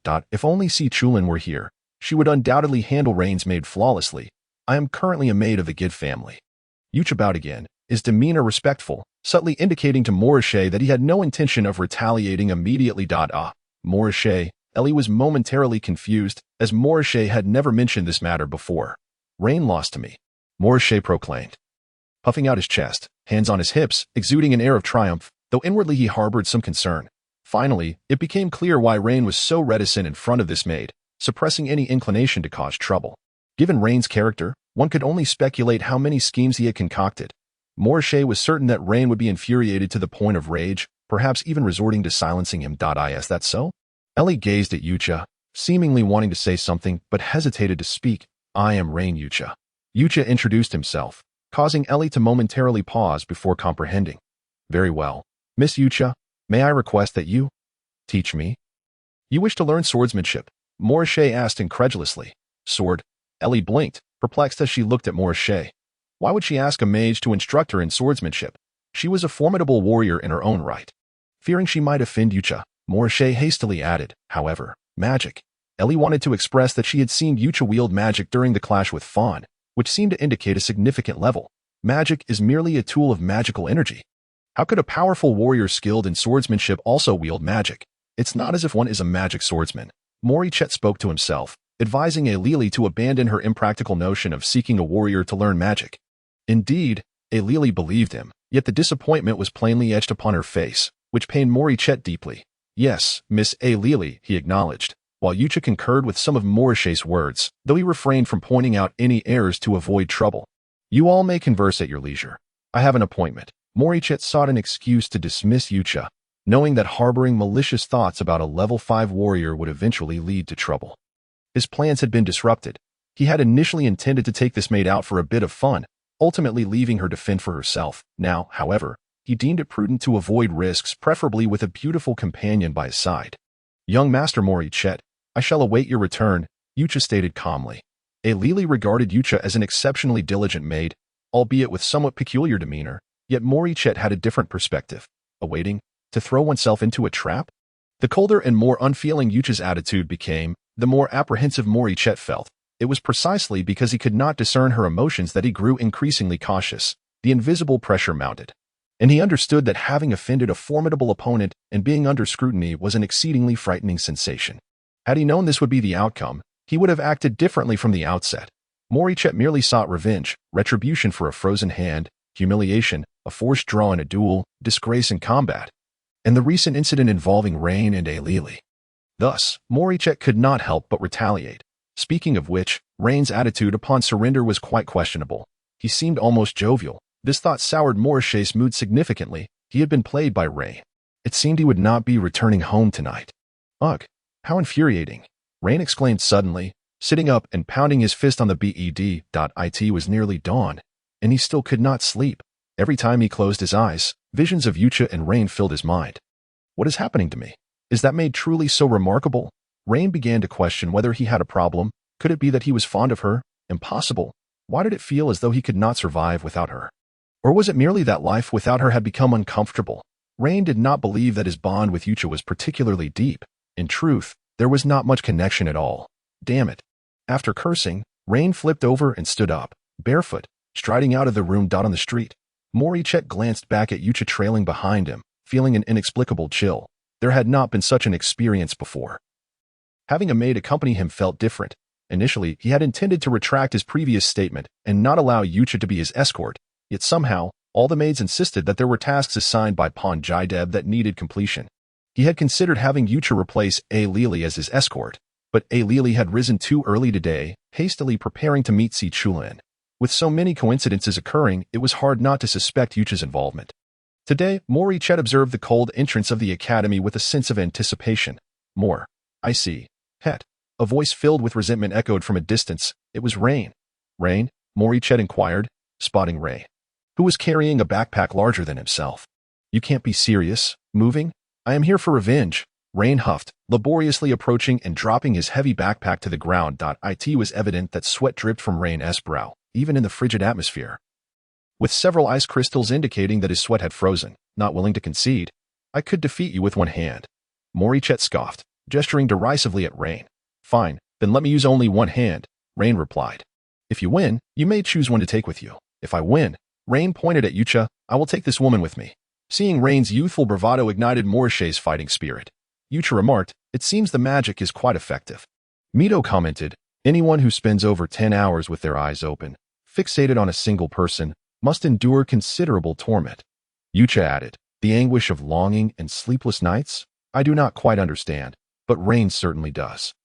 Upon seeing Yucha's perpetually indifferent demeanor, Rain gritted his teeth and declared, right now, to the practice arena, we shall duel. Very well. I shall earnestly accept the contents of your backpack. Morichet thought he was assured of victory, especially since Rain had never bested him before. Humph. Still unwilling to concede. Come here and humiliate your former master, Morichet beckoned, adding, this is an order. Yes, young master, Yucha replied, while Mito had already devised a script for her. Young master? Rain's irritation flared upon hearing Yucha address another as young master, feeling as though all his possessions had suddenly become another's tools. Just yesterday, he had been her master. Your strength is quite limited. Surrender now, for even a maggot in the gutter knows how to bow down, Yucha taunted, enhancing her words with magic, observing the effect on Rain's expression. Cold, derisive, unfamiliar, and an inexplicable pang of pain surged through Rain. He could not comprehend his feelings towards Yucha. Could it be that he held her in such high regard? I will make you retract your words. Yucha closed her eyes, offering no reply. Are they fighting again? How long has it been?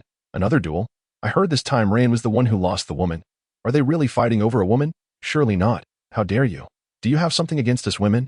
News of Morichet and Rain's duel spread quickly. Despite their early arrival, there were not many spectators initially. However, as word spread, more and more gathered.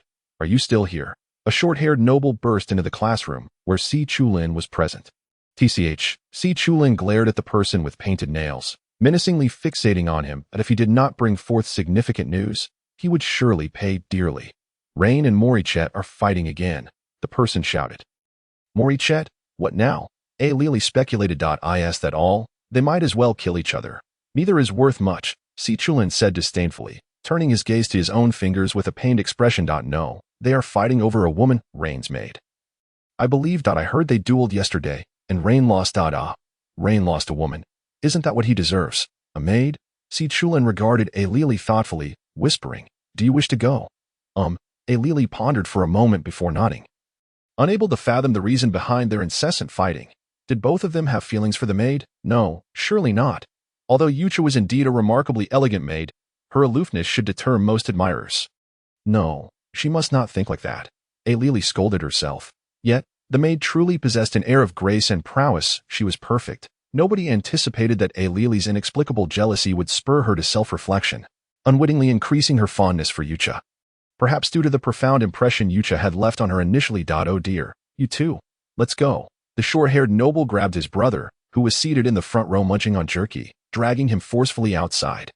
Brother, I was still eating. Brother, wait. I am not interested in them. I won't go. Stop pulling me. The brother, while clutching the table with one hand, had his ample chest jiggling as he protested. Look at how much weight you've gained.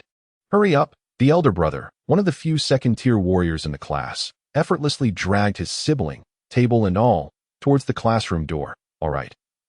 Let me grab some more jerky. As he spoke, he hastily stuffed his mouth and reached into the cabinet for more. Scurrying after his brother. In the magical arena, as Morichet pinned Rain to the ground, applause erupted around them, accompanied by numerous cheers. Will you surrender, Rain? You should just give up, even if you became a first-level mage.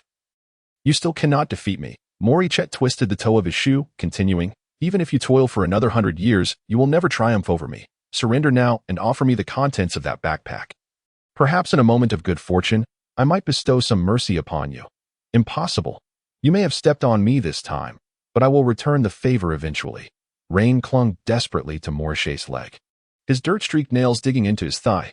Useless, Rain. Surrender already. All right, I yield. Get off me. Rain surprisingly surrendered swiftly. A sense of disquiet enveloped the atmosphere, with a fierce admonition from Rain. Mori was momentarily taken aback, instinctively retracting his foot, only for Rain to rise swiftly and forcefully shove him aside. The second round commenced. Rain denied Morit any chance to respond, brandishing a somewhat damaged wand as he began to chant an incantation, sprinting counterclockwise around the perimeter of the magical circle. How shameless! Rain was truly despicable. Morit, unable to articulate his thoughts, sprang into action, and though his speed paled in comparison to Rain's, it was certainly preferable to remaining stationary in a passive stance. Fire elemental magic. Fireball technique. Morris skillfully commenced his incantation. He had reached the point of being able to cast spells while in motion, even if he could only reliably unleash the fireball spell for now. It was a significant enhancement. Boom, cough. After releasing the fireball, Mora lunged at Rain, perfectly predicting his evasive maneuver. With a deft strike of his wand, he pinned the dazed Rain to the ground. How swiftly defeat had come. Indeed, even after advancing, Rain proved to be utterly ineffectual. Pfft. How dare he even propose a duel? Yucha, Rain lost far too quickly, didn't he? Mido. He was never strong to begin with. Yucha, he surrendered, yet here he is again. Mido. His desire to win seems rather intense. Yucha, am I being too harsh? Mido. Not at all. It's a valuable experience for him. The third duel commenced, and within a minute, Rain twisted his ankle, giving Mora the opportunity to compel him into surrender once more. Rain then rose, limping as he prepared for the fourth bout. I'm so exhausted. Brother, I can't run anymore. The plump nobleman leaned against his knee, clutching the jerky tightly in his hand, occasionally wiping it against his trousers. Remember to keep up. He cast a resigned glance at his younger brother, leading his classmates toward the magical circle. Excuse me. Coming through. Lily gasped, sprinting towards the training ground, her eyes fixed on a massive ball squatting ahead, calling out urgently. Ha! The plump nobleman turned back and obediently shifted his body. Poof. Lily nearly stumbled as she stepped onto a snowbank, waving her hands to regain her balance before continuing her dash. Be careful. Cuchulain observed Lily with concern as she nearly fell, though Lily's lack of stamina meant she wouldn't be in much danger of a painful fall. In contrast to Lily, Cuchulainn appeared remarkably composed. After all, the conflict between Moreh and Rain had little bearing on her, as she had merely joined Ailili for companionship. Ailili rushed ahead in a flurry of anxiety, while Cuchulainn strolled leisurely, yet their distance continued to diminish. It seemed Ailili's athletic prowess had entirely deserted her, rendering her unable to quicken her pace. Within mere minutes, Ailili, drained of energy, transitioned from running to walking. And strangely, it seemed even faster. What are you so anxious about? Cuchulainn trotted a couple of steps to Ailili's side. I'm afraid Moreh might hurt Rain. Ailili spoke earnestly. If he gets hurt, so be it. Rain is no virtuous character. If something happens, I will protect you. As a princess, Cuchulainn was determined to safeguard Ailili, ensuring no one could bring her harm. However, Cuchulainn made no claim to protect the Jeddah family. Meanwhile, a woman with short blue-violet hair wandered alone, visibly troubled. Another girl, seemingly familiar to her, suddenly rushed up and patted her shoulder. Jessica, come on, come on. Rain is fighting Moreh again, and he's getting beaten badly. Huh? I'm not interested. Jessica instinctively lowered her hand that had shielded her abdomen, unwilling to engage with anything related to the Elfar family any longer. Come on, it's quite satisfying to watch. You've been under a lot of pressure lately. Consider it a way to clear your mind. Hurry. The girl grasped Jessica's hand, and after a couple of weak protests, Jessica followed along. Rain is getting beaten badly. Perhaps it would be worth a glance. An opportunity to adjust her mood. If Rain was there, then that maid must be around too. With this thought, Jessica's interest was piqued. Oh, forget it. This is utterly boring. Moreh nonchalantly trampled on Rain, marking his 5th consecutive victory. Phew. Rain exhaled forcefully, blowing away the strands of hair that were sticky with blood along his lips. Even though Moreh had been holding back, Rain had still sustained some injuries after 5 grueling matches, and he was now utterly exhausted. Moreh remained unfazed, clearly having attained the level of a 2nd-tier mage long ago. Once he reached the 3rd tier and truly began his training, Rain would undoubtedly find it impossible to catch up to him. Yucha, Moreh's strength has already reached that of a 2nd-tier mage. Mido, however, his total magical energy is still lacking. Yucha, does that mean I can only run back? Mido, yes, waiting for Rain to emerge victorious would be ideal. Yucha, what hope does he have of winning? Mido, if he has none, then we must create some. Do you understand what I mean? Yucha, I understand. Cheating, exploiting, donning an ancient stone mask. Mido, you're making another cold joke. Look, this is the young master of the Elfar family. Moreh feigned indifference, extending his arms toward the crowd as if to introduce Rain as a figure of little consequence. In truth, he was secretly expressing his ambition to surpass the Elfar family, envisioning a day when the entire Elfar family would be crushed beneath his feet, just as Rain was today. Although he acted this way, Moreh did not wish for anyone to discern the true thoughts within his heart. Moreh, upon spotting the throngs of onlookers, noticed Ailili anxiously calling out his name. In the magical circle, Moreh saw Ailili amidst the crowd, exuding an air of triumph as he raised his arms high like a victor. He was relaying to Ailili that he was the strongest. Humph. Cuchulainn glanced at Moreh, then at Rain, scoffing disdainfully. The struggle between the impoverished and the lowly was hardly worth her attention. What am I even doing? Losing money and suffering blows, having been thoroughly humiliated 5 times in a row. Rain's resolve began to waver. Was it truly worth this expenditure of resources and effort just to reclaim a maid? He forced his head to the side, scanning the crowd for that singular figure. With just a glance, he could find her. Such an unapproachable and unique presence was undeniably conspicuous. Shall I say something?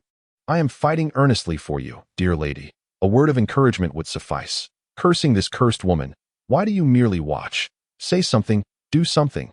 Yucha, unaffected by Rain's gaze, did not possess the ability to read his mind. Yet she could roughly guess his intentions.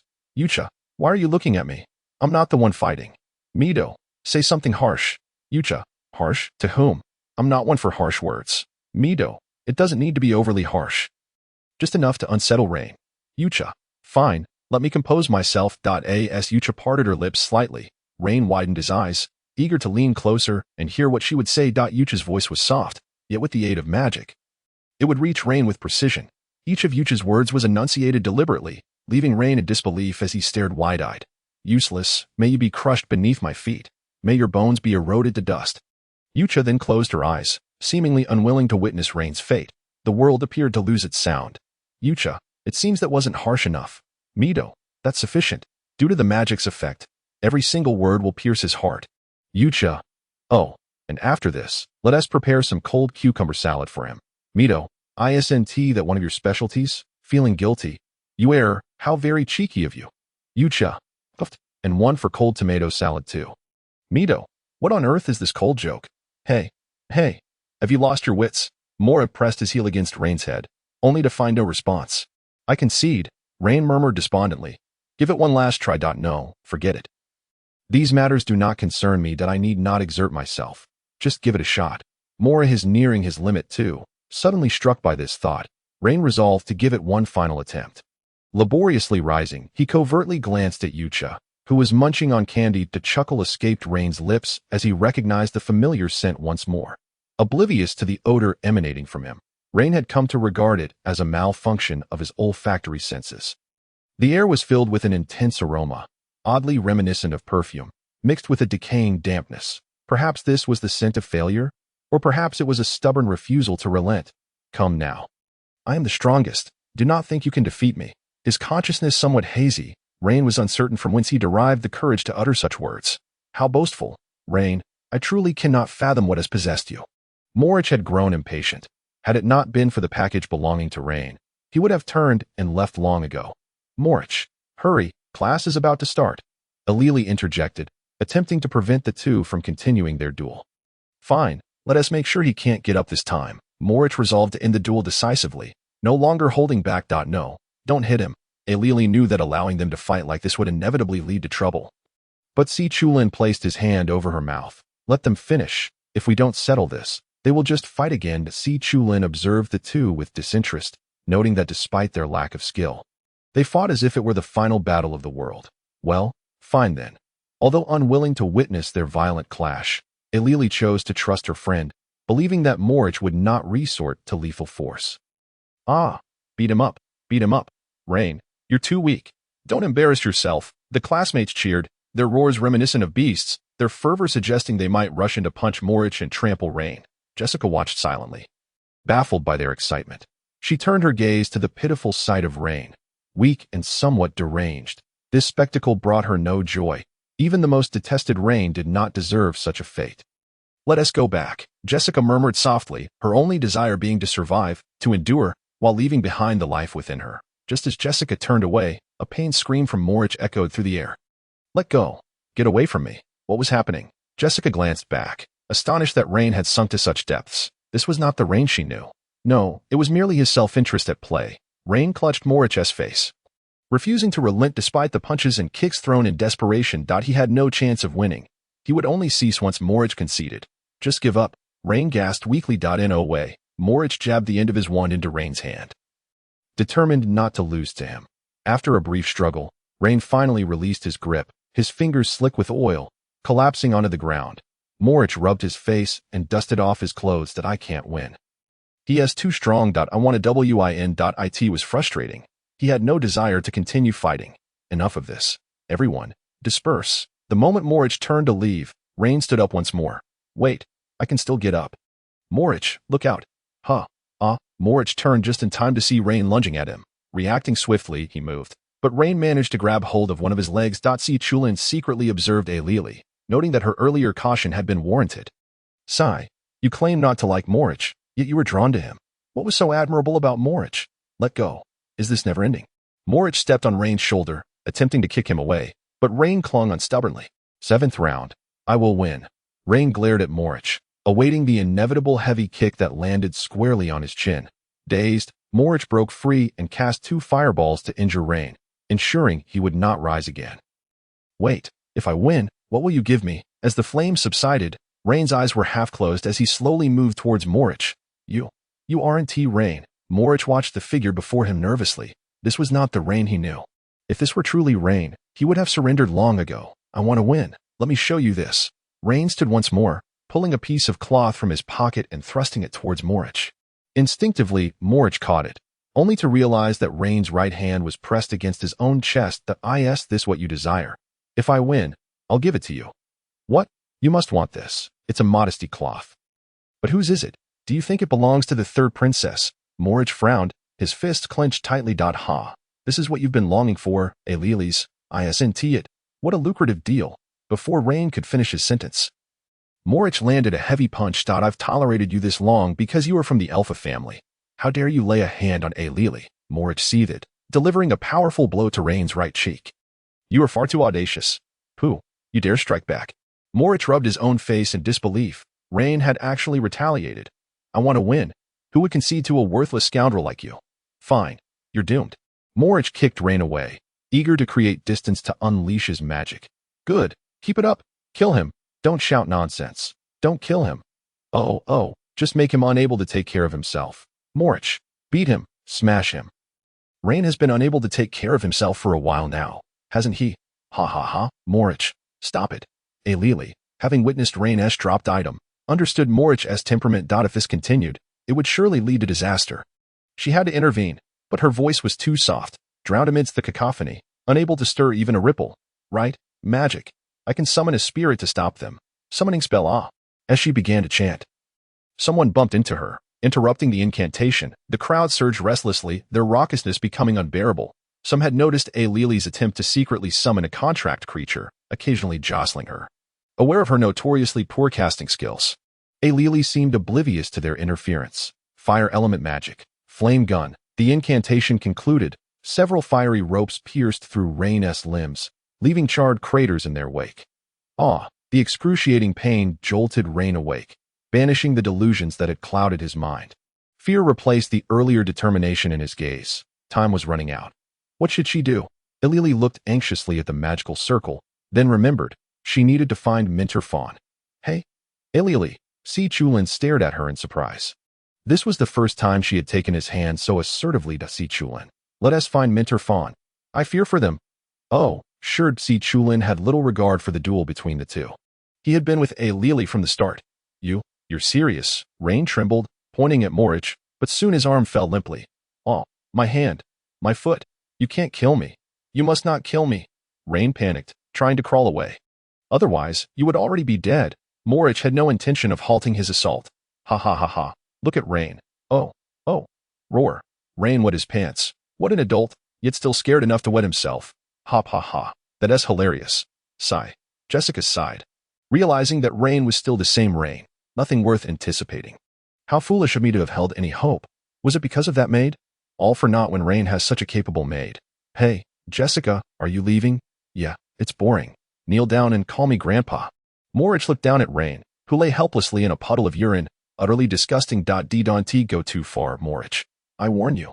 My father is a Grand Duke. If anything happens to me, you won't get off easily. My brothers and sister won't let you go. Morich drew his sword, brandishing it before Rain, who flinched in fear. Humph, you worthless fool. Stay away from A Lily from now on. Yes, I promise to keep my distance. I wouldn't dare. The current Rain was on the verge of begging for mercy. Ha ha ha. So it was all an act before. I thought Rain had changed. He is still useless. Ha ha ha.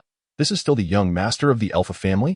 Hey, keep it down. Something shouldn't be said aloud. Me duo. What now? The plan continues. Don't worry. There won't be any surprises. You're not feeling sorry for him, are you? I think Rain is suffering a bit too much. He brought it upon himself. Transfer some of the negative energy later. Public execution, with so many people around. Use the mark you left before to transfer the energy to Rain. And that's it? Problem solved. Me duo? Indeed. Isn't it too simple? No. Rain was in nightmare mode. Ignoring Rain's situation, Moriche walked to the edge of the magic circle, picked up Rain's backpack and said, these items are the proof of your defeat. Rain, with his head bowed, dared not meet Moriche's gaze. As Moriche picked up a piece of cloth from the ground, Rain suddenly spoke. You can't take that. I haven't won yet. Casting a glance at Rain. Moriche was indifferent, stating that since it belonged to Alalai, it couldn't be taken away by anyone else. What should I do now? I don't want to embarrass myself. I am supposed to be the pride of the Alpha family. How can I lose? Complaining inwardly, he ultimately acknowledged it was his own fault. Rain resented the world for its unfairness. Why was he not endowed with the talent to become a great magician? Clearly, Akin could, and he had heard that his biological mother was also a powerful sorceress. Indeed, she was a formidable magician. Yes, it's all her fault. Turning to Yucha, he found her expressionless, raising a finger to her lips. What is she doing? Rain thought, as he watched her index finger press against her rosy lips, slipping into her mouth, and then slowly pulling to the side, forming a strange smile. What is this? Once again, he found himself in that red space, but this time only the familiar female silhouette awaited him. Is it really an illusion? Huh? You are the maid, right? It's you, isn't it? Huh? Don't play tricks on me. Is that so? Am I really that maid? A silhouette identical to Rain appeared behind him, her slender fingers trailing from the nape of his neck to his chin. What? What are you going to do? Shouldn't you be asking what you want to do? I want more power. I want to be the strongest. Not only that. Oh, the silhouette in front of Rain approached him, twisting his head to face Moriche. You also want to trample him underfoot, to watch him urinate like a dog, then be chased away in disgrace. The silhouette behind Rain also turned to look at Yucha. You also want to wantonly torment her. To humiliate her, to turn her into a pig for your release. You will win. You must win. I want to win. Say it out loud. You need power, willing to do anything to win. Look at it this way, with power. You have everything. Don't concern yourself with where this power comes from. It lies hidden in your heart, an untapped strength. This is your power. You are unparalleled in your might. I'm strong. I want to win. Exactly, just like that. Take back what you have lost. That's right, it's all mine. Ha ha ha ha, mine, it's mine? Rain laughed maniacally, his laughter frenzied, twisted, and sickly, mirroring the madness displayed by Yucha. Rain, he looks terrifying. Has he gone mad? Rain has lost his mind. Can he still stand? He charged forward.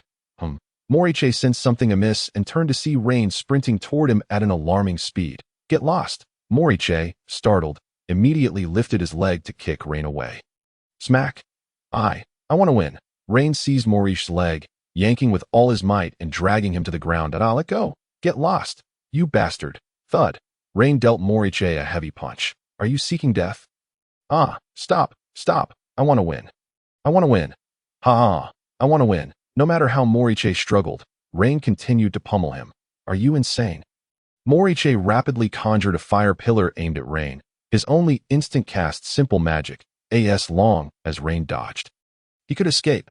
What? I want to win. Ha ha ha ha. Win. I'm going to win. You're a lunatic. Thud. Cough. Aren't you afraid of burning to death? Ha ha ha. Rain was on fire. Shouldn't someone stop them? It's going to be fatal. What's the rush? This is the academy. They want to die. Moriche, hurry up and fight back. Aren't you the strongest fire magician of the same generation?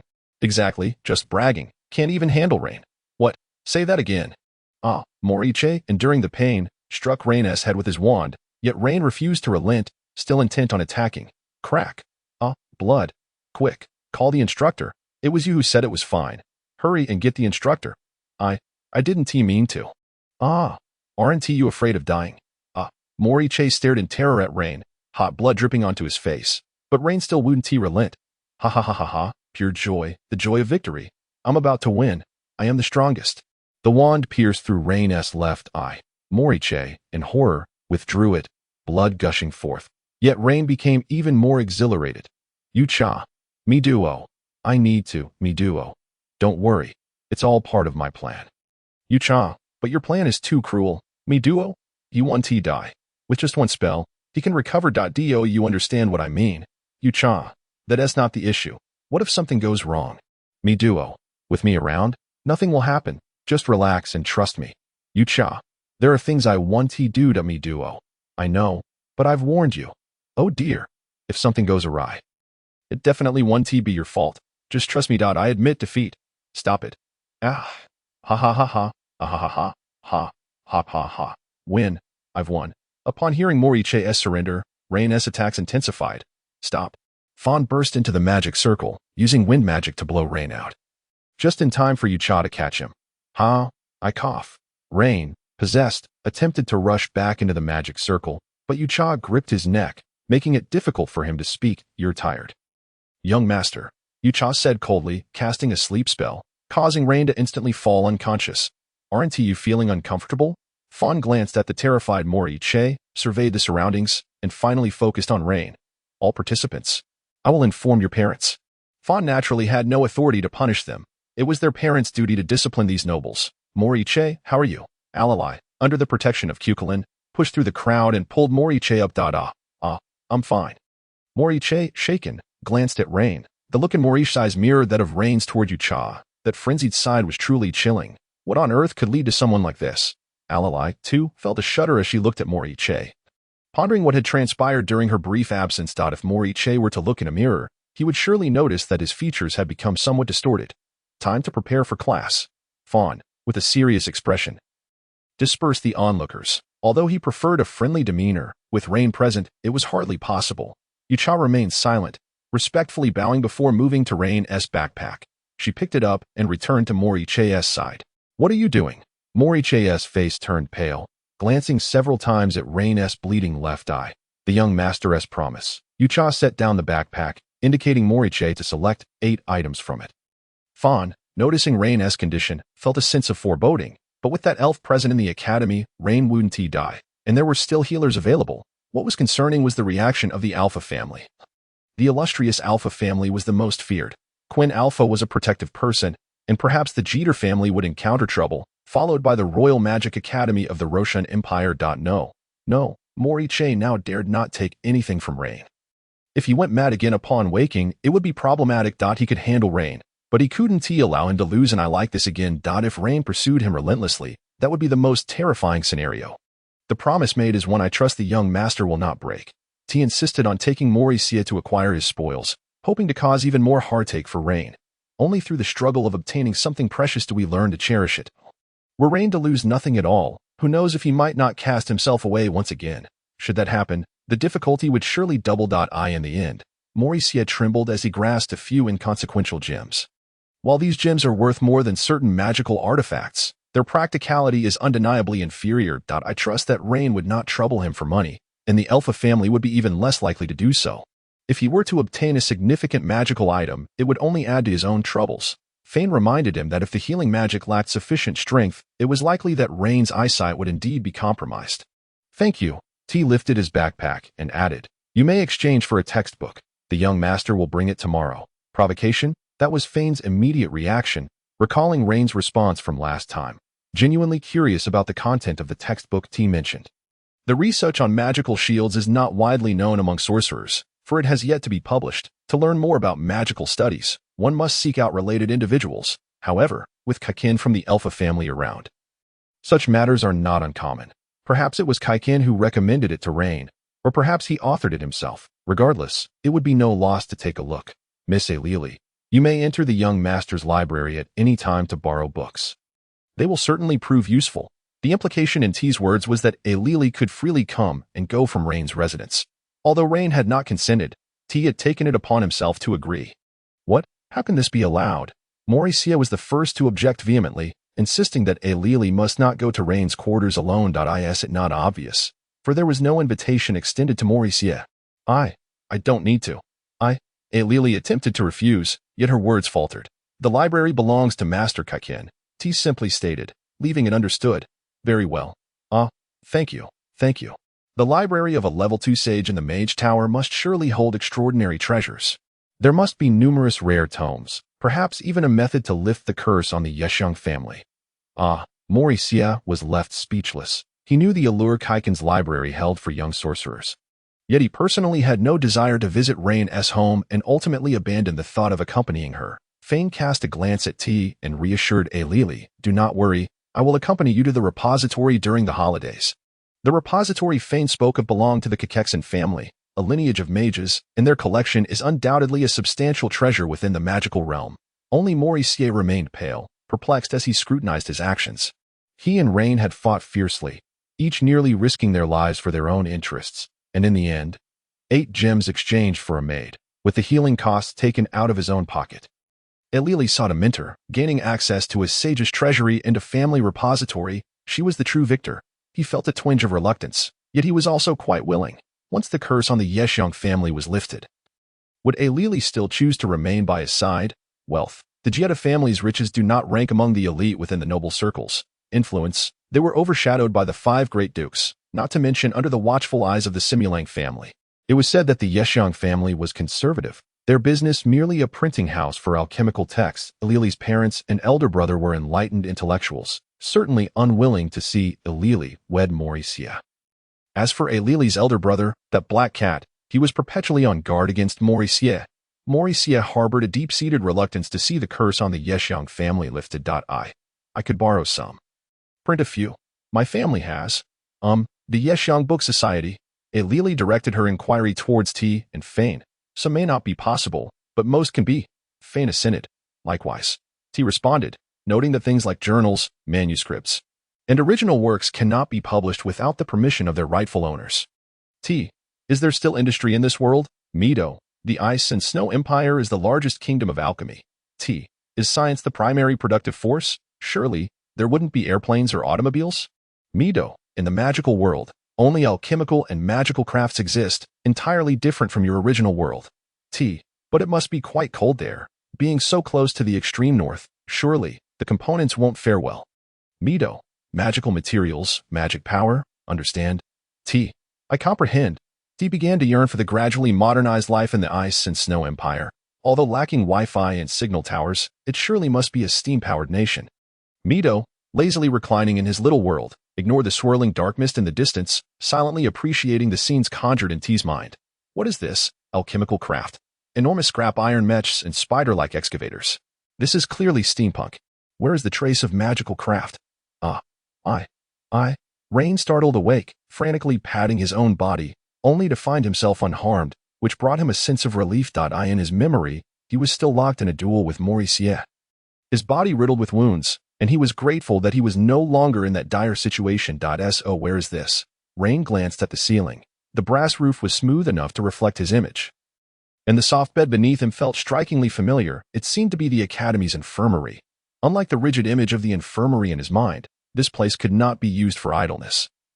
The physician often conducted strange pharmacological experiments here. In a fleeting moment, Rain's gaze fell upon a black uniform. Without warning, he coughed. You. Only upon looking up did he realize it was you or T. Startled and pointing at him. Uncertain of what to say, however, the other party's eyes were closed.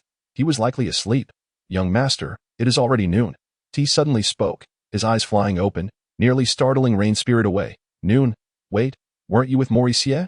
Rain struggled to recall some fragmented images, but the agonizing pain in his head hindered his memory of events after the hallucination. My head hurts, Rain said, rubbing his eyes, which felt itchy and somewhat painful.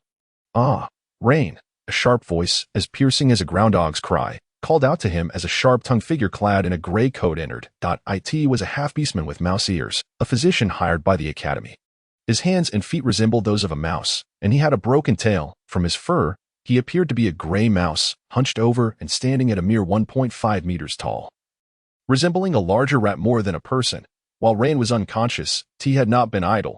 He had gathered some information. He learned that this big rat was from the Night Empire, invited by the royal family, with all medical expenses covered. Although he lacked any notable abilities, his medical skills were exceptional, a 7th-level physician capable of prolonging even the last breath of a dying person. Regrettably, they had not managed to invite his master, a 9th-level physician, the only one of his kind in the Hunyuan continent, of whom nothing else was known. Big rat, why is it you? Did you feed the young master anything dirty? Rain seemed quite familiar with the mouse physician. Bah, you little rascal, causing trouble again. Don't you fear your father will spank you? I didn't come here to mess around. You keep coming to me 3 times a week, either bringing someone or coming yourself. Who wants to see you? A filthy old rat. I don't need your help. Rain displayed clear disdain. Who do you think wants to save you? It's just work. If no one saves you, do you know what will happen? You'll die. If I don't save you, who will? That little bouncing ball of fluff. Bah, to hell with her. She's a magical mentor, not a physician. You expect a magical mentor to treat you. Impossible, impossible, regardless of how you are perceived. The only one who can save you here is me. Only me. They won't go to the trouble for you. You are no one to her. Just by your attitude, you are a nuisance to everyone. Didn't your father ever teach you? The big rat seemed to have a bottomless well of grievances. Once he started talking, the words flowed out incessantly. Enough. I'm not listening. I'm leaving. Rain stood to depart. Casting a glance at T, who stood quietly to one side, his heart filled with mixed emotions. You. Fine. Go on. Go on. Hurry up and leave. Don't forget to turn around and apologize. Do you know that even the principal is angry this time? You must apologize. This was your fault, and you alone must bear the consequences. The big rat turned toward the medicine cabinet, lamenting the waste of his supplies. Apologize. Rushing curses. Mauricia will not kneel, young master. T gently interjected, causing Rain to shiver and close his mouth. That I will accompany you to apologize. T emphasized the words accompany and apologize, indicating that Rain was required to offer an apology to me. Why should I? I only went for you. It was rare for me to step forward, and you actually. Rain's voice quivered increasingly as he spoke, ever mindful of T's formidable presence. The young master paused for a long moment, contemplating how to respond to T. I find myself utterly speechless for you and for Lane. What is it for the other person? To become someone's maid? It seems to be just that. No, it is an unbearable life without a servant. Yucha, truly, it is my fault. Midwa, you are not at fault. You merely employed a form of psychological magic to inspire action, without coercing him. Your magic simply fortified his resolve. Yucha, isn't that akin to incitement? Midwa, if you long for someone overnight, would you hijack their plane? Or someone with whom you have little connection? It was Lane who proposed the duel. He could have opted for an alternative approach. Do you understand my point? Yucha, it's mere sophistry, yet it is indeed the case. Midwa, this is sheer folly. You ought to be cautious. Yucha, I am not foolish. Perhaps just a bit slow to realize. Lane, perhaps it would be best to keep your distance. That lunatic, let us go. Go. Lane has gone mad. As he retraced his steps, it became apparent that, given the events of today, Lane could no longer remain at the academy. It would be more suitable to return tomorrow. After some reflection. Along the way, he overheard others' remarks. Lane does not appreciate such discussions, as no one enjoys being the topic of gossip, especially when it concerns unfavorable matters. Even so, Lane did not instigate any conflict, which is peculiar yet not surprising. After all, a moment of introspection reveals his own shortcomings. He ought to apologize to Morrichet. Yet he lacks the memory of that incident. The only lingering impact is that strange fantasy. Listening to passers-by, it seems he has vanquished Morrichet, and in a rather tragic manner at that. Now, with just a glare, he could intimidate many, a stark contrast to his usual demeanor. After a few steps, Lane turned back to see Yucha gracefully trailing behind him, instilling a sense of comfort yet also a hint of anxiety. He had merely grown accustomed to the silent presence of another life behind him. Thus, they walked out of the academy, reminiscent of the first time he strolled through the market accompanied by Yucha. Do you truly believe I owe him an apology? Lane inquired, his pace unwavering. Yes, my lord. Why should I? Aside from being stronger than I am, what rank does he hold above me? Lane's indignation was evident. He was clearly upset by the embarrassment of being frightened. You may negotiate a resolution. Yucha did not state it outright, hoping Lane would come to recognize his own fault. Few in the entire Rostan Empire possess the standing to negotiate with me. What is Morrichet in comparison? Lane declared with righteous indignation. My lord, please relax. You are too tense. Yucha wished for Lane to ease up, hoping to foster a closer relationship, though it appeared quite challenging at present. I am not tense. Lane spoke without daring to meet Yucha's gaze, betraying his innate fear. I shall never be your enemy. Yucha could confidently assert this, though it mattered little whether Lane believed it. If Lane were to place more trust in Yucha, it would undoubtedly be beneficial, facilitating the rectification of his character. Two immature children mutually influence one another, whether deliberately or subtly, rendering the situation somewhat absurd. Much like first love, the majority do not endure, and it is only through separation that one truly matures. Yet, it cannot be guaranteed that they will comprehend their own needs. Trusting you will lead to my ruin. Lane cursed inwardly. Passing by a restaurant, he was taken aback by its opulence, hesitating as he pondered Yucha's thoughts. With leftovers at home, he meant no offense. It was Yucha who had prepared the meal. My lord, we must not waste food, Yucha interjected, halting Lane. Familiar with Yucha's reasoning, Lane complied, understanding the silent agreement. Moreover, one cannot find cuisine prepared by Yucha anywhere in the Rostan Empire. To savor a dish that delights the senses, one must indeed travel to the Songlong Empire. Lane was not particularly fond of the traditional fare of the Roshan Empire, which could be deemed culinary, yet not exquisite. In truth, it was merely an array of syrup-based dishes. Lane's distaste led him to hoard confections. It was said that Lane's palate resembled that of his birth mother, a fact known only to a select few, as few were aware of her identity, let alone the details of her life. Only on rare occasions had Lane heard whispers of her from Quinn. Let us return, as I scarcely ate yesterday. Very well. Occasionally, they passed by shops showcasing magical artifacts, jewelry, and alchemical creations. Lane cast a glance at the magical artifact store and entered. Lacking cash, he would resort to his usual practice of credit. Wealth was indeed stringently controlled. and he had insufficient funds to procure a quality magical item. "My lord, you do not possess sufficient cash," Yucha reminded him. In a moment of confusion, Lane recalled something. "Where is my bag?" he queried, remembering that he should have been carrying a large backpack. The reason for such a large bag was the absence of storage rings or similar items, which Quinn had also denied him. "It has been returned. It is not property you can access," Yucha stated plainly, as it was merely decorative, strictly speaking, Quinn's belongings. However, Lane could give those items away without Quinn raising any objections. Yet, agreements must be adhered to as much as possible. Thus, Yucha's prior acceptance of Morrissey taking the spoils does appear contradictory. "What's not mine, let it be." Lane found himself at a loss for words. As long as Yucha was present, only 2 eternal coins flowed into his small treasury each day. Thus, Lane found it difficult to liquidate assets, as the property rights belonged to his family, not to him personally. However, until he reached the current predicament, Lane had not contemplated such actions, primarily due to his poverty. He needed to acquire items befitting his status. After all, he was now a first-level magician, a fortunate coincidence. Having also defeated Morrissey, Lane thought with pride, regarding the notion of admitting fault. He was utterly indifferent, not perceiving it as his own doing, and moreover, he had not even grasped the reason for the apology. Treating the matter as mere background noise. "I almost forgot. Accompany me to the Magician's Guild." Upon uttering this, Lane felt a sudden tension. Why had he invited her along? "Very well, my lord," Yucha replied, though she was unclear about the purpose of visiting the Magician's Guild. "Yucha, the Magician's Guild is where magicians are introduced to jobs, Midwa." "Where?" "You are only partially correct. You have read quite a few novels, haven't you?" Yucha: "Indeed, having interacted with the Postal Workers Guild and the Maid Guild, I fell into a misunderstanding. Midwa, Lane has become a first-level magician and needs to register and receive his badge, akin to how you register at the Maid Guild for work. The Maid certificate is essentially equivalent to a magician's insignia." Yucha: "Does a magician's job also require proof of employment?" Midwa: "That's a foolish question. Professional careers and combat careers are entirely different matters. Of course, there is no need. Don't forget to study. You will also need to take an employment test, ideally aiming for promotion to a second-level maid, which would be quite impressive." Upon reaching the entrance of the Magician's Guild, Yucha was indeed astonished.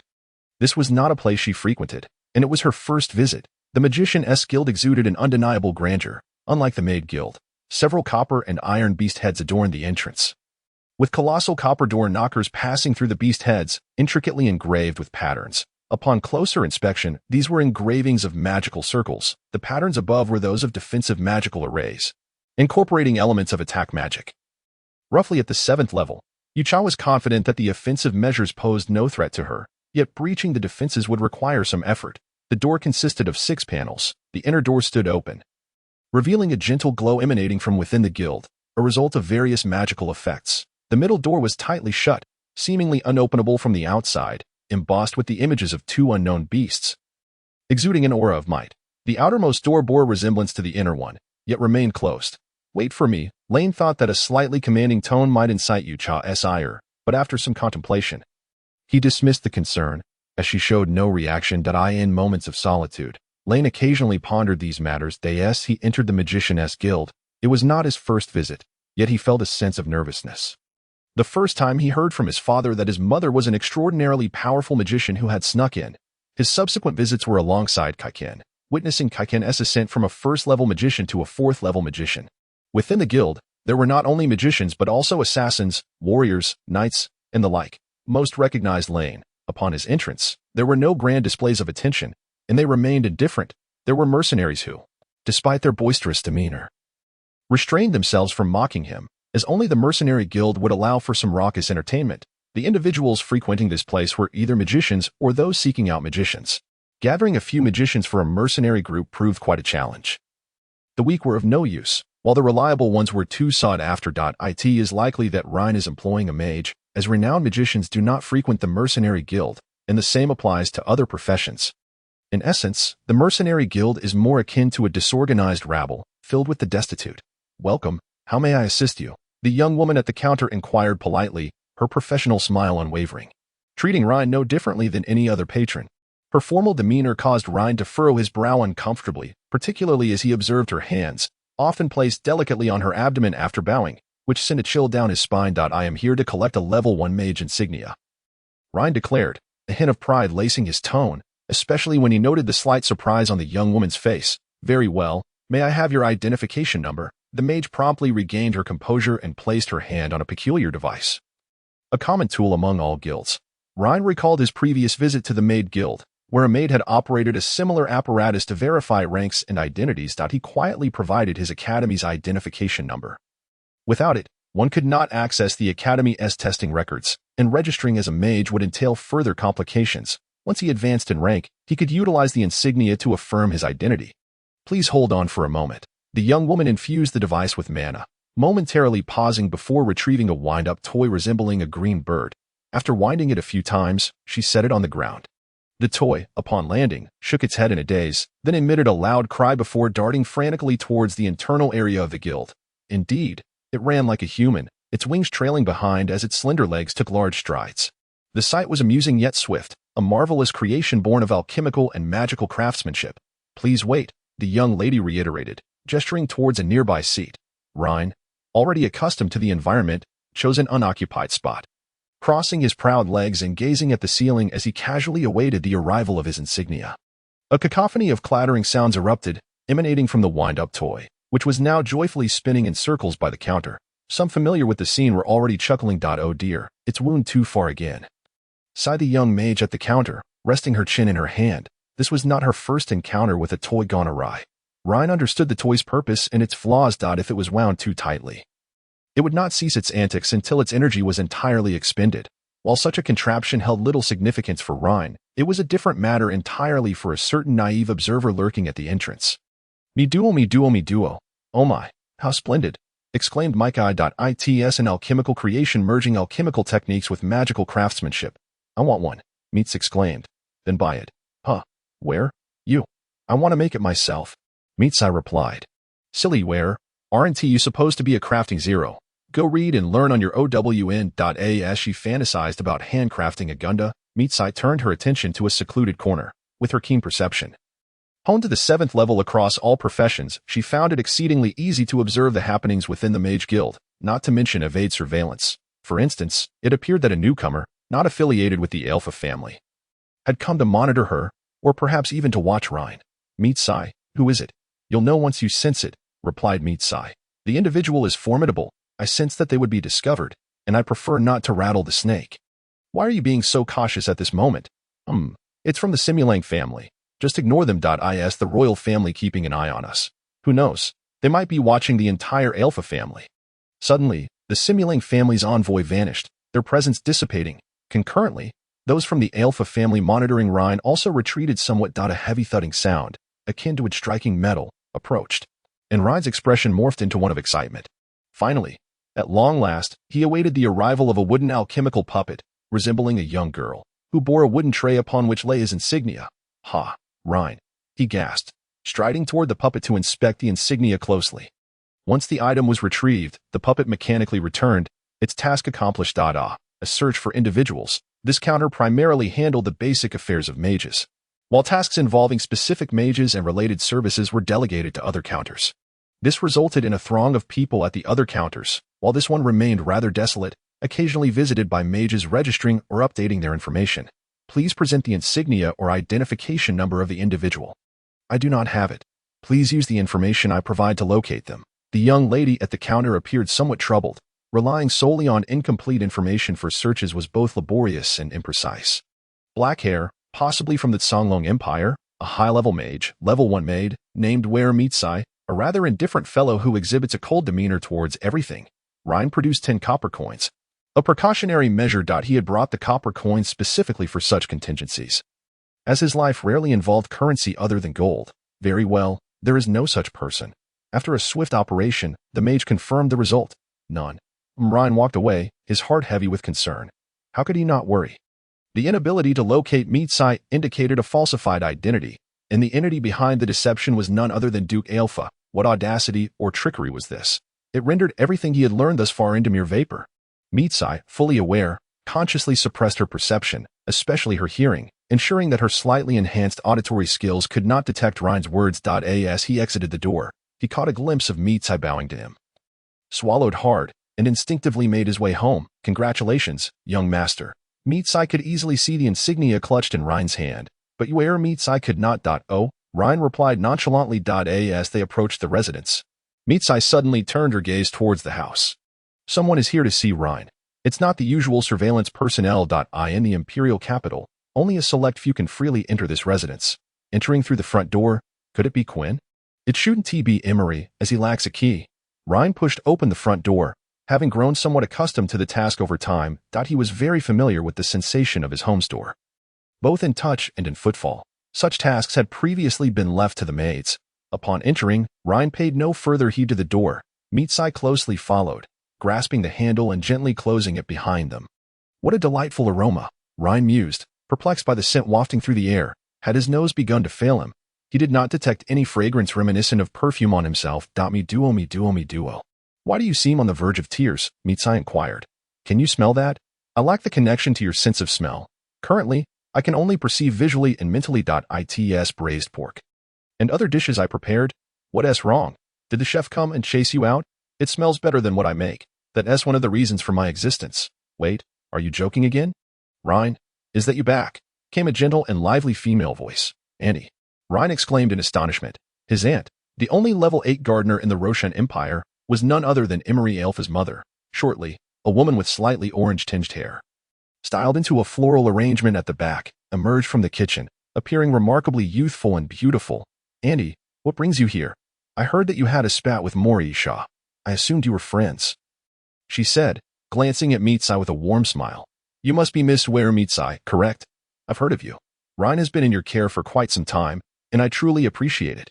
Such flattery, ma'am, Meetsai replied, slightly bowing to show her respect. You need not call me ma'am. Feel free to address me as Miss Era or sister. The children all prefer to call me that. Era's vitality belied her 40 years, and her youthful appearance further obscured her age. Very well, Miss Era. Meetsai refrained from calling her sister, for doing so would elevate her standing above the young ladies of the Alpha family, a status she could not afford. Era seemed poised to say more but prioritized a conversation with Rhine. Rhine, friends may have disagreements, but I've heard yours went too far. Era's cheeks puffed slightly, seemingly to convey her displeasure. I am not friends with him. It was just a casual game. Rain actively averted Ella's gaze, evading her eyes with great determination. That is not permissible, she asserted gently, her tone consistently mild and devoid of any hint of reproach. Although your conduct is quite deplorable, you have, at least, pretended to be friends. Even in this charade of friendship, one must adhere to the rules. He did not regard me as significant, nor did I regard him as such. Moreover, how could the child of a marquis ever aspire to be my friend? Such a notion is utterly ludicrous, Rain remarked, his voice noticeably weakening. I recall your ambition to become the most formidable sorcerer in the world. An invincible being destined to achieve grand dominion over all. Before Ella could finish her sentence, Rain urgently interrupted, That is not true. I never claimed such a thing. At that moment, he furtively glanced at Yucha. Pfft, how shy. Yucha chuckled. You've got quite the dream, haven't you? Miduo added. I heard something quite embarrassing, but I suppose encouragement is in order. Are you not planning to embark on that journey from this moment forth? Ella inquired, her large, clear eyes filled with curiosity as they fixed upon Rain. The more friends you have, the fewer enemies you face. The more friends you accumulate, the closer you come to invincibility, do you not think? Ella smiled radiantly and vivaciously. What nonsense. I intend to crush them all beneath my feet, ensuring they dare not defy my commands. Rain still aspired to be a tyrant. Isn't that equivalent to being a parasite? Merely living off others without contributing? Ella interjected. This sentiment echoed Emery's words, which prompted him to venture into commerce at a young age, and now he has become quite a reliable individual. What? No. Rain stammered, flustered as Ella suddenly embraced him. Whenever you hug me like this, it's as comforting as when I am with Quinn. Ella quickly released him, reminding him to befriend his companions. She then turned to Yucha, skillfully wrapping her arms around him. Yucha, towering half a head above Ella, may appear cold and devoid of emotion, yet internally he was in turmoil. What should I do? Miduo, Ella is trying to kill me. She's a male killer. No, her charm is max. Perfect. Miduo teased. Your incoherence is quite adorable. I, the goddess, shall remember it for eternity and mock you mercilessly. Thank you, came a voice so gentle it could melt glaciers. Ella soon released Yucha, smiling. You made this, didn't you? It's rather delicious, though it does have its flaws. Keep it up. Hee. I have plans with a few flower-loving girls, so I must take my leave. Goodbye. Oh, farewell. Until we meet again. Miss Ella, Yucha remarked. Ella is so charming and full of life. Me duo responded. You certainly know how to adapt your mindset. After Ella departed, the two prepared to dine, the dishes having been reprocessed by her. Rain devoured a bite with fervor akin to a starving wretch. It's passable, Yucha commented. Is that so? The flavors and aromas have completely overwhelmed you, me duo countered. Honestly, it's merely adequate. Try another bite. I shall connect with your taste buds. Me duo suggested. All right. A moment of internal silence ensued. You ought to learn to savor your food. I genuinely think it's all right. Your perception of food seems limited to all right and inedible. Do not disturb me. With that, Rain hastily ascended the stairs. Intending to seclude himself in his room, Yucha remained silent, glancing around before tidying the table, stacking the plates. Next, he would wash the dishes by hand and magically dispose of the wastewater. The absence of magic in cleaning dishes stemmed from boredom. As idleness was quite intolerable. In the room, the foundational and introductory magic text lay open on the table. He learned at a slow pace, hoping to discern simple spells from the commonalities in the two tomes. To date, he had only mastered one corrosion spell, nearly 3 years since awakening his magical vocation. For sorcerers, the output of magical energy is crucial. Rain's deficiency in this regard rendered the majority of spells unattainable. Like this. As he flipped through the pages, he gestured, reciting incantations under his breath. A soft knock echoed through the door, causing Rain's muscles to tense instantly. Young master, I request permission to enter and converse. Yucha's indifferent voice resonated. Enter, not a chance. Rain longed to shout this and deny Yucha entry, but considering the respect Yucha had shown him, he refrained from forcefully barring the door and instead decided to inquire about his intentions. What is it? Rain asked timidly. Please allow me to enter for a discussion, Yucha reiterated, emphasizing the necessity of entering Rain's chamber. Rain fell silent, closing the 2 books and tucking them beneath his pillow. Meticulously arranging everything to appear unremarkable, with a hesitant click, he opened the door, gazing at the elegant Yucha, who slowly stepped inside. With a gentle click, Yucha bowed slightly and closed the door behind him. My apologies for the intrusion. After the formalities, Yucha approached Rain's bedside. Instinctively, Rain recoiled, fearing the worst, that his hidden literature had been discovered. Thud. Thud. Yucha knelt upon Rain's bed, reaching to unfasten his shoes. The wooden heels clattering loudly against the floor. Clad in a standard wintermaid's uniform, the thick, elongated skirt fell to her ankles when she stood, a modest ensemble devoid of any awkwardness aside from her posture. What could she possibly be doing? Why would she voluntarily approach the young master's bed? Rain's mind raced with possibilities, though he quickly dismissed them, for he believed Yucha did not possess such inclinations. As he scrutinized Yucha, he noticed the dark stockings she wore were not crafted from fabric.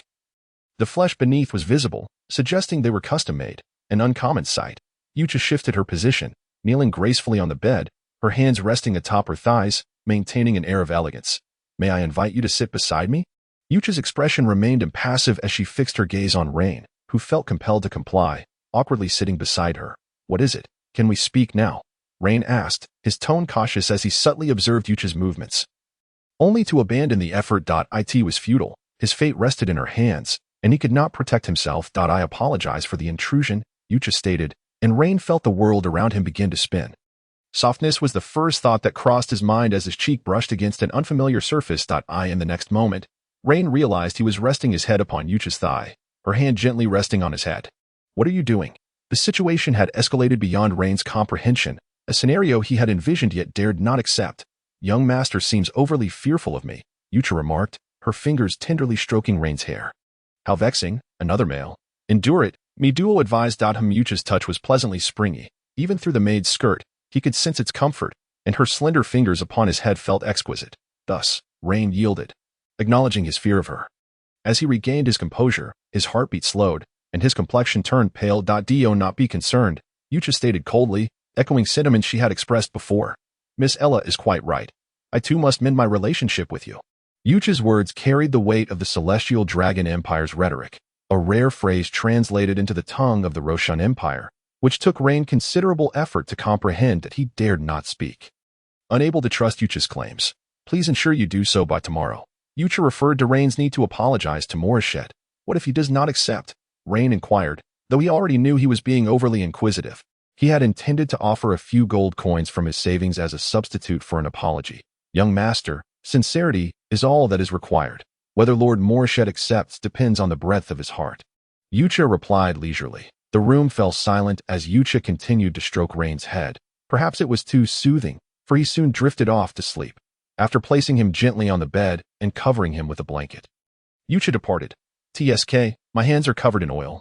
Wash your hands, then," Duo suggested. "Yucha, if you give a man a lap pillow again, it will be your turn next." "What do you mean next?" "I, the goddess, know nothing of this." "You're deceiving me. One day, a lap pillow will become a diplomatic tool, won't it?" Sigh. "This goddess is completely oblivious." "Hush, hush, Yucha. Certainly, if one cannot whistle. Then so be it. Sigh's attitude here is quite clearly that there's no silver here. And sooner or later, unconventional methods like using a knee pillow will come into play. Moreover, it is evident that Sigh intentionally let him know, so he can be psychologically prepared. Sigh. Therefore, you must understand that sacrifice begets reward. This is merely an ordinary knee pillow. Yucha. I fear one day I might sway a multitude of men. Alas, life has already tormented me to the brink of despair. Sigh. It's time to prepare to write a book, documenting the knowledge I have imparted to you. Yucha, the fundamentals of magic, perhaps. Sigh. Indeed, elementary magic will only be taught in the next grade. Yucha exited the residence, intending to purchase some animal hide paper, along with needles and thread. In truth, magical books seldom employ pulp paper, so she must invest in some materials to disguise the cost. Additionally, she needs to procure thick leather paper for the cover, to render the finished book more akin to a printed volume. And gold foil as well. She has already decided on the title, The Comprehensive Guide to Basic Magic, and aims to write another workbook titled Intensive Training for Basic Magic. Perhaps one day, the magicians of this world will experience the fear of being governed by a mere handful. The Alpha Commerce Guild, one of the 3 major guilds of the Roshan Empire. "Welcome. May I assist you in finding something?" The moment Yucha stepped into the guild, the receptionist paused for a second, having never encountered someone quite like her before. However, having undergone professional training, she quickly regained her composure. Yucha stated her needs, and within 2 minutes, everything was gathered. Gazing at the dazzling array of goods, she realized that without restraint, she would surely lose herself in shopping. It is no surprise that it is a grand guild. Though it may not compare to the vast shopping centers Yucha has seen, it is not far behind. The building itself boasts 8 stories and occupies a significant area, from formal wear and potted plants to antiques, magical items, and alchemical creations. Nearly everything one might desire can be found here. Though there are no elevators, there are teleportation arrays. Observing the interior walls, one finds an abundance of magical array patterns, predominantly earth element arrays, ensuring that the building does not easily collapse. Even amidst the most extravagant sights, Yucha merely takes a step and glances, avoiding lingering too long to not appear inexperienced. Yucha, Sigh. I can't shake the feeling that the Hunyuan continent bears a striking resemblance to the world I was born into. Sigh. Indeed, that is the case. Yucha, the geography, the civilization, the similarities are striking. Sigh. You may fill in the gaps with your imagination. The academic explanations are far too complex for you to grasp. Sigh. One possibility is that divine inspiration has descended, integrating the civilizations of other worlds into this one. Yucha. One possibility. Wait. Could there be other travelers? Sigh. Yes. But their existence has since been erased. You need not worry about me. Do you truly think I would do anything to you? Set aside your thoughts. Yucha? All right. I believe your intentions are sincere, but what about other circumstances? Sigh. Due to the high similarity in the material structures of both worlds, the civilization that arises from a common medium will likewise exhibit high similarity. This is a natural developmental law. Yucha. I think I understand. So, the composition of a world determines its developmental trajectory? Sigh. That's roughly the idea. Yucha. It is truly unsettling upon deeper reflection, as if everything is being controlled. Sigh. Should nuclear weapons emerge one day, do not be surprised. They may very well be magical enhancements. Yucha. No wonder it is said that the more one knows, the more incredulous it becomes. For ordinary people, merely existing is exhausting enough. Retreating to a secluded area, Yucha adeptly utilized spatial magic to teleport to the entrance of the Rhine residence. She refrained from teleporting inside the residence, primarily for show, to signal to those following her and monitoring the Rhine residence. The intention was to convey to Quinn Alpha that she is formidable, yet holds no malicious intent. The more intricate the matter, the more it is often better handled with simplicity and subtlety. However, Quinn is likely to maintain this state, occasionally sending letters to inquire about Rhine, while also offering a greeting to Yucha. As long as the facade is not shattered, it effectively secures a powerful bodyguard. The more formidable Yucha appears, the more attention Quinn will pay. which is one of Mead-Sias' objectives. Sometimes, the most intricate of human hearts are but simple. Being caught in the schemes of the powerful can be quite exhausting. I am the eternal land of creation, the shadow of darkness, the rebel of the evil god. The legend of true crimson, the epic of the abyss of extinction, the unyielding flames swaying in the world, the desolation of darkness, the eternally explosive sorceress of the Crimson Magic Clan, the foremost archmage Hui. Please grant me a 5-star rating. I would be most grateful. Teste. Ryan clutched the pillow tightly, desperately pressing his head against it, having been roused by Yucha for dinner and unable to resist falling asleep again by 8 in the evening. Now it is the next day, and Ryan finds himself sleepless. He activated a magical tool for illumination, gazing at the grand clock. It was 2 in the morning. He had no inclination to read, as repeating tasks only served to amplify his boredom. With nothing to occupy his time, Ryan resorted to daydreaming, retrieving some candy from the cabinet, only to discover it was expired. He had kept it for years. As he was not fond of sweets, merely indulging occasionally to alleviate the cloying taste. He reminisced about the days of having slaves for entertainment. Bread. Ryan glanced at the bread and milk on the table, looking curiously at Yucha. Yucha typically would not consider bread for breakfast. Why did she purchase it this time? Yucha, what bread? It's a baked cake. I painstakingly made it using magic, Mead-Sai, without the proper kitchen tools. It turned out poorly. Seeing Yucha remain silent, Ryan prodded the baked cake with his utensils, unexpectedly finding it somewhat soft. He scooped a piece with a spoon and tasted it. It was quite palatable. Indeed. The influence of dark magic. Young master, please take this. Yucha presented 2 books she had painstakingly stayed up late to create. The Comprehensive Guide to Basic Magic, Intensive Training for Basic Magic. Ryan stared at the 2 books in his hands. While they were exquisitely crafted, the titles were rather peculiar. Such refinement. Is this a book on magic? Who is the author? Good Brother. Good Brother's book. What an odd name. Ryan had never imagined that these 2 books from Good Brother would dominate most of his time. Nevertheless, since she requested him to take them, he complied without further inquiry, lazily opting not to ask. They must be intended for someone else. Surely there was something waiting for him. Ryan walked at a leisurely pace. But halfway through, he quickened his steps to apologize to Morris. Yucha trailed leisurely 5 meters behind Ryan, taking the opportunity to admire the familiar scenery. Upon reaching the academy's entrance, Ryan failed to spot Morris. A rare occasion where he had mustered the courage to apologize. Wait. That figure in the academy appears to be Morris. Stop. Ryan shouted and dashed forward. The other party turned, startled. It was indeed Morris. Ryan, what are you going to do? After being soundly beaten by Ryan the previous day, Morris bore wounds, with several areas of his face swollen. Ryan spoke haltingly, not clearly articulating his words. That thing you gave me yesterday. What thing? Morris was exceedingly wary, keenly aware of Ryan's outstretched fist, perceiving him as a madman. Gold coins. Morris looked at Ryan in confusion. Yes, I apologize. Ryan's voice was weak, a bit shy, but he quickly gathered his courage, adding, take it, my compensation. Morris ultimately accepted, though he was evidently still perplexed, and Ryan departed without offering any explanation. Ryan? Is that really Ryan? Morris stared at the few coins in his hand, then lifted his gaze to Ryan's departing figure. Utterly bewildered, he truly has lost his mind. Cuchulain was fiddling with a twig in his hand, engaging in a playful game of fishing for cats. At the end of the twig dangled a tuft of fur, irresistibly attracting Alice's brother. Meow, gurgle, gurgle. The hellish black dragon suddenly fluffed up, fixating on the doorway, and Cuchulain followed suit. Brother? Lily looked over in confusion, having never seen her brother so ruffled. Speaking of which, during the previous period, he had scarcely appeared during class, occasionally landing by the window to greet her. Cuchulain followed the black cat's line of sight. It was Ryan. Upon the appearance of Yucha, the black cat leapt from the window and out of the classroom. Brother. Lily stood up, leaning against the window, feeling somewhat reassured upon seeing her brother hiding beneath the wall. Indeed, there was something amiss. She knew Ryan was up to no good. Cuchulain glared at Ryan with disapproval. Having gathered some clues regarding the incident of protecting the cat, and found it peculiar that she had not noticed something so out of the ordinary. Truly, he is not a good being. Cuchulain muttered a curse under his breath. Soon, class was about to begin, a theoretical lesson, once again taught by Fawn Kexon. The Fundamentals of Magic course was nearing its conclusion, and thereafter, they would delve into case analyses.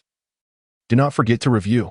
Fawn had not spoken much, as was customary for him. He had resolved to focus on the next cohort of students, aiming to showcase his prowess as a magical mentor while encouraging all the students to become active participants in class. As long as there were no individuals like Rhine, it was unlikely there would be any. As usual, the portly noble was indulging in food, while Alili was fervently taking notes, and Cuchulain furrowed his brow, admiring his nails, while the accompanying maid recorded notes with a bitter expression. Yucha, hey, that maid's vitality doesn't seem as robust as before, does it? Mido, are you referring to the one with the shamate hairstyle? She had an abortion. Yucha, was it coerced or voluntary? For many maids, the only way out is to bear illegitimate children for noble young masters. Mido, I'm not her. How would I know? Well, it was self-inflicted. Yucha, self-inflicted abortion? How cruel. Aren't there many like her in this corrupt noble circle? Mido, quite a few. That one next to you is one of them. Yucha, Rhine, Mido, half of the slaves you've sent off are like that. Only the tiny fairies manage to escape unscathed. Yucha, TSK, I truly can't fathom it. Given this, wouldn't the populace of the Rostan Empire rise up? Mido, wasn't the crown prince back from the battlefield 2 months ago? The northern regions, close to the ice and snow empire, joined forces to suppress it. Yucha, rebels, Mido, allied with others to seize the northern part of the Rostan Empire, then turn their sights on the ice and snow empire. Kale Alpha was on that battlefield. Yucha, I hadn't noticed. Mido, you can guess the fighting strength of the rebels. Yucha, some at level 6, at most one level 7 in command, with a majority being ordinary folk and low to mid-tier awakeners. Could it be a sharpening stone? Mido, this goddess does not know. Your guess has merit, but the situation is certainly more complex. Perhaps there are special magical items involved. Yucha, using people for training. A pre-battle warm-up. Is it that some countries can no longer hold their ground? Or is it a clandestine struggle between nations? Yucha began to fantasize, while Mido observed with interest, until Rhine's class concluded.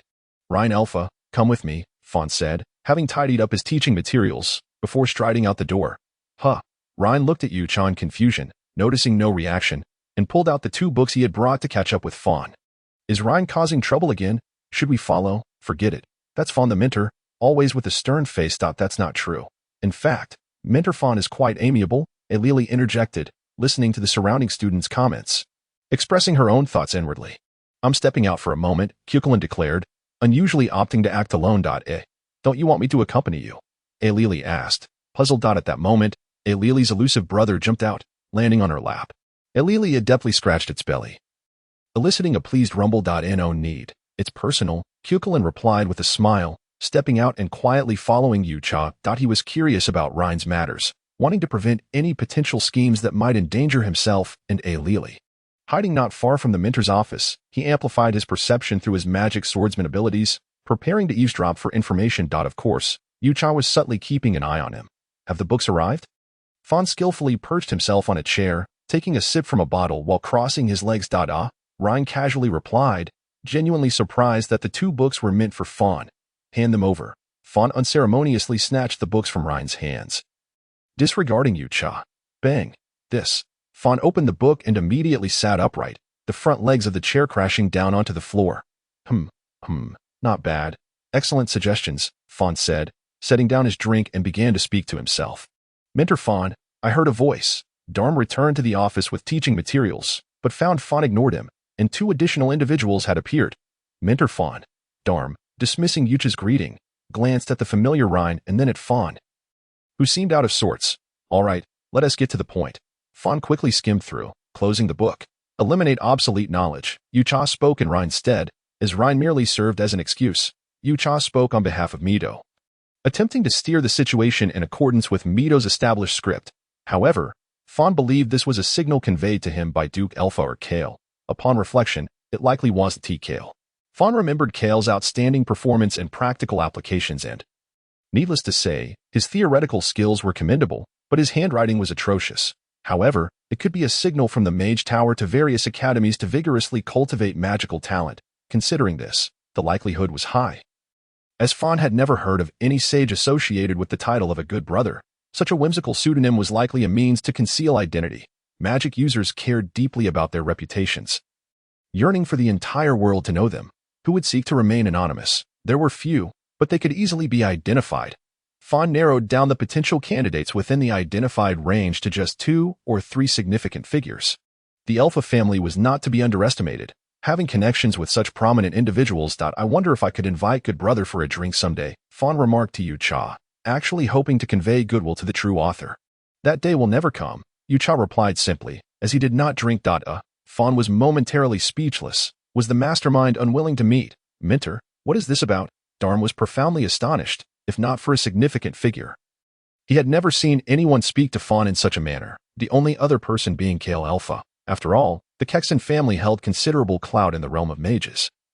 No one would dare offend them. Perhaps that person was also of great importance, and he had just disregarded them. Come take a look. Fawn casually gestured for Rhine and Yucha to exit but quickly added a farewell gesture. Farewell, Lord Fawn. Yucha returned the gesture, far more courteous than this old mage. Good brother. Who could that be? Cuchulain furrowed his brow, utterly perplexed by the name. Is good brother referring to Minter Fawn's sibling? Yet he seems to hold excessive reverence for his brother. Something feels amiss. Cuchulain resolved to inquire with his father, the king, about matters unknown to him, yet could not find anyone privy to the information. They VE come out. Cuchulain gasped softly, taking a few steps back before strolling leisurely back to the classroom. Feigning casualness. Hey, what is your relationship with him? Rhine asked Yucha, who wore a cold expression as they descended the corridor. Which young master are you referring to? Fawn Kexen. Rhine's gaze wavered, indicating that he was not inquiring about Fawn. An almost unfamiliar, unrelated matter, Yucha replied candidly. While feigning indifference, Rhine believed they shared a collaborative relationship. Perhaps the Kexen family was the one providing Yucha with magical tools or even magical items. In the magic classroom, Cuchulain pretended nothing had happened, settling onto Lily's lap and wrapping his arms around her neck. Cuchulain, you're too close. Lily blushed, gazing at Cuchulain, feeling embarrassed despite this not being the first occurrence. What does it matter? I am a princess, enjoying a treatment even my father does not receive. Cuchulain clung to Lily like an octopus, occasionally nudging against her, before his expression turned serious. Lily, I suspect your brother fell victim to Rhine's scheme last time. It was too unusual. No, that's not right. Rhine protected my brother. He is actually quite kind, just a bit. A bit. Cuchulain sensed something was off with Lily, as if something had transpired between her and Rhine. Rhine had delivered books to the former Fawn. They might have some connection. Cuchulain worried that Lily could be caught in their schemes without realizing it. Has he already given them? I'm so curious. Lily's eyes sparkled with longing, intrigued by the so-called advanced knowledge contained within the books. Do you know? What books? Cuchulain frowned, sensing that things were not aligning with his expectations. Yesterday, after Minter Fawn dismissed everyone. You were too far away to hear clearly. It's said to be a very impressive textbook. A textbook? Forget it. One is more than enough for me. Though Cuchulain is on the verge of ascending to the rank of a second-tier mage knight, she finds little joy in her studies. Her prowess is entirely reliant on her remarkable innate talent. It is said that possessing more advanced knowledge might hold the key to lifting my family's curse. By the way, Alalai, have you heard of a certain author? Good brother, have you heard of them? Cuchulain inquired, considering that the Coconut family runs a bookstore and should be well informed about such matters. Good brother? I haven't heard of them, but my parents should know. Once the term ends, I'll be sure to ask them. Alalai seemed to recall something and became quite dejected, lamenting that they had transformed into cats and could no longer speak or write. Alalai, I will assist you. After all, we are friends. With that, Cuchulain straightened up, her face closely pressed against Alalai's. A warm sensation surged within Alalai, who silently acquiesced to Cuchulain's gesture. TSK. Cuchulain clicked her tongue, realizing that Rain had returned. Though he appeared troubled, perhaps having encountered some disappointment, upon entering the living room, Rain promptly collapsed onto the sofa, the force of his descent causing him to bounce twice. Truly, the opulent sofas of the nobility surpass any that Yucha has ever encountered. Crafted from pure magical beast fur, the texture is sublime, and sitting upon it feels as if one has been ensnared, reluctant to depart. I am utterly exhausted. This young master, practical combat training? Bah, this afternoon. There is indeed a practical combat class. And Rain has been assigned the customary rotating partner. Young master, training resumes today. Training? A few days of rest should suffice. Yucha remained silent, having forgotten about it. Since the last assessment, there had been no further training. Thus, after dinner, Rain was escorted to the courtyard. Another melting ice block session, is it? Rain had grown accustomed to this, gradually mastering the art of using corrosive magic to melt ice blocks, and out of boredom. He had even attempted to shape them into various eccentric forms. Indeed, Yucha responded, flipping her palm to reveal a deep blue magical array, with countless ice crystals coalescing in a diamond shape. Rain gazed at this spectacle, unsure of the appropriate words to express. Once again, a spell utilized without incantation. Could she truly be a mage? Or does she not worry about the wear and tear of magical artifacts? A familiar chill swept over him, causing Rain's expression to shift. The imperial capital of the Rostin Empire is perpetually cold, and Rain had grown accustomed to the chill. Yet, this ice magic was exceedingly frigid. Typically, Yucha's ice spells only provoked a tingling sensation upon the skin. But this time, even at a distance of 10 meters, it could redden the skin. Has she gone too far? Rain mused that if this block of ice remained here for half an hour, he would undoubtedly succumb to frostbite. He also noticed the resilient grass on the ground, some already tinged with red. Hey, where are you going? Rain exclaimed as he saw Yucha stepping away, fearing she intended to take away the precious items from his home. Cleaning up, it only requires one person. Young master, please focus on your training. Yucha replied coolly. Fortunately, she did not emanate the chilling demeanor of an ice queen, and Rain felt no shiver run down his spine. Though he still disliked her mechanical tone. Oh no. In my room, there are. Rain realized he had let something slip, hoping fervently that Yucha had suddenly gone deaf and did not hear. Young master refers to the 2 books I placed in the study? I shall keep them safe on the desk. Yucha bowed, as if fully aware of everything. Rain could hardly fathom that the 2 books he had cherished for so long were actually placed there by Yucha. So, did you see anyone enter the study? They had blue and white hair, stood about 6 feet tall, and were a dragonkin, an elemental ice mage. Rain's tone grew noticeably excited. Yucha, who is he referring to? Midwa, his older brother, Kaikin Alpha. Yucha, that genius mage, the one born of the frost giant. During this time, no one has infiltrated. Yucha's mention of no one infiltrating included observers, who rested in the trees. Rain felt considerably disheartened and questioned. Then where did those 2 books, which had half a sheet of pulp paper in them, come from? They do not resemble old books. The pulp paper was placed by me, without mentioning who authored the content. It was evident enough. Rain was momentarily stunned. His long-admired brother had never visited. If the content of the pulp paper was all written by this maid, how frightening must her reservoir of magical knowledge be? Did you also write those 2 books for old Fawn? Rain casually inquired, given that the 2 books he had seen today, while astonishing Fawn, appeared as if they had been printed. I wrote them yesterday. Yucha had no intention of concealing this, simultaneously conveying to Rain that she was far more formidable than he imagined and could make him exceptionally strong. Rain fell silent. After Yucha bowed, she returned to her room, leaving behind a floating ice cube. Yucha, cleaning. Midwa, you seem to be enjoying yourself. Yucha, life is so arduous, one must find joy in it. Yucha waved her hand to unfurl a sky-blue magical array, sending a multitude of bubbles soaring into every corner, twisting and squeezing into narrow crevices. Some bubbles landed on sharp edges, merely wrapping around them before bouncing away, carrying off the adhering grime and drifting elsewhere. As she traversed room after room, wherever the bubbles passed, it was left spotless, and the dirt carried away was corroded and dissolved. This was a second-tier magic, corrosive bubbles, which could only be mastered by those adept in water or poison elements. Upon entering another room, Yucha extended her finger, causing a gray magical array with a radius of 30 centimeters to materialize. This was spatial magic. It transported all items within the room into a temporarily open space, allowing her to move her arm and direct the specified items to follow suit. One by one, they were meticulously arranged, achieving a level of order that would satisfy even the most obsessive-compulsive individual. The items were largely returned to their original positions as much as possible, enabling Rain to promptly locate what he desired according to his habits. The same applied to her own room. However, there was little to organize, only adjusting a frozen cup to make it more visually pleasing. Next came Rain's room. Yucha, what is this? Midwa, a metal made of black godwood. Yucha, is it impressive? Yucha directed a pitch-black metal to hover before her. Midwa, of course, it is indeed impressive. Yucha, I do not sense anything particularly special. Midwa, a foolish one who cannot recognize value. Yucha, how am I foolish? Midwa, try infusing it with magical energy. Other energies will not suffice. Skeptical, Yucha infused it with the power of a holy knight, but to no avail. She then attempted to infuse it with the vitality of a warrior, still yielding no results. Finally, she followed Midwa's advice and infused it with magical energy. Yucha, oh, Midwa, have you noticed?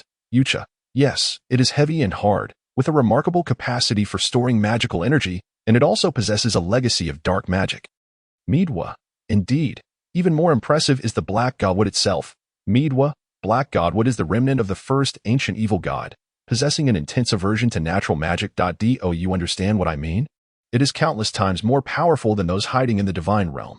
Yucha, do you not get along with other deities? In the small world, Midwa was infuriated, leaping about and striking the pillow on the bed several times. Why is she so sensitive about this matter? After a few more blows, she embraced the pillow. Given the extremely slow passage of time in the small world, Yucha remained unaware of Midwa's frustration. As Midwa had not conveyed the current situation to her, Midwa, it's fine. The key point is that this is the divine tree of the Dark Elves, and Rain's mother is a uniquely significant figure among them. Yucha, the elven princess? Or perhaps, a queen? Midwa, something akin to that. You may probe the contents of the legacy. Yucha complied, discovering the first message to be a gentle female voice warmly greeting Rain by name. It was undoubtedly Rain's mother. However, Yucha was unaware of the existence of Dark Elves, as most of the beings Midwa mentioned were commonly known. Yucha, are Dark Elves a branch of Tree Elves? Midwa, no. Dark Elves are on the brink of extinction, possessing an exceptionally strong affinity for dark magic, while their other abilities are likely negative. Yucha, dark magic, perishing due to the influence of dark magic on their minds. Harming one another? Midwa, no. Their reproductive abilities are simply too low. Despite their resemblance to humans, with striking black hair and pale skin, they are quite attractive. Yucha, Midwa, that was quite an impolite remark. Midwa, ahem. Even this goddess sometimes misspeaks. Another factor is that Dark Elves belong to a short-lived species among elves, living a maximum of 500 years. They are only surpassed by Flower Elves. Yucha, how long can Flower Elves live? 200 years. Midwa, 50 years. They resemble fairies, both being diminutive creatures. Yucha, I am somewhat curious. Despite the Mage Tower and Angel Tower having long declared the eradication of dark magic forces, why does Quinn dare to marry a Dark Elf? Mitsai, the number of individuals aware of Rain's biological mother being a Dark Elf does not exceed 10. Yucha. I truly admire Quinn. His legitimate wife is an ice dragon. His second consort is Mrs. Ella, and he has a member of the Dark Elf royal family as well. Quite impressive. Mitsai. He used to be a figure akin to the Child of Destiny. It's only natural that you would find yourself at his mercy. Yucha, Mitsai, just let it go. Why not ask Rain if he intends to study dark magic later? Mitsai, I wager a year of your culinary skills that he wouldn't dare to learn it. Perhaps he could be taught once he has attained a certain level of strength. Yucha, no bets. I refuse to wager a year of my culinary prowess on such a thing. Yucha meticulously tidied Rain's room, placing 2 books from beneath the bed onto the desk and rearranging Rain's little treasury according to his hiding method. Dark elemental magic. Corrosion magic. Melt away. Rain's wand weakly emitted a stream of purple liquid, nearly dissolving a portion of the ice block, which then transformed into vapor and ascended into the sky. Rain exhaled sharply, his face flushed from the chilling aura emanating from the ice cube. It's freezing. As Rain shivered, he internally lamented Yucha's ruthlessness while marveling at the power of the magical artifact. What kind of magical item could create such terrifying ice? No, that is a magical object. Rain cautiously glanced towards the courtyard gate. It must be the maid arriving. Yucha looked at the distant snow-laden tree and slowly remarked, Young master, your magical power is nearing its limit. What do you mean? Rain turned to observe the tree. Apart from snowflakes tumbling to the ground, nothing peculiar was apparent. If you are weary, young master, you may take a brief rest. At this moment, Yucha, still wearing the black divinewood medal, had no intention of revealing it externally to avoid attracting formidable trouble. Fine. Rain silently vowed, You said it, but if I end up frozen, it's on you. Rain stowed his wand and hastily approached the main door. Yet the cold sensation persisted unwaveringly behind him. Upon glancing back, his face turned ashen with shock. The ice cube was following him. As Rain took a few steps, the ice cube glided along with him. He cast a glance at Yucha and dashed inside, hastily shutting the door behind him. But as long as he ran fast enough, that thing couldn't catch him. Thus, he bolted into the room. Yet the chilling sensation did not dissipate in the slightest. Rain peered out the window. The glass was made of a special material that left no frost in the imperial capital, yet now he observed a thin layer of ice forming upon it. Meanwhile, the ice cube was spinning just outside. If this continued, the window would soon shatter into countless shards. Rain descended the stairs in frustration. Is this amusing? Do I find this entertaining? This thought echoed in his mind as he gazed at Yucha, who stood elegantly in the hall, unable to utter a single word. Young master, please take a look. Yucha extended a hand, revealing the black divinewood medal. Return it to me. Thud. Rain, suddenly exhilarated, rushed down the stairs. But in his haste, he stumbled and rolled down several steps, landing face first on the floor. Ignoring the pain, Rain quickly scrambled to his feet, limping towards Yucha to snatch the medal from her hand. Yucha remained indifferent, casting a pale green magic circle upon Rain. restoring him to his former state. He then dashed over and seized the medal from Yucha's grasp. What's the meaning of this? Are you meddling with my belongings? Despite being considerably subdued by fear, the resentment on Rain's face remained glaringly evident. I sincerely apologize, young master. Yucha performed an elaborate bow, her sincerity slightly alleviating Rain's ire. Do you wish to inherit the legacy of dark magic? Dark magic. Before Rain could respond, Yucha's inquiry left him momentarily stunned. Is there a legacy of dark magic within this medal? Rain gazed incredulously at the medal in his hand. It is a legacy left to you by your mother. Mother? Rain had never imagined that his biological mother's relic could conceal such terrifying secrets. Have you ever seen her? What was her name? What kind of person was she? Was she truly an elf? Rain unleashed a barrage of questions. I have never seen her. I only know that she was a dark elf, Yucha replied truthfully, her tone remaining frigid.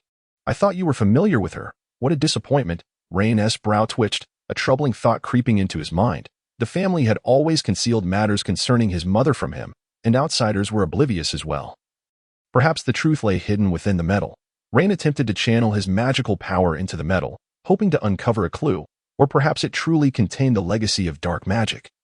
As Yucha suggested, after a moment of waiting, when his magical power was sufficiently infused, Rain's consciousness entered a vast white space, where a few black letters from the Empire of Roshan hovered before him.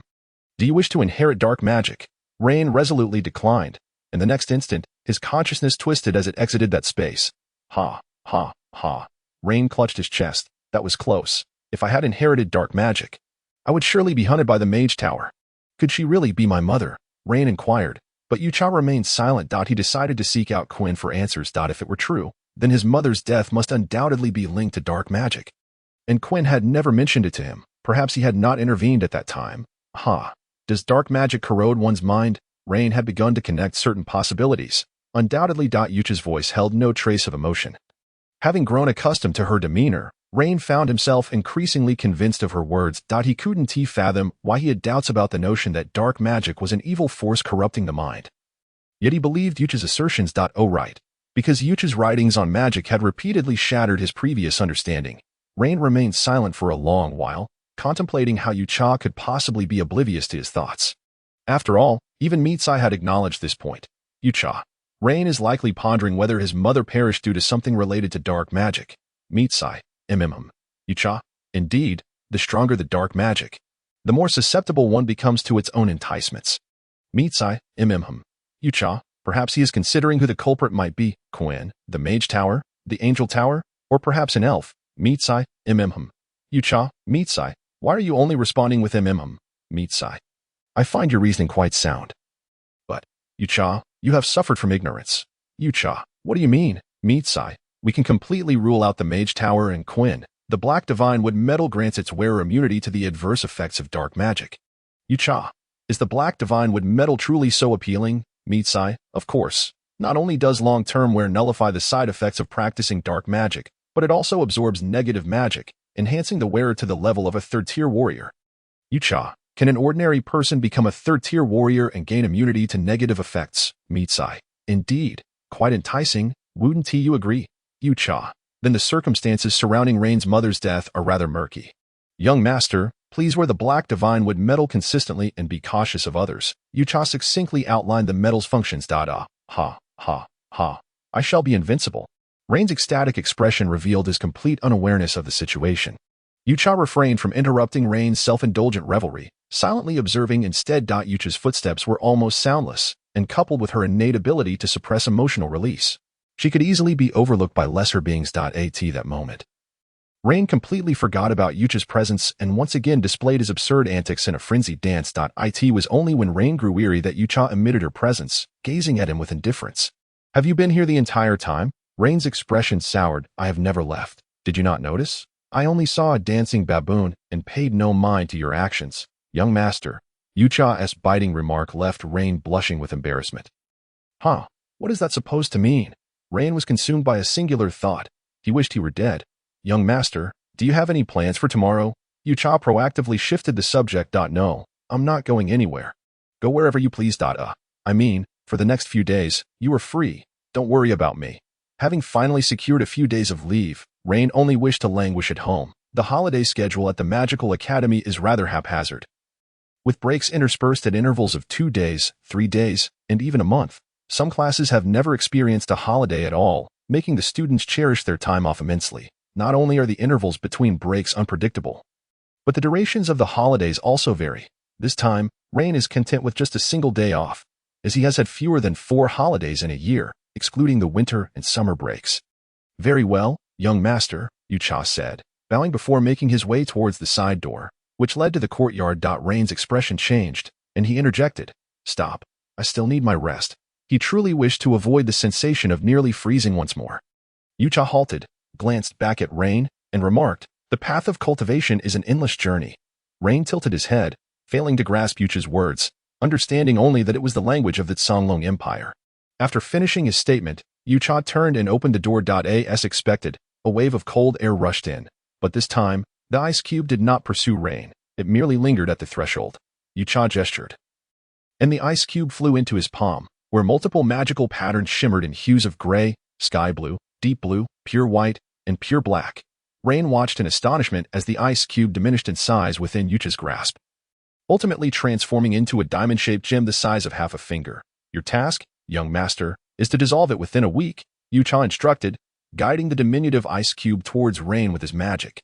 When Rain caught it, the icy sensation startled him at first, but he quickly realized it was not as frigid as he had imagined. Rather, it was somewhat pleasant. Upon closer inspection, he noticed a thin layer of ice encasing the melted portion, enveloping some unfrozen water within. A gentle shake revealed beautiful ripples in the water. "What is this for?" Rain was more curious about how Yucha had achieved this feat, but the several overlapping magical patterns made him hesitant to inquire further. What kind of magical item could accomplish such a thing? The more he knew, the more perilous it became. Some matters were best left unexamined. Simply infuse it with magic to restore it to its original form. If it does not receive a magical attack within a minute, it will revert to being a gem, Yucha explained, his tone deliberate and devoid of warmth, ensuring Rain understood to avoid repeating himself. "It is already a magical item," Rain exclaimed in surprise, recalling how long it had taken him to melt even a small amount of ice. He had a fair understanding of the ice cube's defensive capabilities. It could withstand a full-force strike from a level 3 assassin. Assassins were universally acknowledged for their explosive power, and the ice cube could undoubtedly serve as a defensive magical item. Rain felt he had struck gold.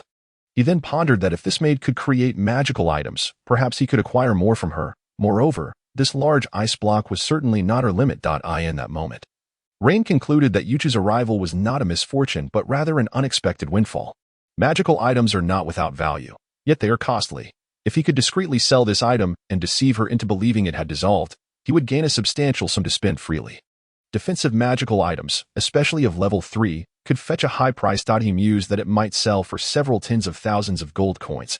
Yucha had been observing the slight smirk that crept onto Rain's face, and with just a moment's thought, he accurately guessed Rain's intentions. Should Rain dare to sell it, he would have to wait a few days for him to repurchase it. Rain would undoubtedly take it to an auction, where confidentiality measures are typically robust.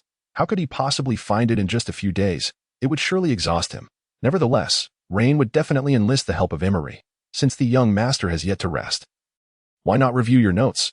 Yucha regarded Rain with a cold, emotionless gaze, yet Rain sensed that ignoring Yucha's suggestion would lead to unfavorable consequences. "Review my notes. Those are merely things I've already learned." Just a pretense of note-taking. Rain suddenly recalled that his mastery of those subjects was due to prior study. The 2 books he had read were authored by Yucha. Perhaps he was a sage of the Mage Tower? Should he inquire? Surely, he wouldn't face dire consequences for asking. "Are you a sage of the Mage Tower?" Rain inquired cautiously, as Yucha had never mentioned it, and he was reluctant to ask. "Not at all." Yucha replied swiftly and decisively, providing a refreshingly honest answer to Rain's question. "What level of mage are you?" Rain pressed on. "I am a magic swordsman." Yucha did not provide a direct answer, fearing that revealing too much would only heighten Rain's paranoia and caution towards him. A magic swordsman? Rain recalled Yucha claiming to be a mage. Could it be that he possessed dual professions? Madness. Even a child of 3 knows that a multi-classed individual is likely to meet an untimely end. Even with the combination of magic swordsman and mage, both relying on magical energy, could it be that Yucha was approaching him to avoid such a fate, seeking the Alpha family's magic swordsman heritage? The more Rain contemplated this, the more plausible it seemed. Surely, he aimed to acquire the Alpha family's magic swordsman legacy and then use some special means to nullify his mage abilities to eliminate future threats. Becoming solely a magic swordsman.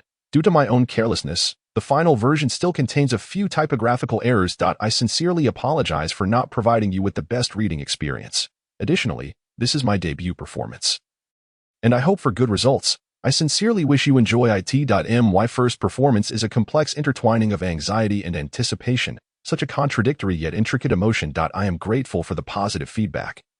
The reader's enjoyment is my motivation. My goal is to garner the affection of 1 million readers. I appreciate the constructive criticism from the negative reviews.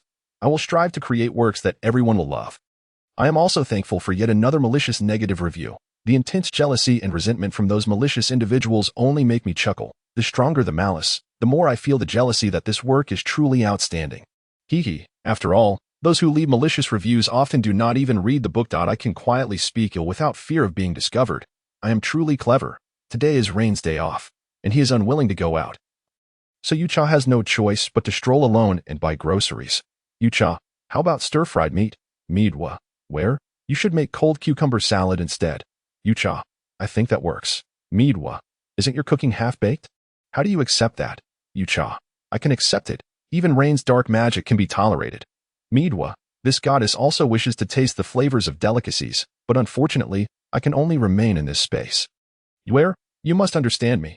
Yucha, then how did you manage before? Aren't you thousands of years old? Meadwa, the age of this goddess is a forbidden secret. I will starve myself. Knock, knock, knock. Make way, a voice cut through the crowd, accompanied by the sound of beastly hooves and wheels, indicating a swift pace.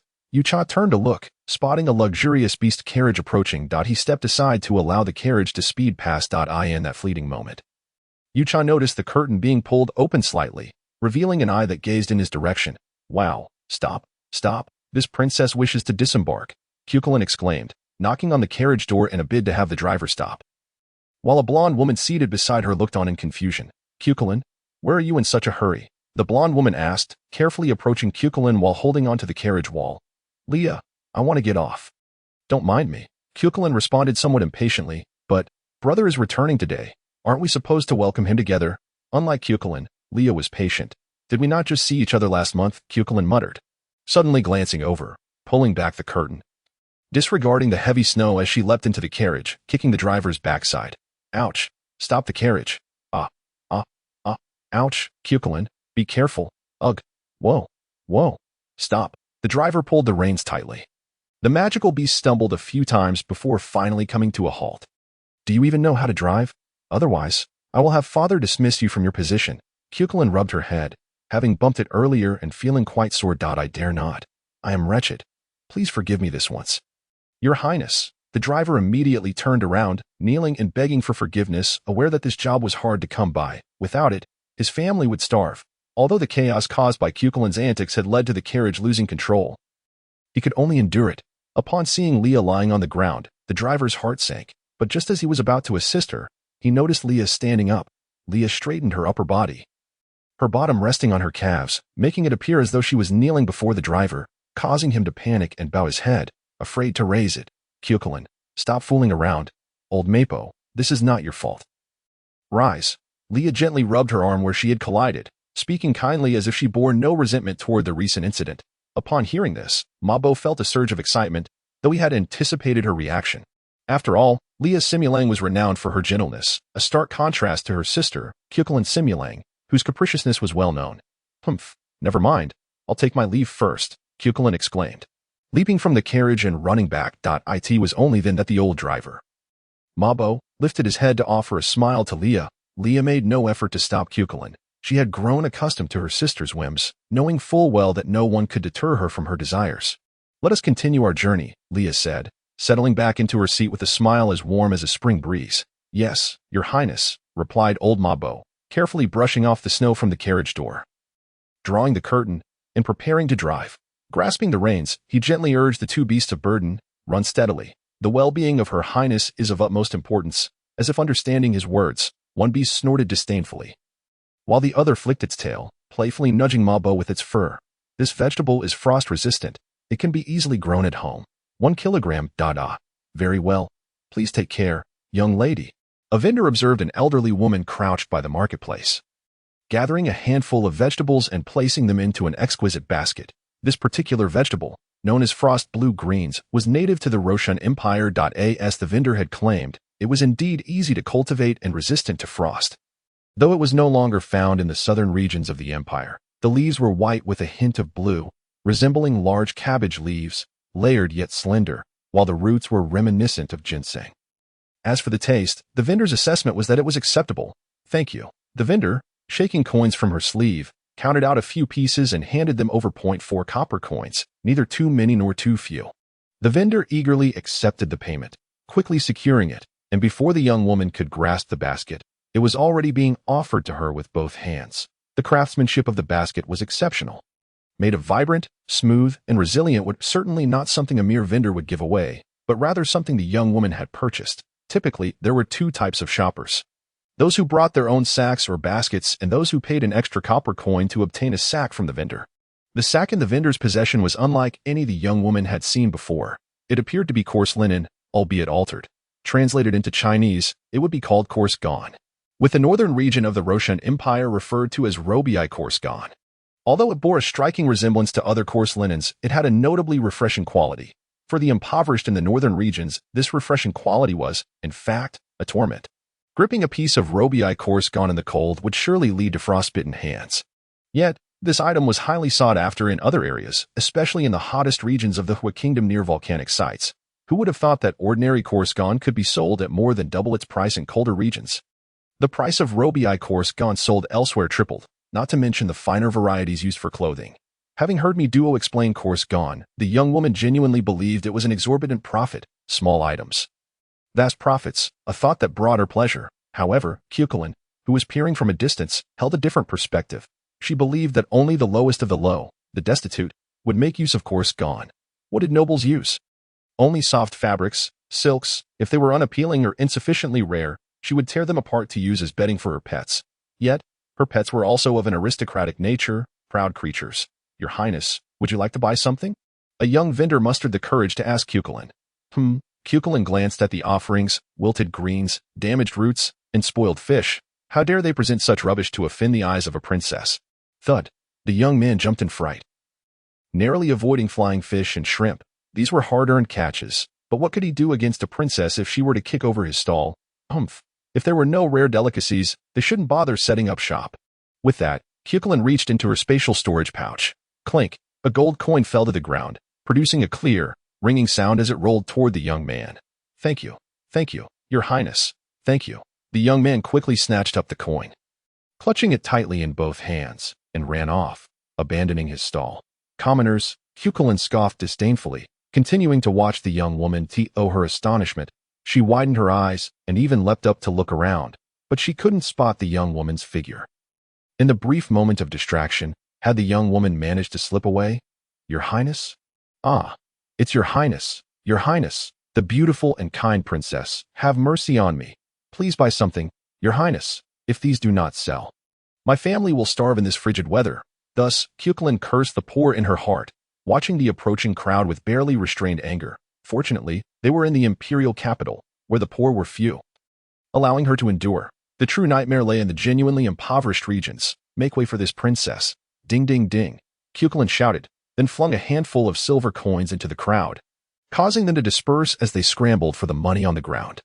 Among the throng, Cuchulainn spotted an elderly man, the vendor from whom the young woman had purchased the frost blue greens, though he seemed unable to fight his way into the crowd. Tell me, where did that maid go just now?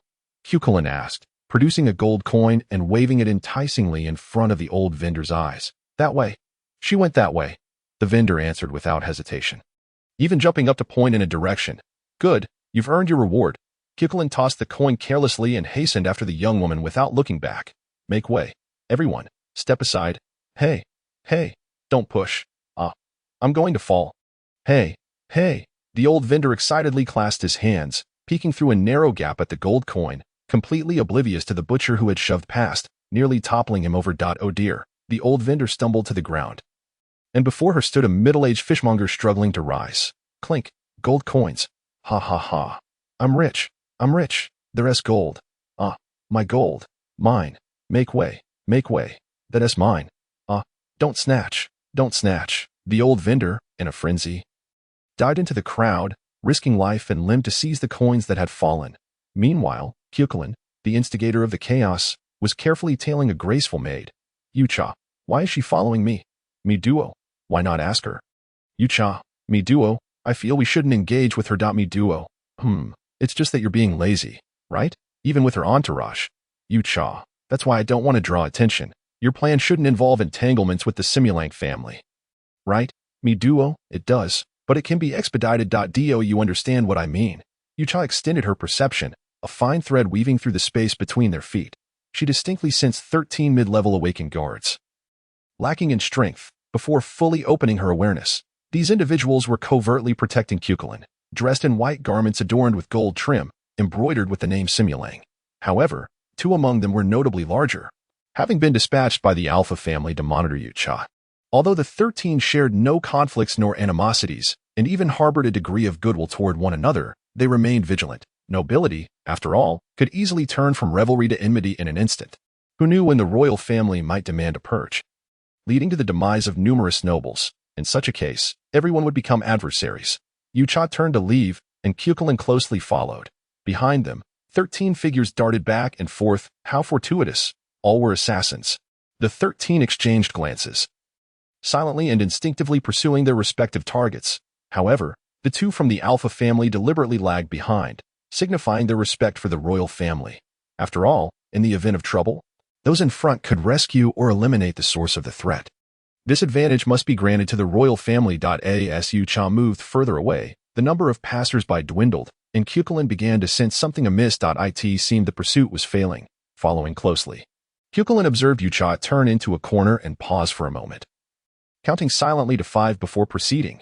Greetings, your highness. A cold voice pierced Cuchulainn's ears. How did you discover me? Cuchulainn asked, stepping into the corner only to find herself face-to-face with Yucha. Cuchulainn believed she had been sufficiently cautious and discreet, but Yucha had shattered her sense of self-assurance. After all, anyone would glance back at the commotion behind them, whether out of curiosity or fear of danger. Regardless, the ruckus that Cuchulainn deemed trivial was indeed too loud. As the carriage passed, the princess had been tailing her all along. With a simple greeting, Yucha coldly opened her mouth, rudely employing the term tailing. This princess will do as she pleases. What concern is it of yours? Upon hearing the word tailing, Cuchulainn realized that Yucha was condemning her. Yet how could she concede? The entire nation belongs to my family. I can do as I wish. Cuchulainn placed her hands on her hips and raised her head, gazing at Yucha with haughty defiance. Since she had been discovered, she might as well embrace her reckless abandon. What your highness says is true. It's all yours. Yucha affirmed Cuchulainn's words, which only served to make Cuchulainn a tad prouder. However, Yucha's next statement sent Cuchulainn into a rage. If only you took responsibility. Yucha's icy tone carried a palpable tension. What do you mean? Cuchulainn glared at Yucha, who was the first to dare speak to her in such a manner. In a somewhat contradictory summary, this was an offense cloaked in politeness. A grand family, yet the head of the household shows no concern for its members, allowing them to starve without a shred of charity. To solidify their position, they form cliques and, under the cover of night, cast out those who draw too near to their rank, because the head of the household favors dogs. Whenever the aroma of food wafts from the dining table, the hungry onlookers will devour the master's pets. Yucha narrated each word with a measured pace, as if recounting a story, devoid of any emotion. To Yucha's detached tone, it seemed that the tale itself was equally devoid of warmth. Of course, the master should enjoy everything within the home, Cuchulainn asserted with certainty. What role do you believe yourself to be in this household? Yucha countered. Naturally, I am the master, Cuchulainn replied without hesitation. Yucha closed her eyes for a moment, displaying an attitude that was both undeniable and difficult to behold. It implied that this princess should reflect on her position. If she didn't understand, then so be it. Better for it to remain unspoken. If she was willing to interpret and act upon it, one could believe such a person would not make a poor king. Yucha had always believed that a nation like this would eventually be overthrown, just as the first king of Roshan had ended the previous dynasty. Hey, this princess asks you, did Ryan do something to Ailili's brother? Though it was a question, Cuchulainn's tone was more accusatory, as she held a nearly certain suspicion in her heart. Mido, you where? This is an opportunity. Yucha, are you sure? Ryan won't be killed, will he? Mido, he won't die. Even if the mage tower targets him, they have to consider many factors. Yucha, you're responsible, right? Mido, all right. Don't worry. The goddess assures you, it's fine. It must have been you, Cuchulainn asserted, not waiting for Yucha's response. Though it seemed unreasonable, It was actually a bluff. If it truly had been the other party's doing, the tension would have revealed the truth, leading to immediate capture. Yucha chose silence and turned to leave. Kyukulin, upon noticing this, felt a surge of anger. How dare she ignore me? In Kyukulin's perception, she was a noble princess, untouchable, and everyone longed to be her loyal servant. Feeling guilty? Don't even think about leaving. Kyukulin reached out, intending to grab Yucha's shoulder, disregarding the fact that the other was a 4th-level mage. Just as she was about to seize Yucha, she unexpectedly missed. Smack. Ouch. How dare you hit my hand? Kyukulin exclaimed, clutching her hand in disbelief, staring at Youcha. In an instant, Yucha had struck her back, only to withdraw her hand the next moment, pretending as if she had done nothing. Walking leisurely. Stop right there. Kyukulin, unable to contain her fury, followed after her. Meanwhile, Yucha quickened her pace. Kyukulin noticed that Yucha was moving faster, planning to catch up, but Yucha also began to run, leading to a full-blown chase. This is bad. Keep up. A guard of Kyukulin's Simulang shouted to his companions. The moment Yucha had retaliated against Kyukulin's hand, they could no longer sit idly by and almost rushed into fight. And now they were embroiled in a chase. 11 assassins from the Simulang family swiftly drew their standard weapons, pursuing with utmost speed. This is troublesome. Pursue. Those from the Irfa family, sensing the situation had turned dire, also joined the chase to prevent any unforeseen incidents. Yucha maintained her distance, skillfully keeping Kyukulin at bay by 10 meters. Behind her, 11 figures flickered as one of them shouted, "Surround her ahead." Following the command, 3 assassins dashed forward, creating obstacles in the hope that Yucha would change her path, or even come to a stop. Bang! Thud! Thud! Thud! Where did that wind come from? An elderly fruit vendor watched in dismay as her fruit basket was toppled. She had merely turned her back for a moment, and in that brief time, strong gusts had swept past, knocking over her wares. The 3 guards from the Simulang family had already outpaced Yucha. Standing guard ahead, their task was not to obstruct Yucha, but to protect Kyukulin, clearing her path of any dangers. They represented the royal family and could not act recklessly. Were it Kyukulin, she would have surely commanded them to capture the elegantly fleeing maid, binding her tightly or throwing various weapons at her once they caught up. Regardless of whether the maid would be gravely injured or near death, they would eventually call for a physician and toss some coins to dismiss the matter. After her moment of concern, the fruit vendor intended to set her goods back upright, turning her back once more. Click. Finally opened, the old woman muttered to herself. Opening the wooden box revealed more fruit inside. She had packed several baskets to display, only to find that the fruits that had fallen were now neatly arranged. Spotting the crushed fruits on the ground, she rubbed her head, feeling a bit vexed as she muttered, I'm getting old. My memory isn't what it used to be."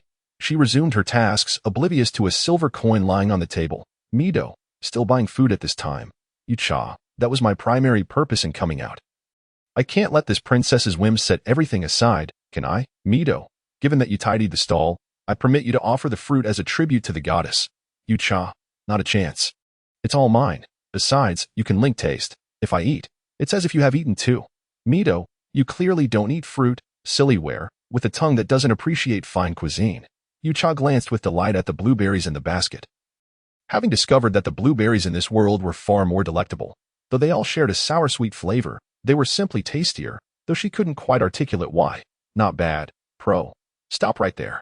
Kyukulin exerted every ounce of her strength to shout those words. Having reached her limit, Kyukulin vowed she had never pushed herself this hard. Sprinting a kilometer was already her utmost limit, yet even as her speed waned, she was determined to catch up to Yucha. Kyukulin herself couldn't fathom why she was trying so hard. It must be due to her concern for Ailili. That was her thought, yet it was only part of the truth. The more significant reason was her unwillingness to admit defeat. Yucha, it's about time to wrap this up. Mido, what are your plans for the finale? Yucha, no good ideas. I can only manage to provoke.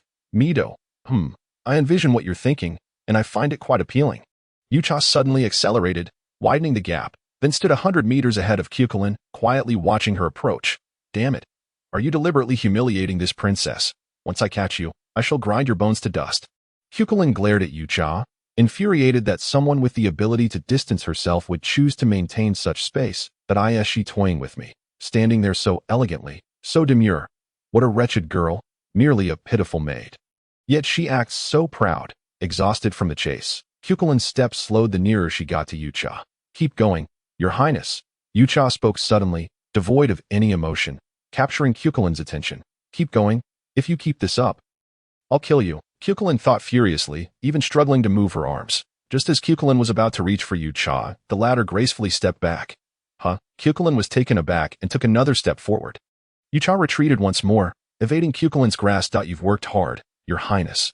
Yucha spoke again. Go die. Cuchulain wished she could crush Yucha's bones right then and there. Refusal. Yucha responded bluntly, entirely disregarding the fact that Cuchulain was a princess. Do you like blueberries, Your Highness? Cuchulain snorted, uncertain whether it was an agreement or denial. However, judging by the rise in her tone, she must be fond of it. Yucha extended a hand into the basket. While Cuchulain watched him warily, Yucha's fingers twitched slightly as she summoned a long bamboo skewer using spatial magic, threading several blue fruit onto it. Please, Yucha held the fruit before Cuchulain, who grunted but did not open his mouth. So Yucha did not lower her hand. As Cuchulain slowed his pace, his stamina was replenished, and he suddenly leaped forward, attempting to catch Yucha off guard. Yet, Yucha also jumped back a step, maintaining the distance between them. Cuchulain, undeterred, continued to pursue, and Yucha depthly retreated, as if her back had eyes, skillfully avoiding obstacles even while facing away. Gradually, Cuchulain realized that whenever he slowed down, Yucha would do the same. Resolved, he ceased running and began to stroll leisurely. Hey, take that away. This princess does not eat. Annoyed by the fruit swaying before his eyes, Cuchulain waved his hand to swat it away, but Yucha nimbly evaded his gesture. Your Highness, it is shameful to waste food. Yucha remarked, echoing Meadwa's philosophy, though she was less stringent.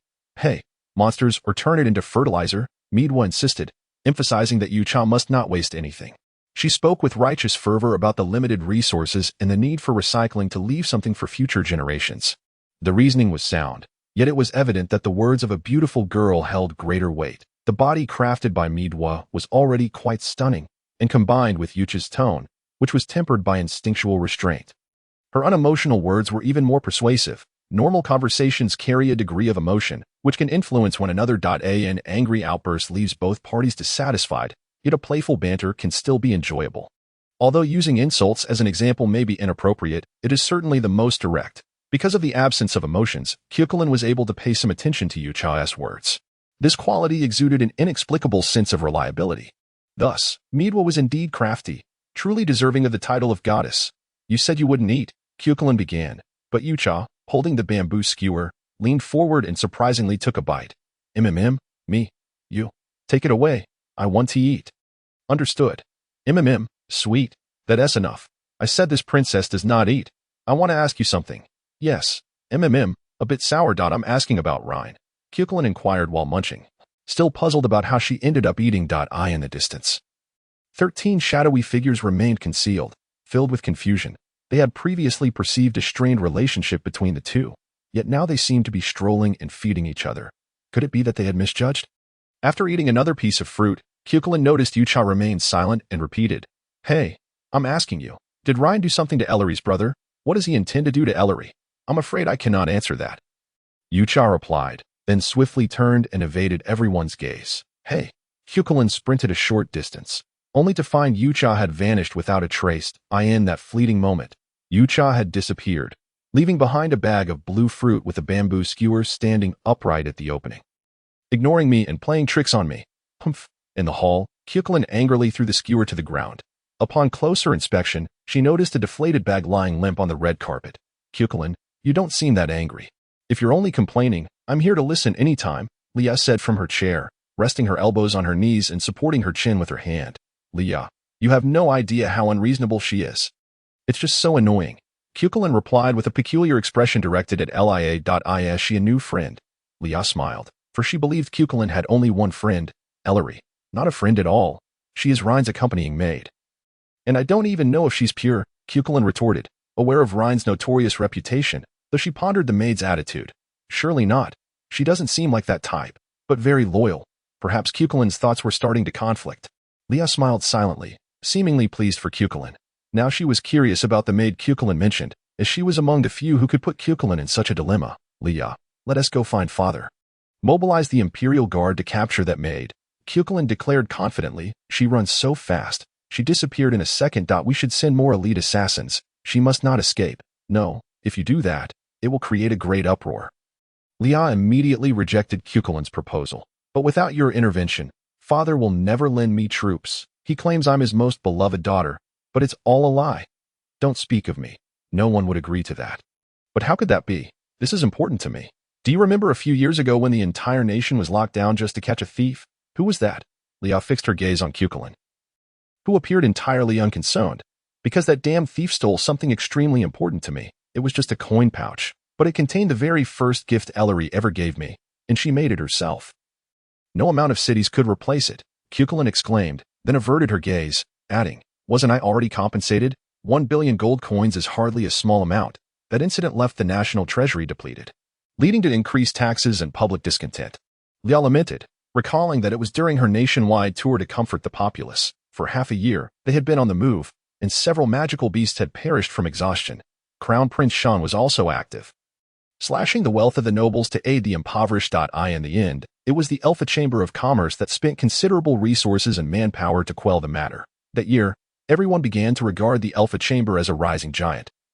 Witnessing the terrifying methods employed by Amory, a mere commoner, they learned that Amory had endured a week without sleep due to the pressure from the situation, ultimately fleeing but was captured and beaten by his deputy. Yet, Cuchulainn remained like a caged bird, well-fed and cared for, singing at will, except for the restriction of leaving the capital, living quite comfortably. Isn't serving this princess their mission. They should be devoted to it. Cuchulainn believed this to be normal and reasonable. Feeling that Leah could not comprehend her, Cuchulainn added, a princess is the highest existence in their hearts, deserving to be surrounded by men. As she spoke, she puffed out her chest and placed her hands on her hips, proudly asserting, so all the handsome men belong to the princess. Isn't that the same logic as the ugly, selfish nobles with their multiple wives? Cuchulainn, I'm afraid I must confiscate those books of yours. Leah couldn't help but face palm, sincerely wishing all authors of foolish literature would vanish from the world. What a jumble of nonsensical ideas. Purely stories that satisfy self-delusions. Leah referred to such books as foolish literature, as excessive exposure could severely harm one's intellect, leading to foolishness. Unfortunately for her sister, Cuchulainn, she had been exposed to these texts since childhood, and her current state was a testament to years of painstaking teaching. At least for these past few years, she had refrained from tormenting others, slapping someone and then declaring, I'm the first to treat you this way. Right? Are you enamored with this princess? Let us go. I've longed to teach Rhine a lesson for daring to lay hands on Ellery. Cuchulainn hoped this would help Leah understand that. So, you wish to capture his maid? I cannot agree to that. Cuchulainn was unaware of the dangers involved, but Leah was all too aware. Isn't he just Uncle Quin's son? Have you seen how much Uncle Quin dotes on him? Besides, I'm not going to kill him. No, you cannot act recklessly again. Leah firmly opposed Cuchulainn's vengeful plans. Fine, I'll do it my way, Cuchulainn silently resolved. Father, someone is bullying me. Who? Cuchulainn. Father, your most beloved third daughter is being bullied. Sister, won't he help me? Who? Cuchulainn. Don't run. Cuchulainn cupped her hands around her mouth as she ran, shouting while Leah chased behind, desperately trying to catch up. Being a pharmacist, Leah lacked the stamina of a magician. How could she possibly catch Cuchulainn? My dear daughter, who has upset you? An elderly man with a scruffy beard opened the door, arms wide to embrace his daughter. This man was none other than the king of the Rostan Empire, Balu Simulang, also a 7th-level magic swordsman. Father, Cuchulainn dove into Balu's embrace. Father, listen to me. I met a maid who bullied me, and sister, won't he help? You must take vengeance for me. All right, all right. What punishment shall we impose on her? Balu asked with a smile, but Cuchulainn was just about to respond when he interrupted her. Wait. First, let us hear what your sister has to say. We can think about dealing with that maid later. Varia gazed at Leah with a twinge of sorrow. Leah was the only one among his 3 children who lacked the innate talent for battle, thus she had taken up the mantle of an apothecary alongside her mother. Varia had often contemplated the prospect of Leah inheriting the family's legacy of the magic swordsman, envisioning the day he could pass the throne to her when the time was ripe. She possessed a keen intellect and an exceptional capacity for empathy, garnering considerable public favor. If she could achieve even half of what Amory had, he would feel at ease. However, without sufficient power at her command, the throne would be akin to poison for her. Regrettably, she had been frail since childhood and could not overextend herself as Amory did. Consequently, Barry resolved to bequeath the throne to his eldest son, Sean, with Leah serving as his advisor, a scenario somewhat reminiscent of the Elfar family. As far as he knew, Quinn leaned towards appointing Ellie Elfar as his noble.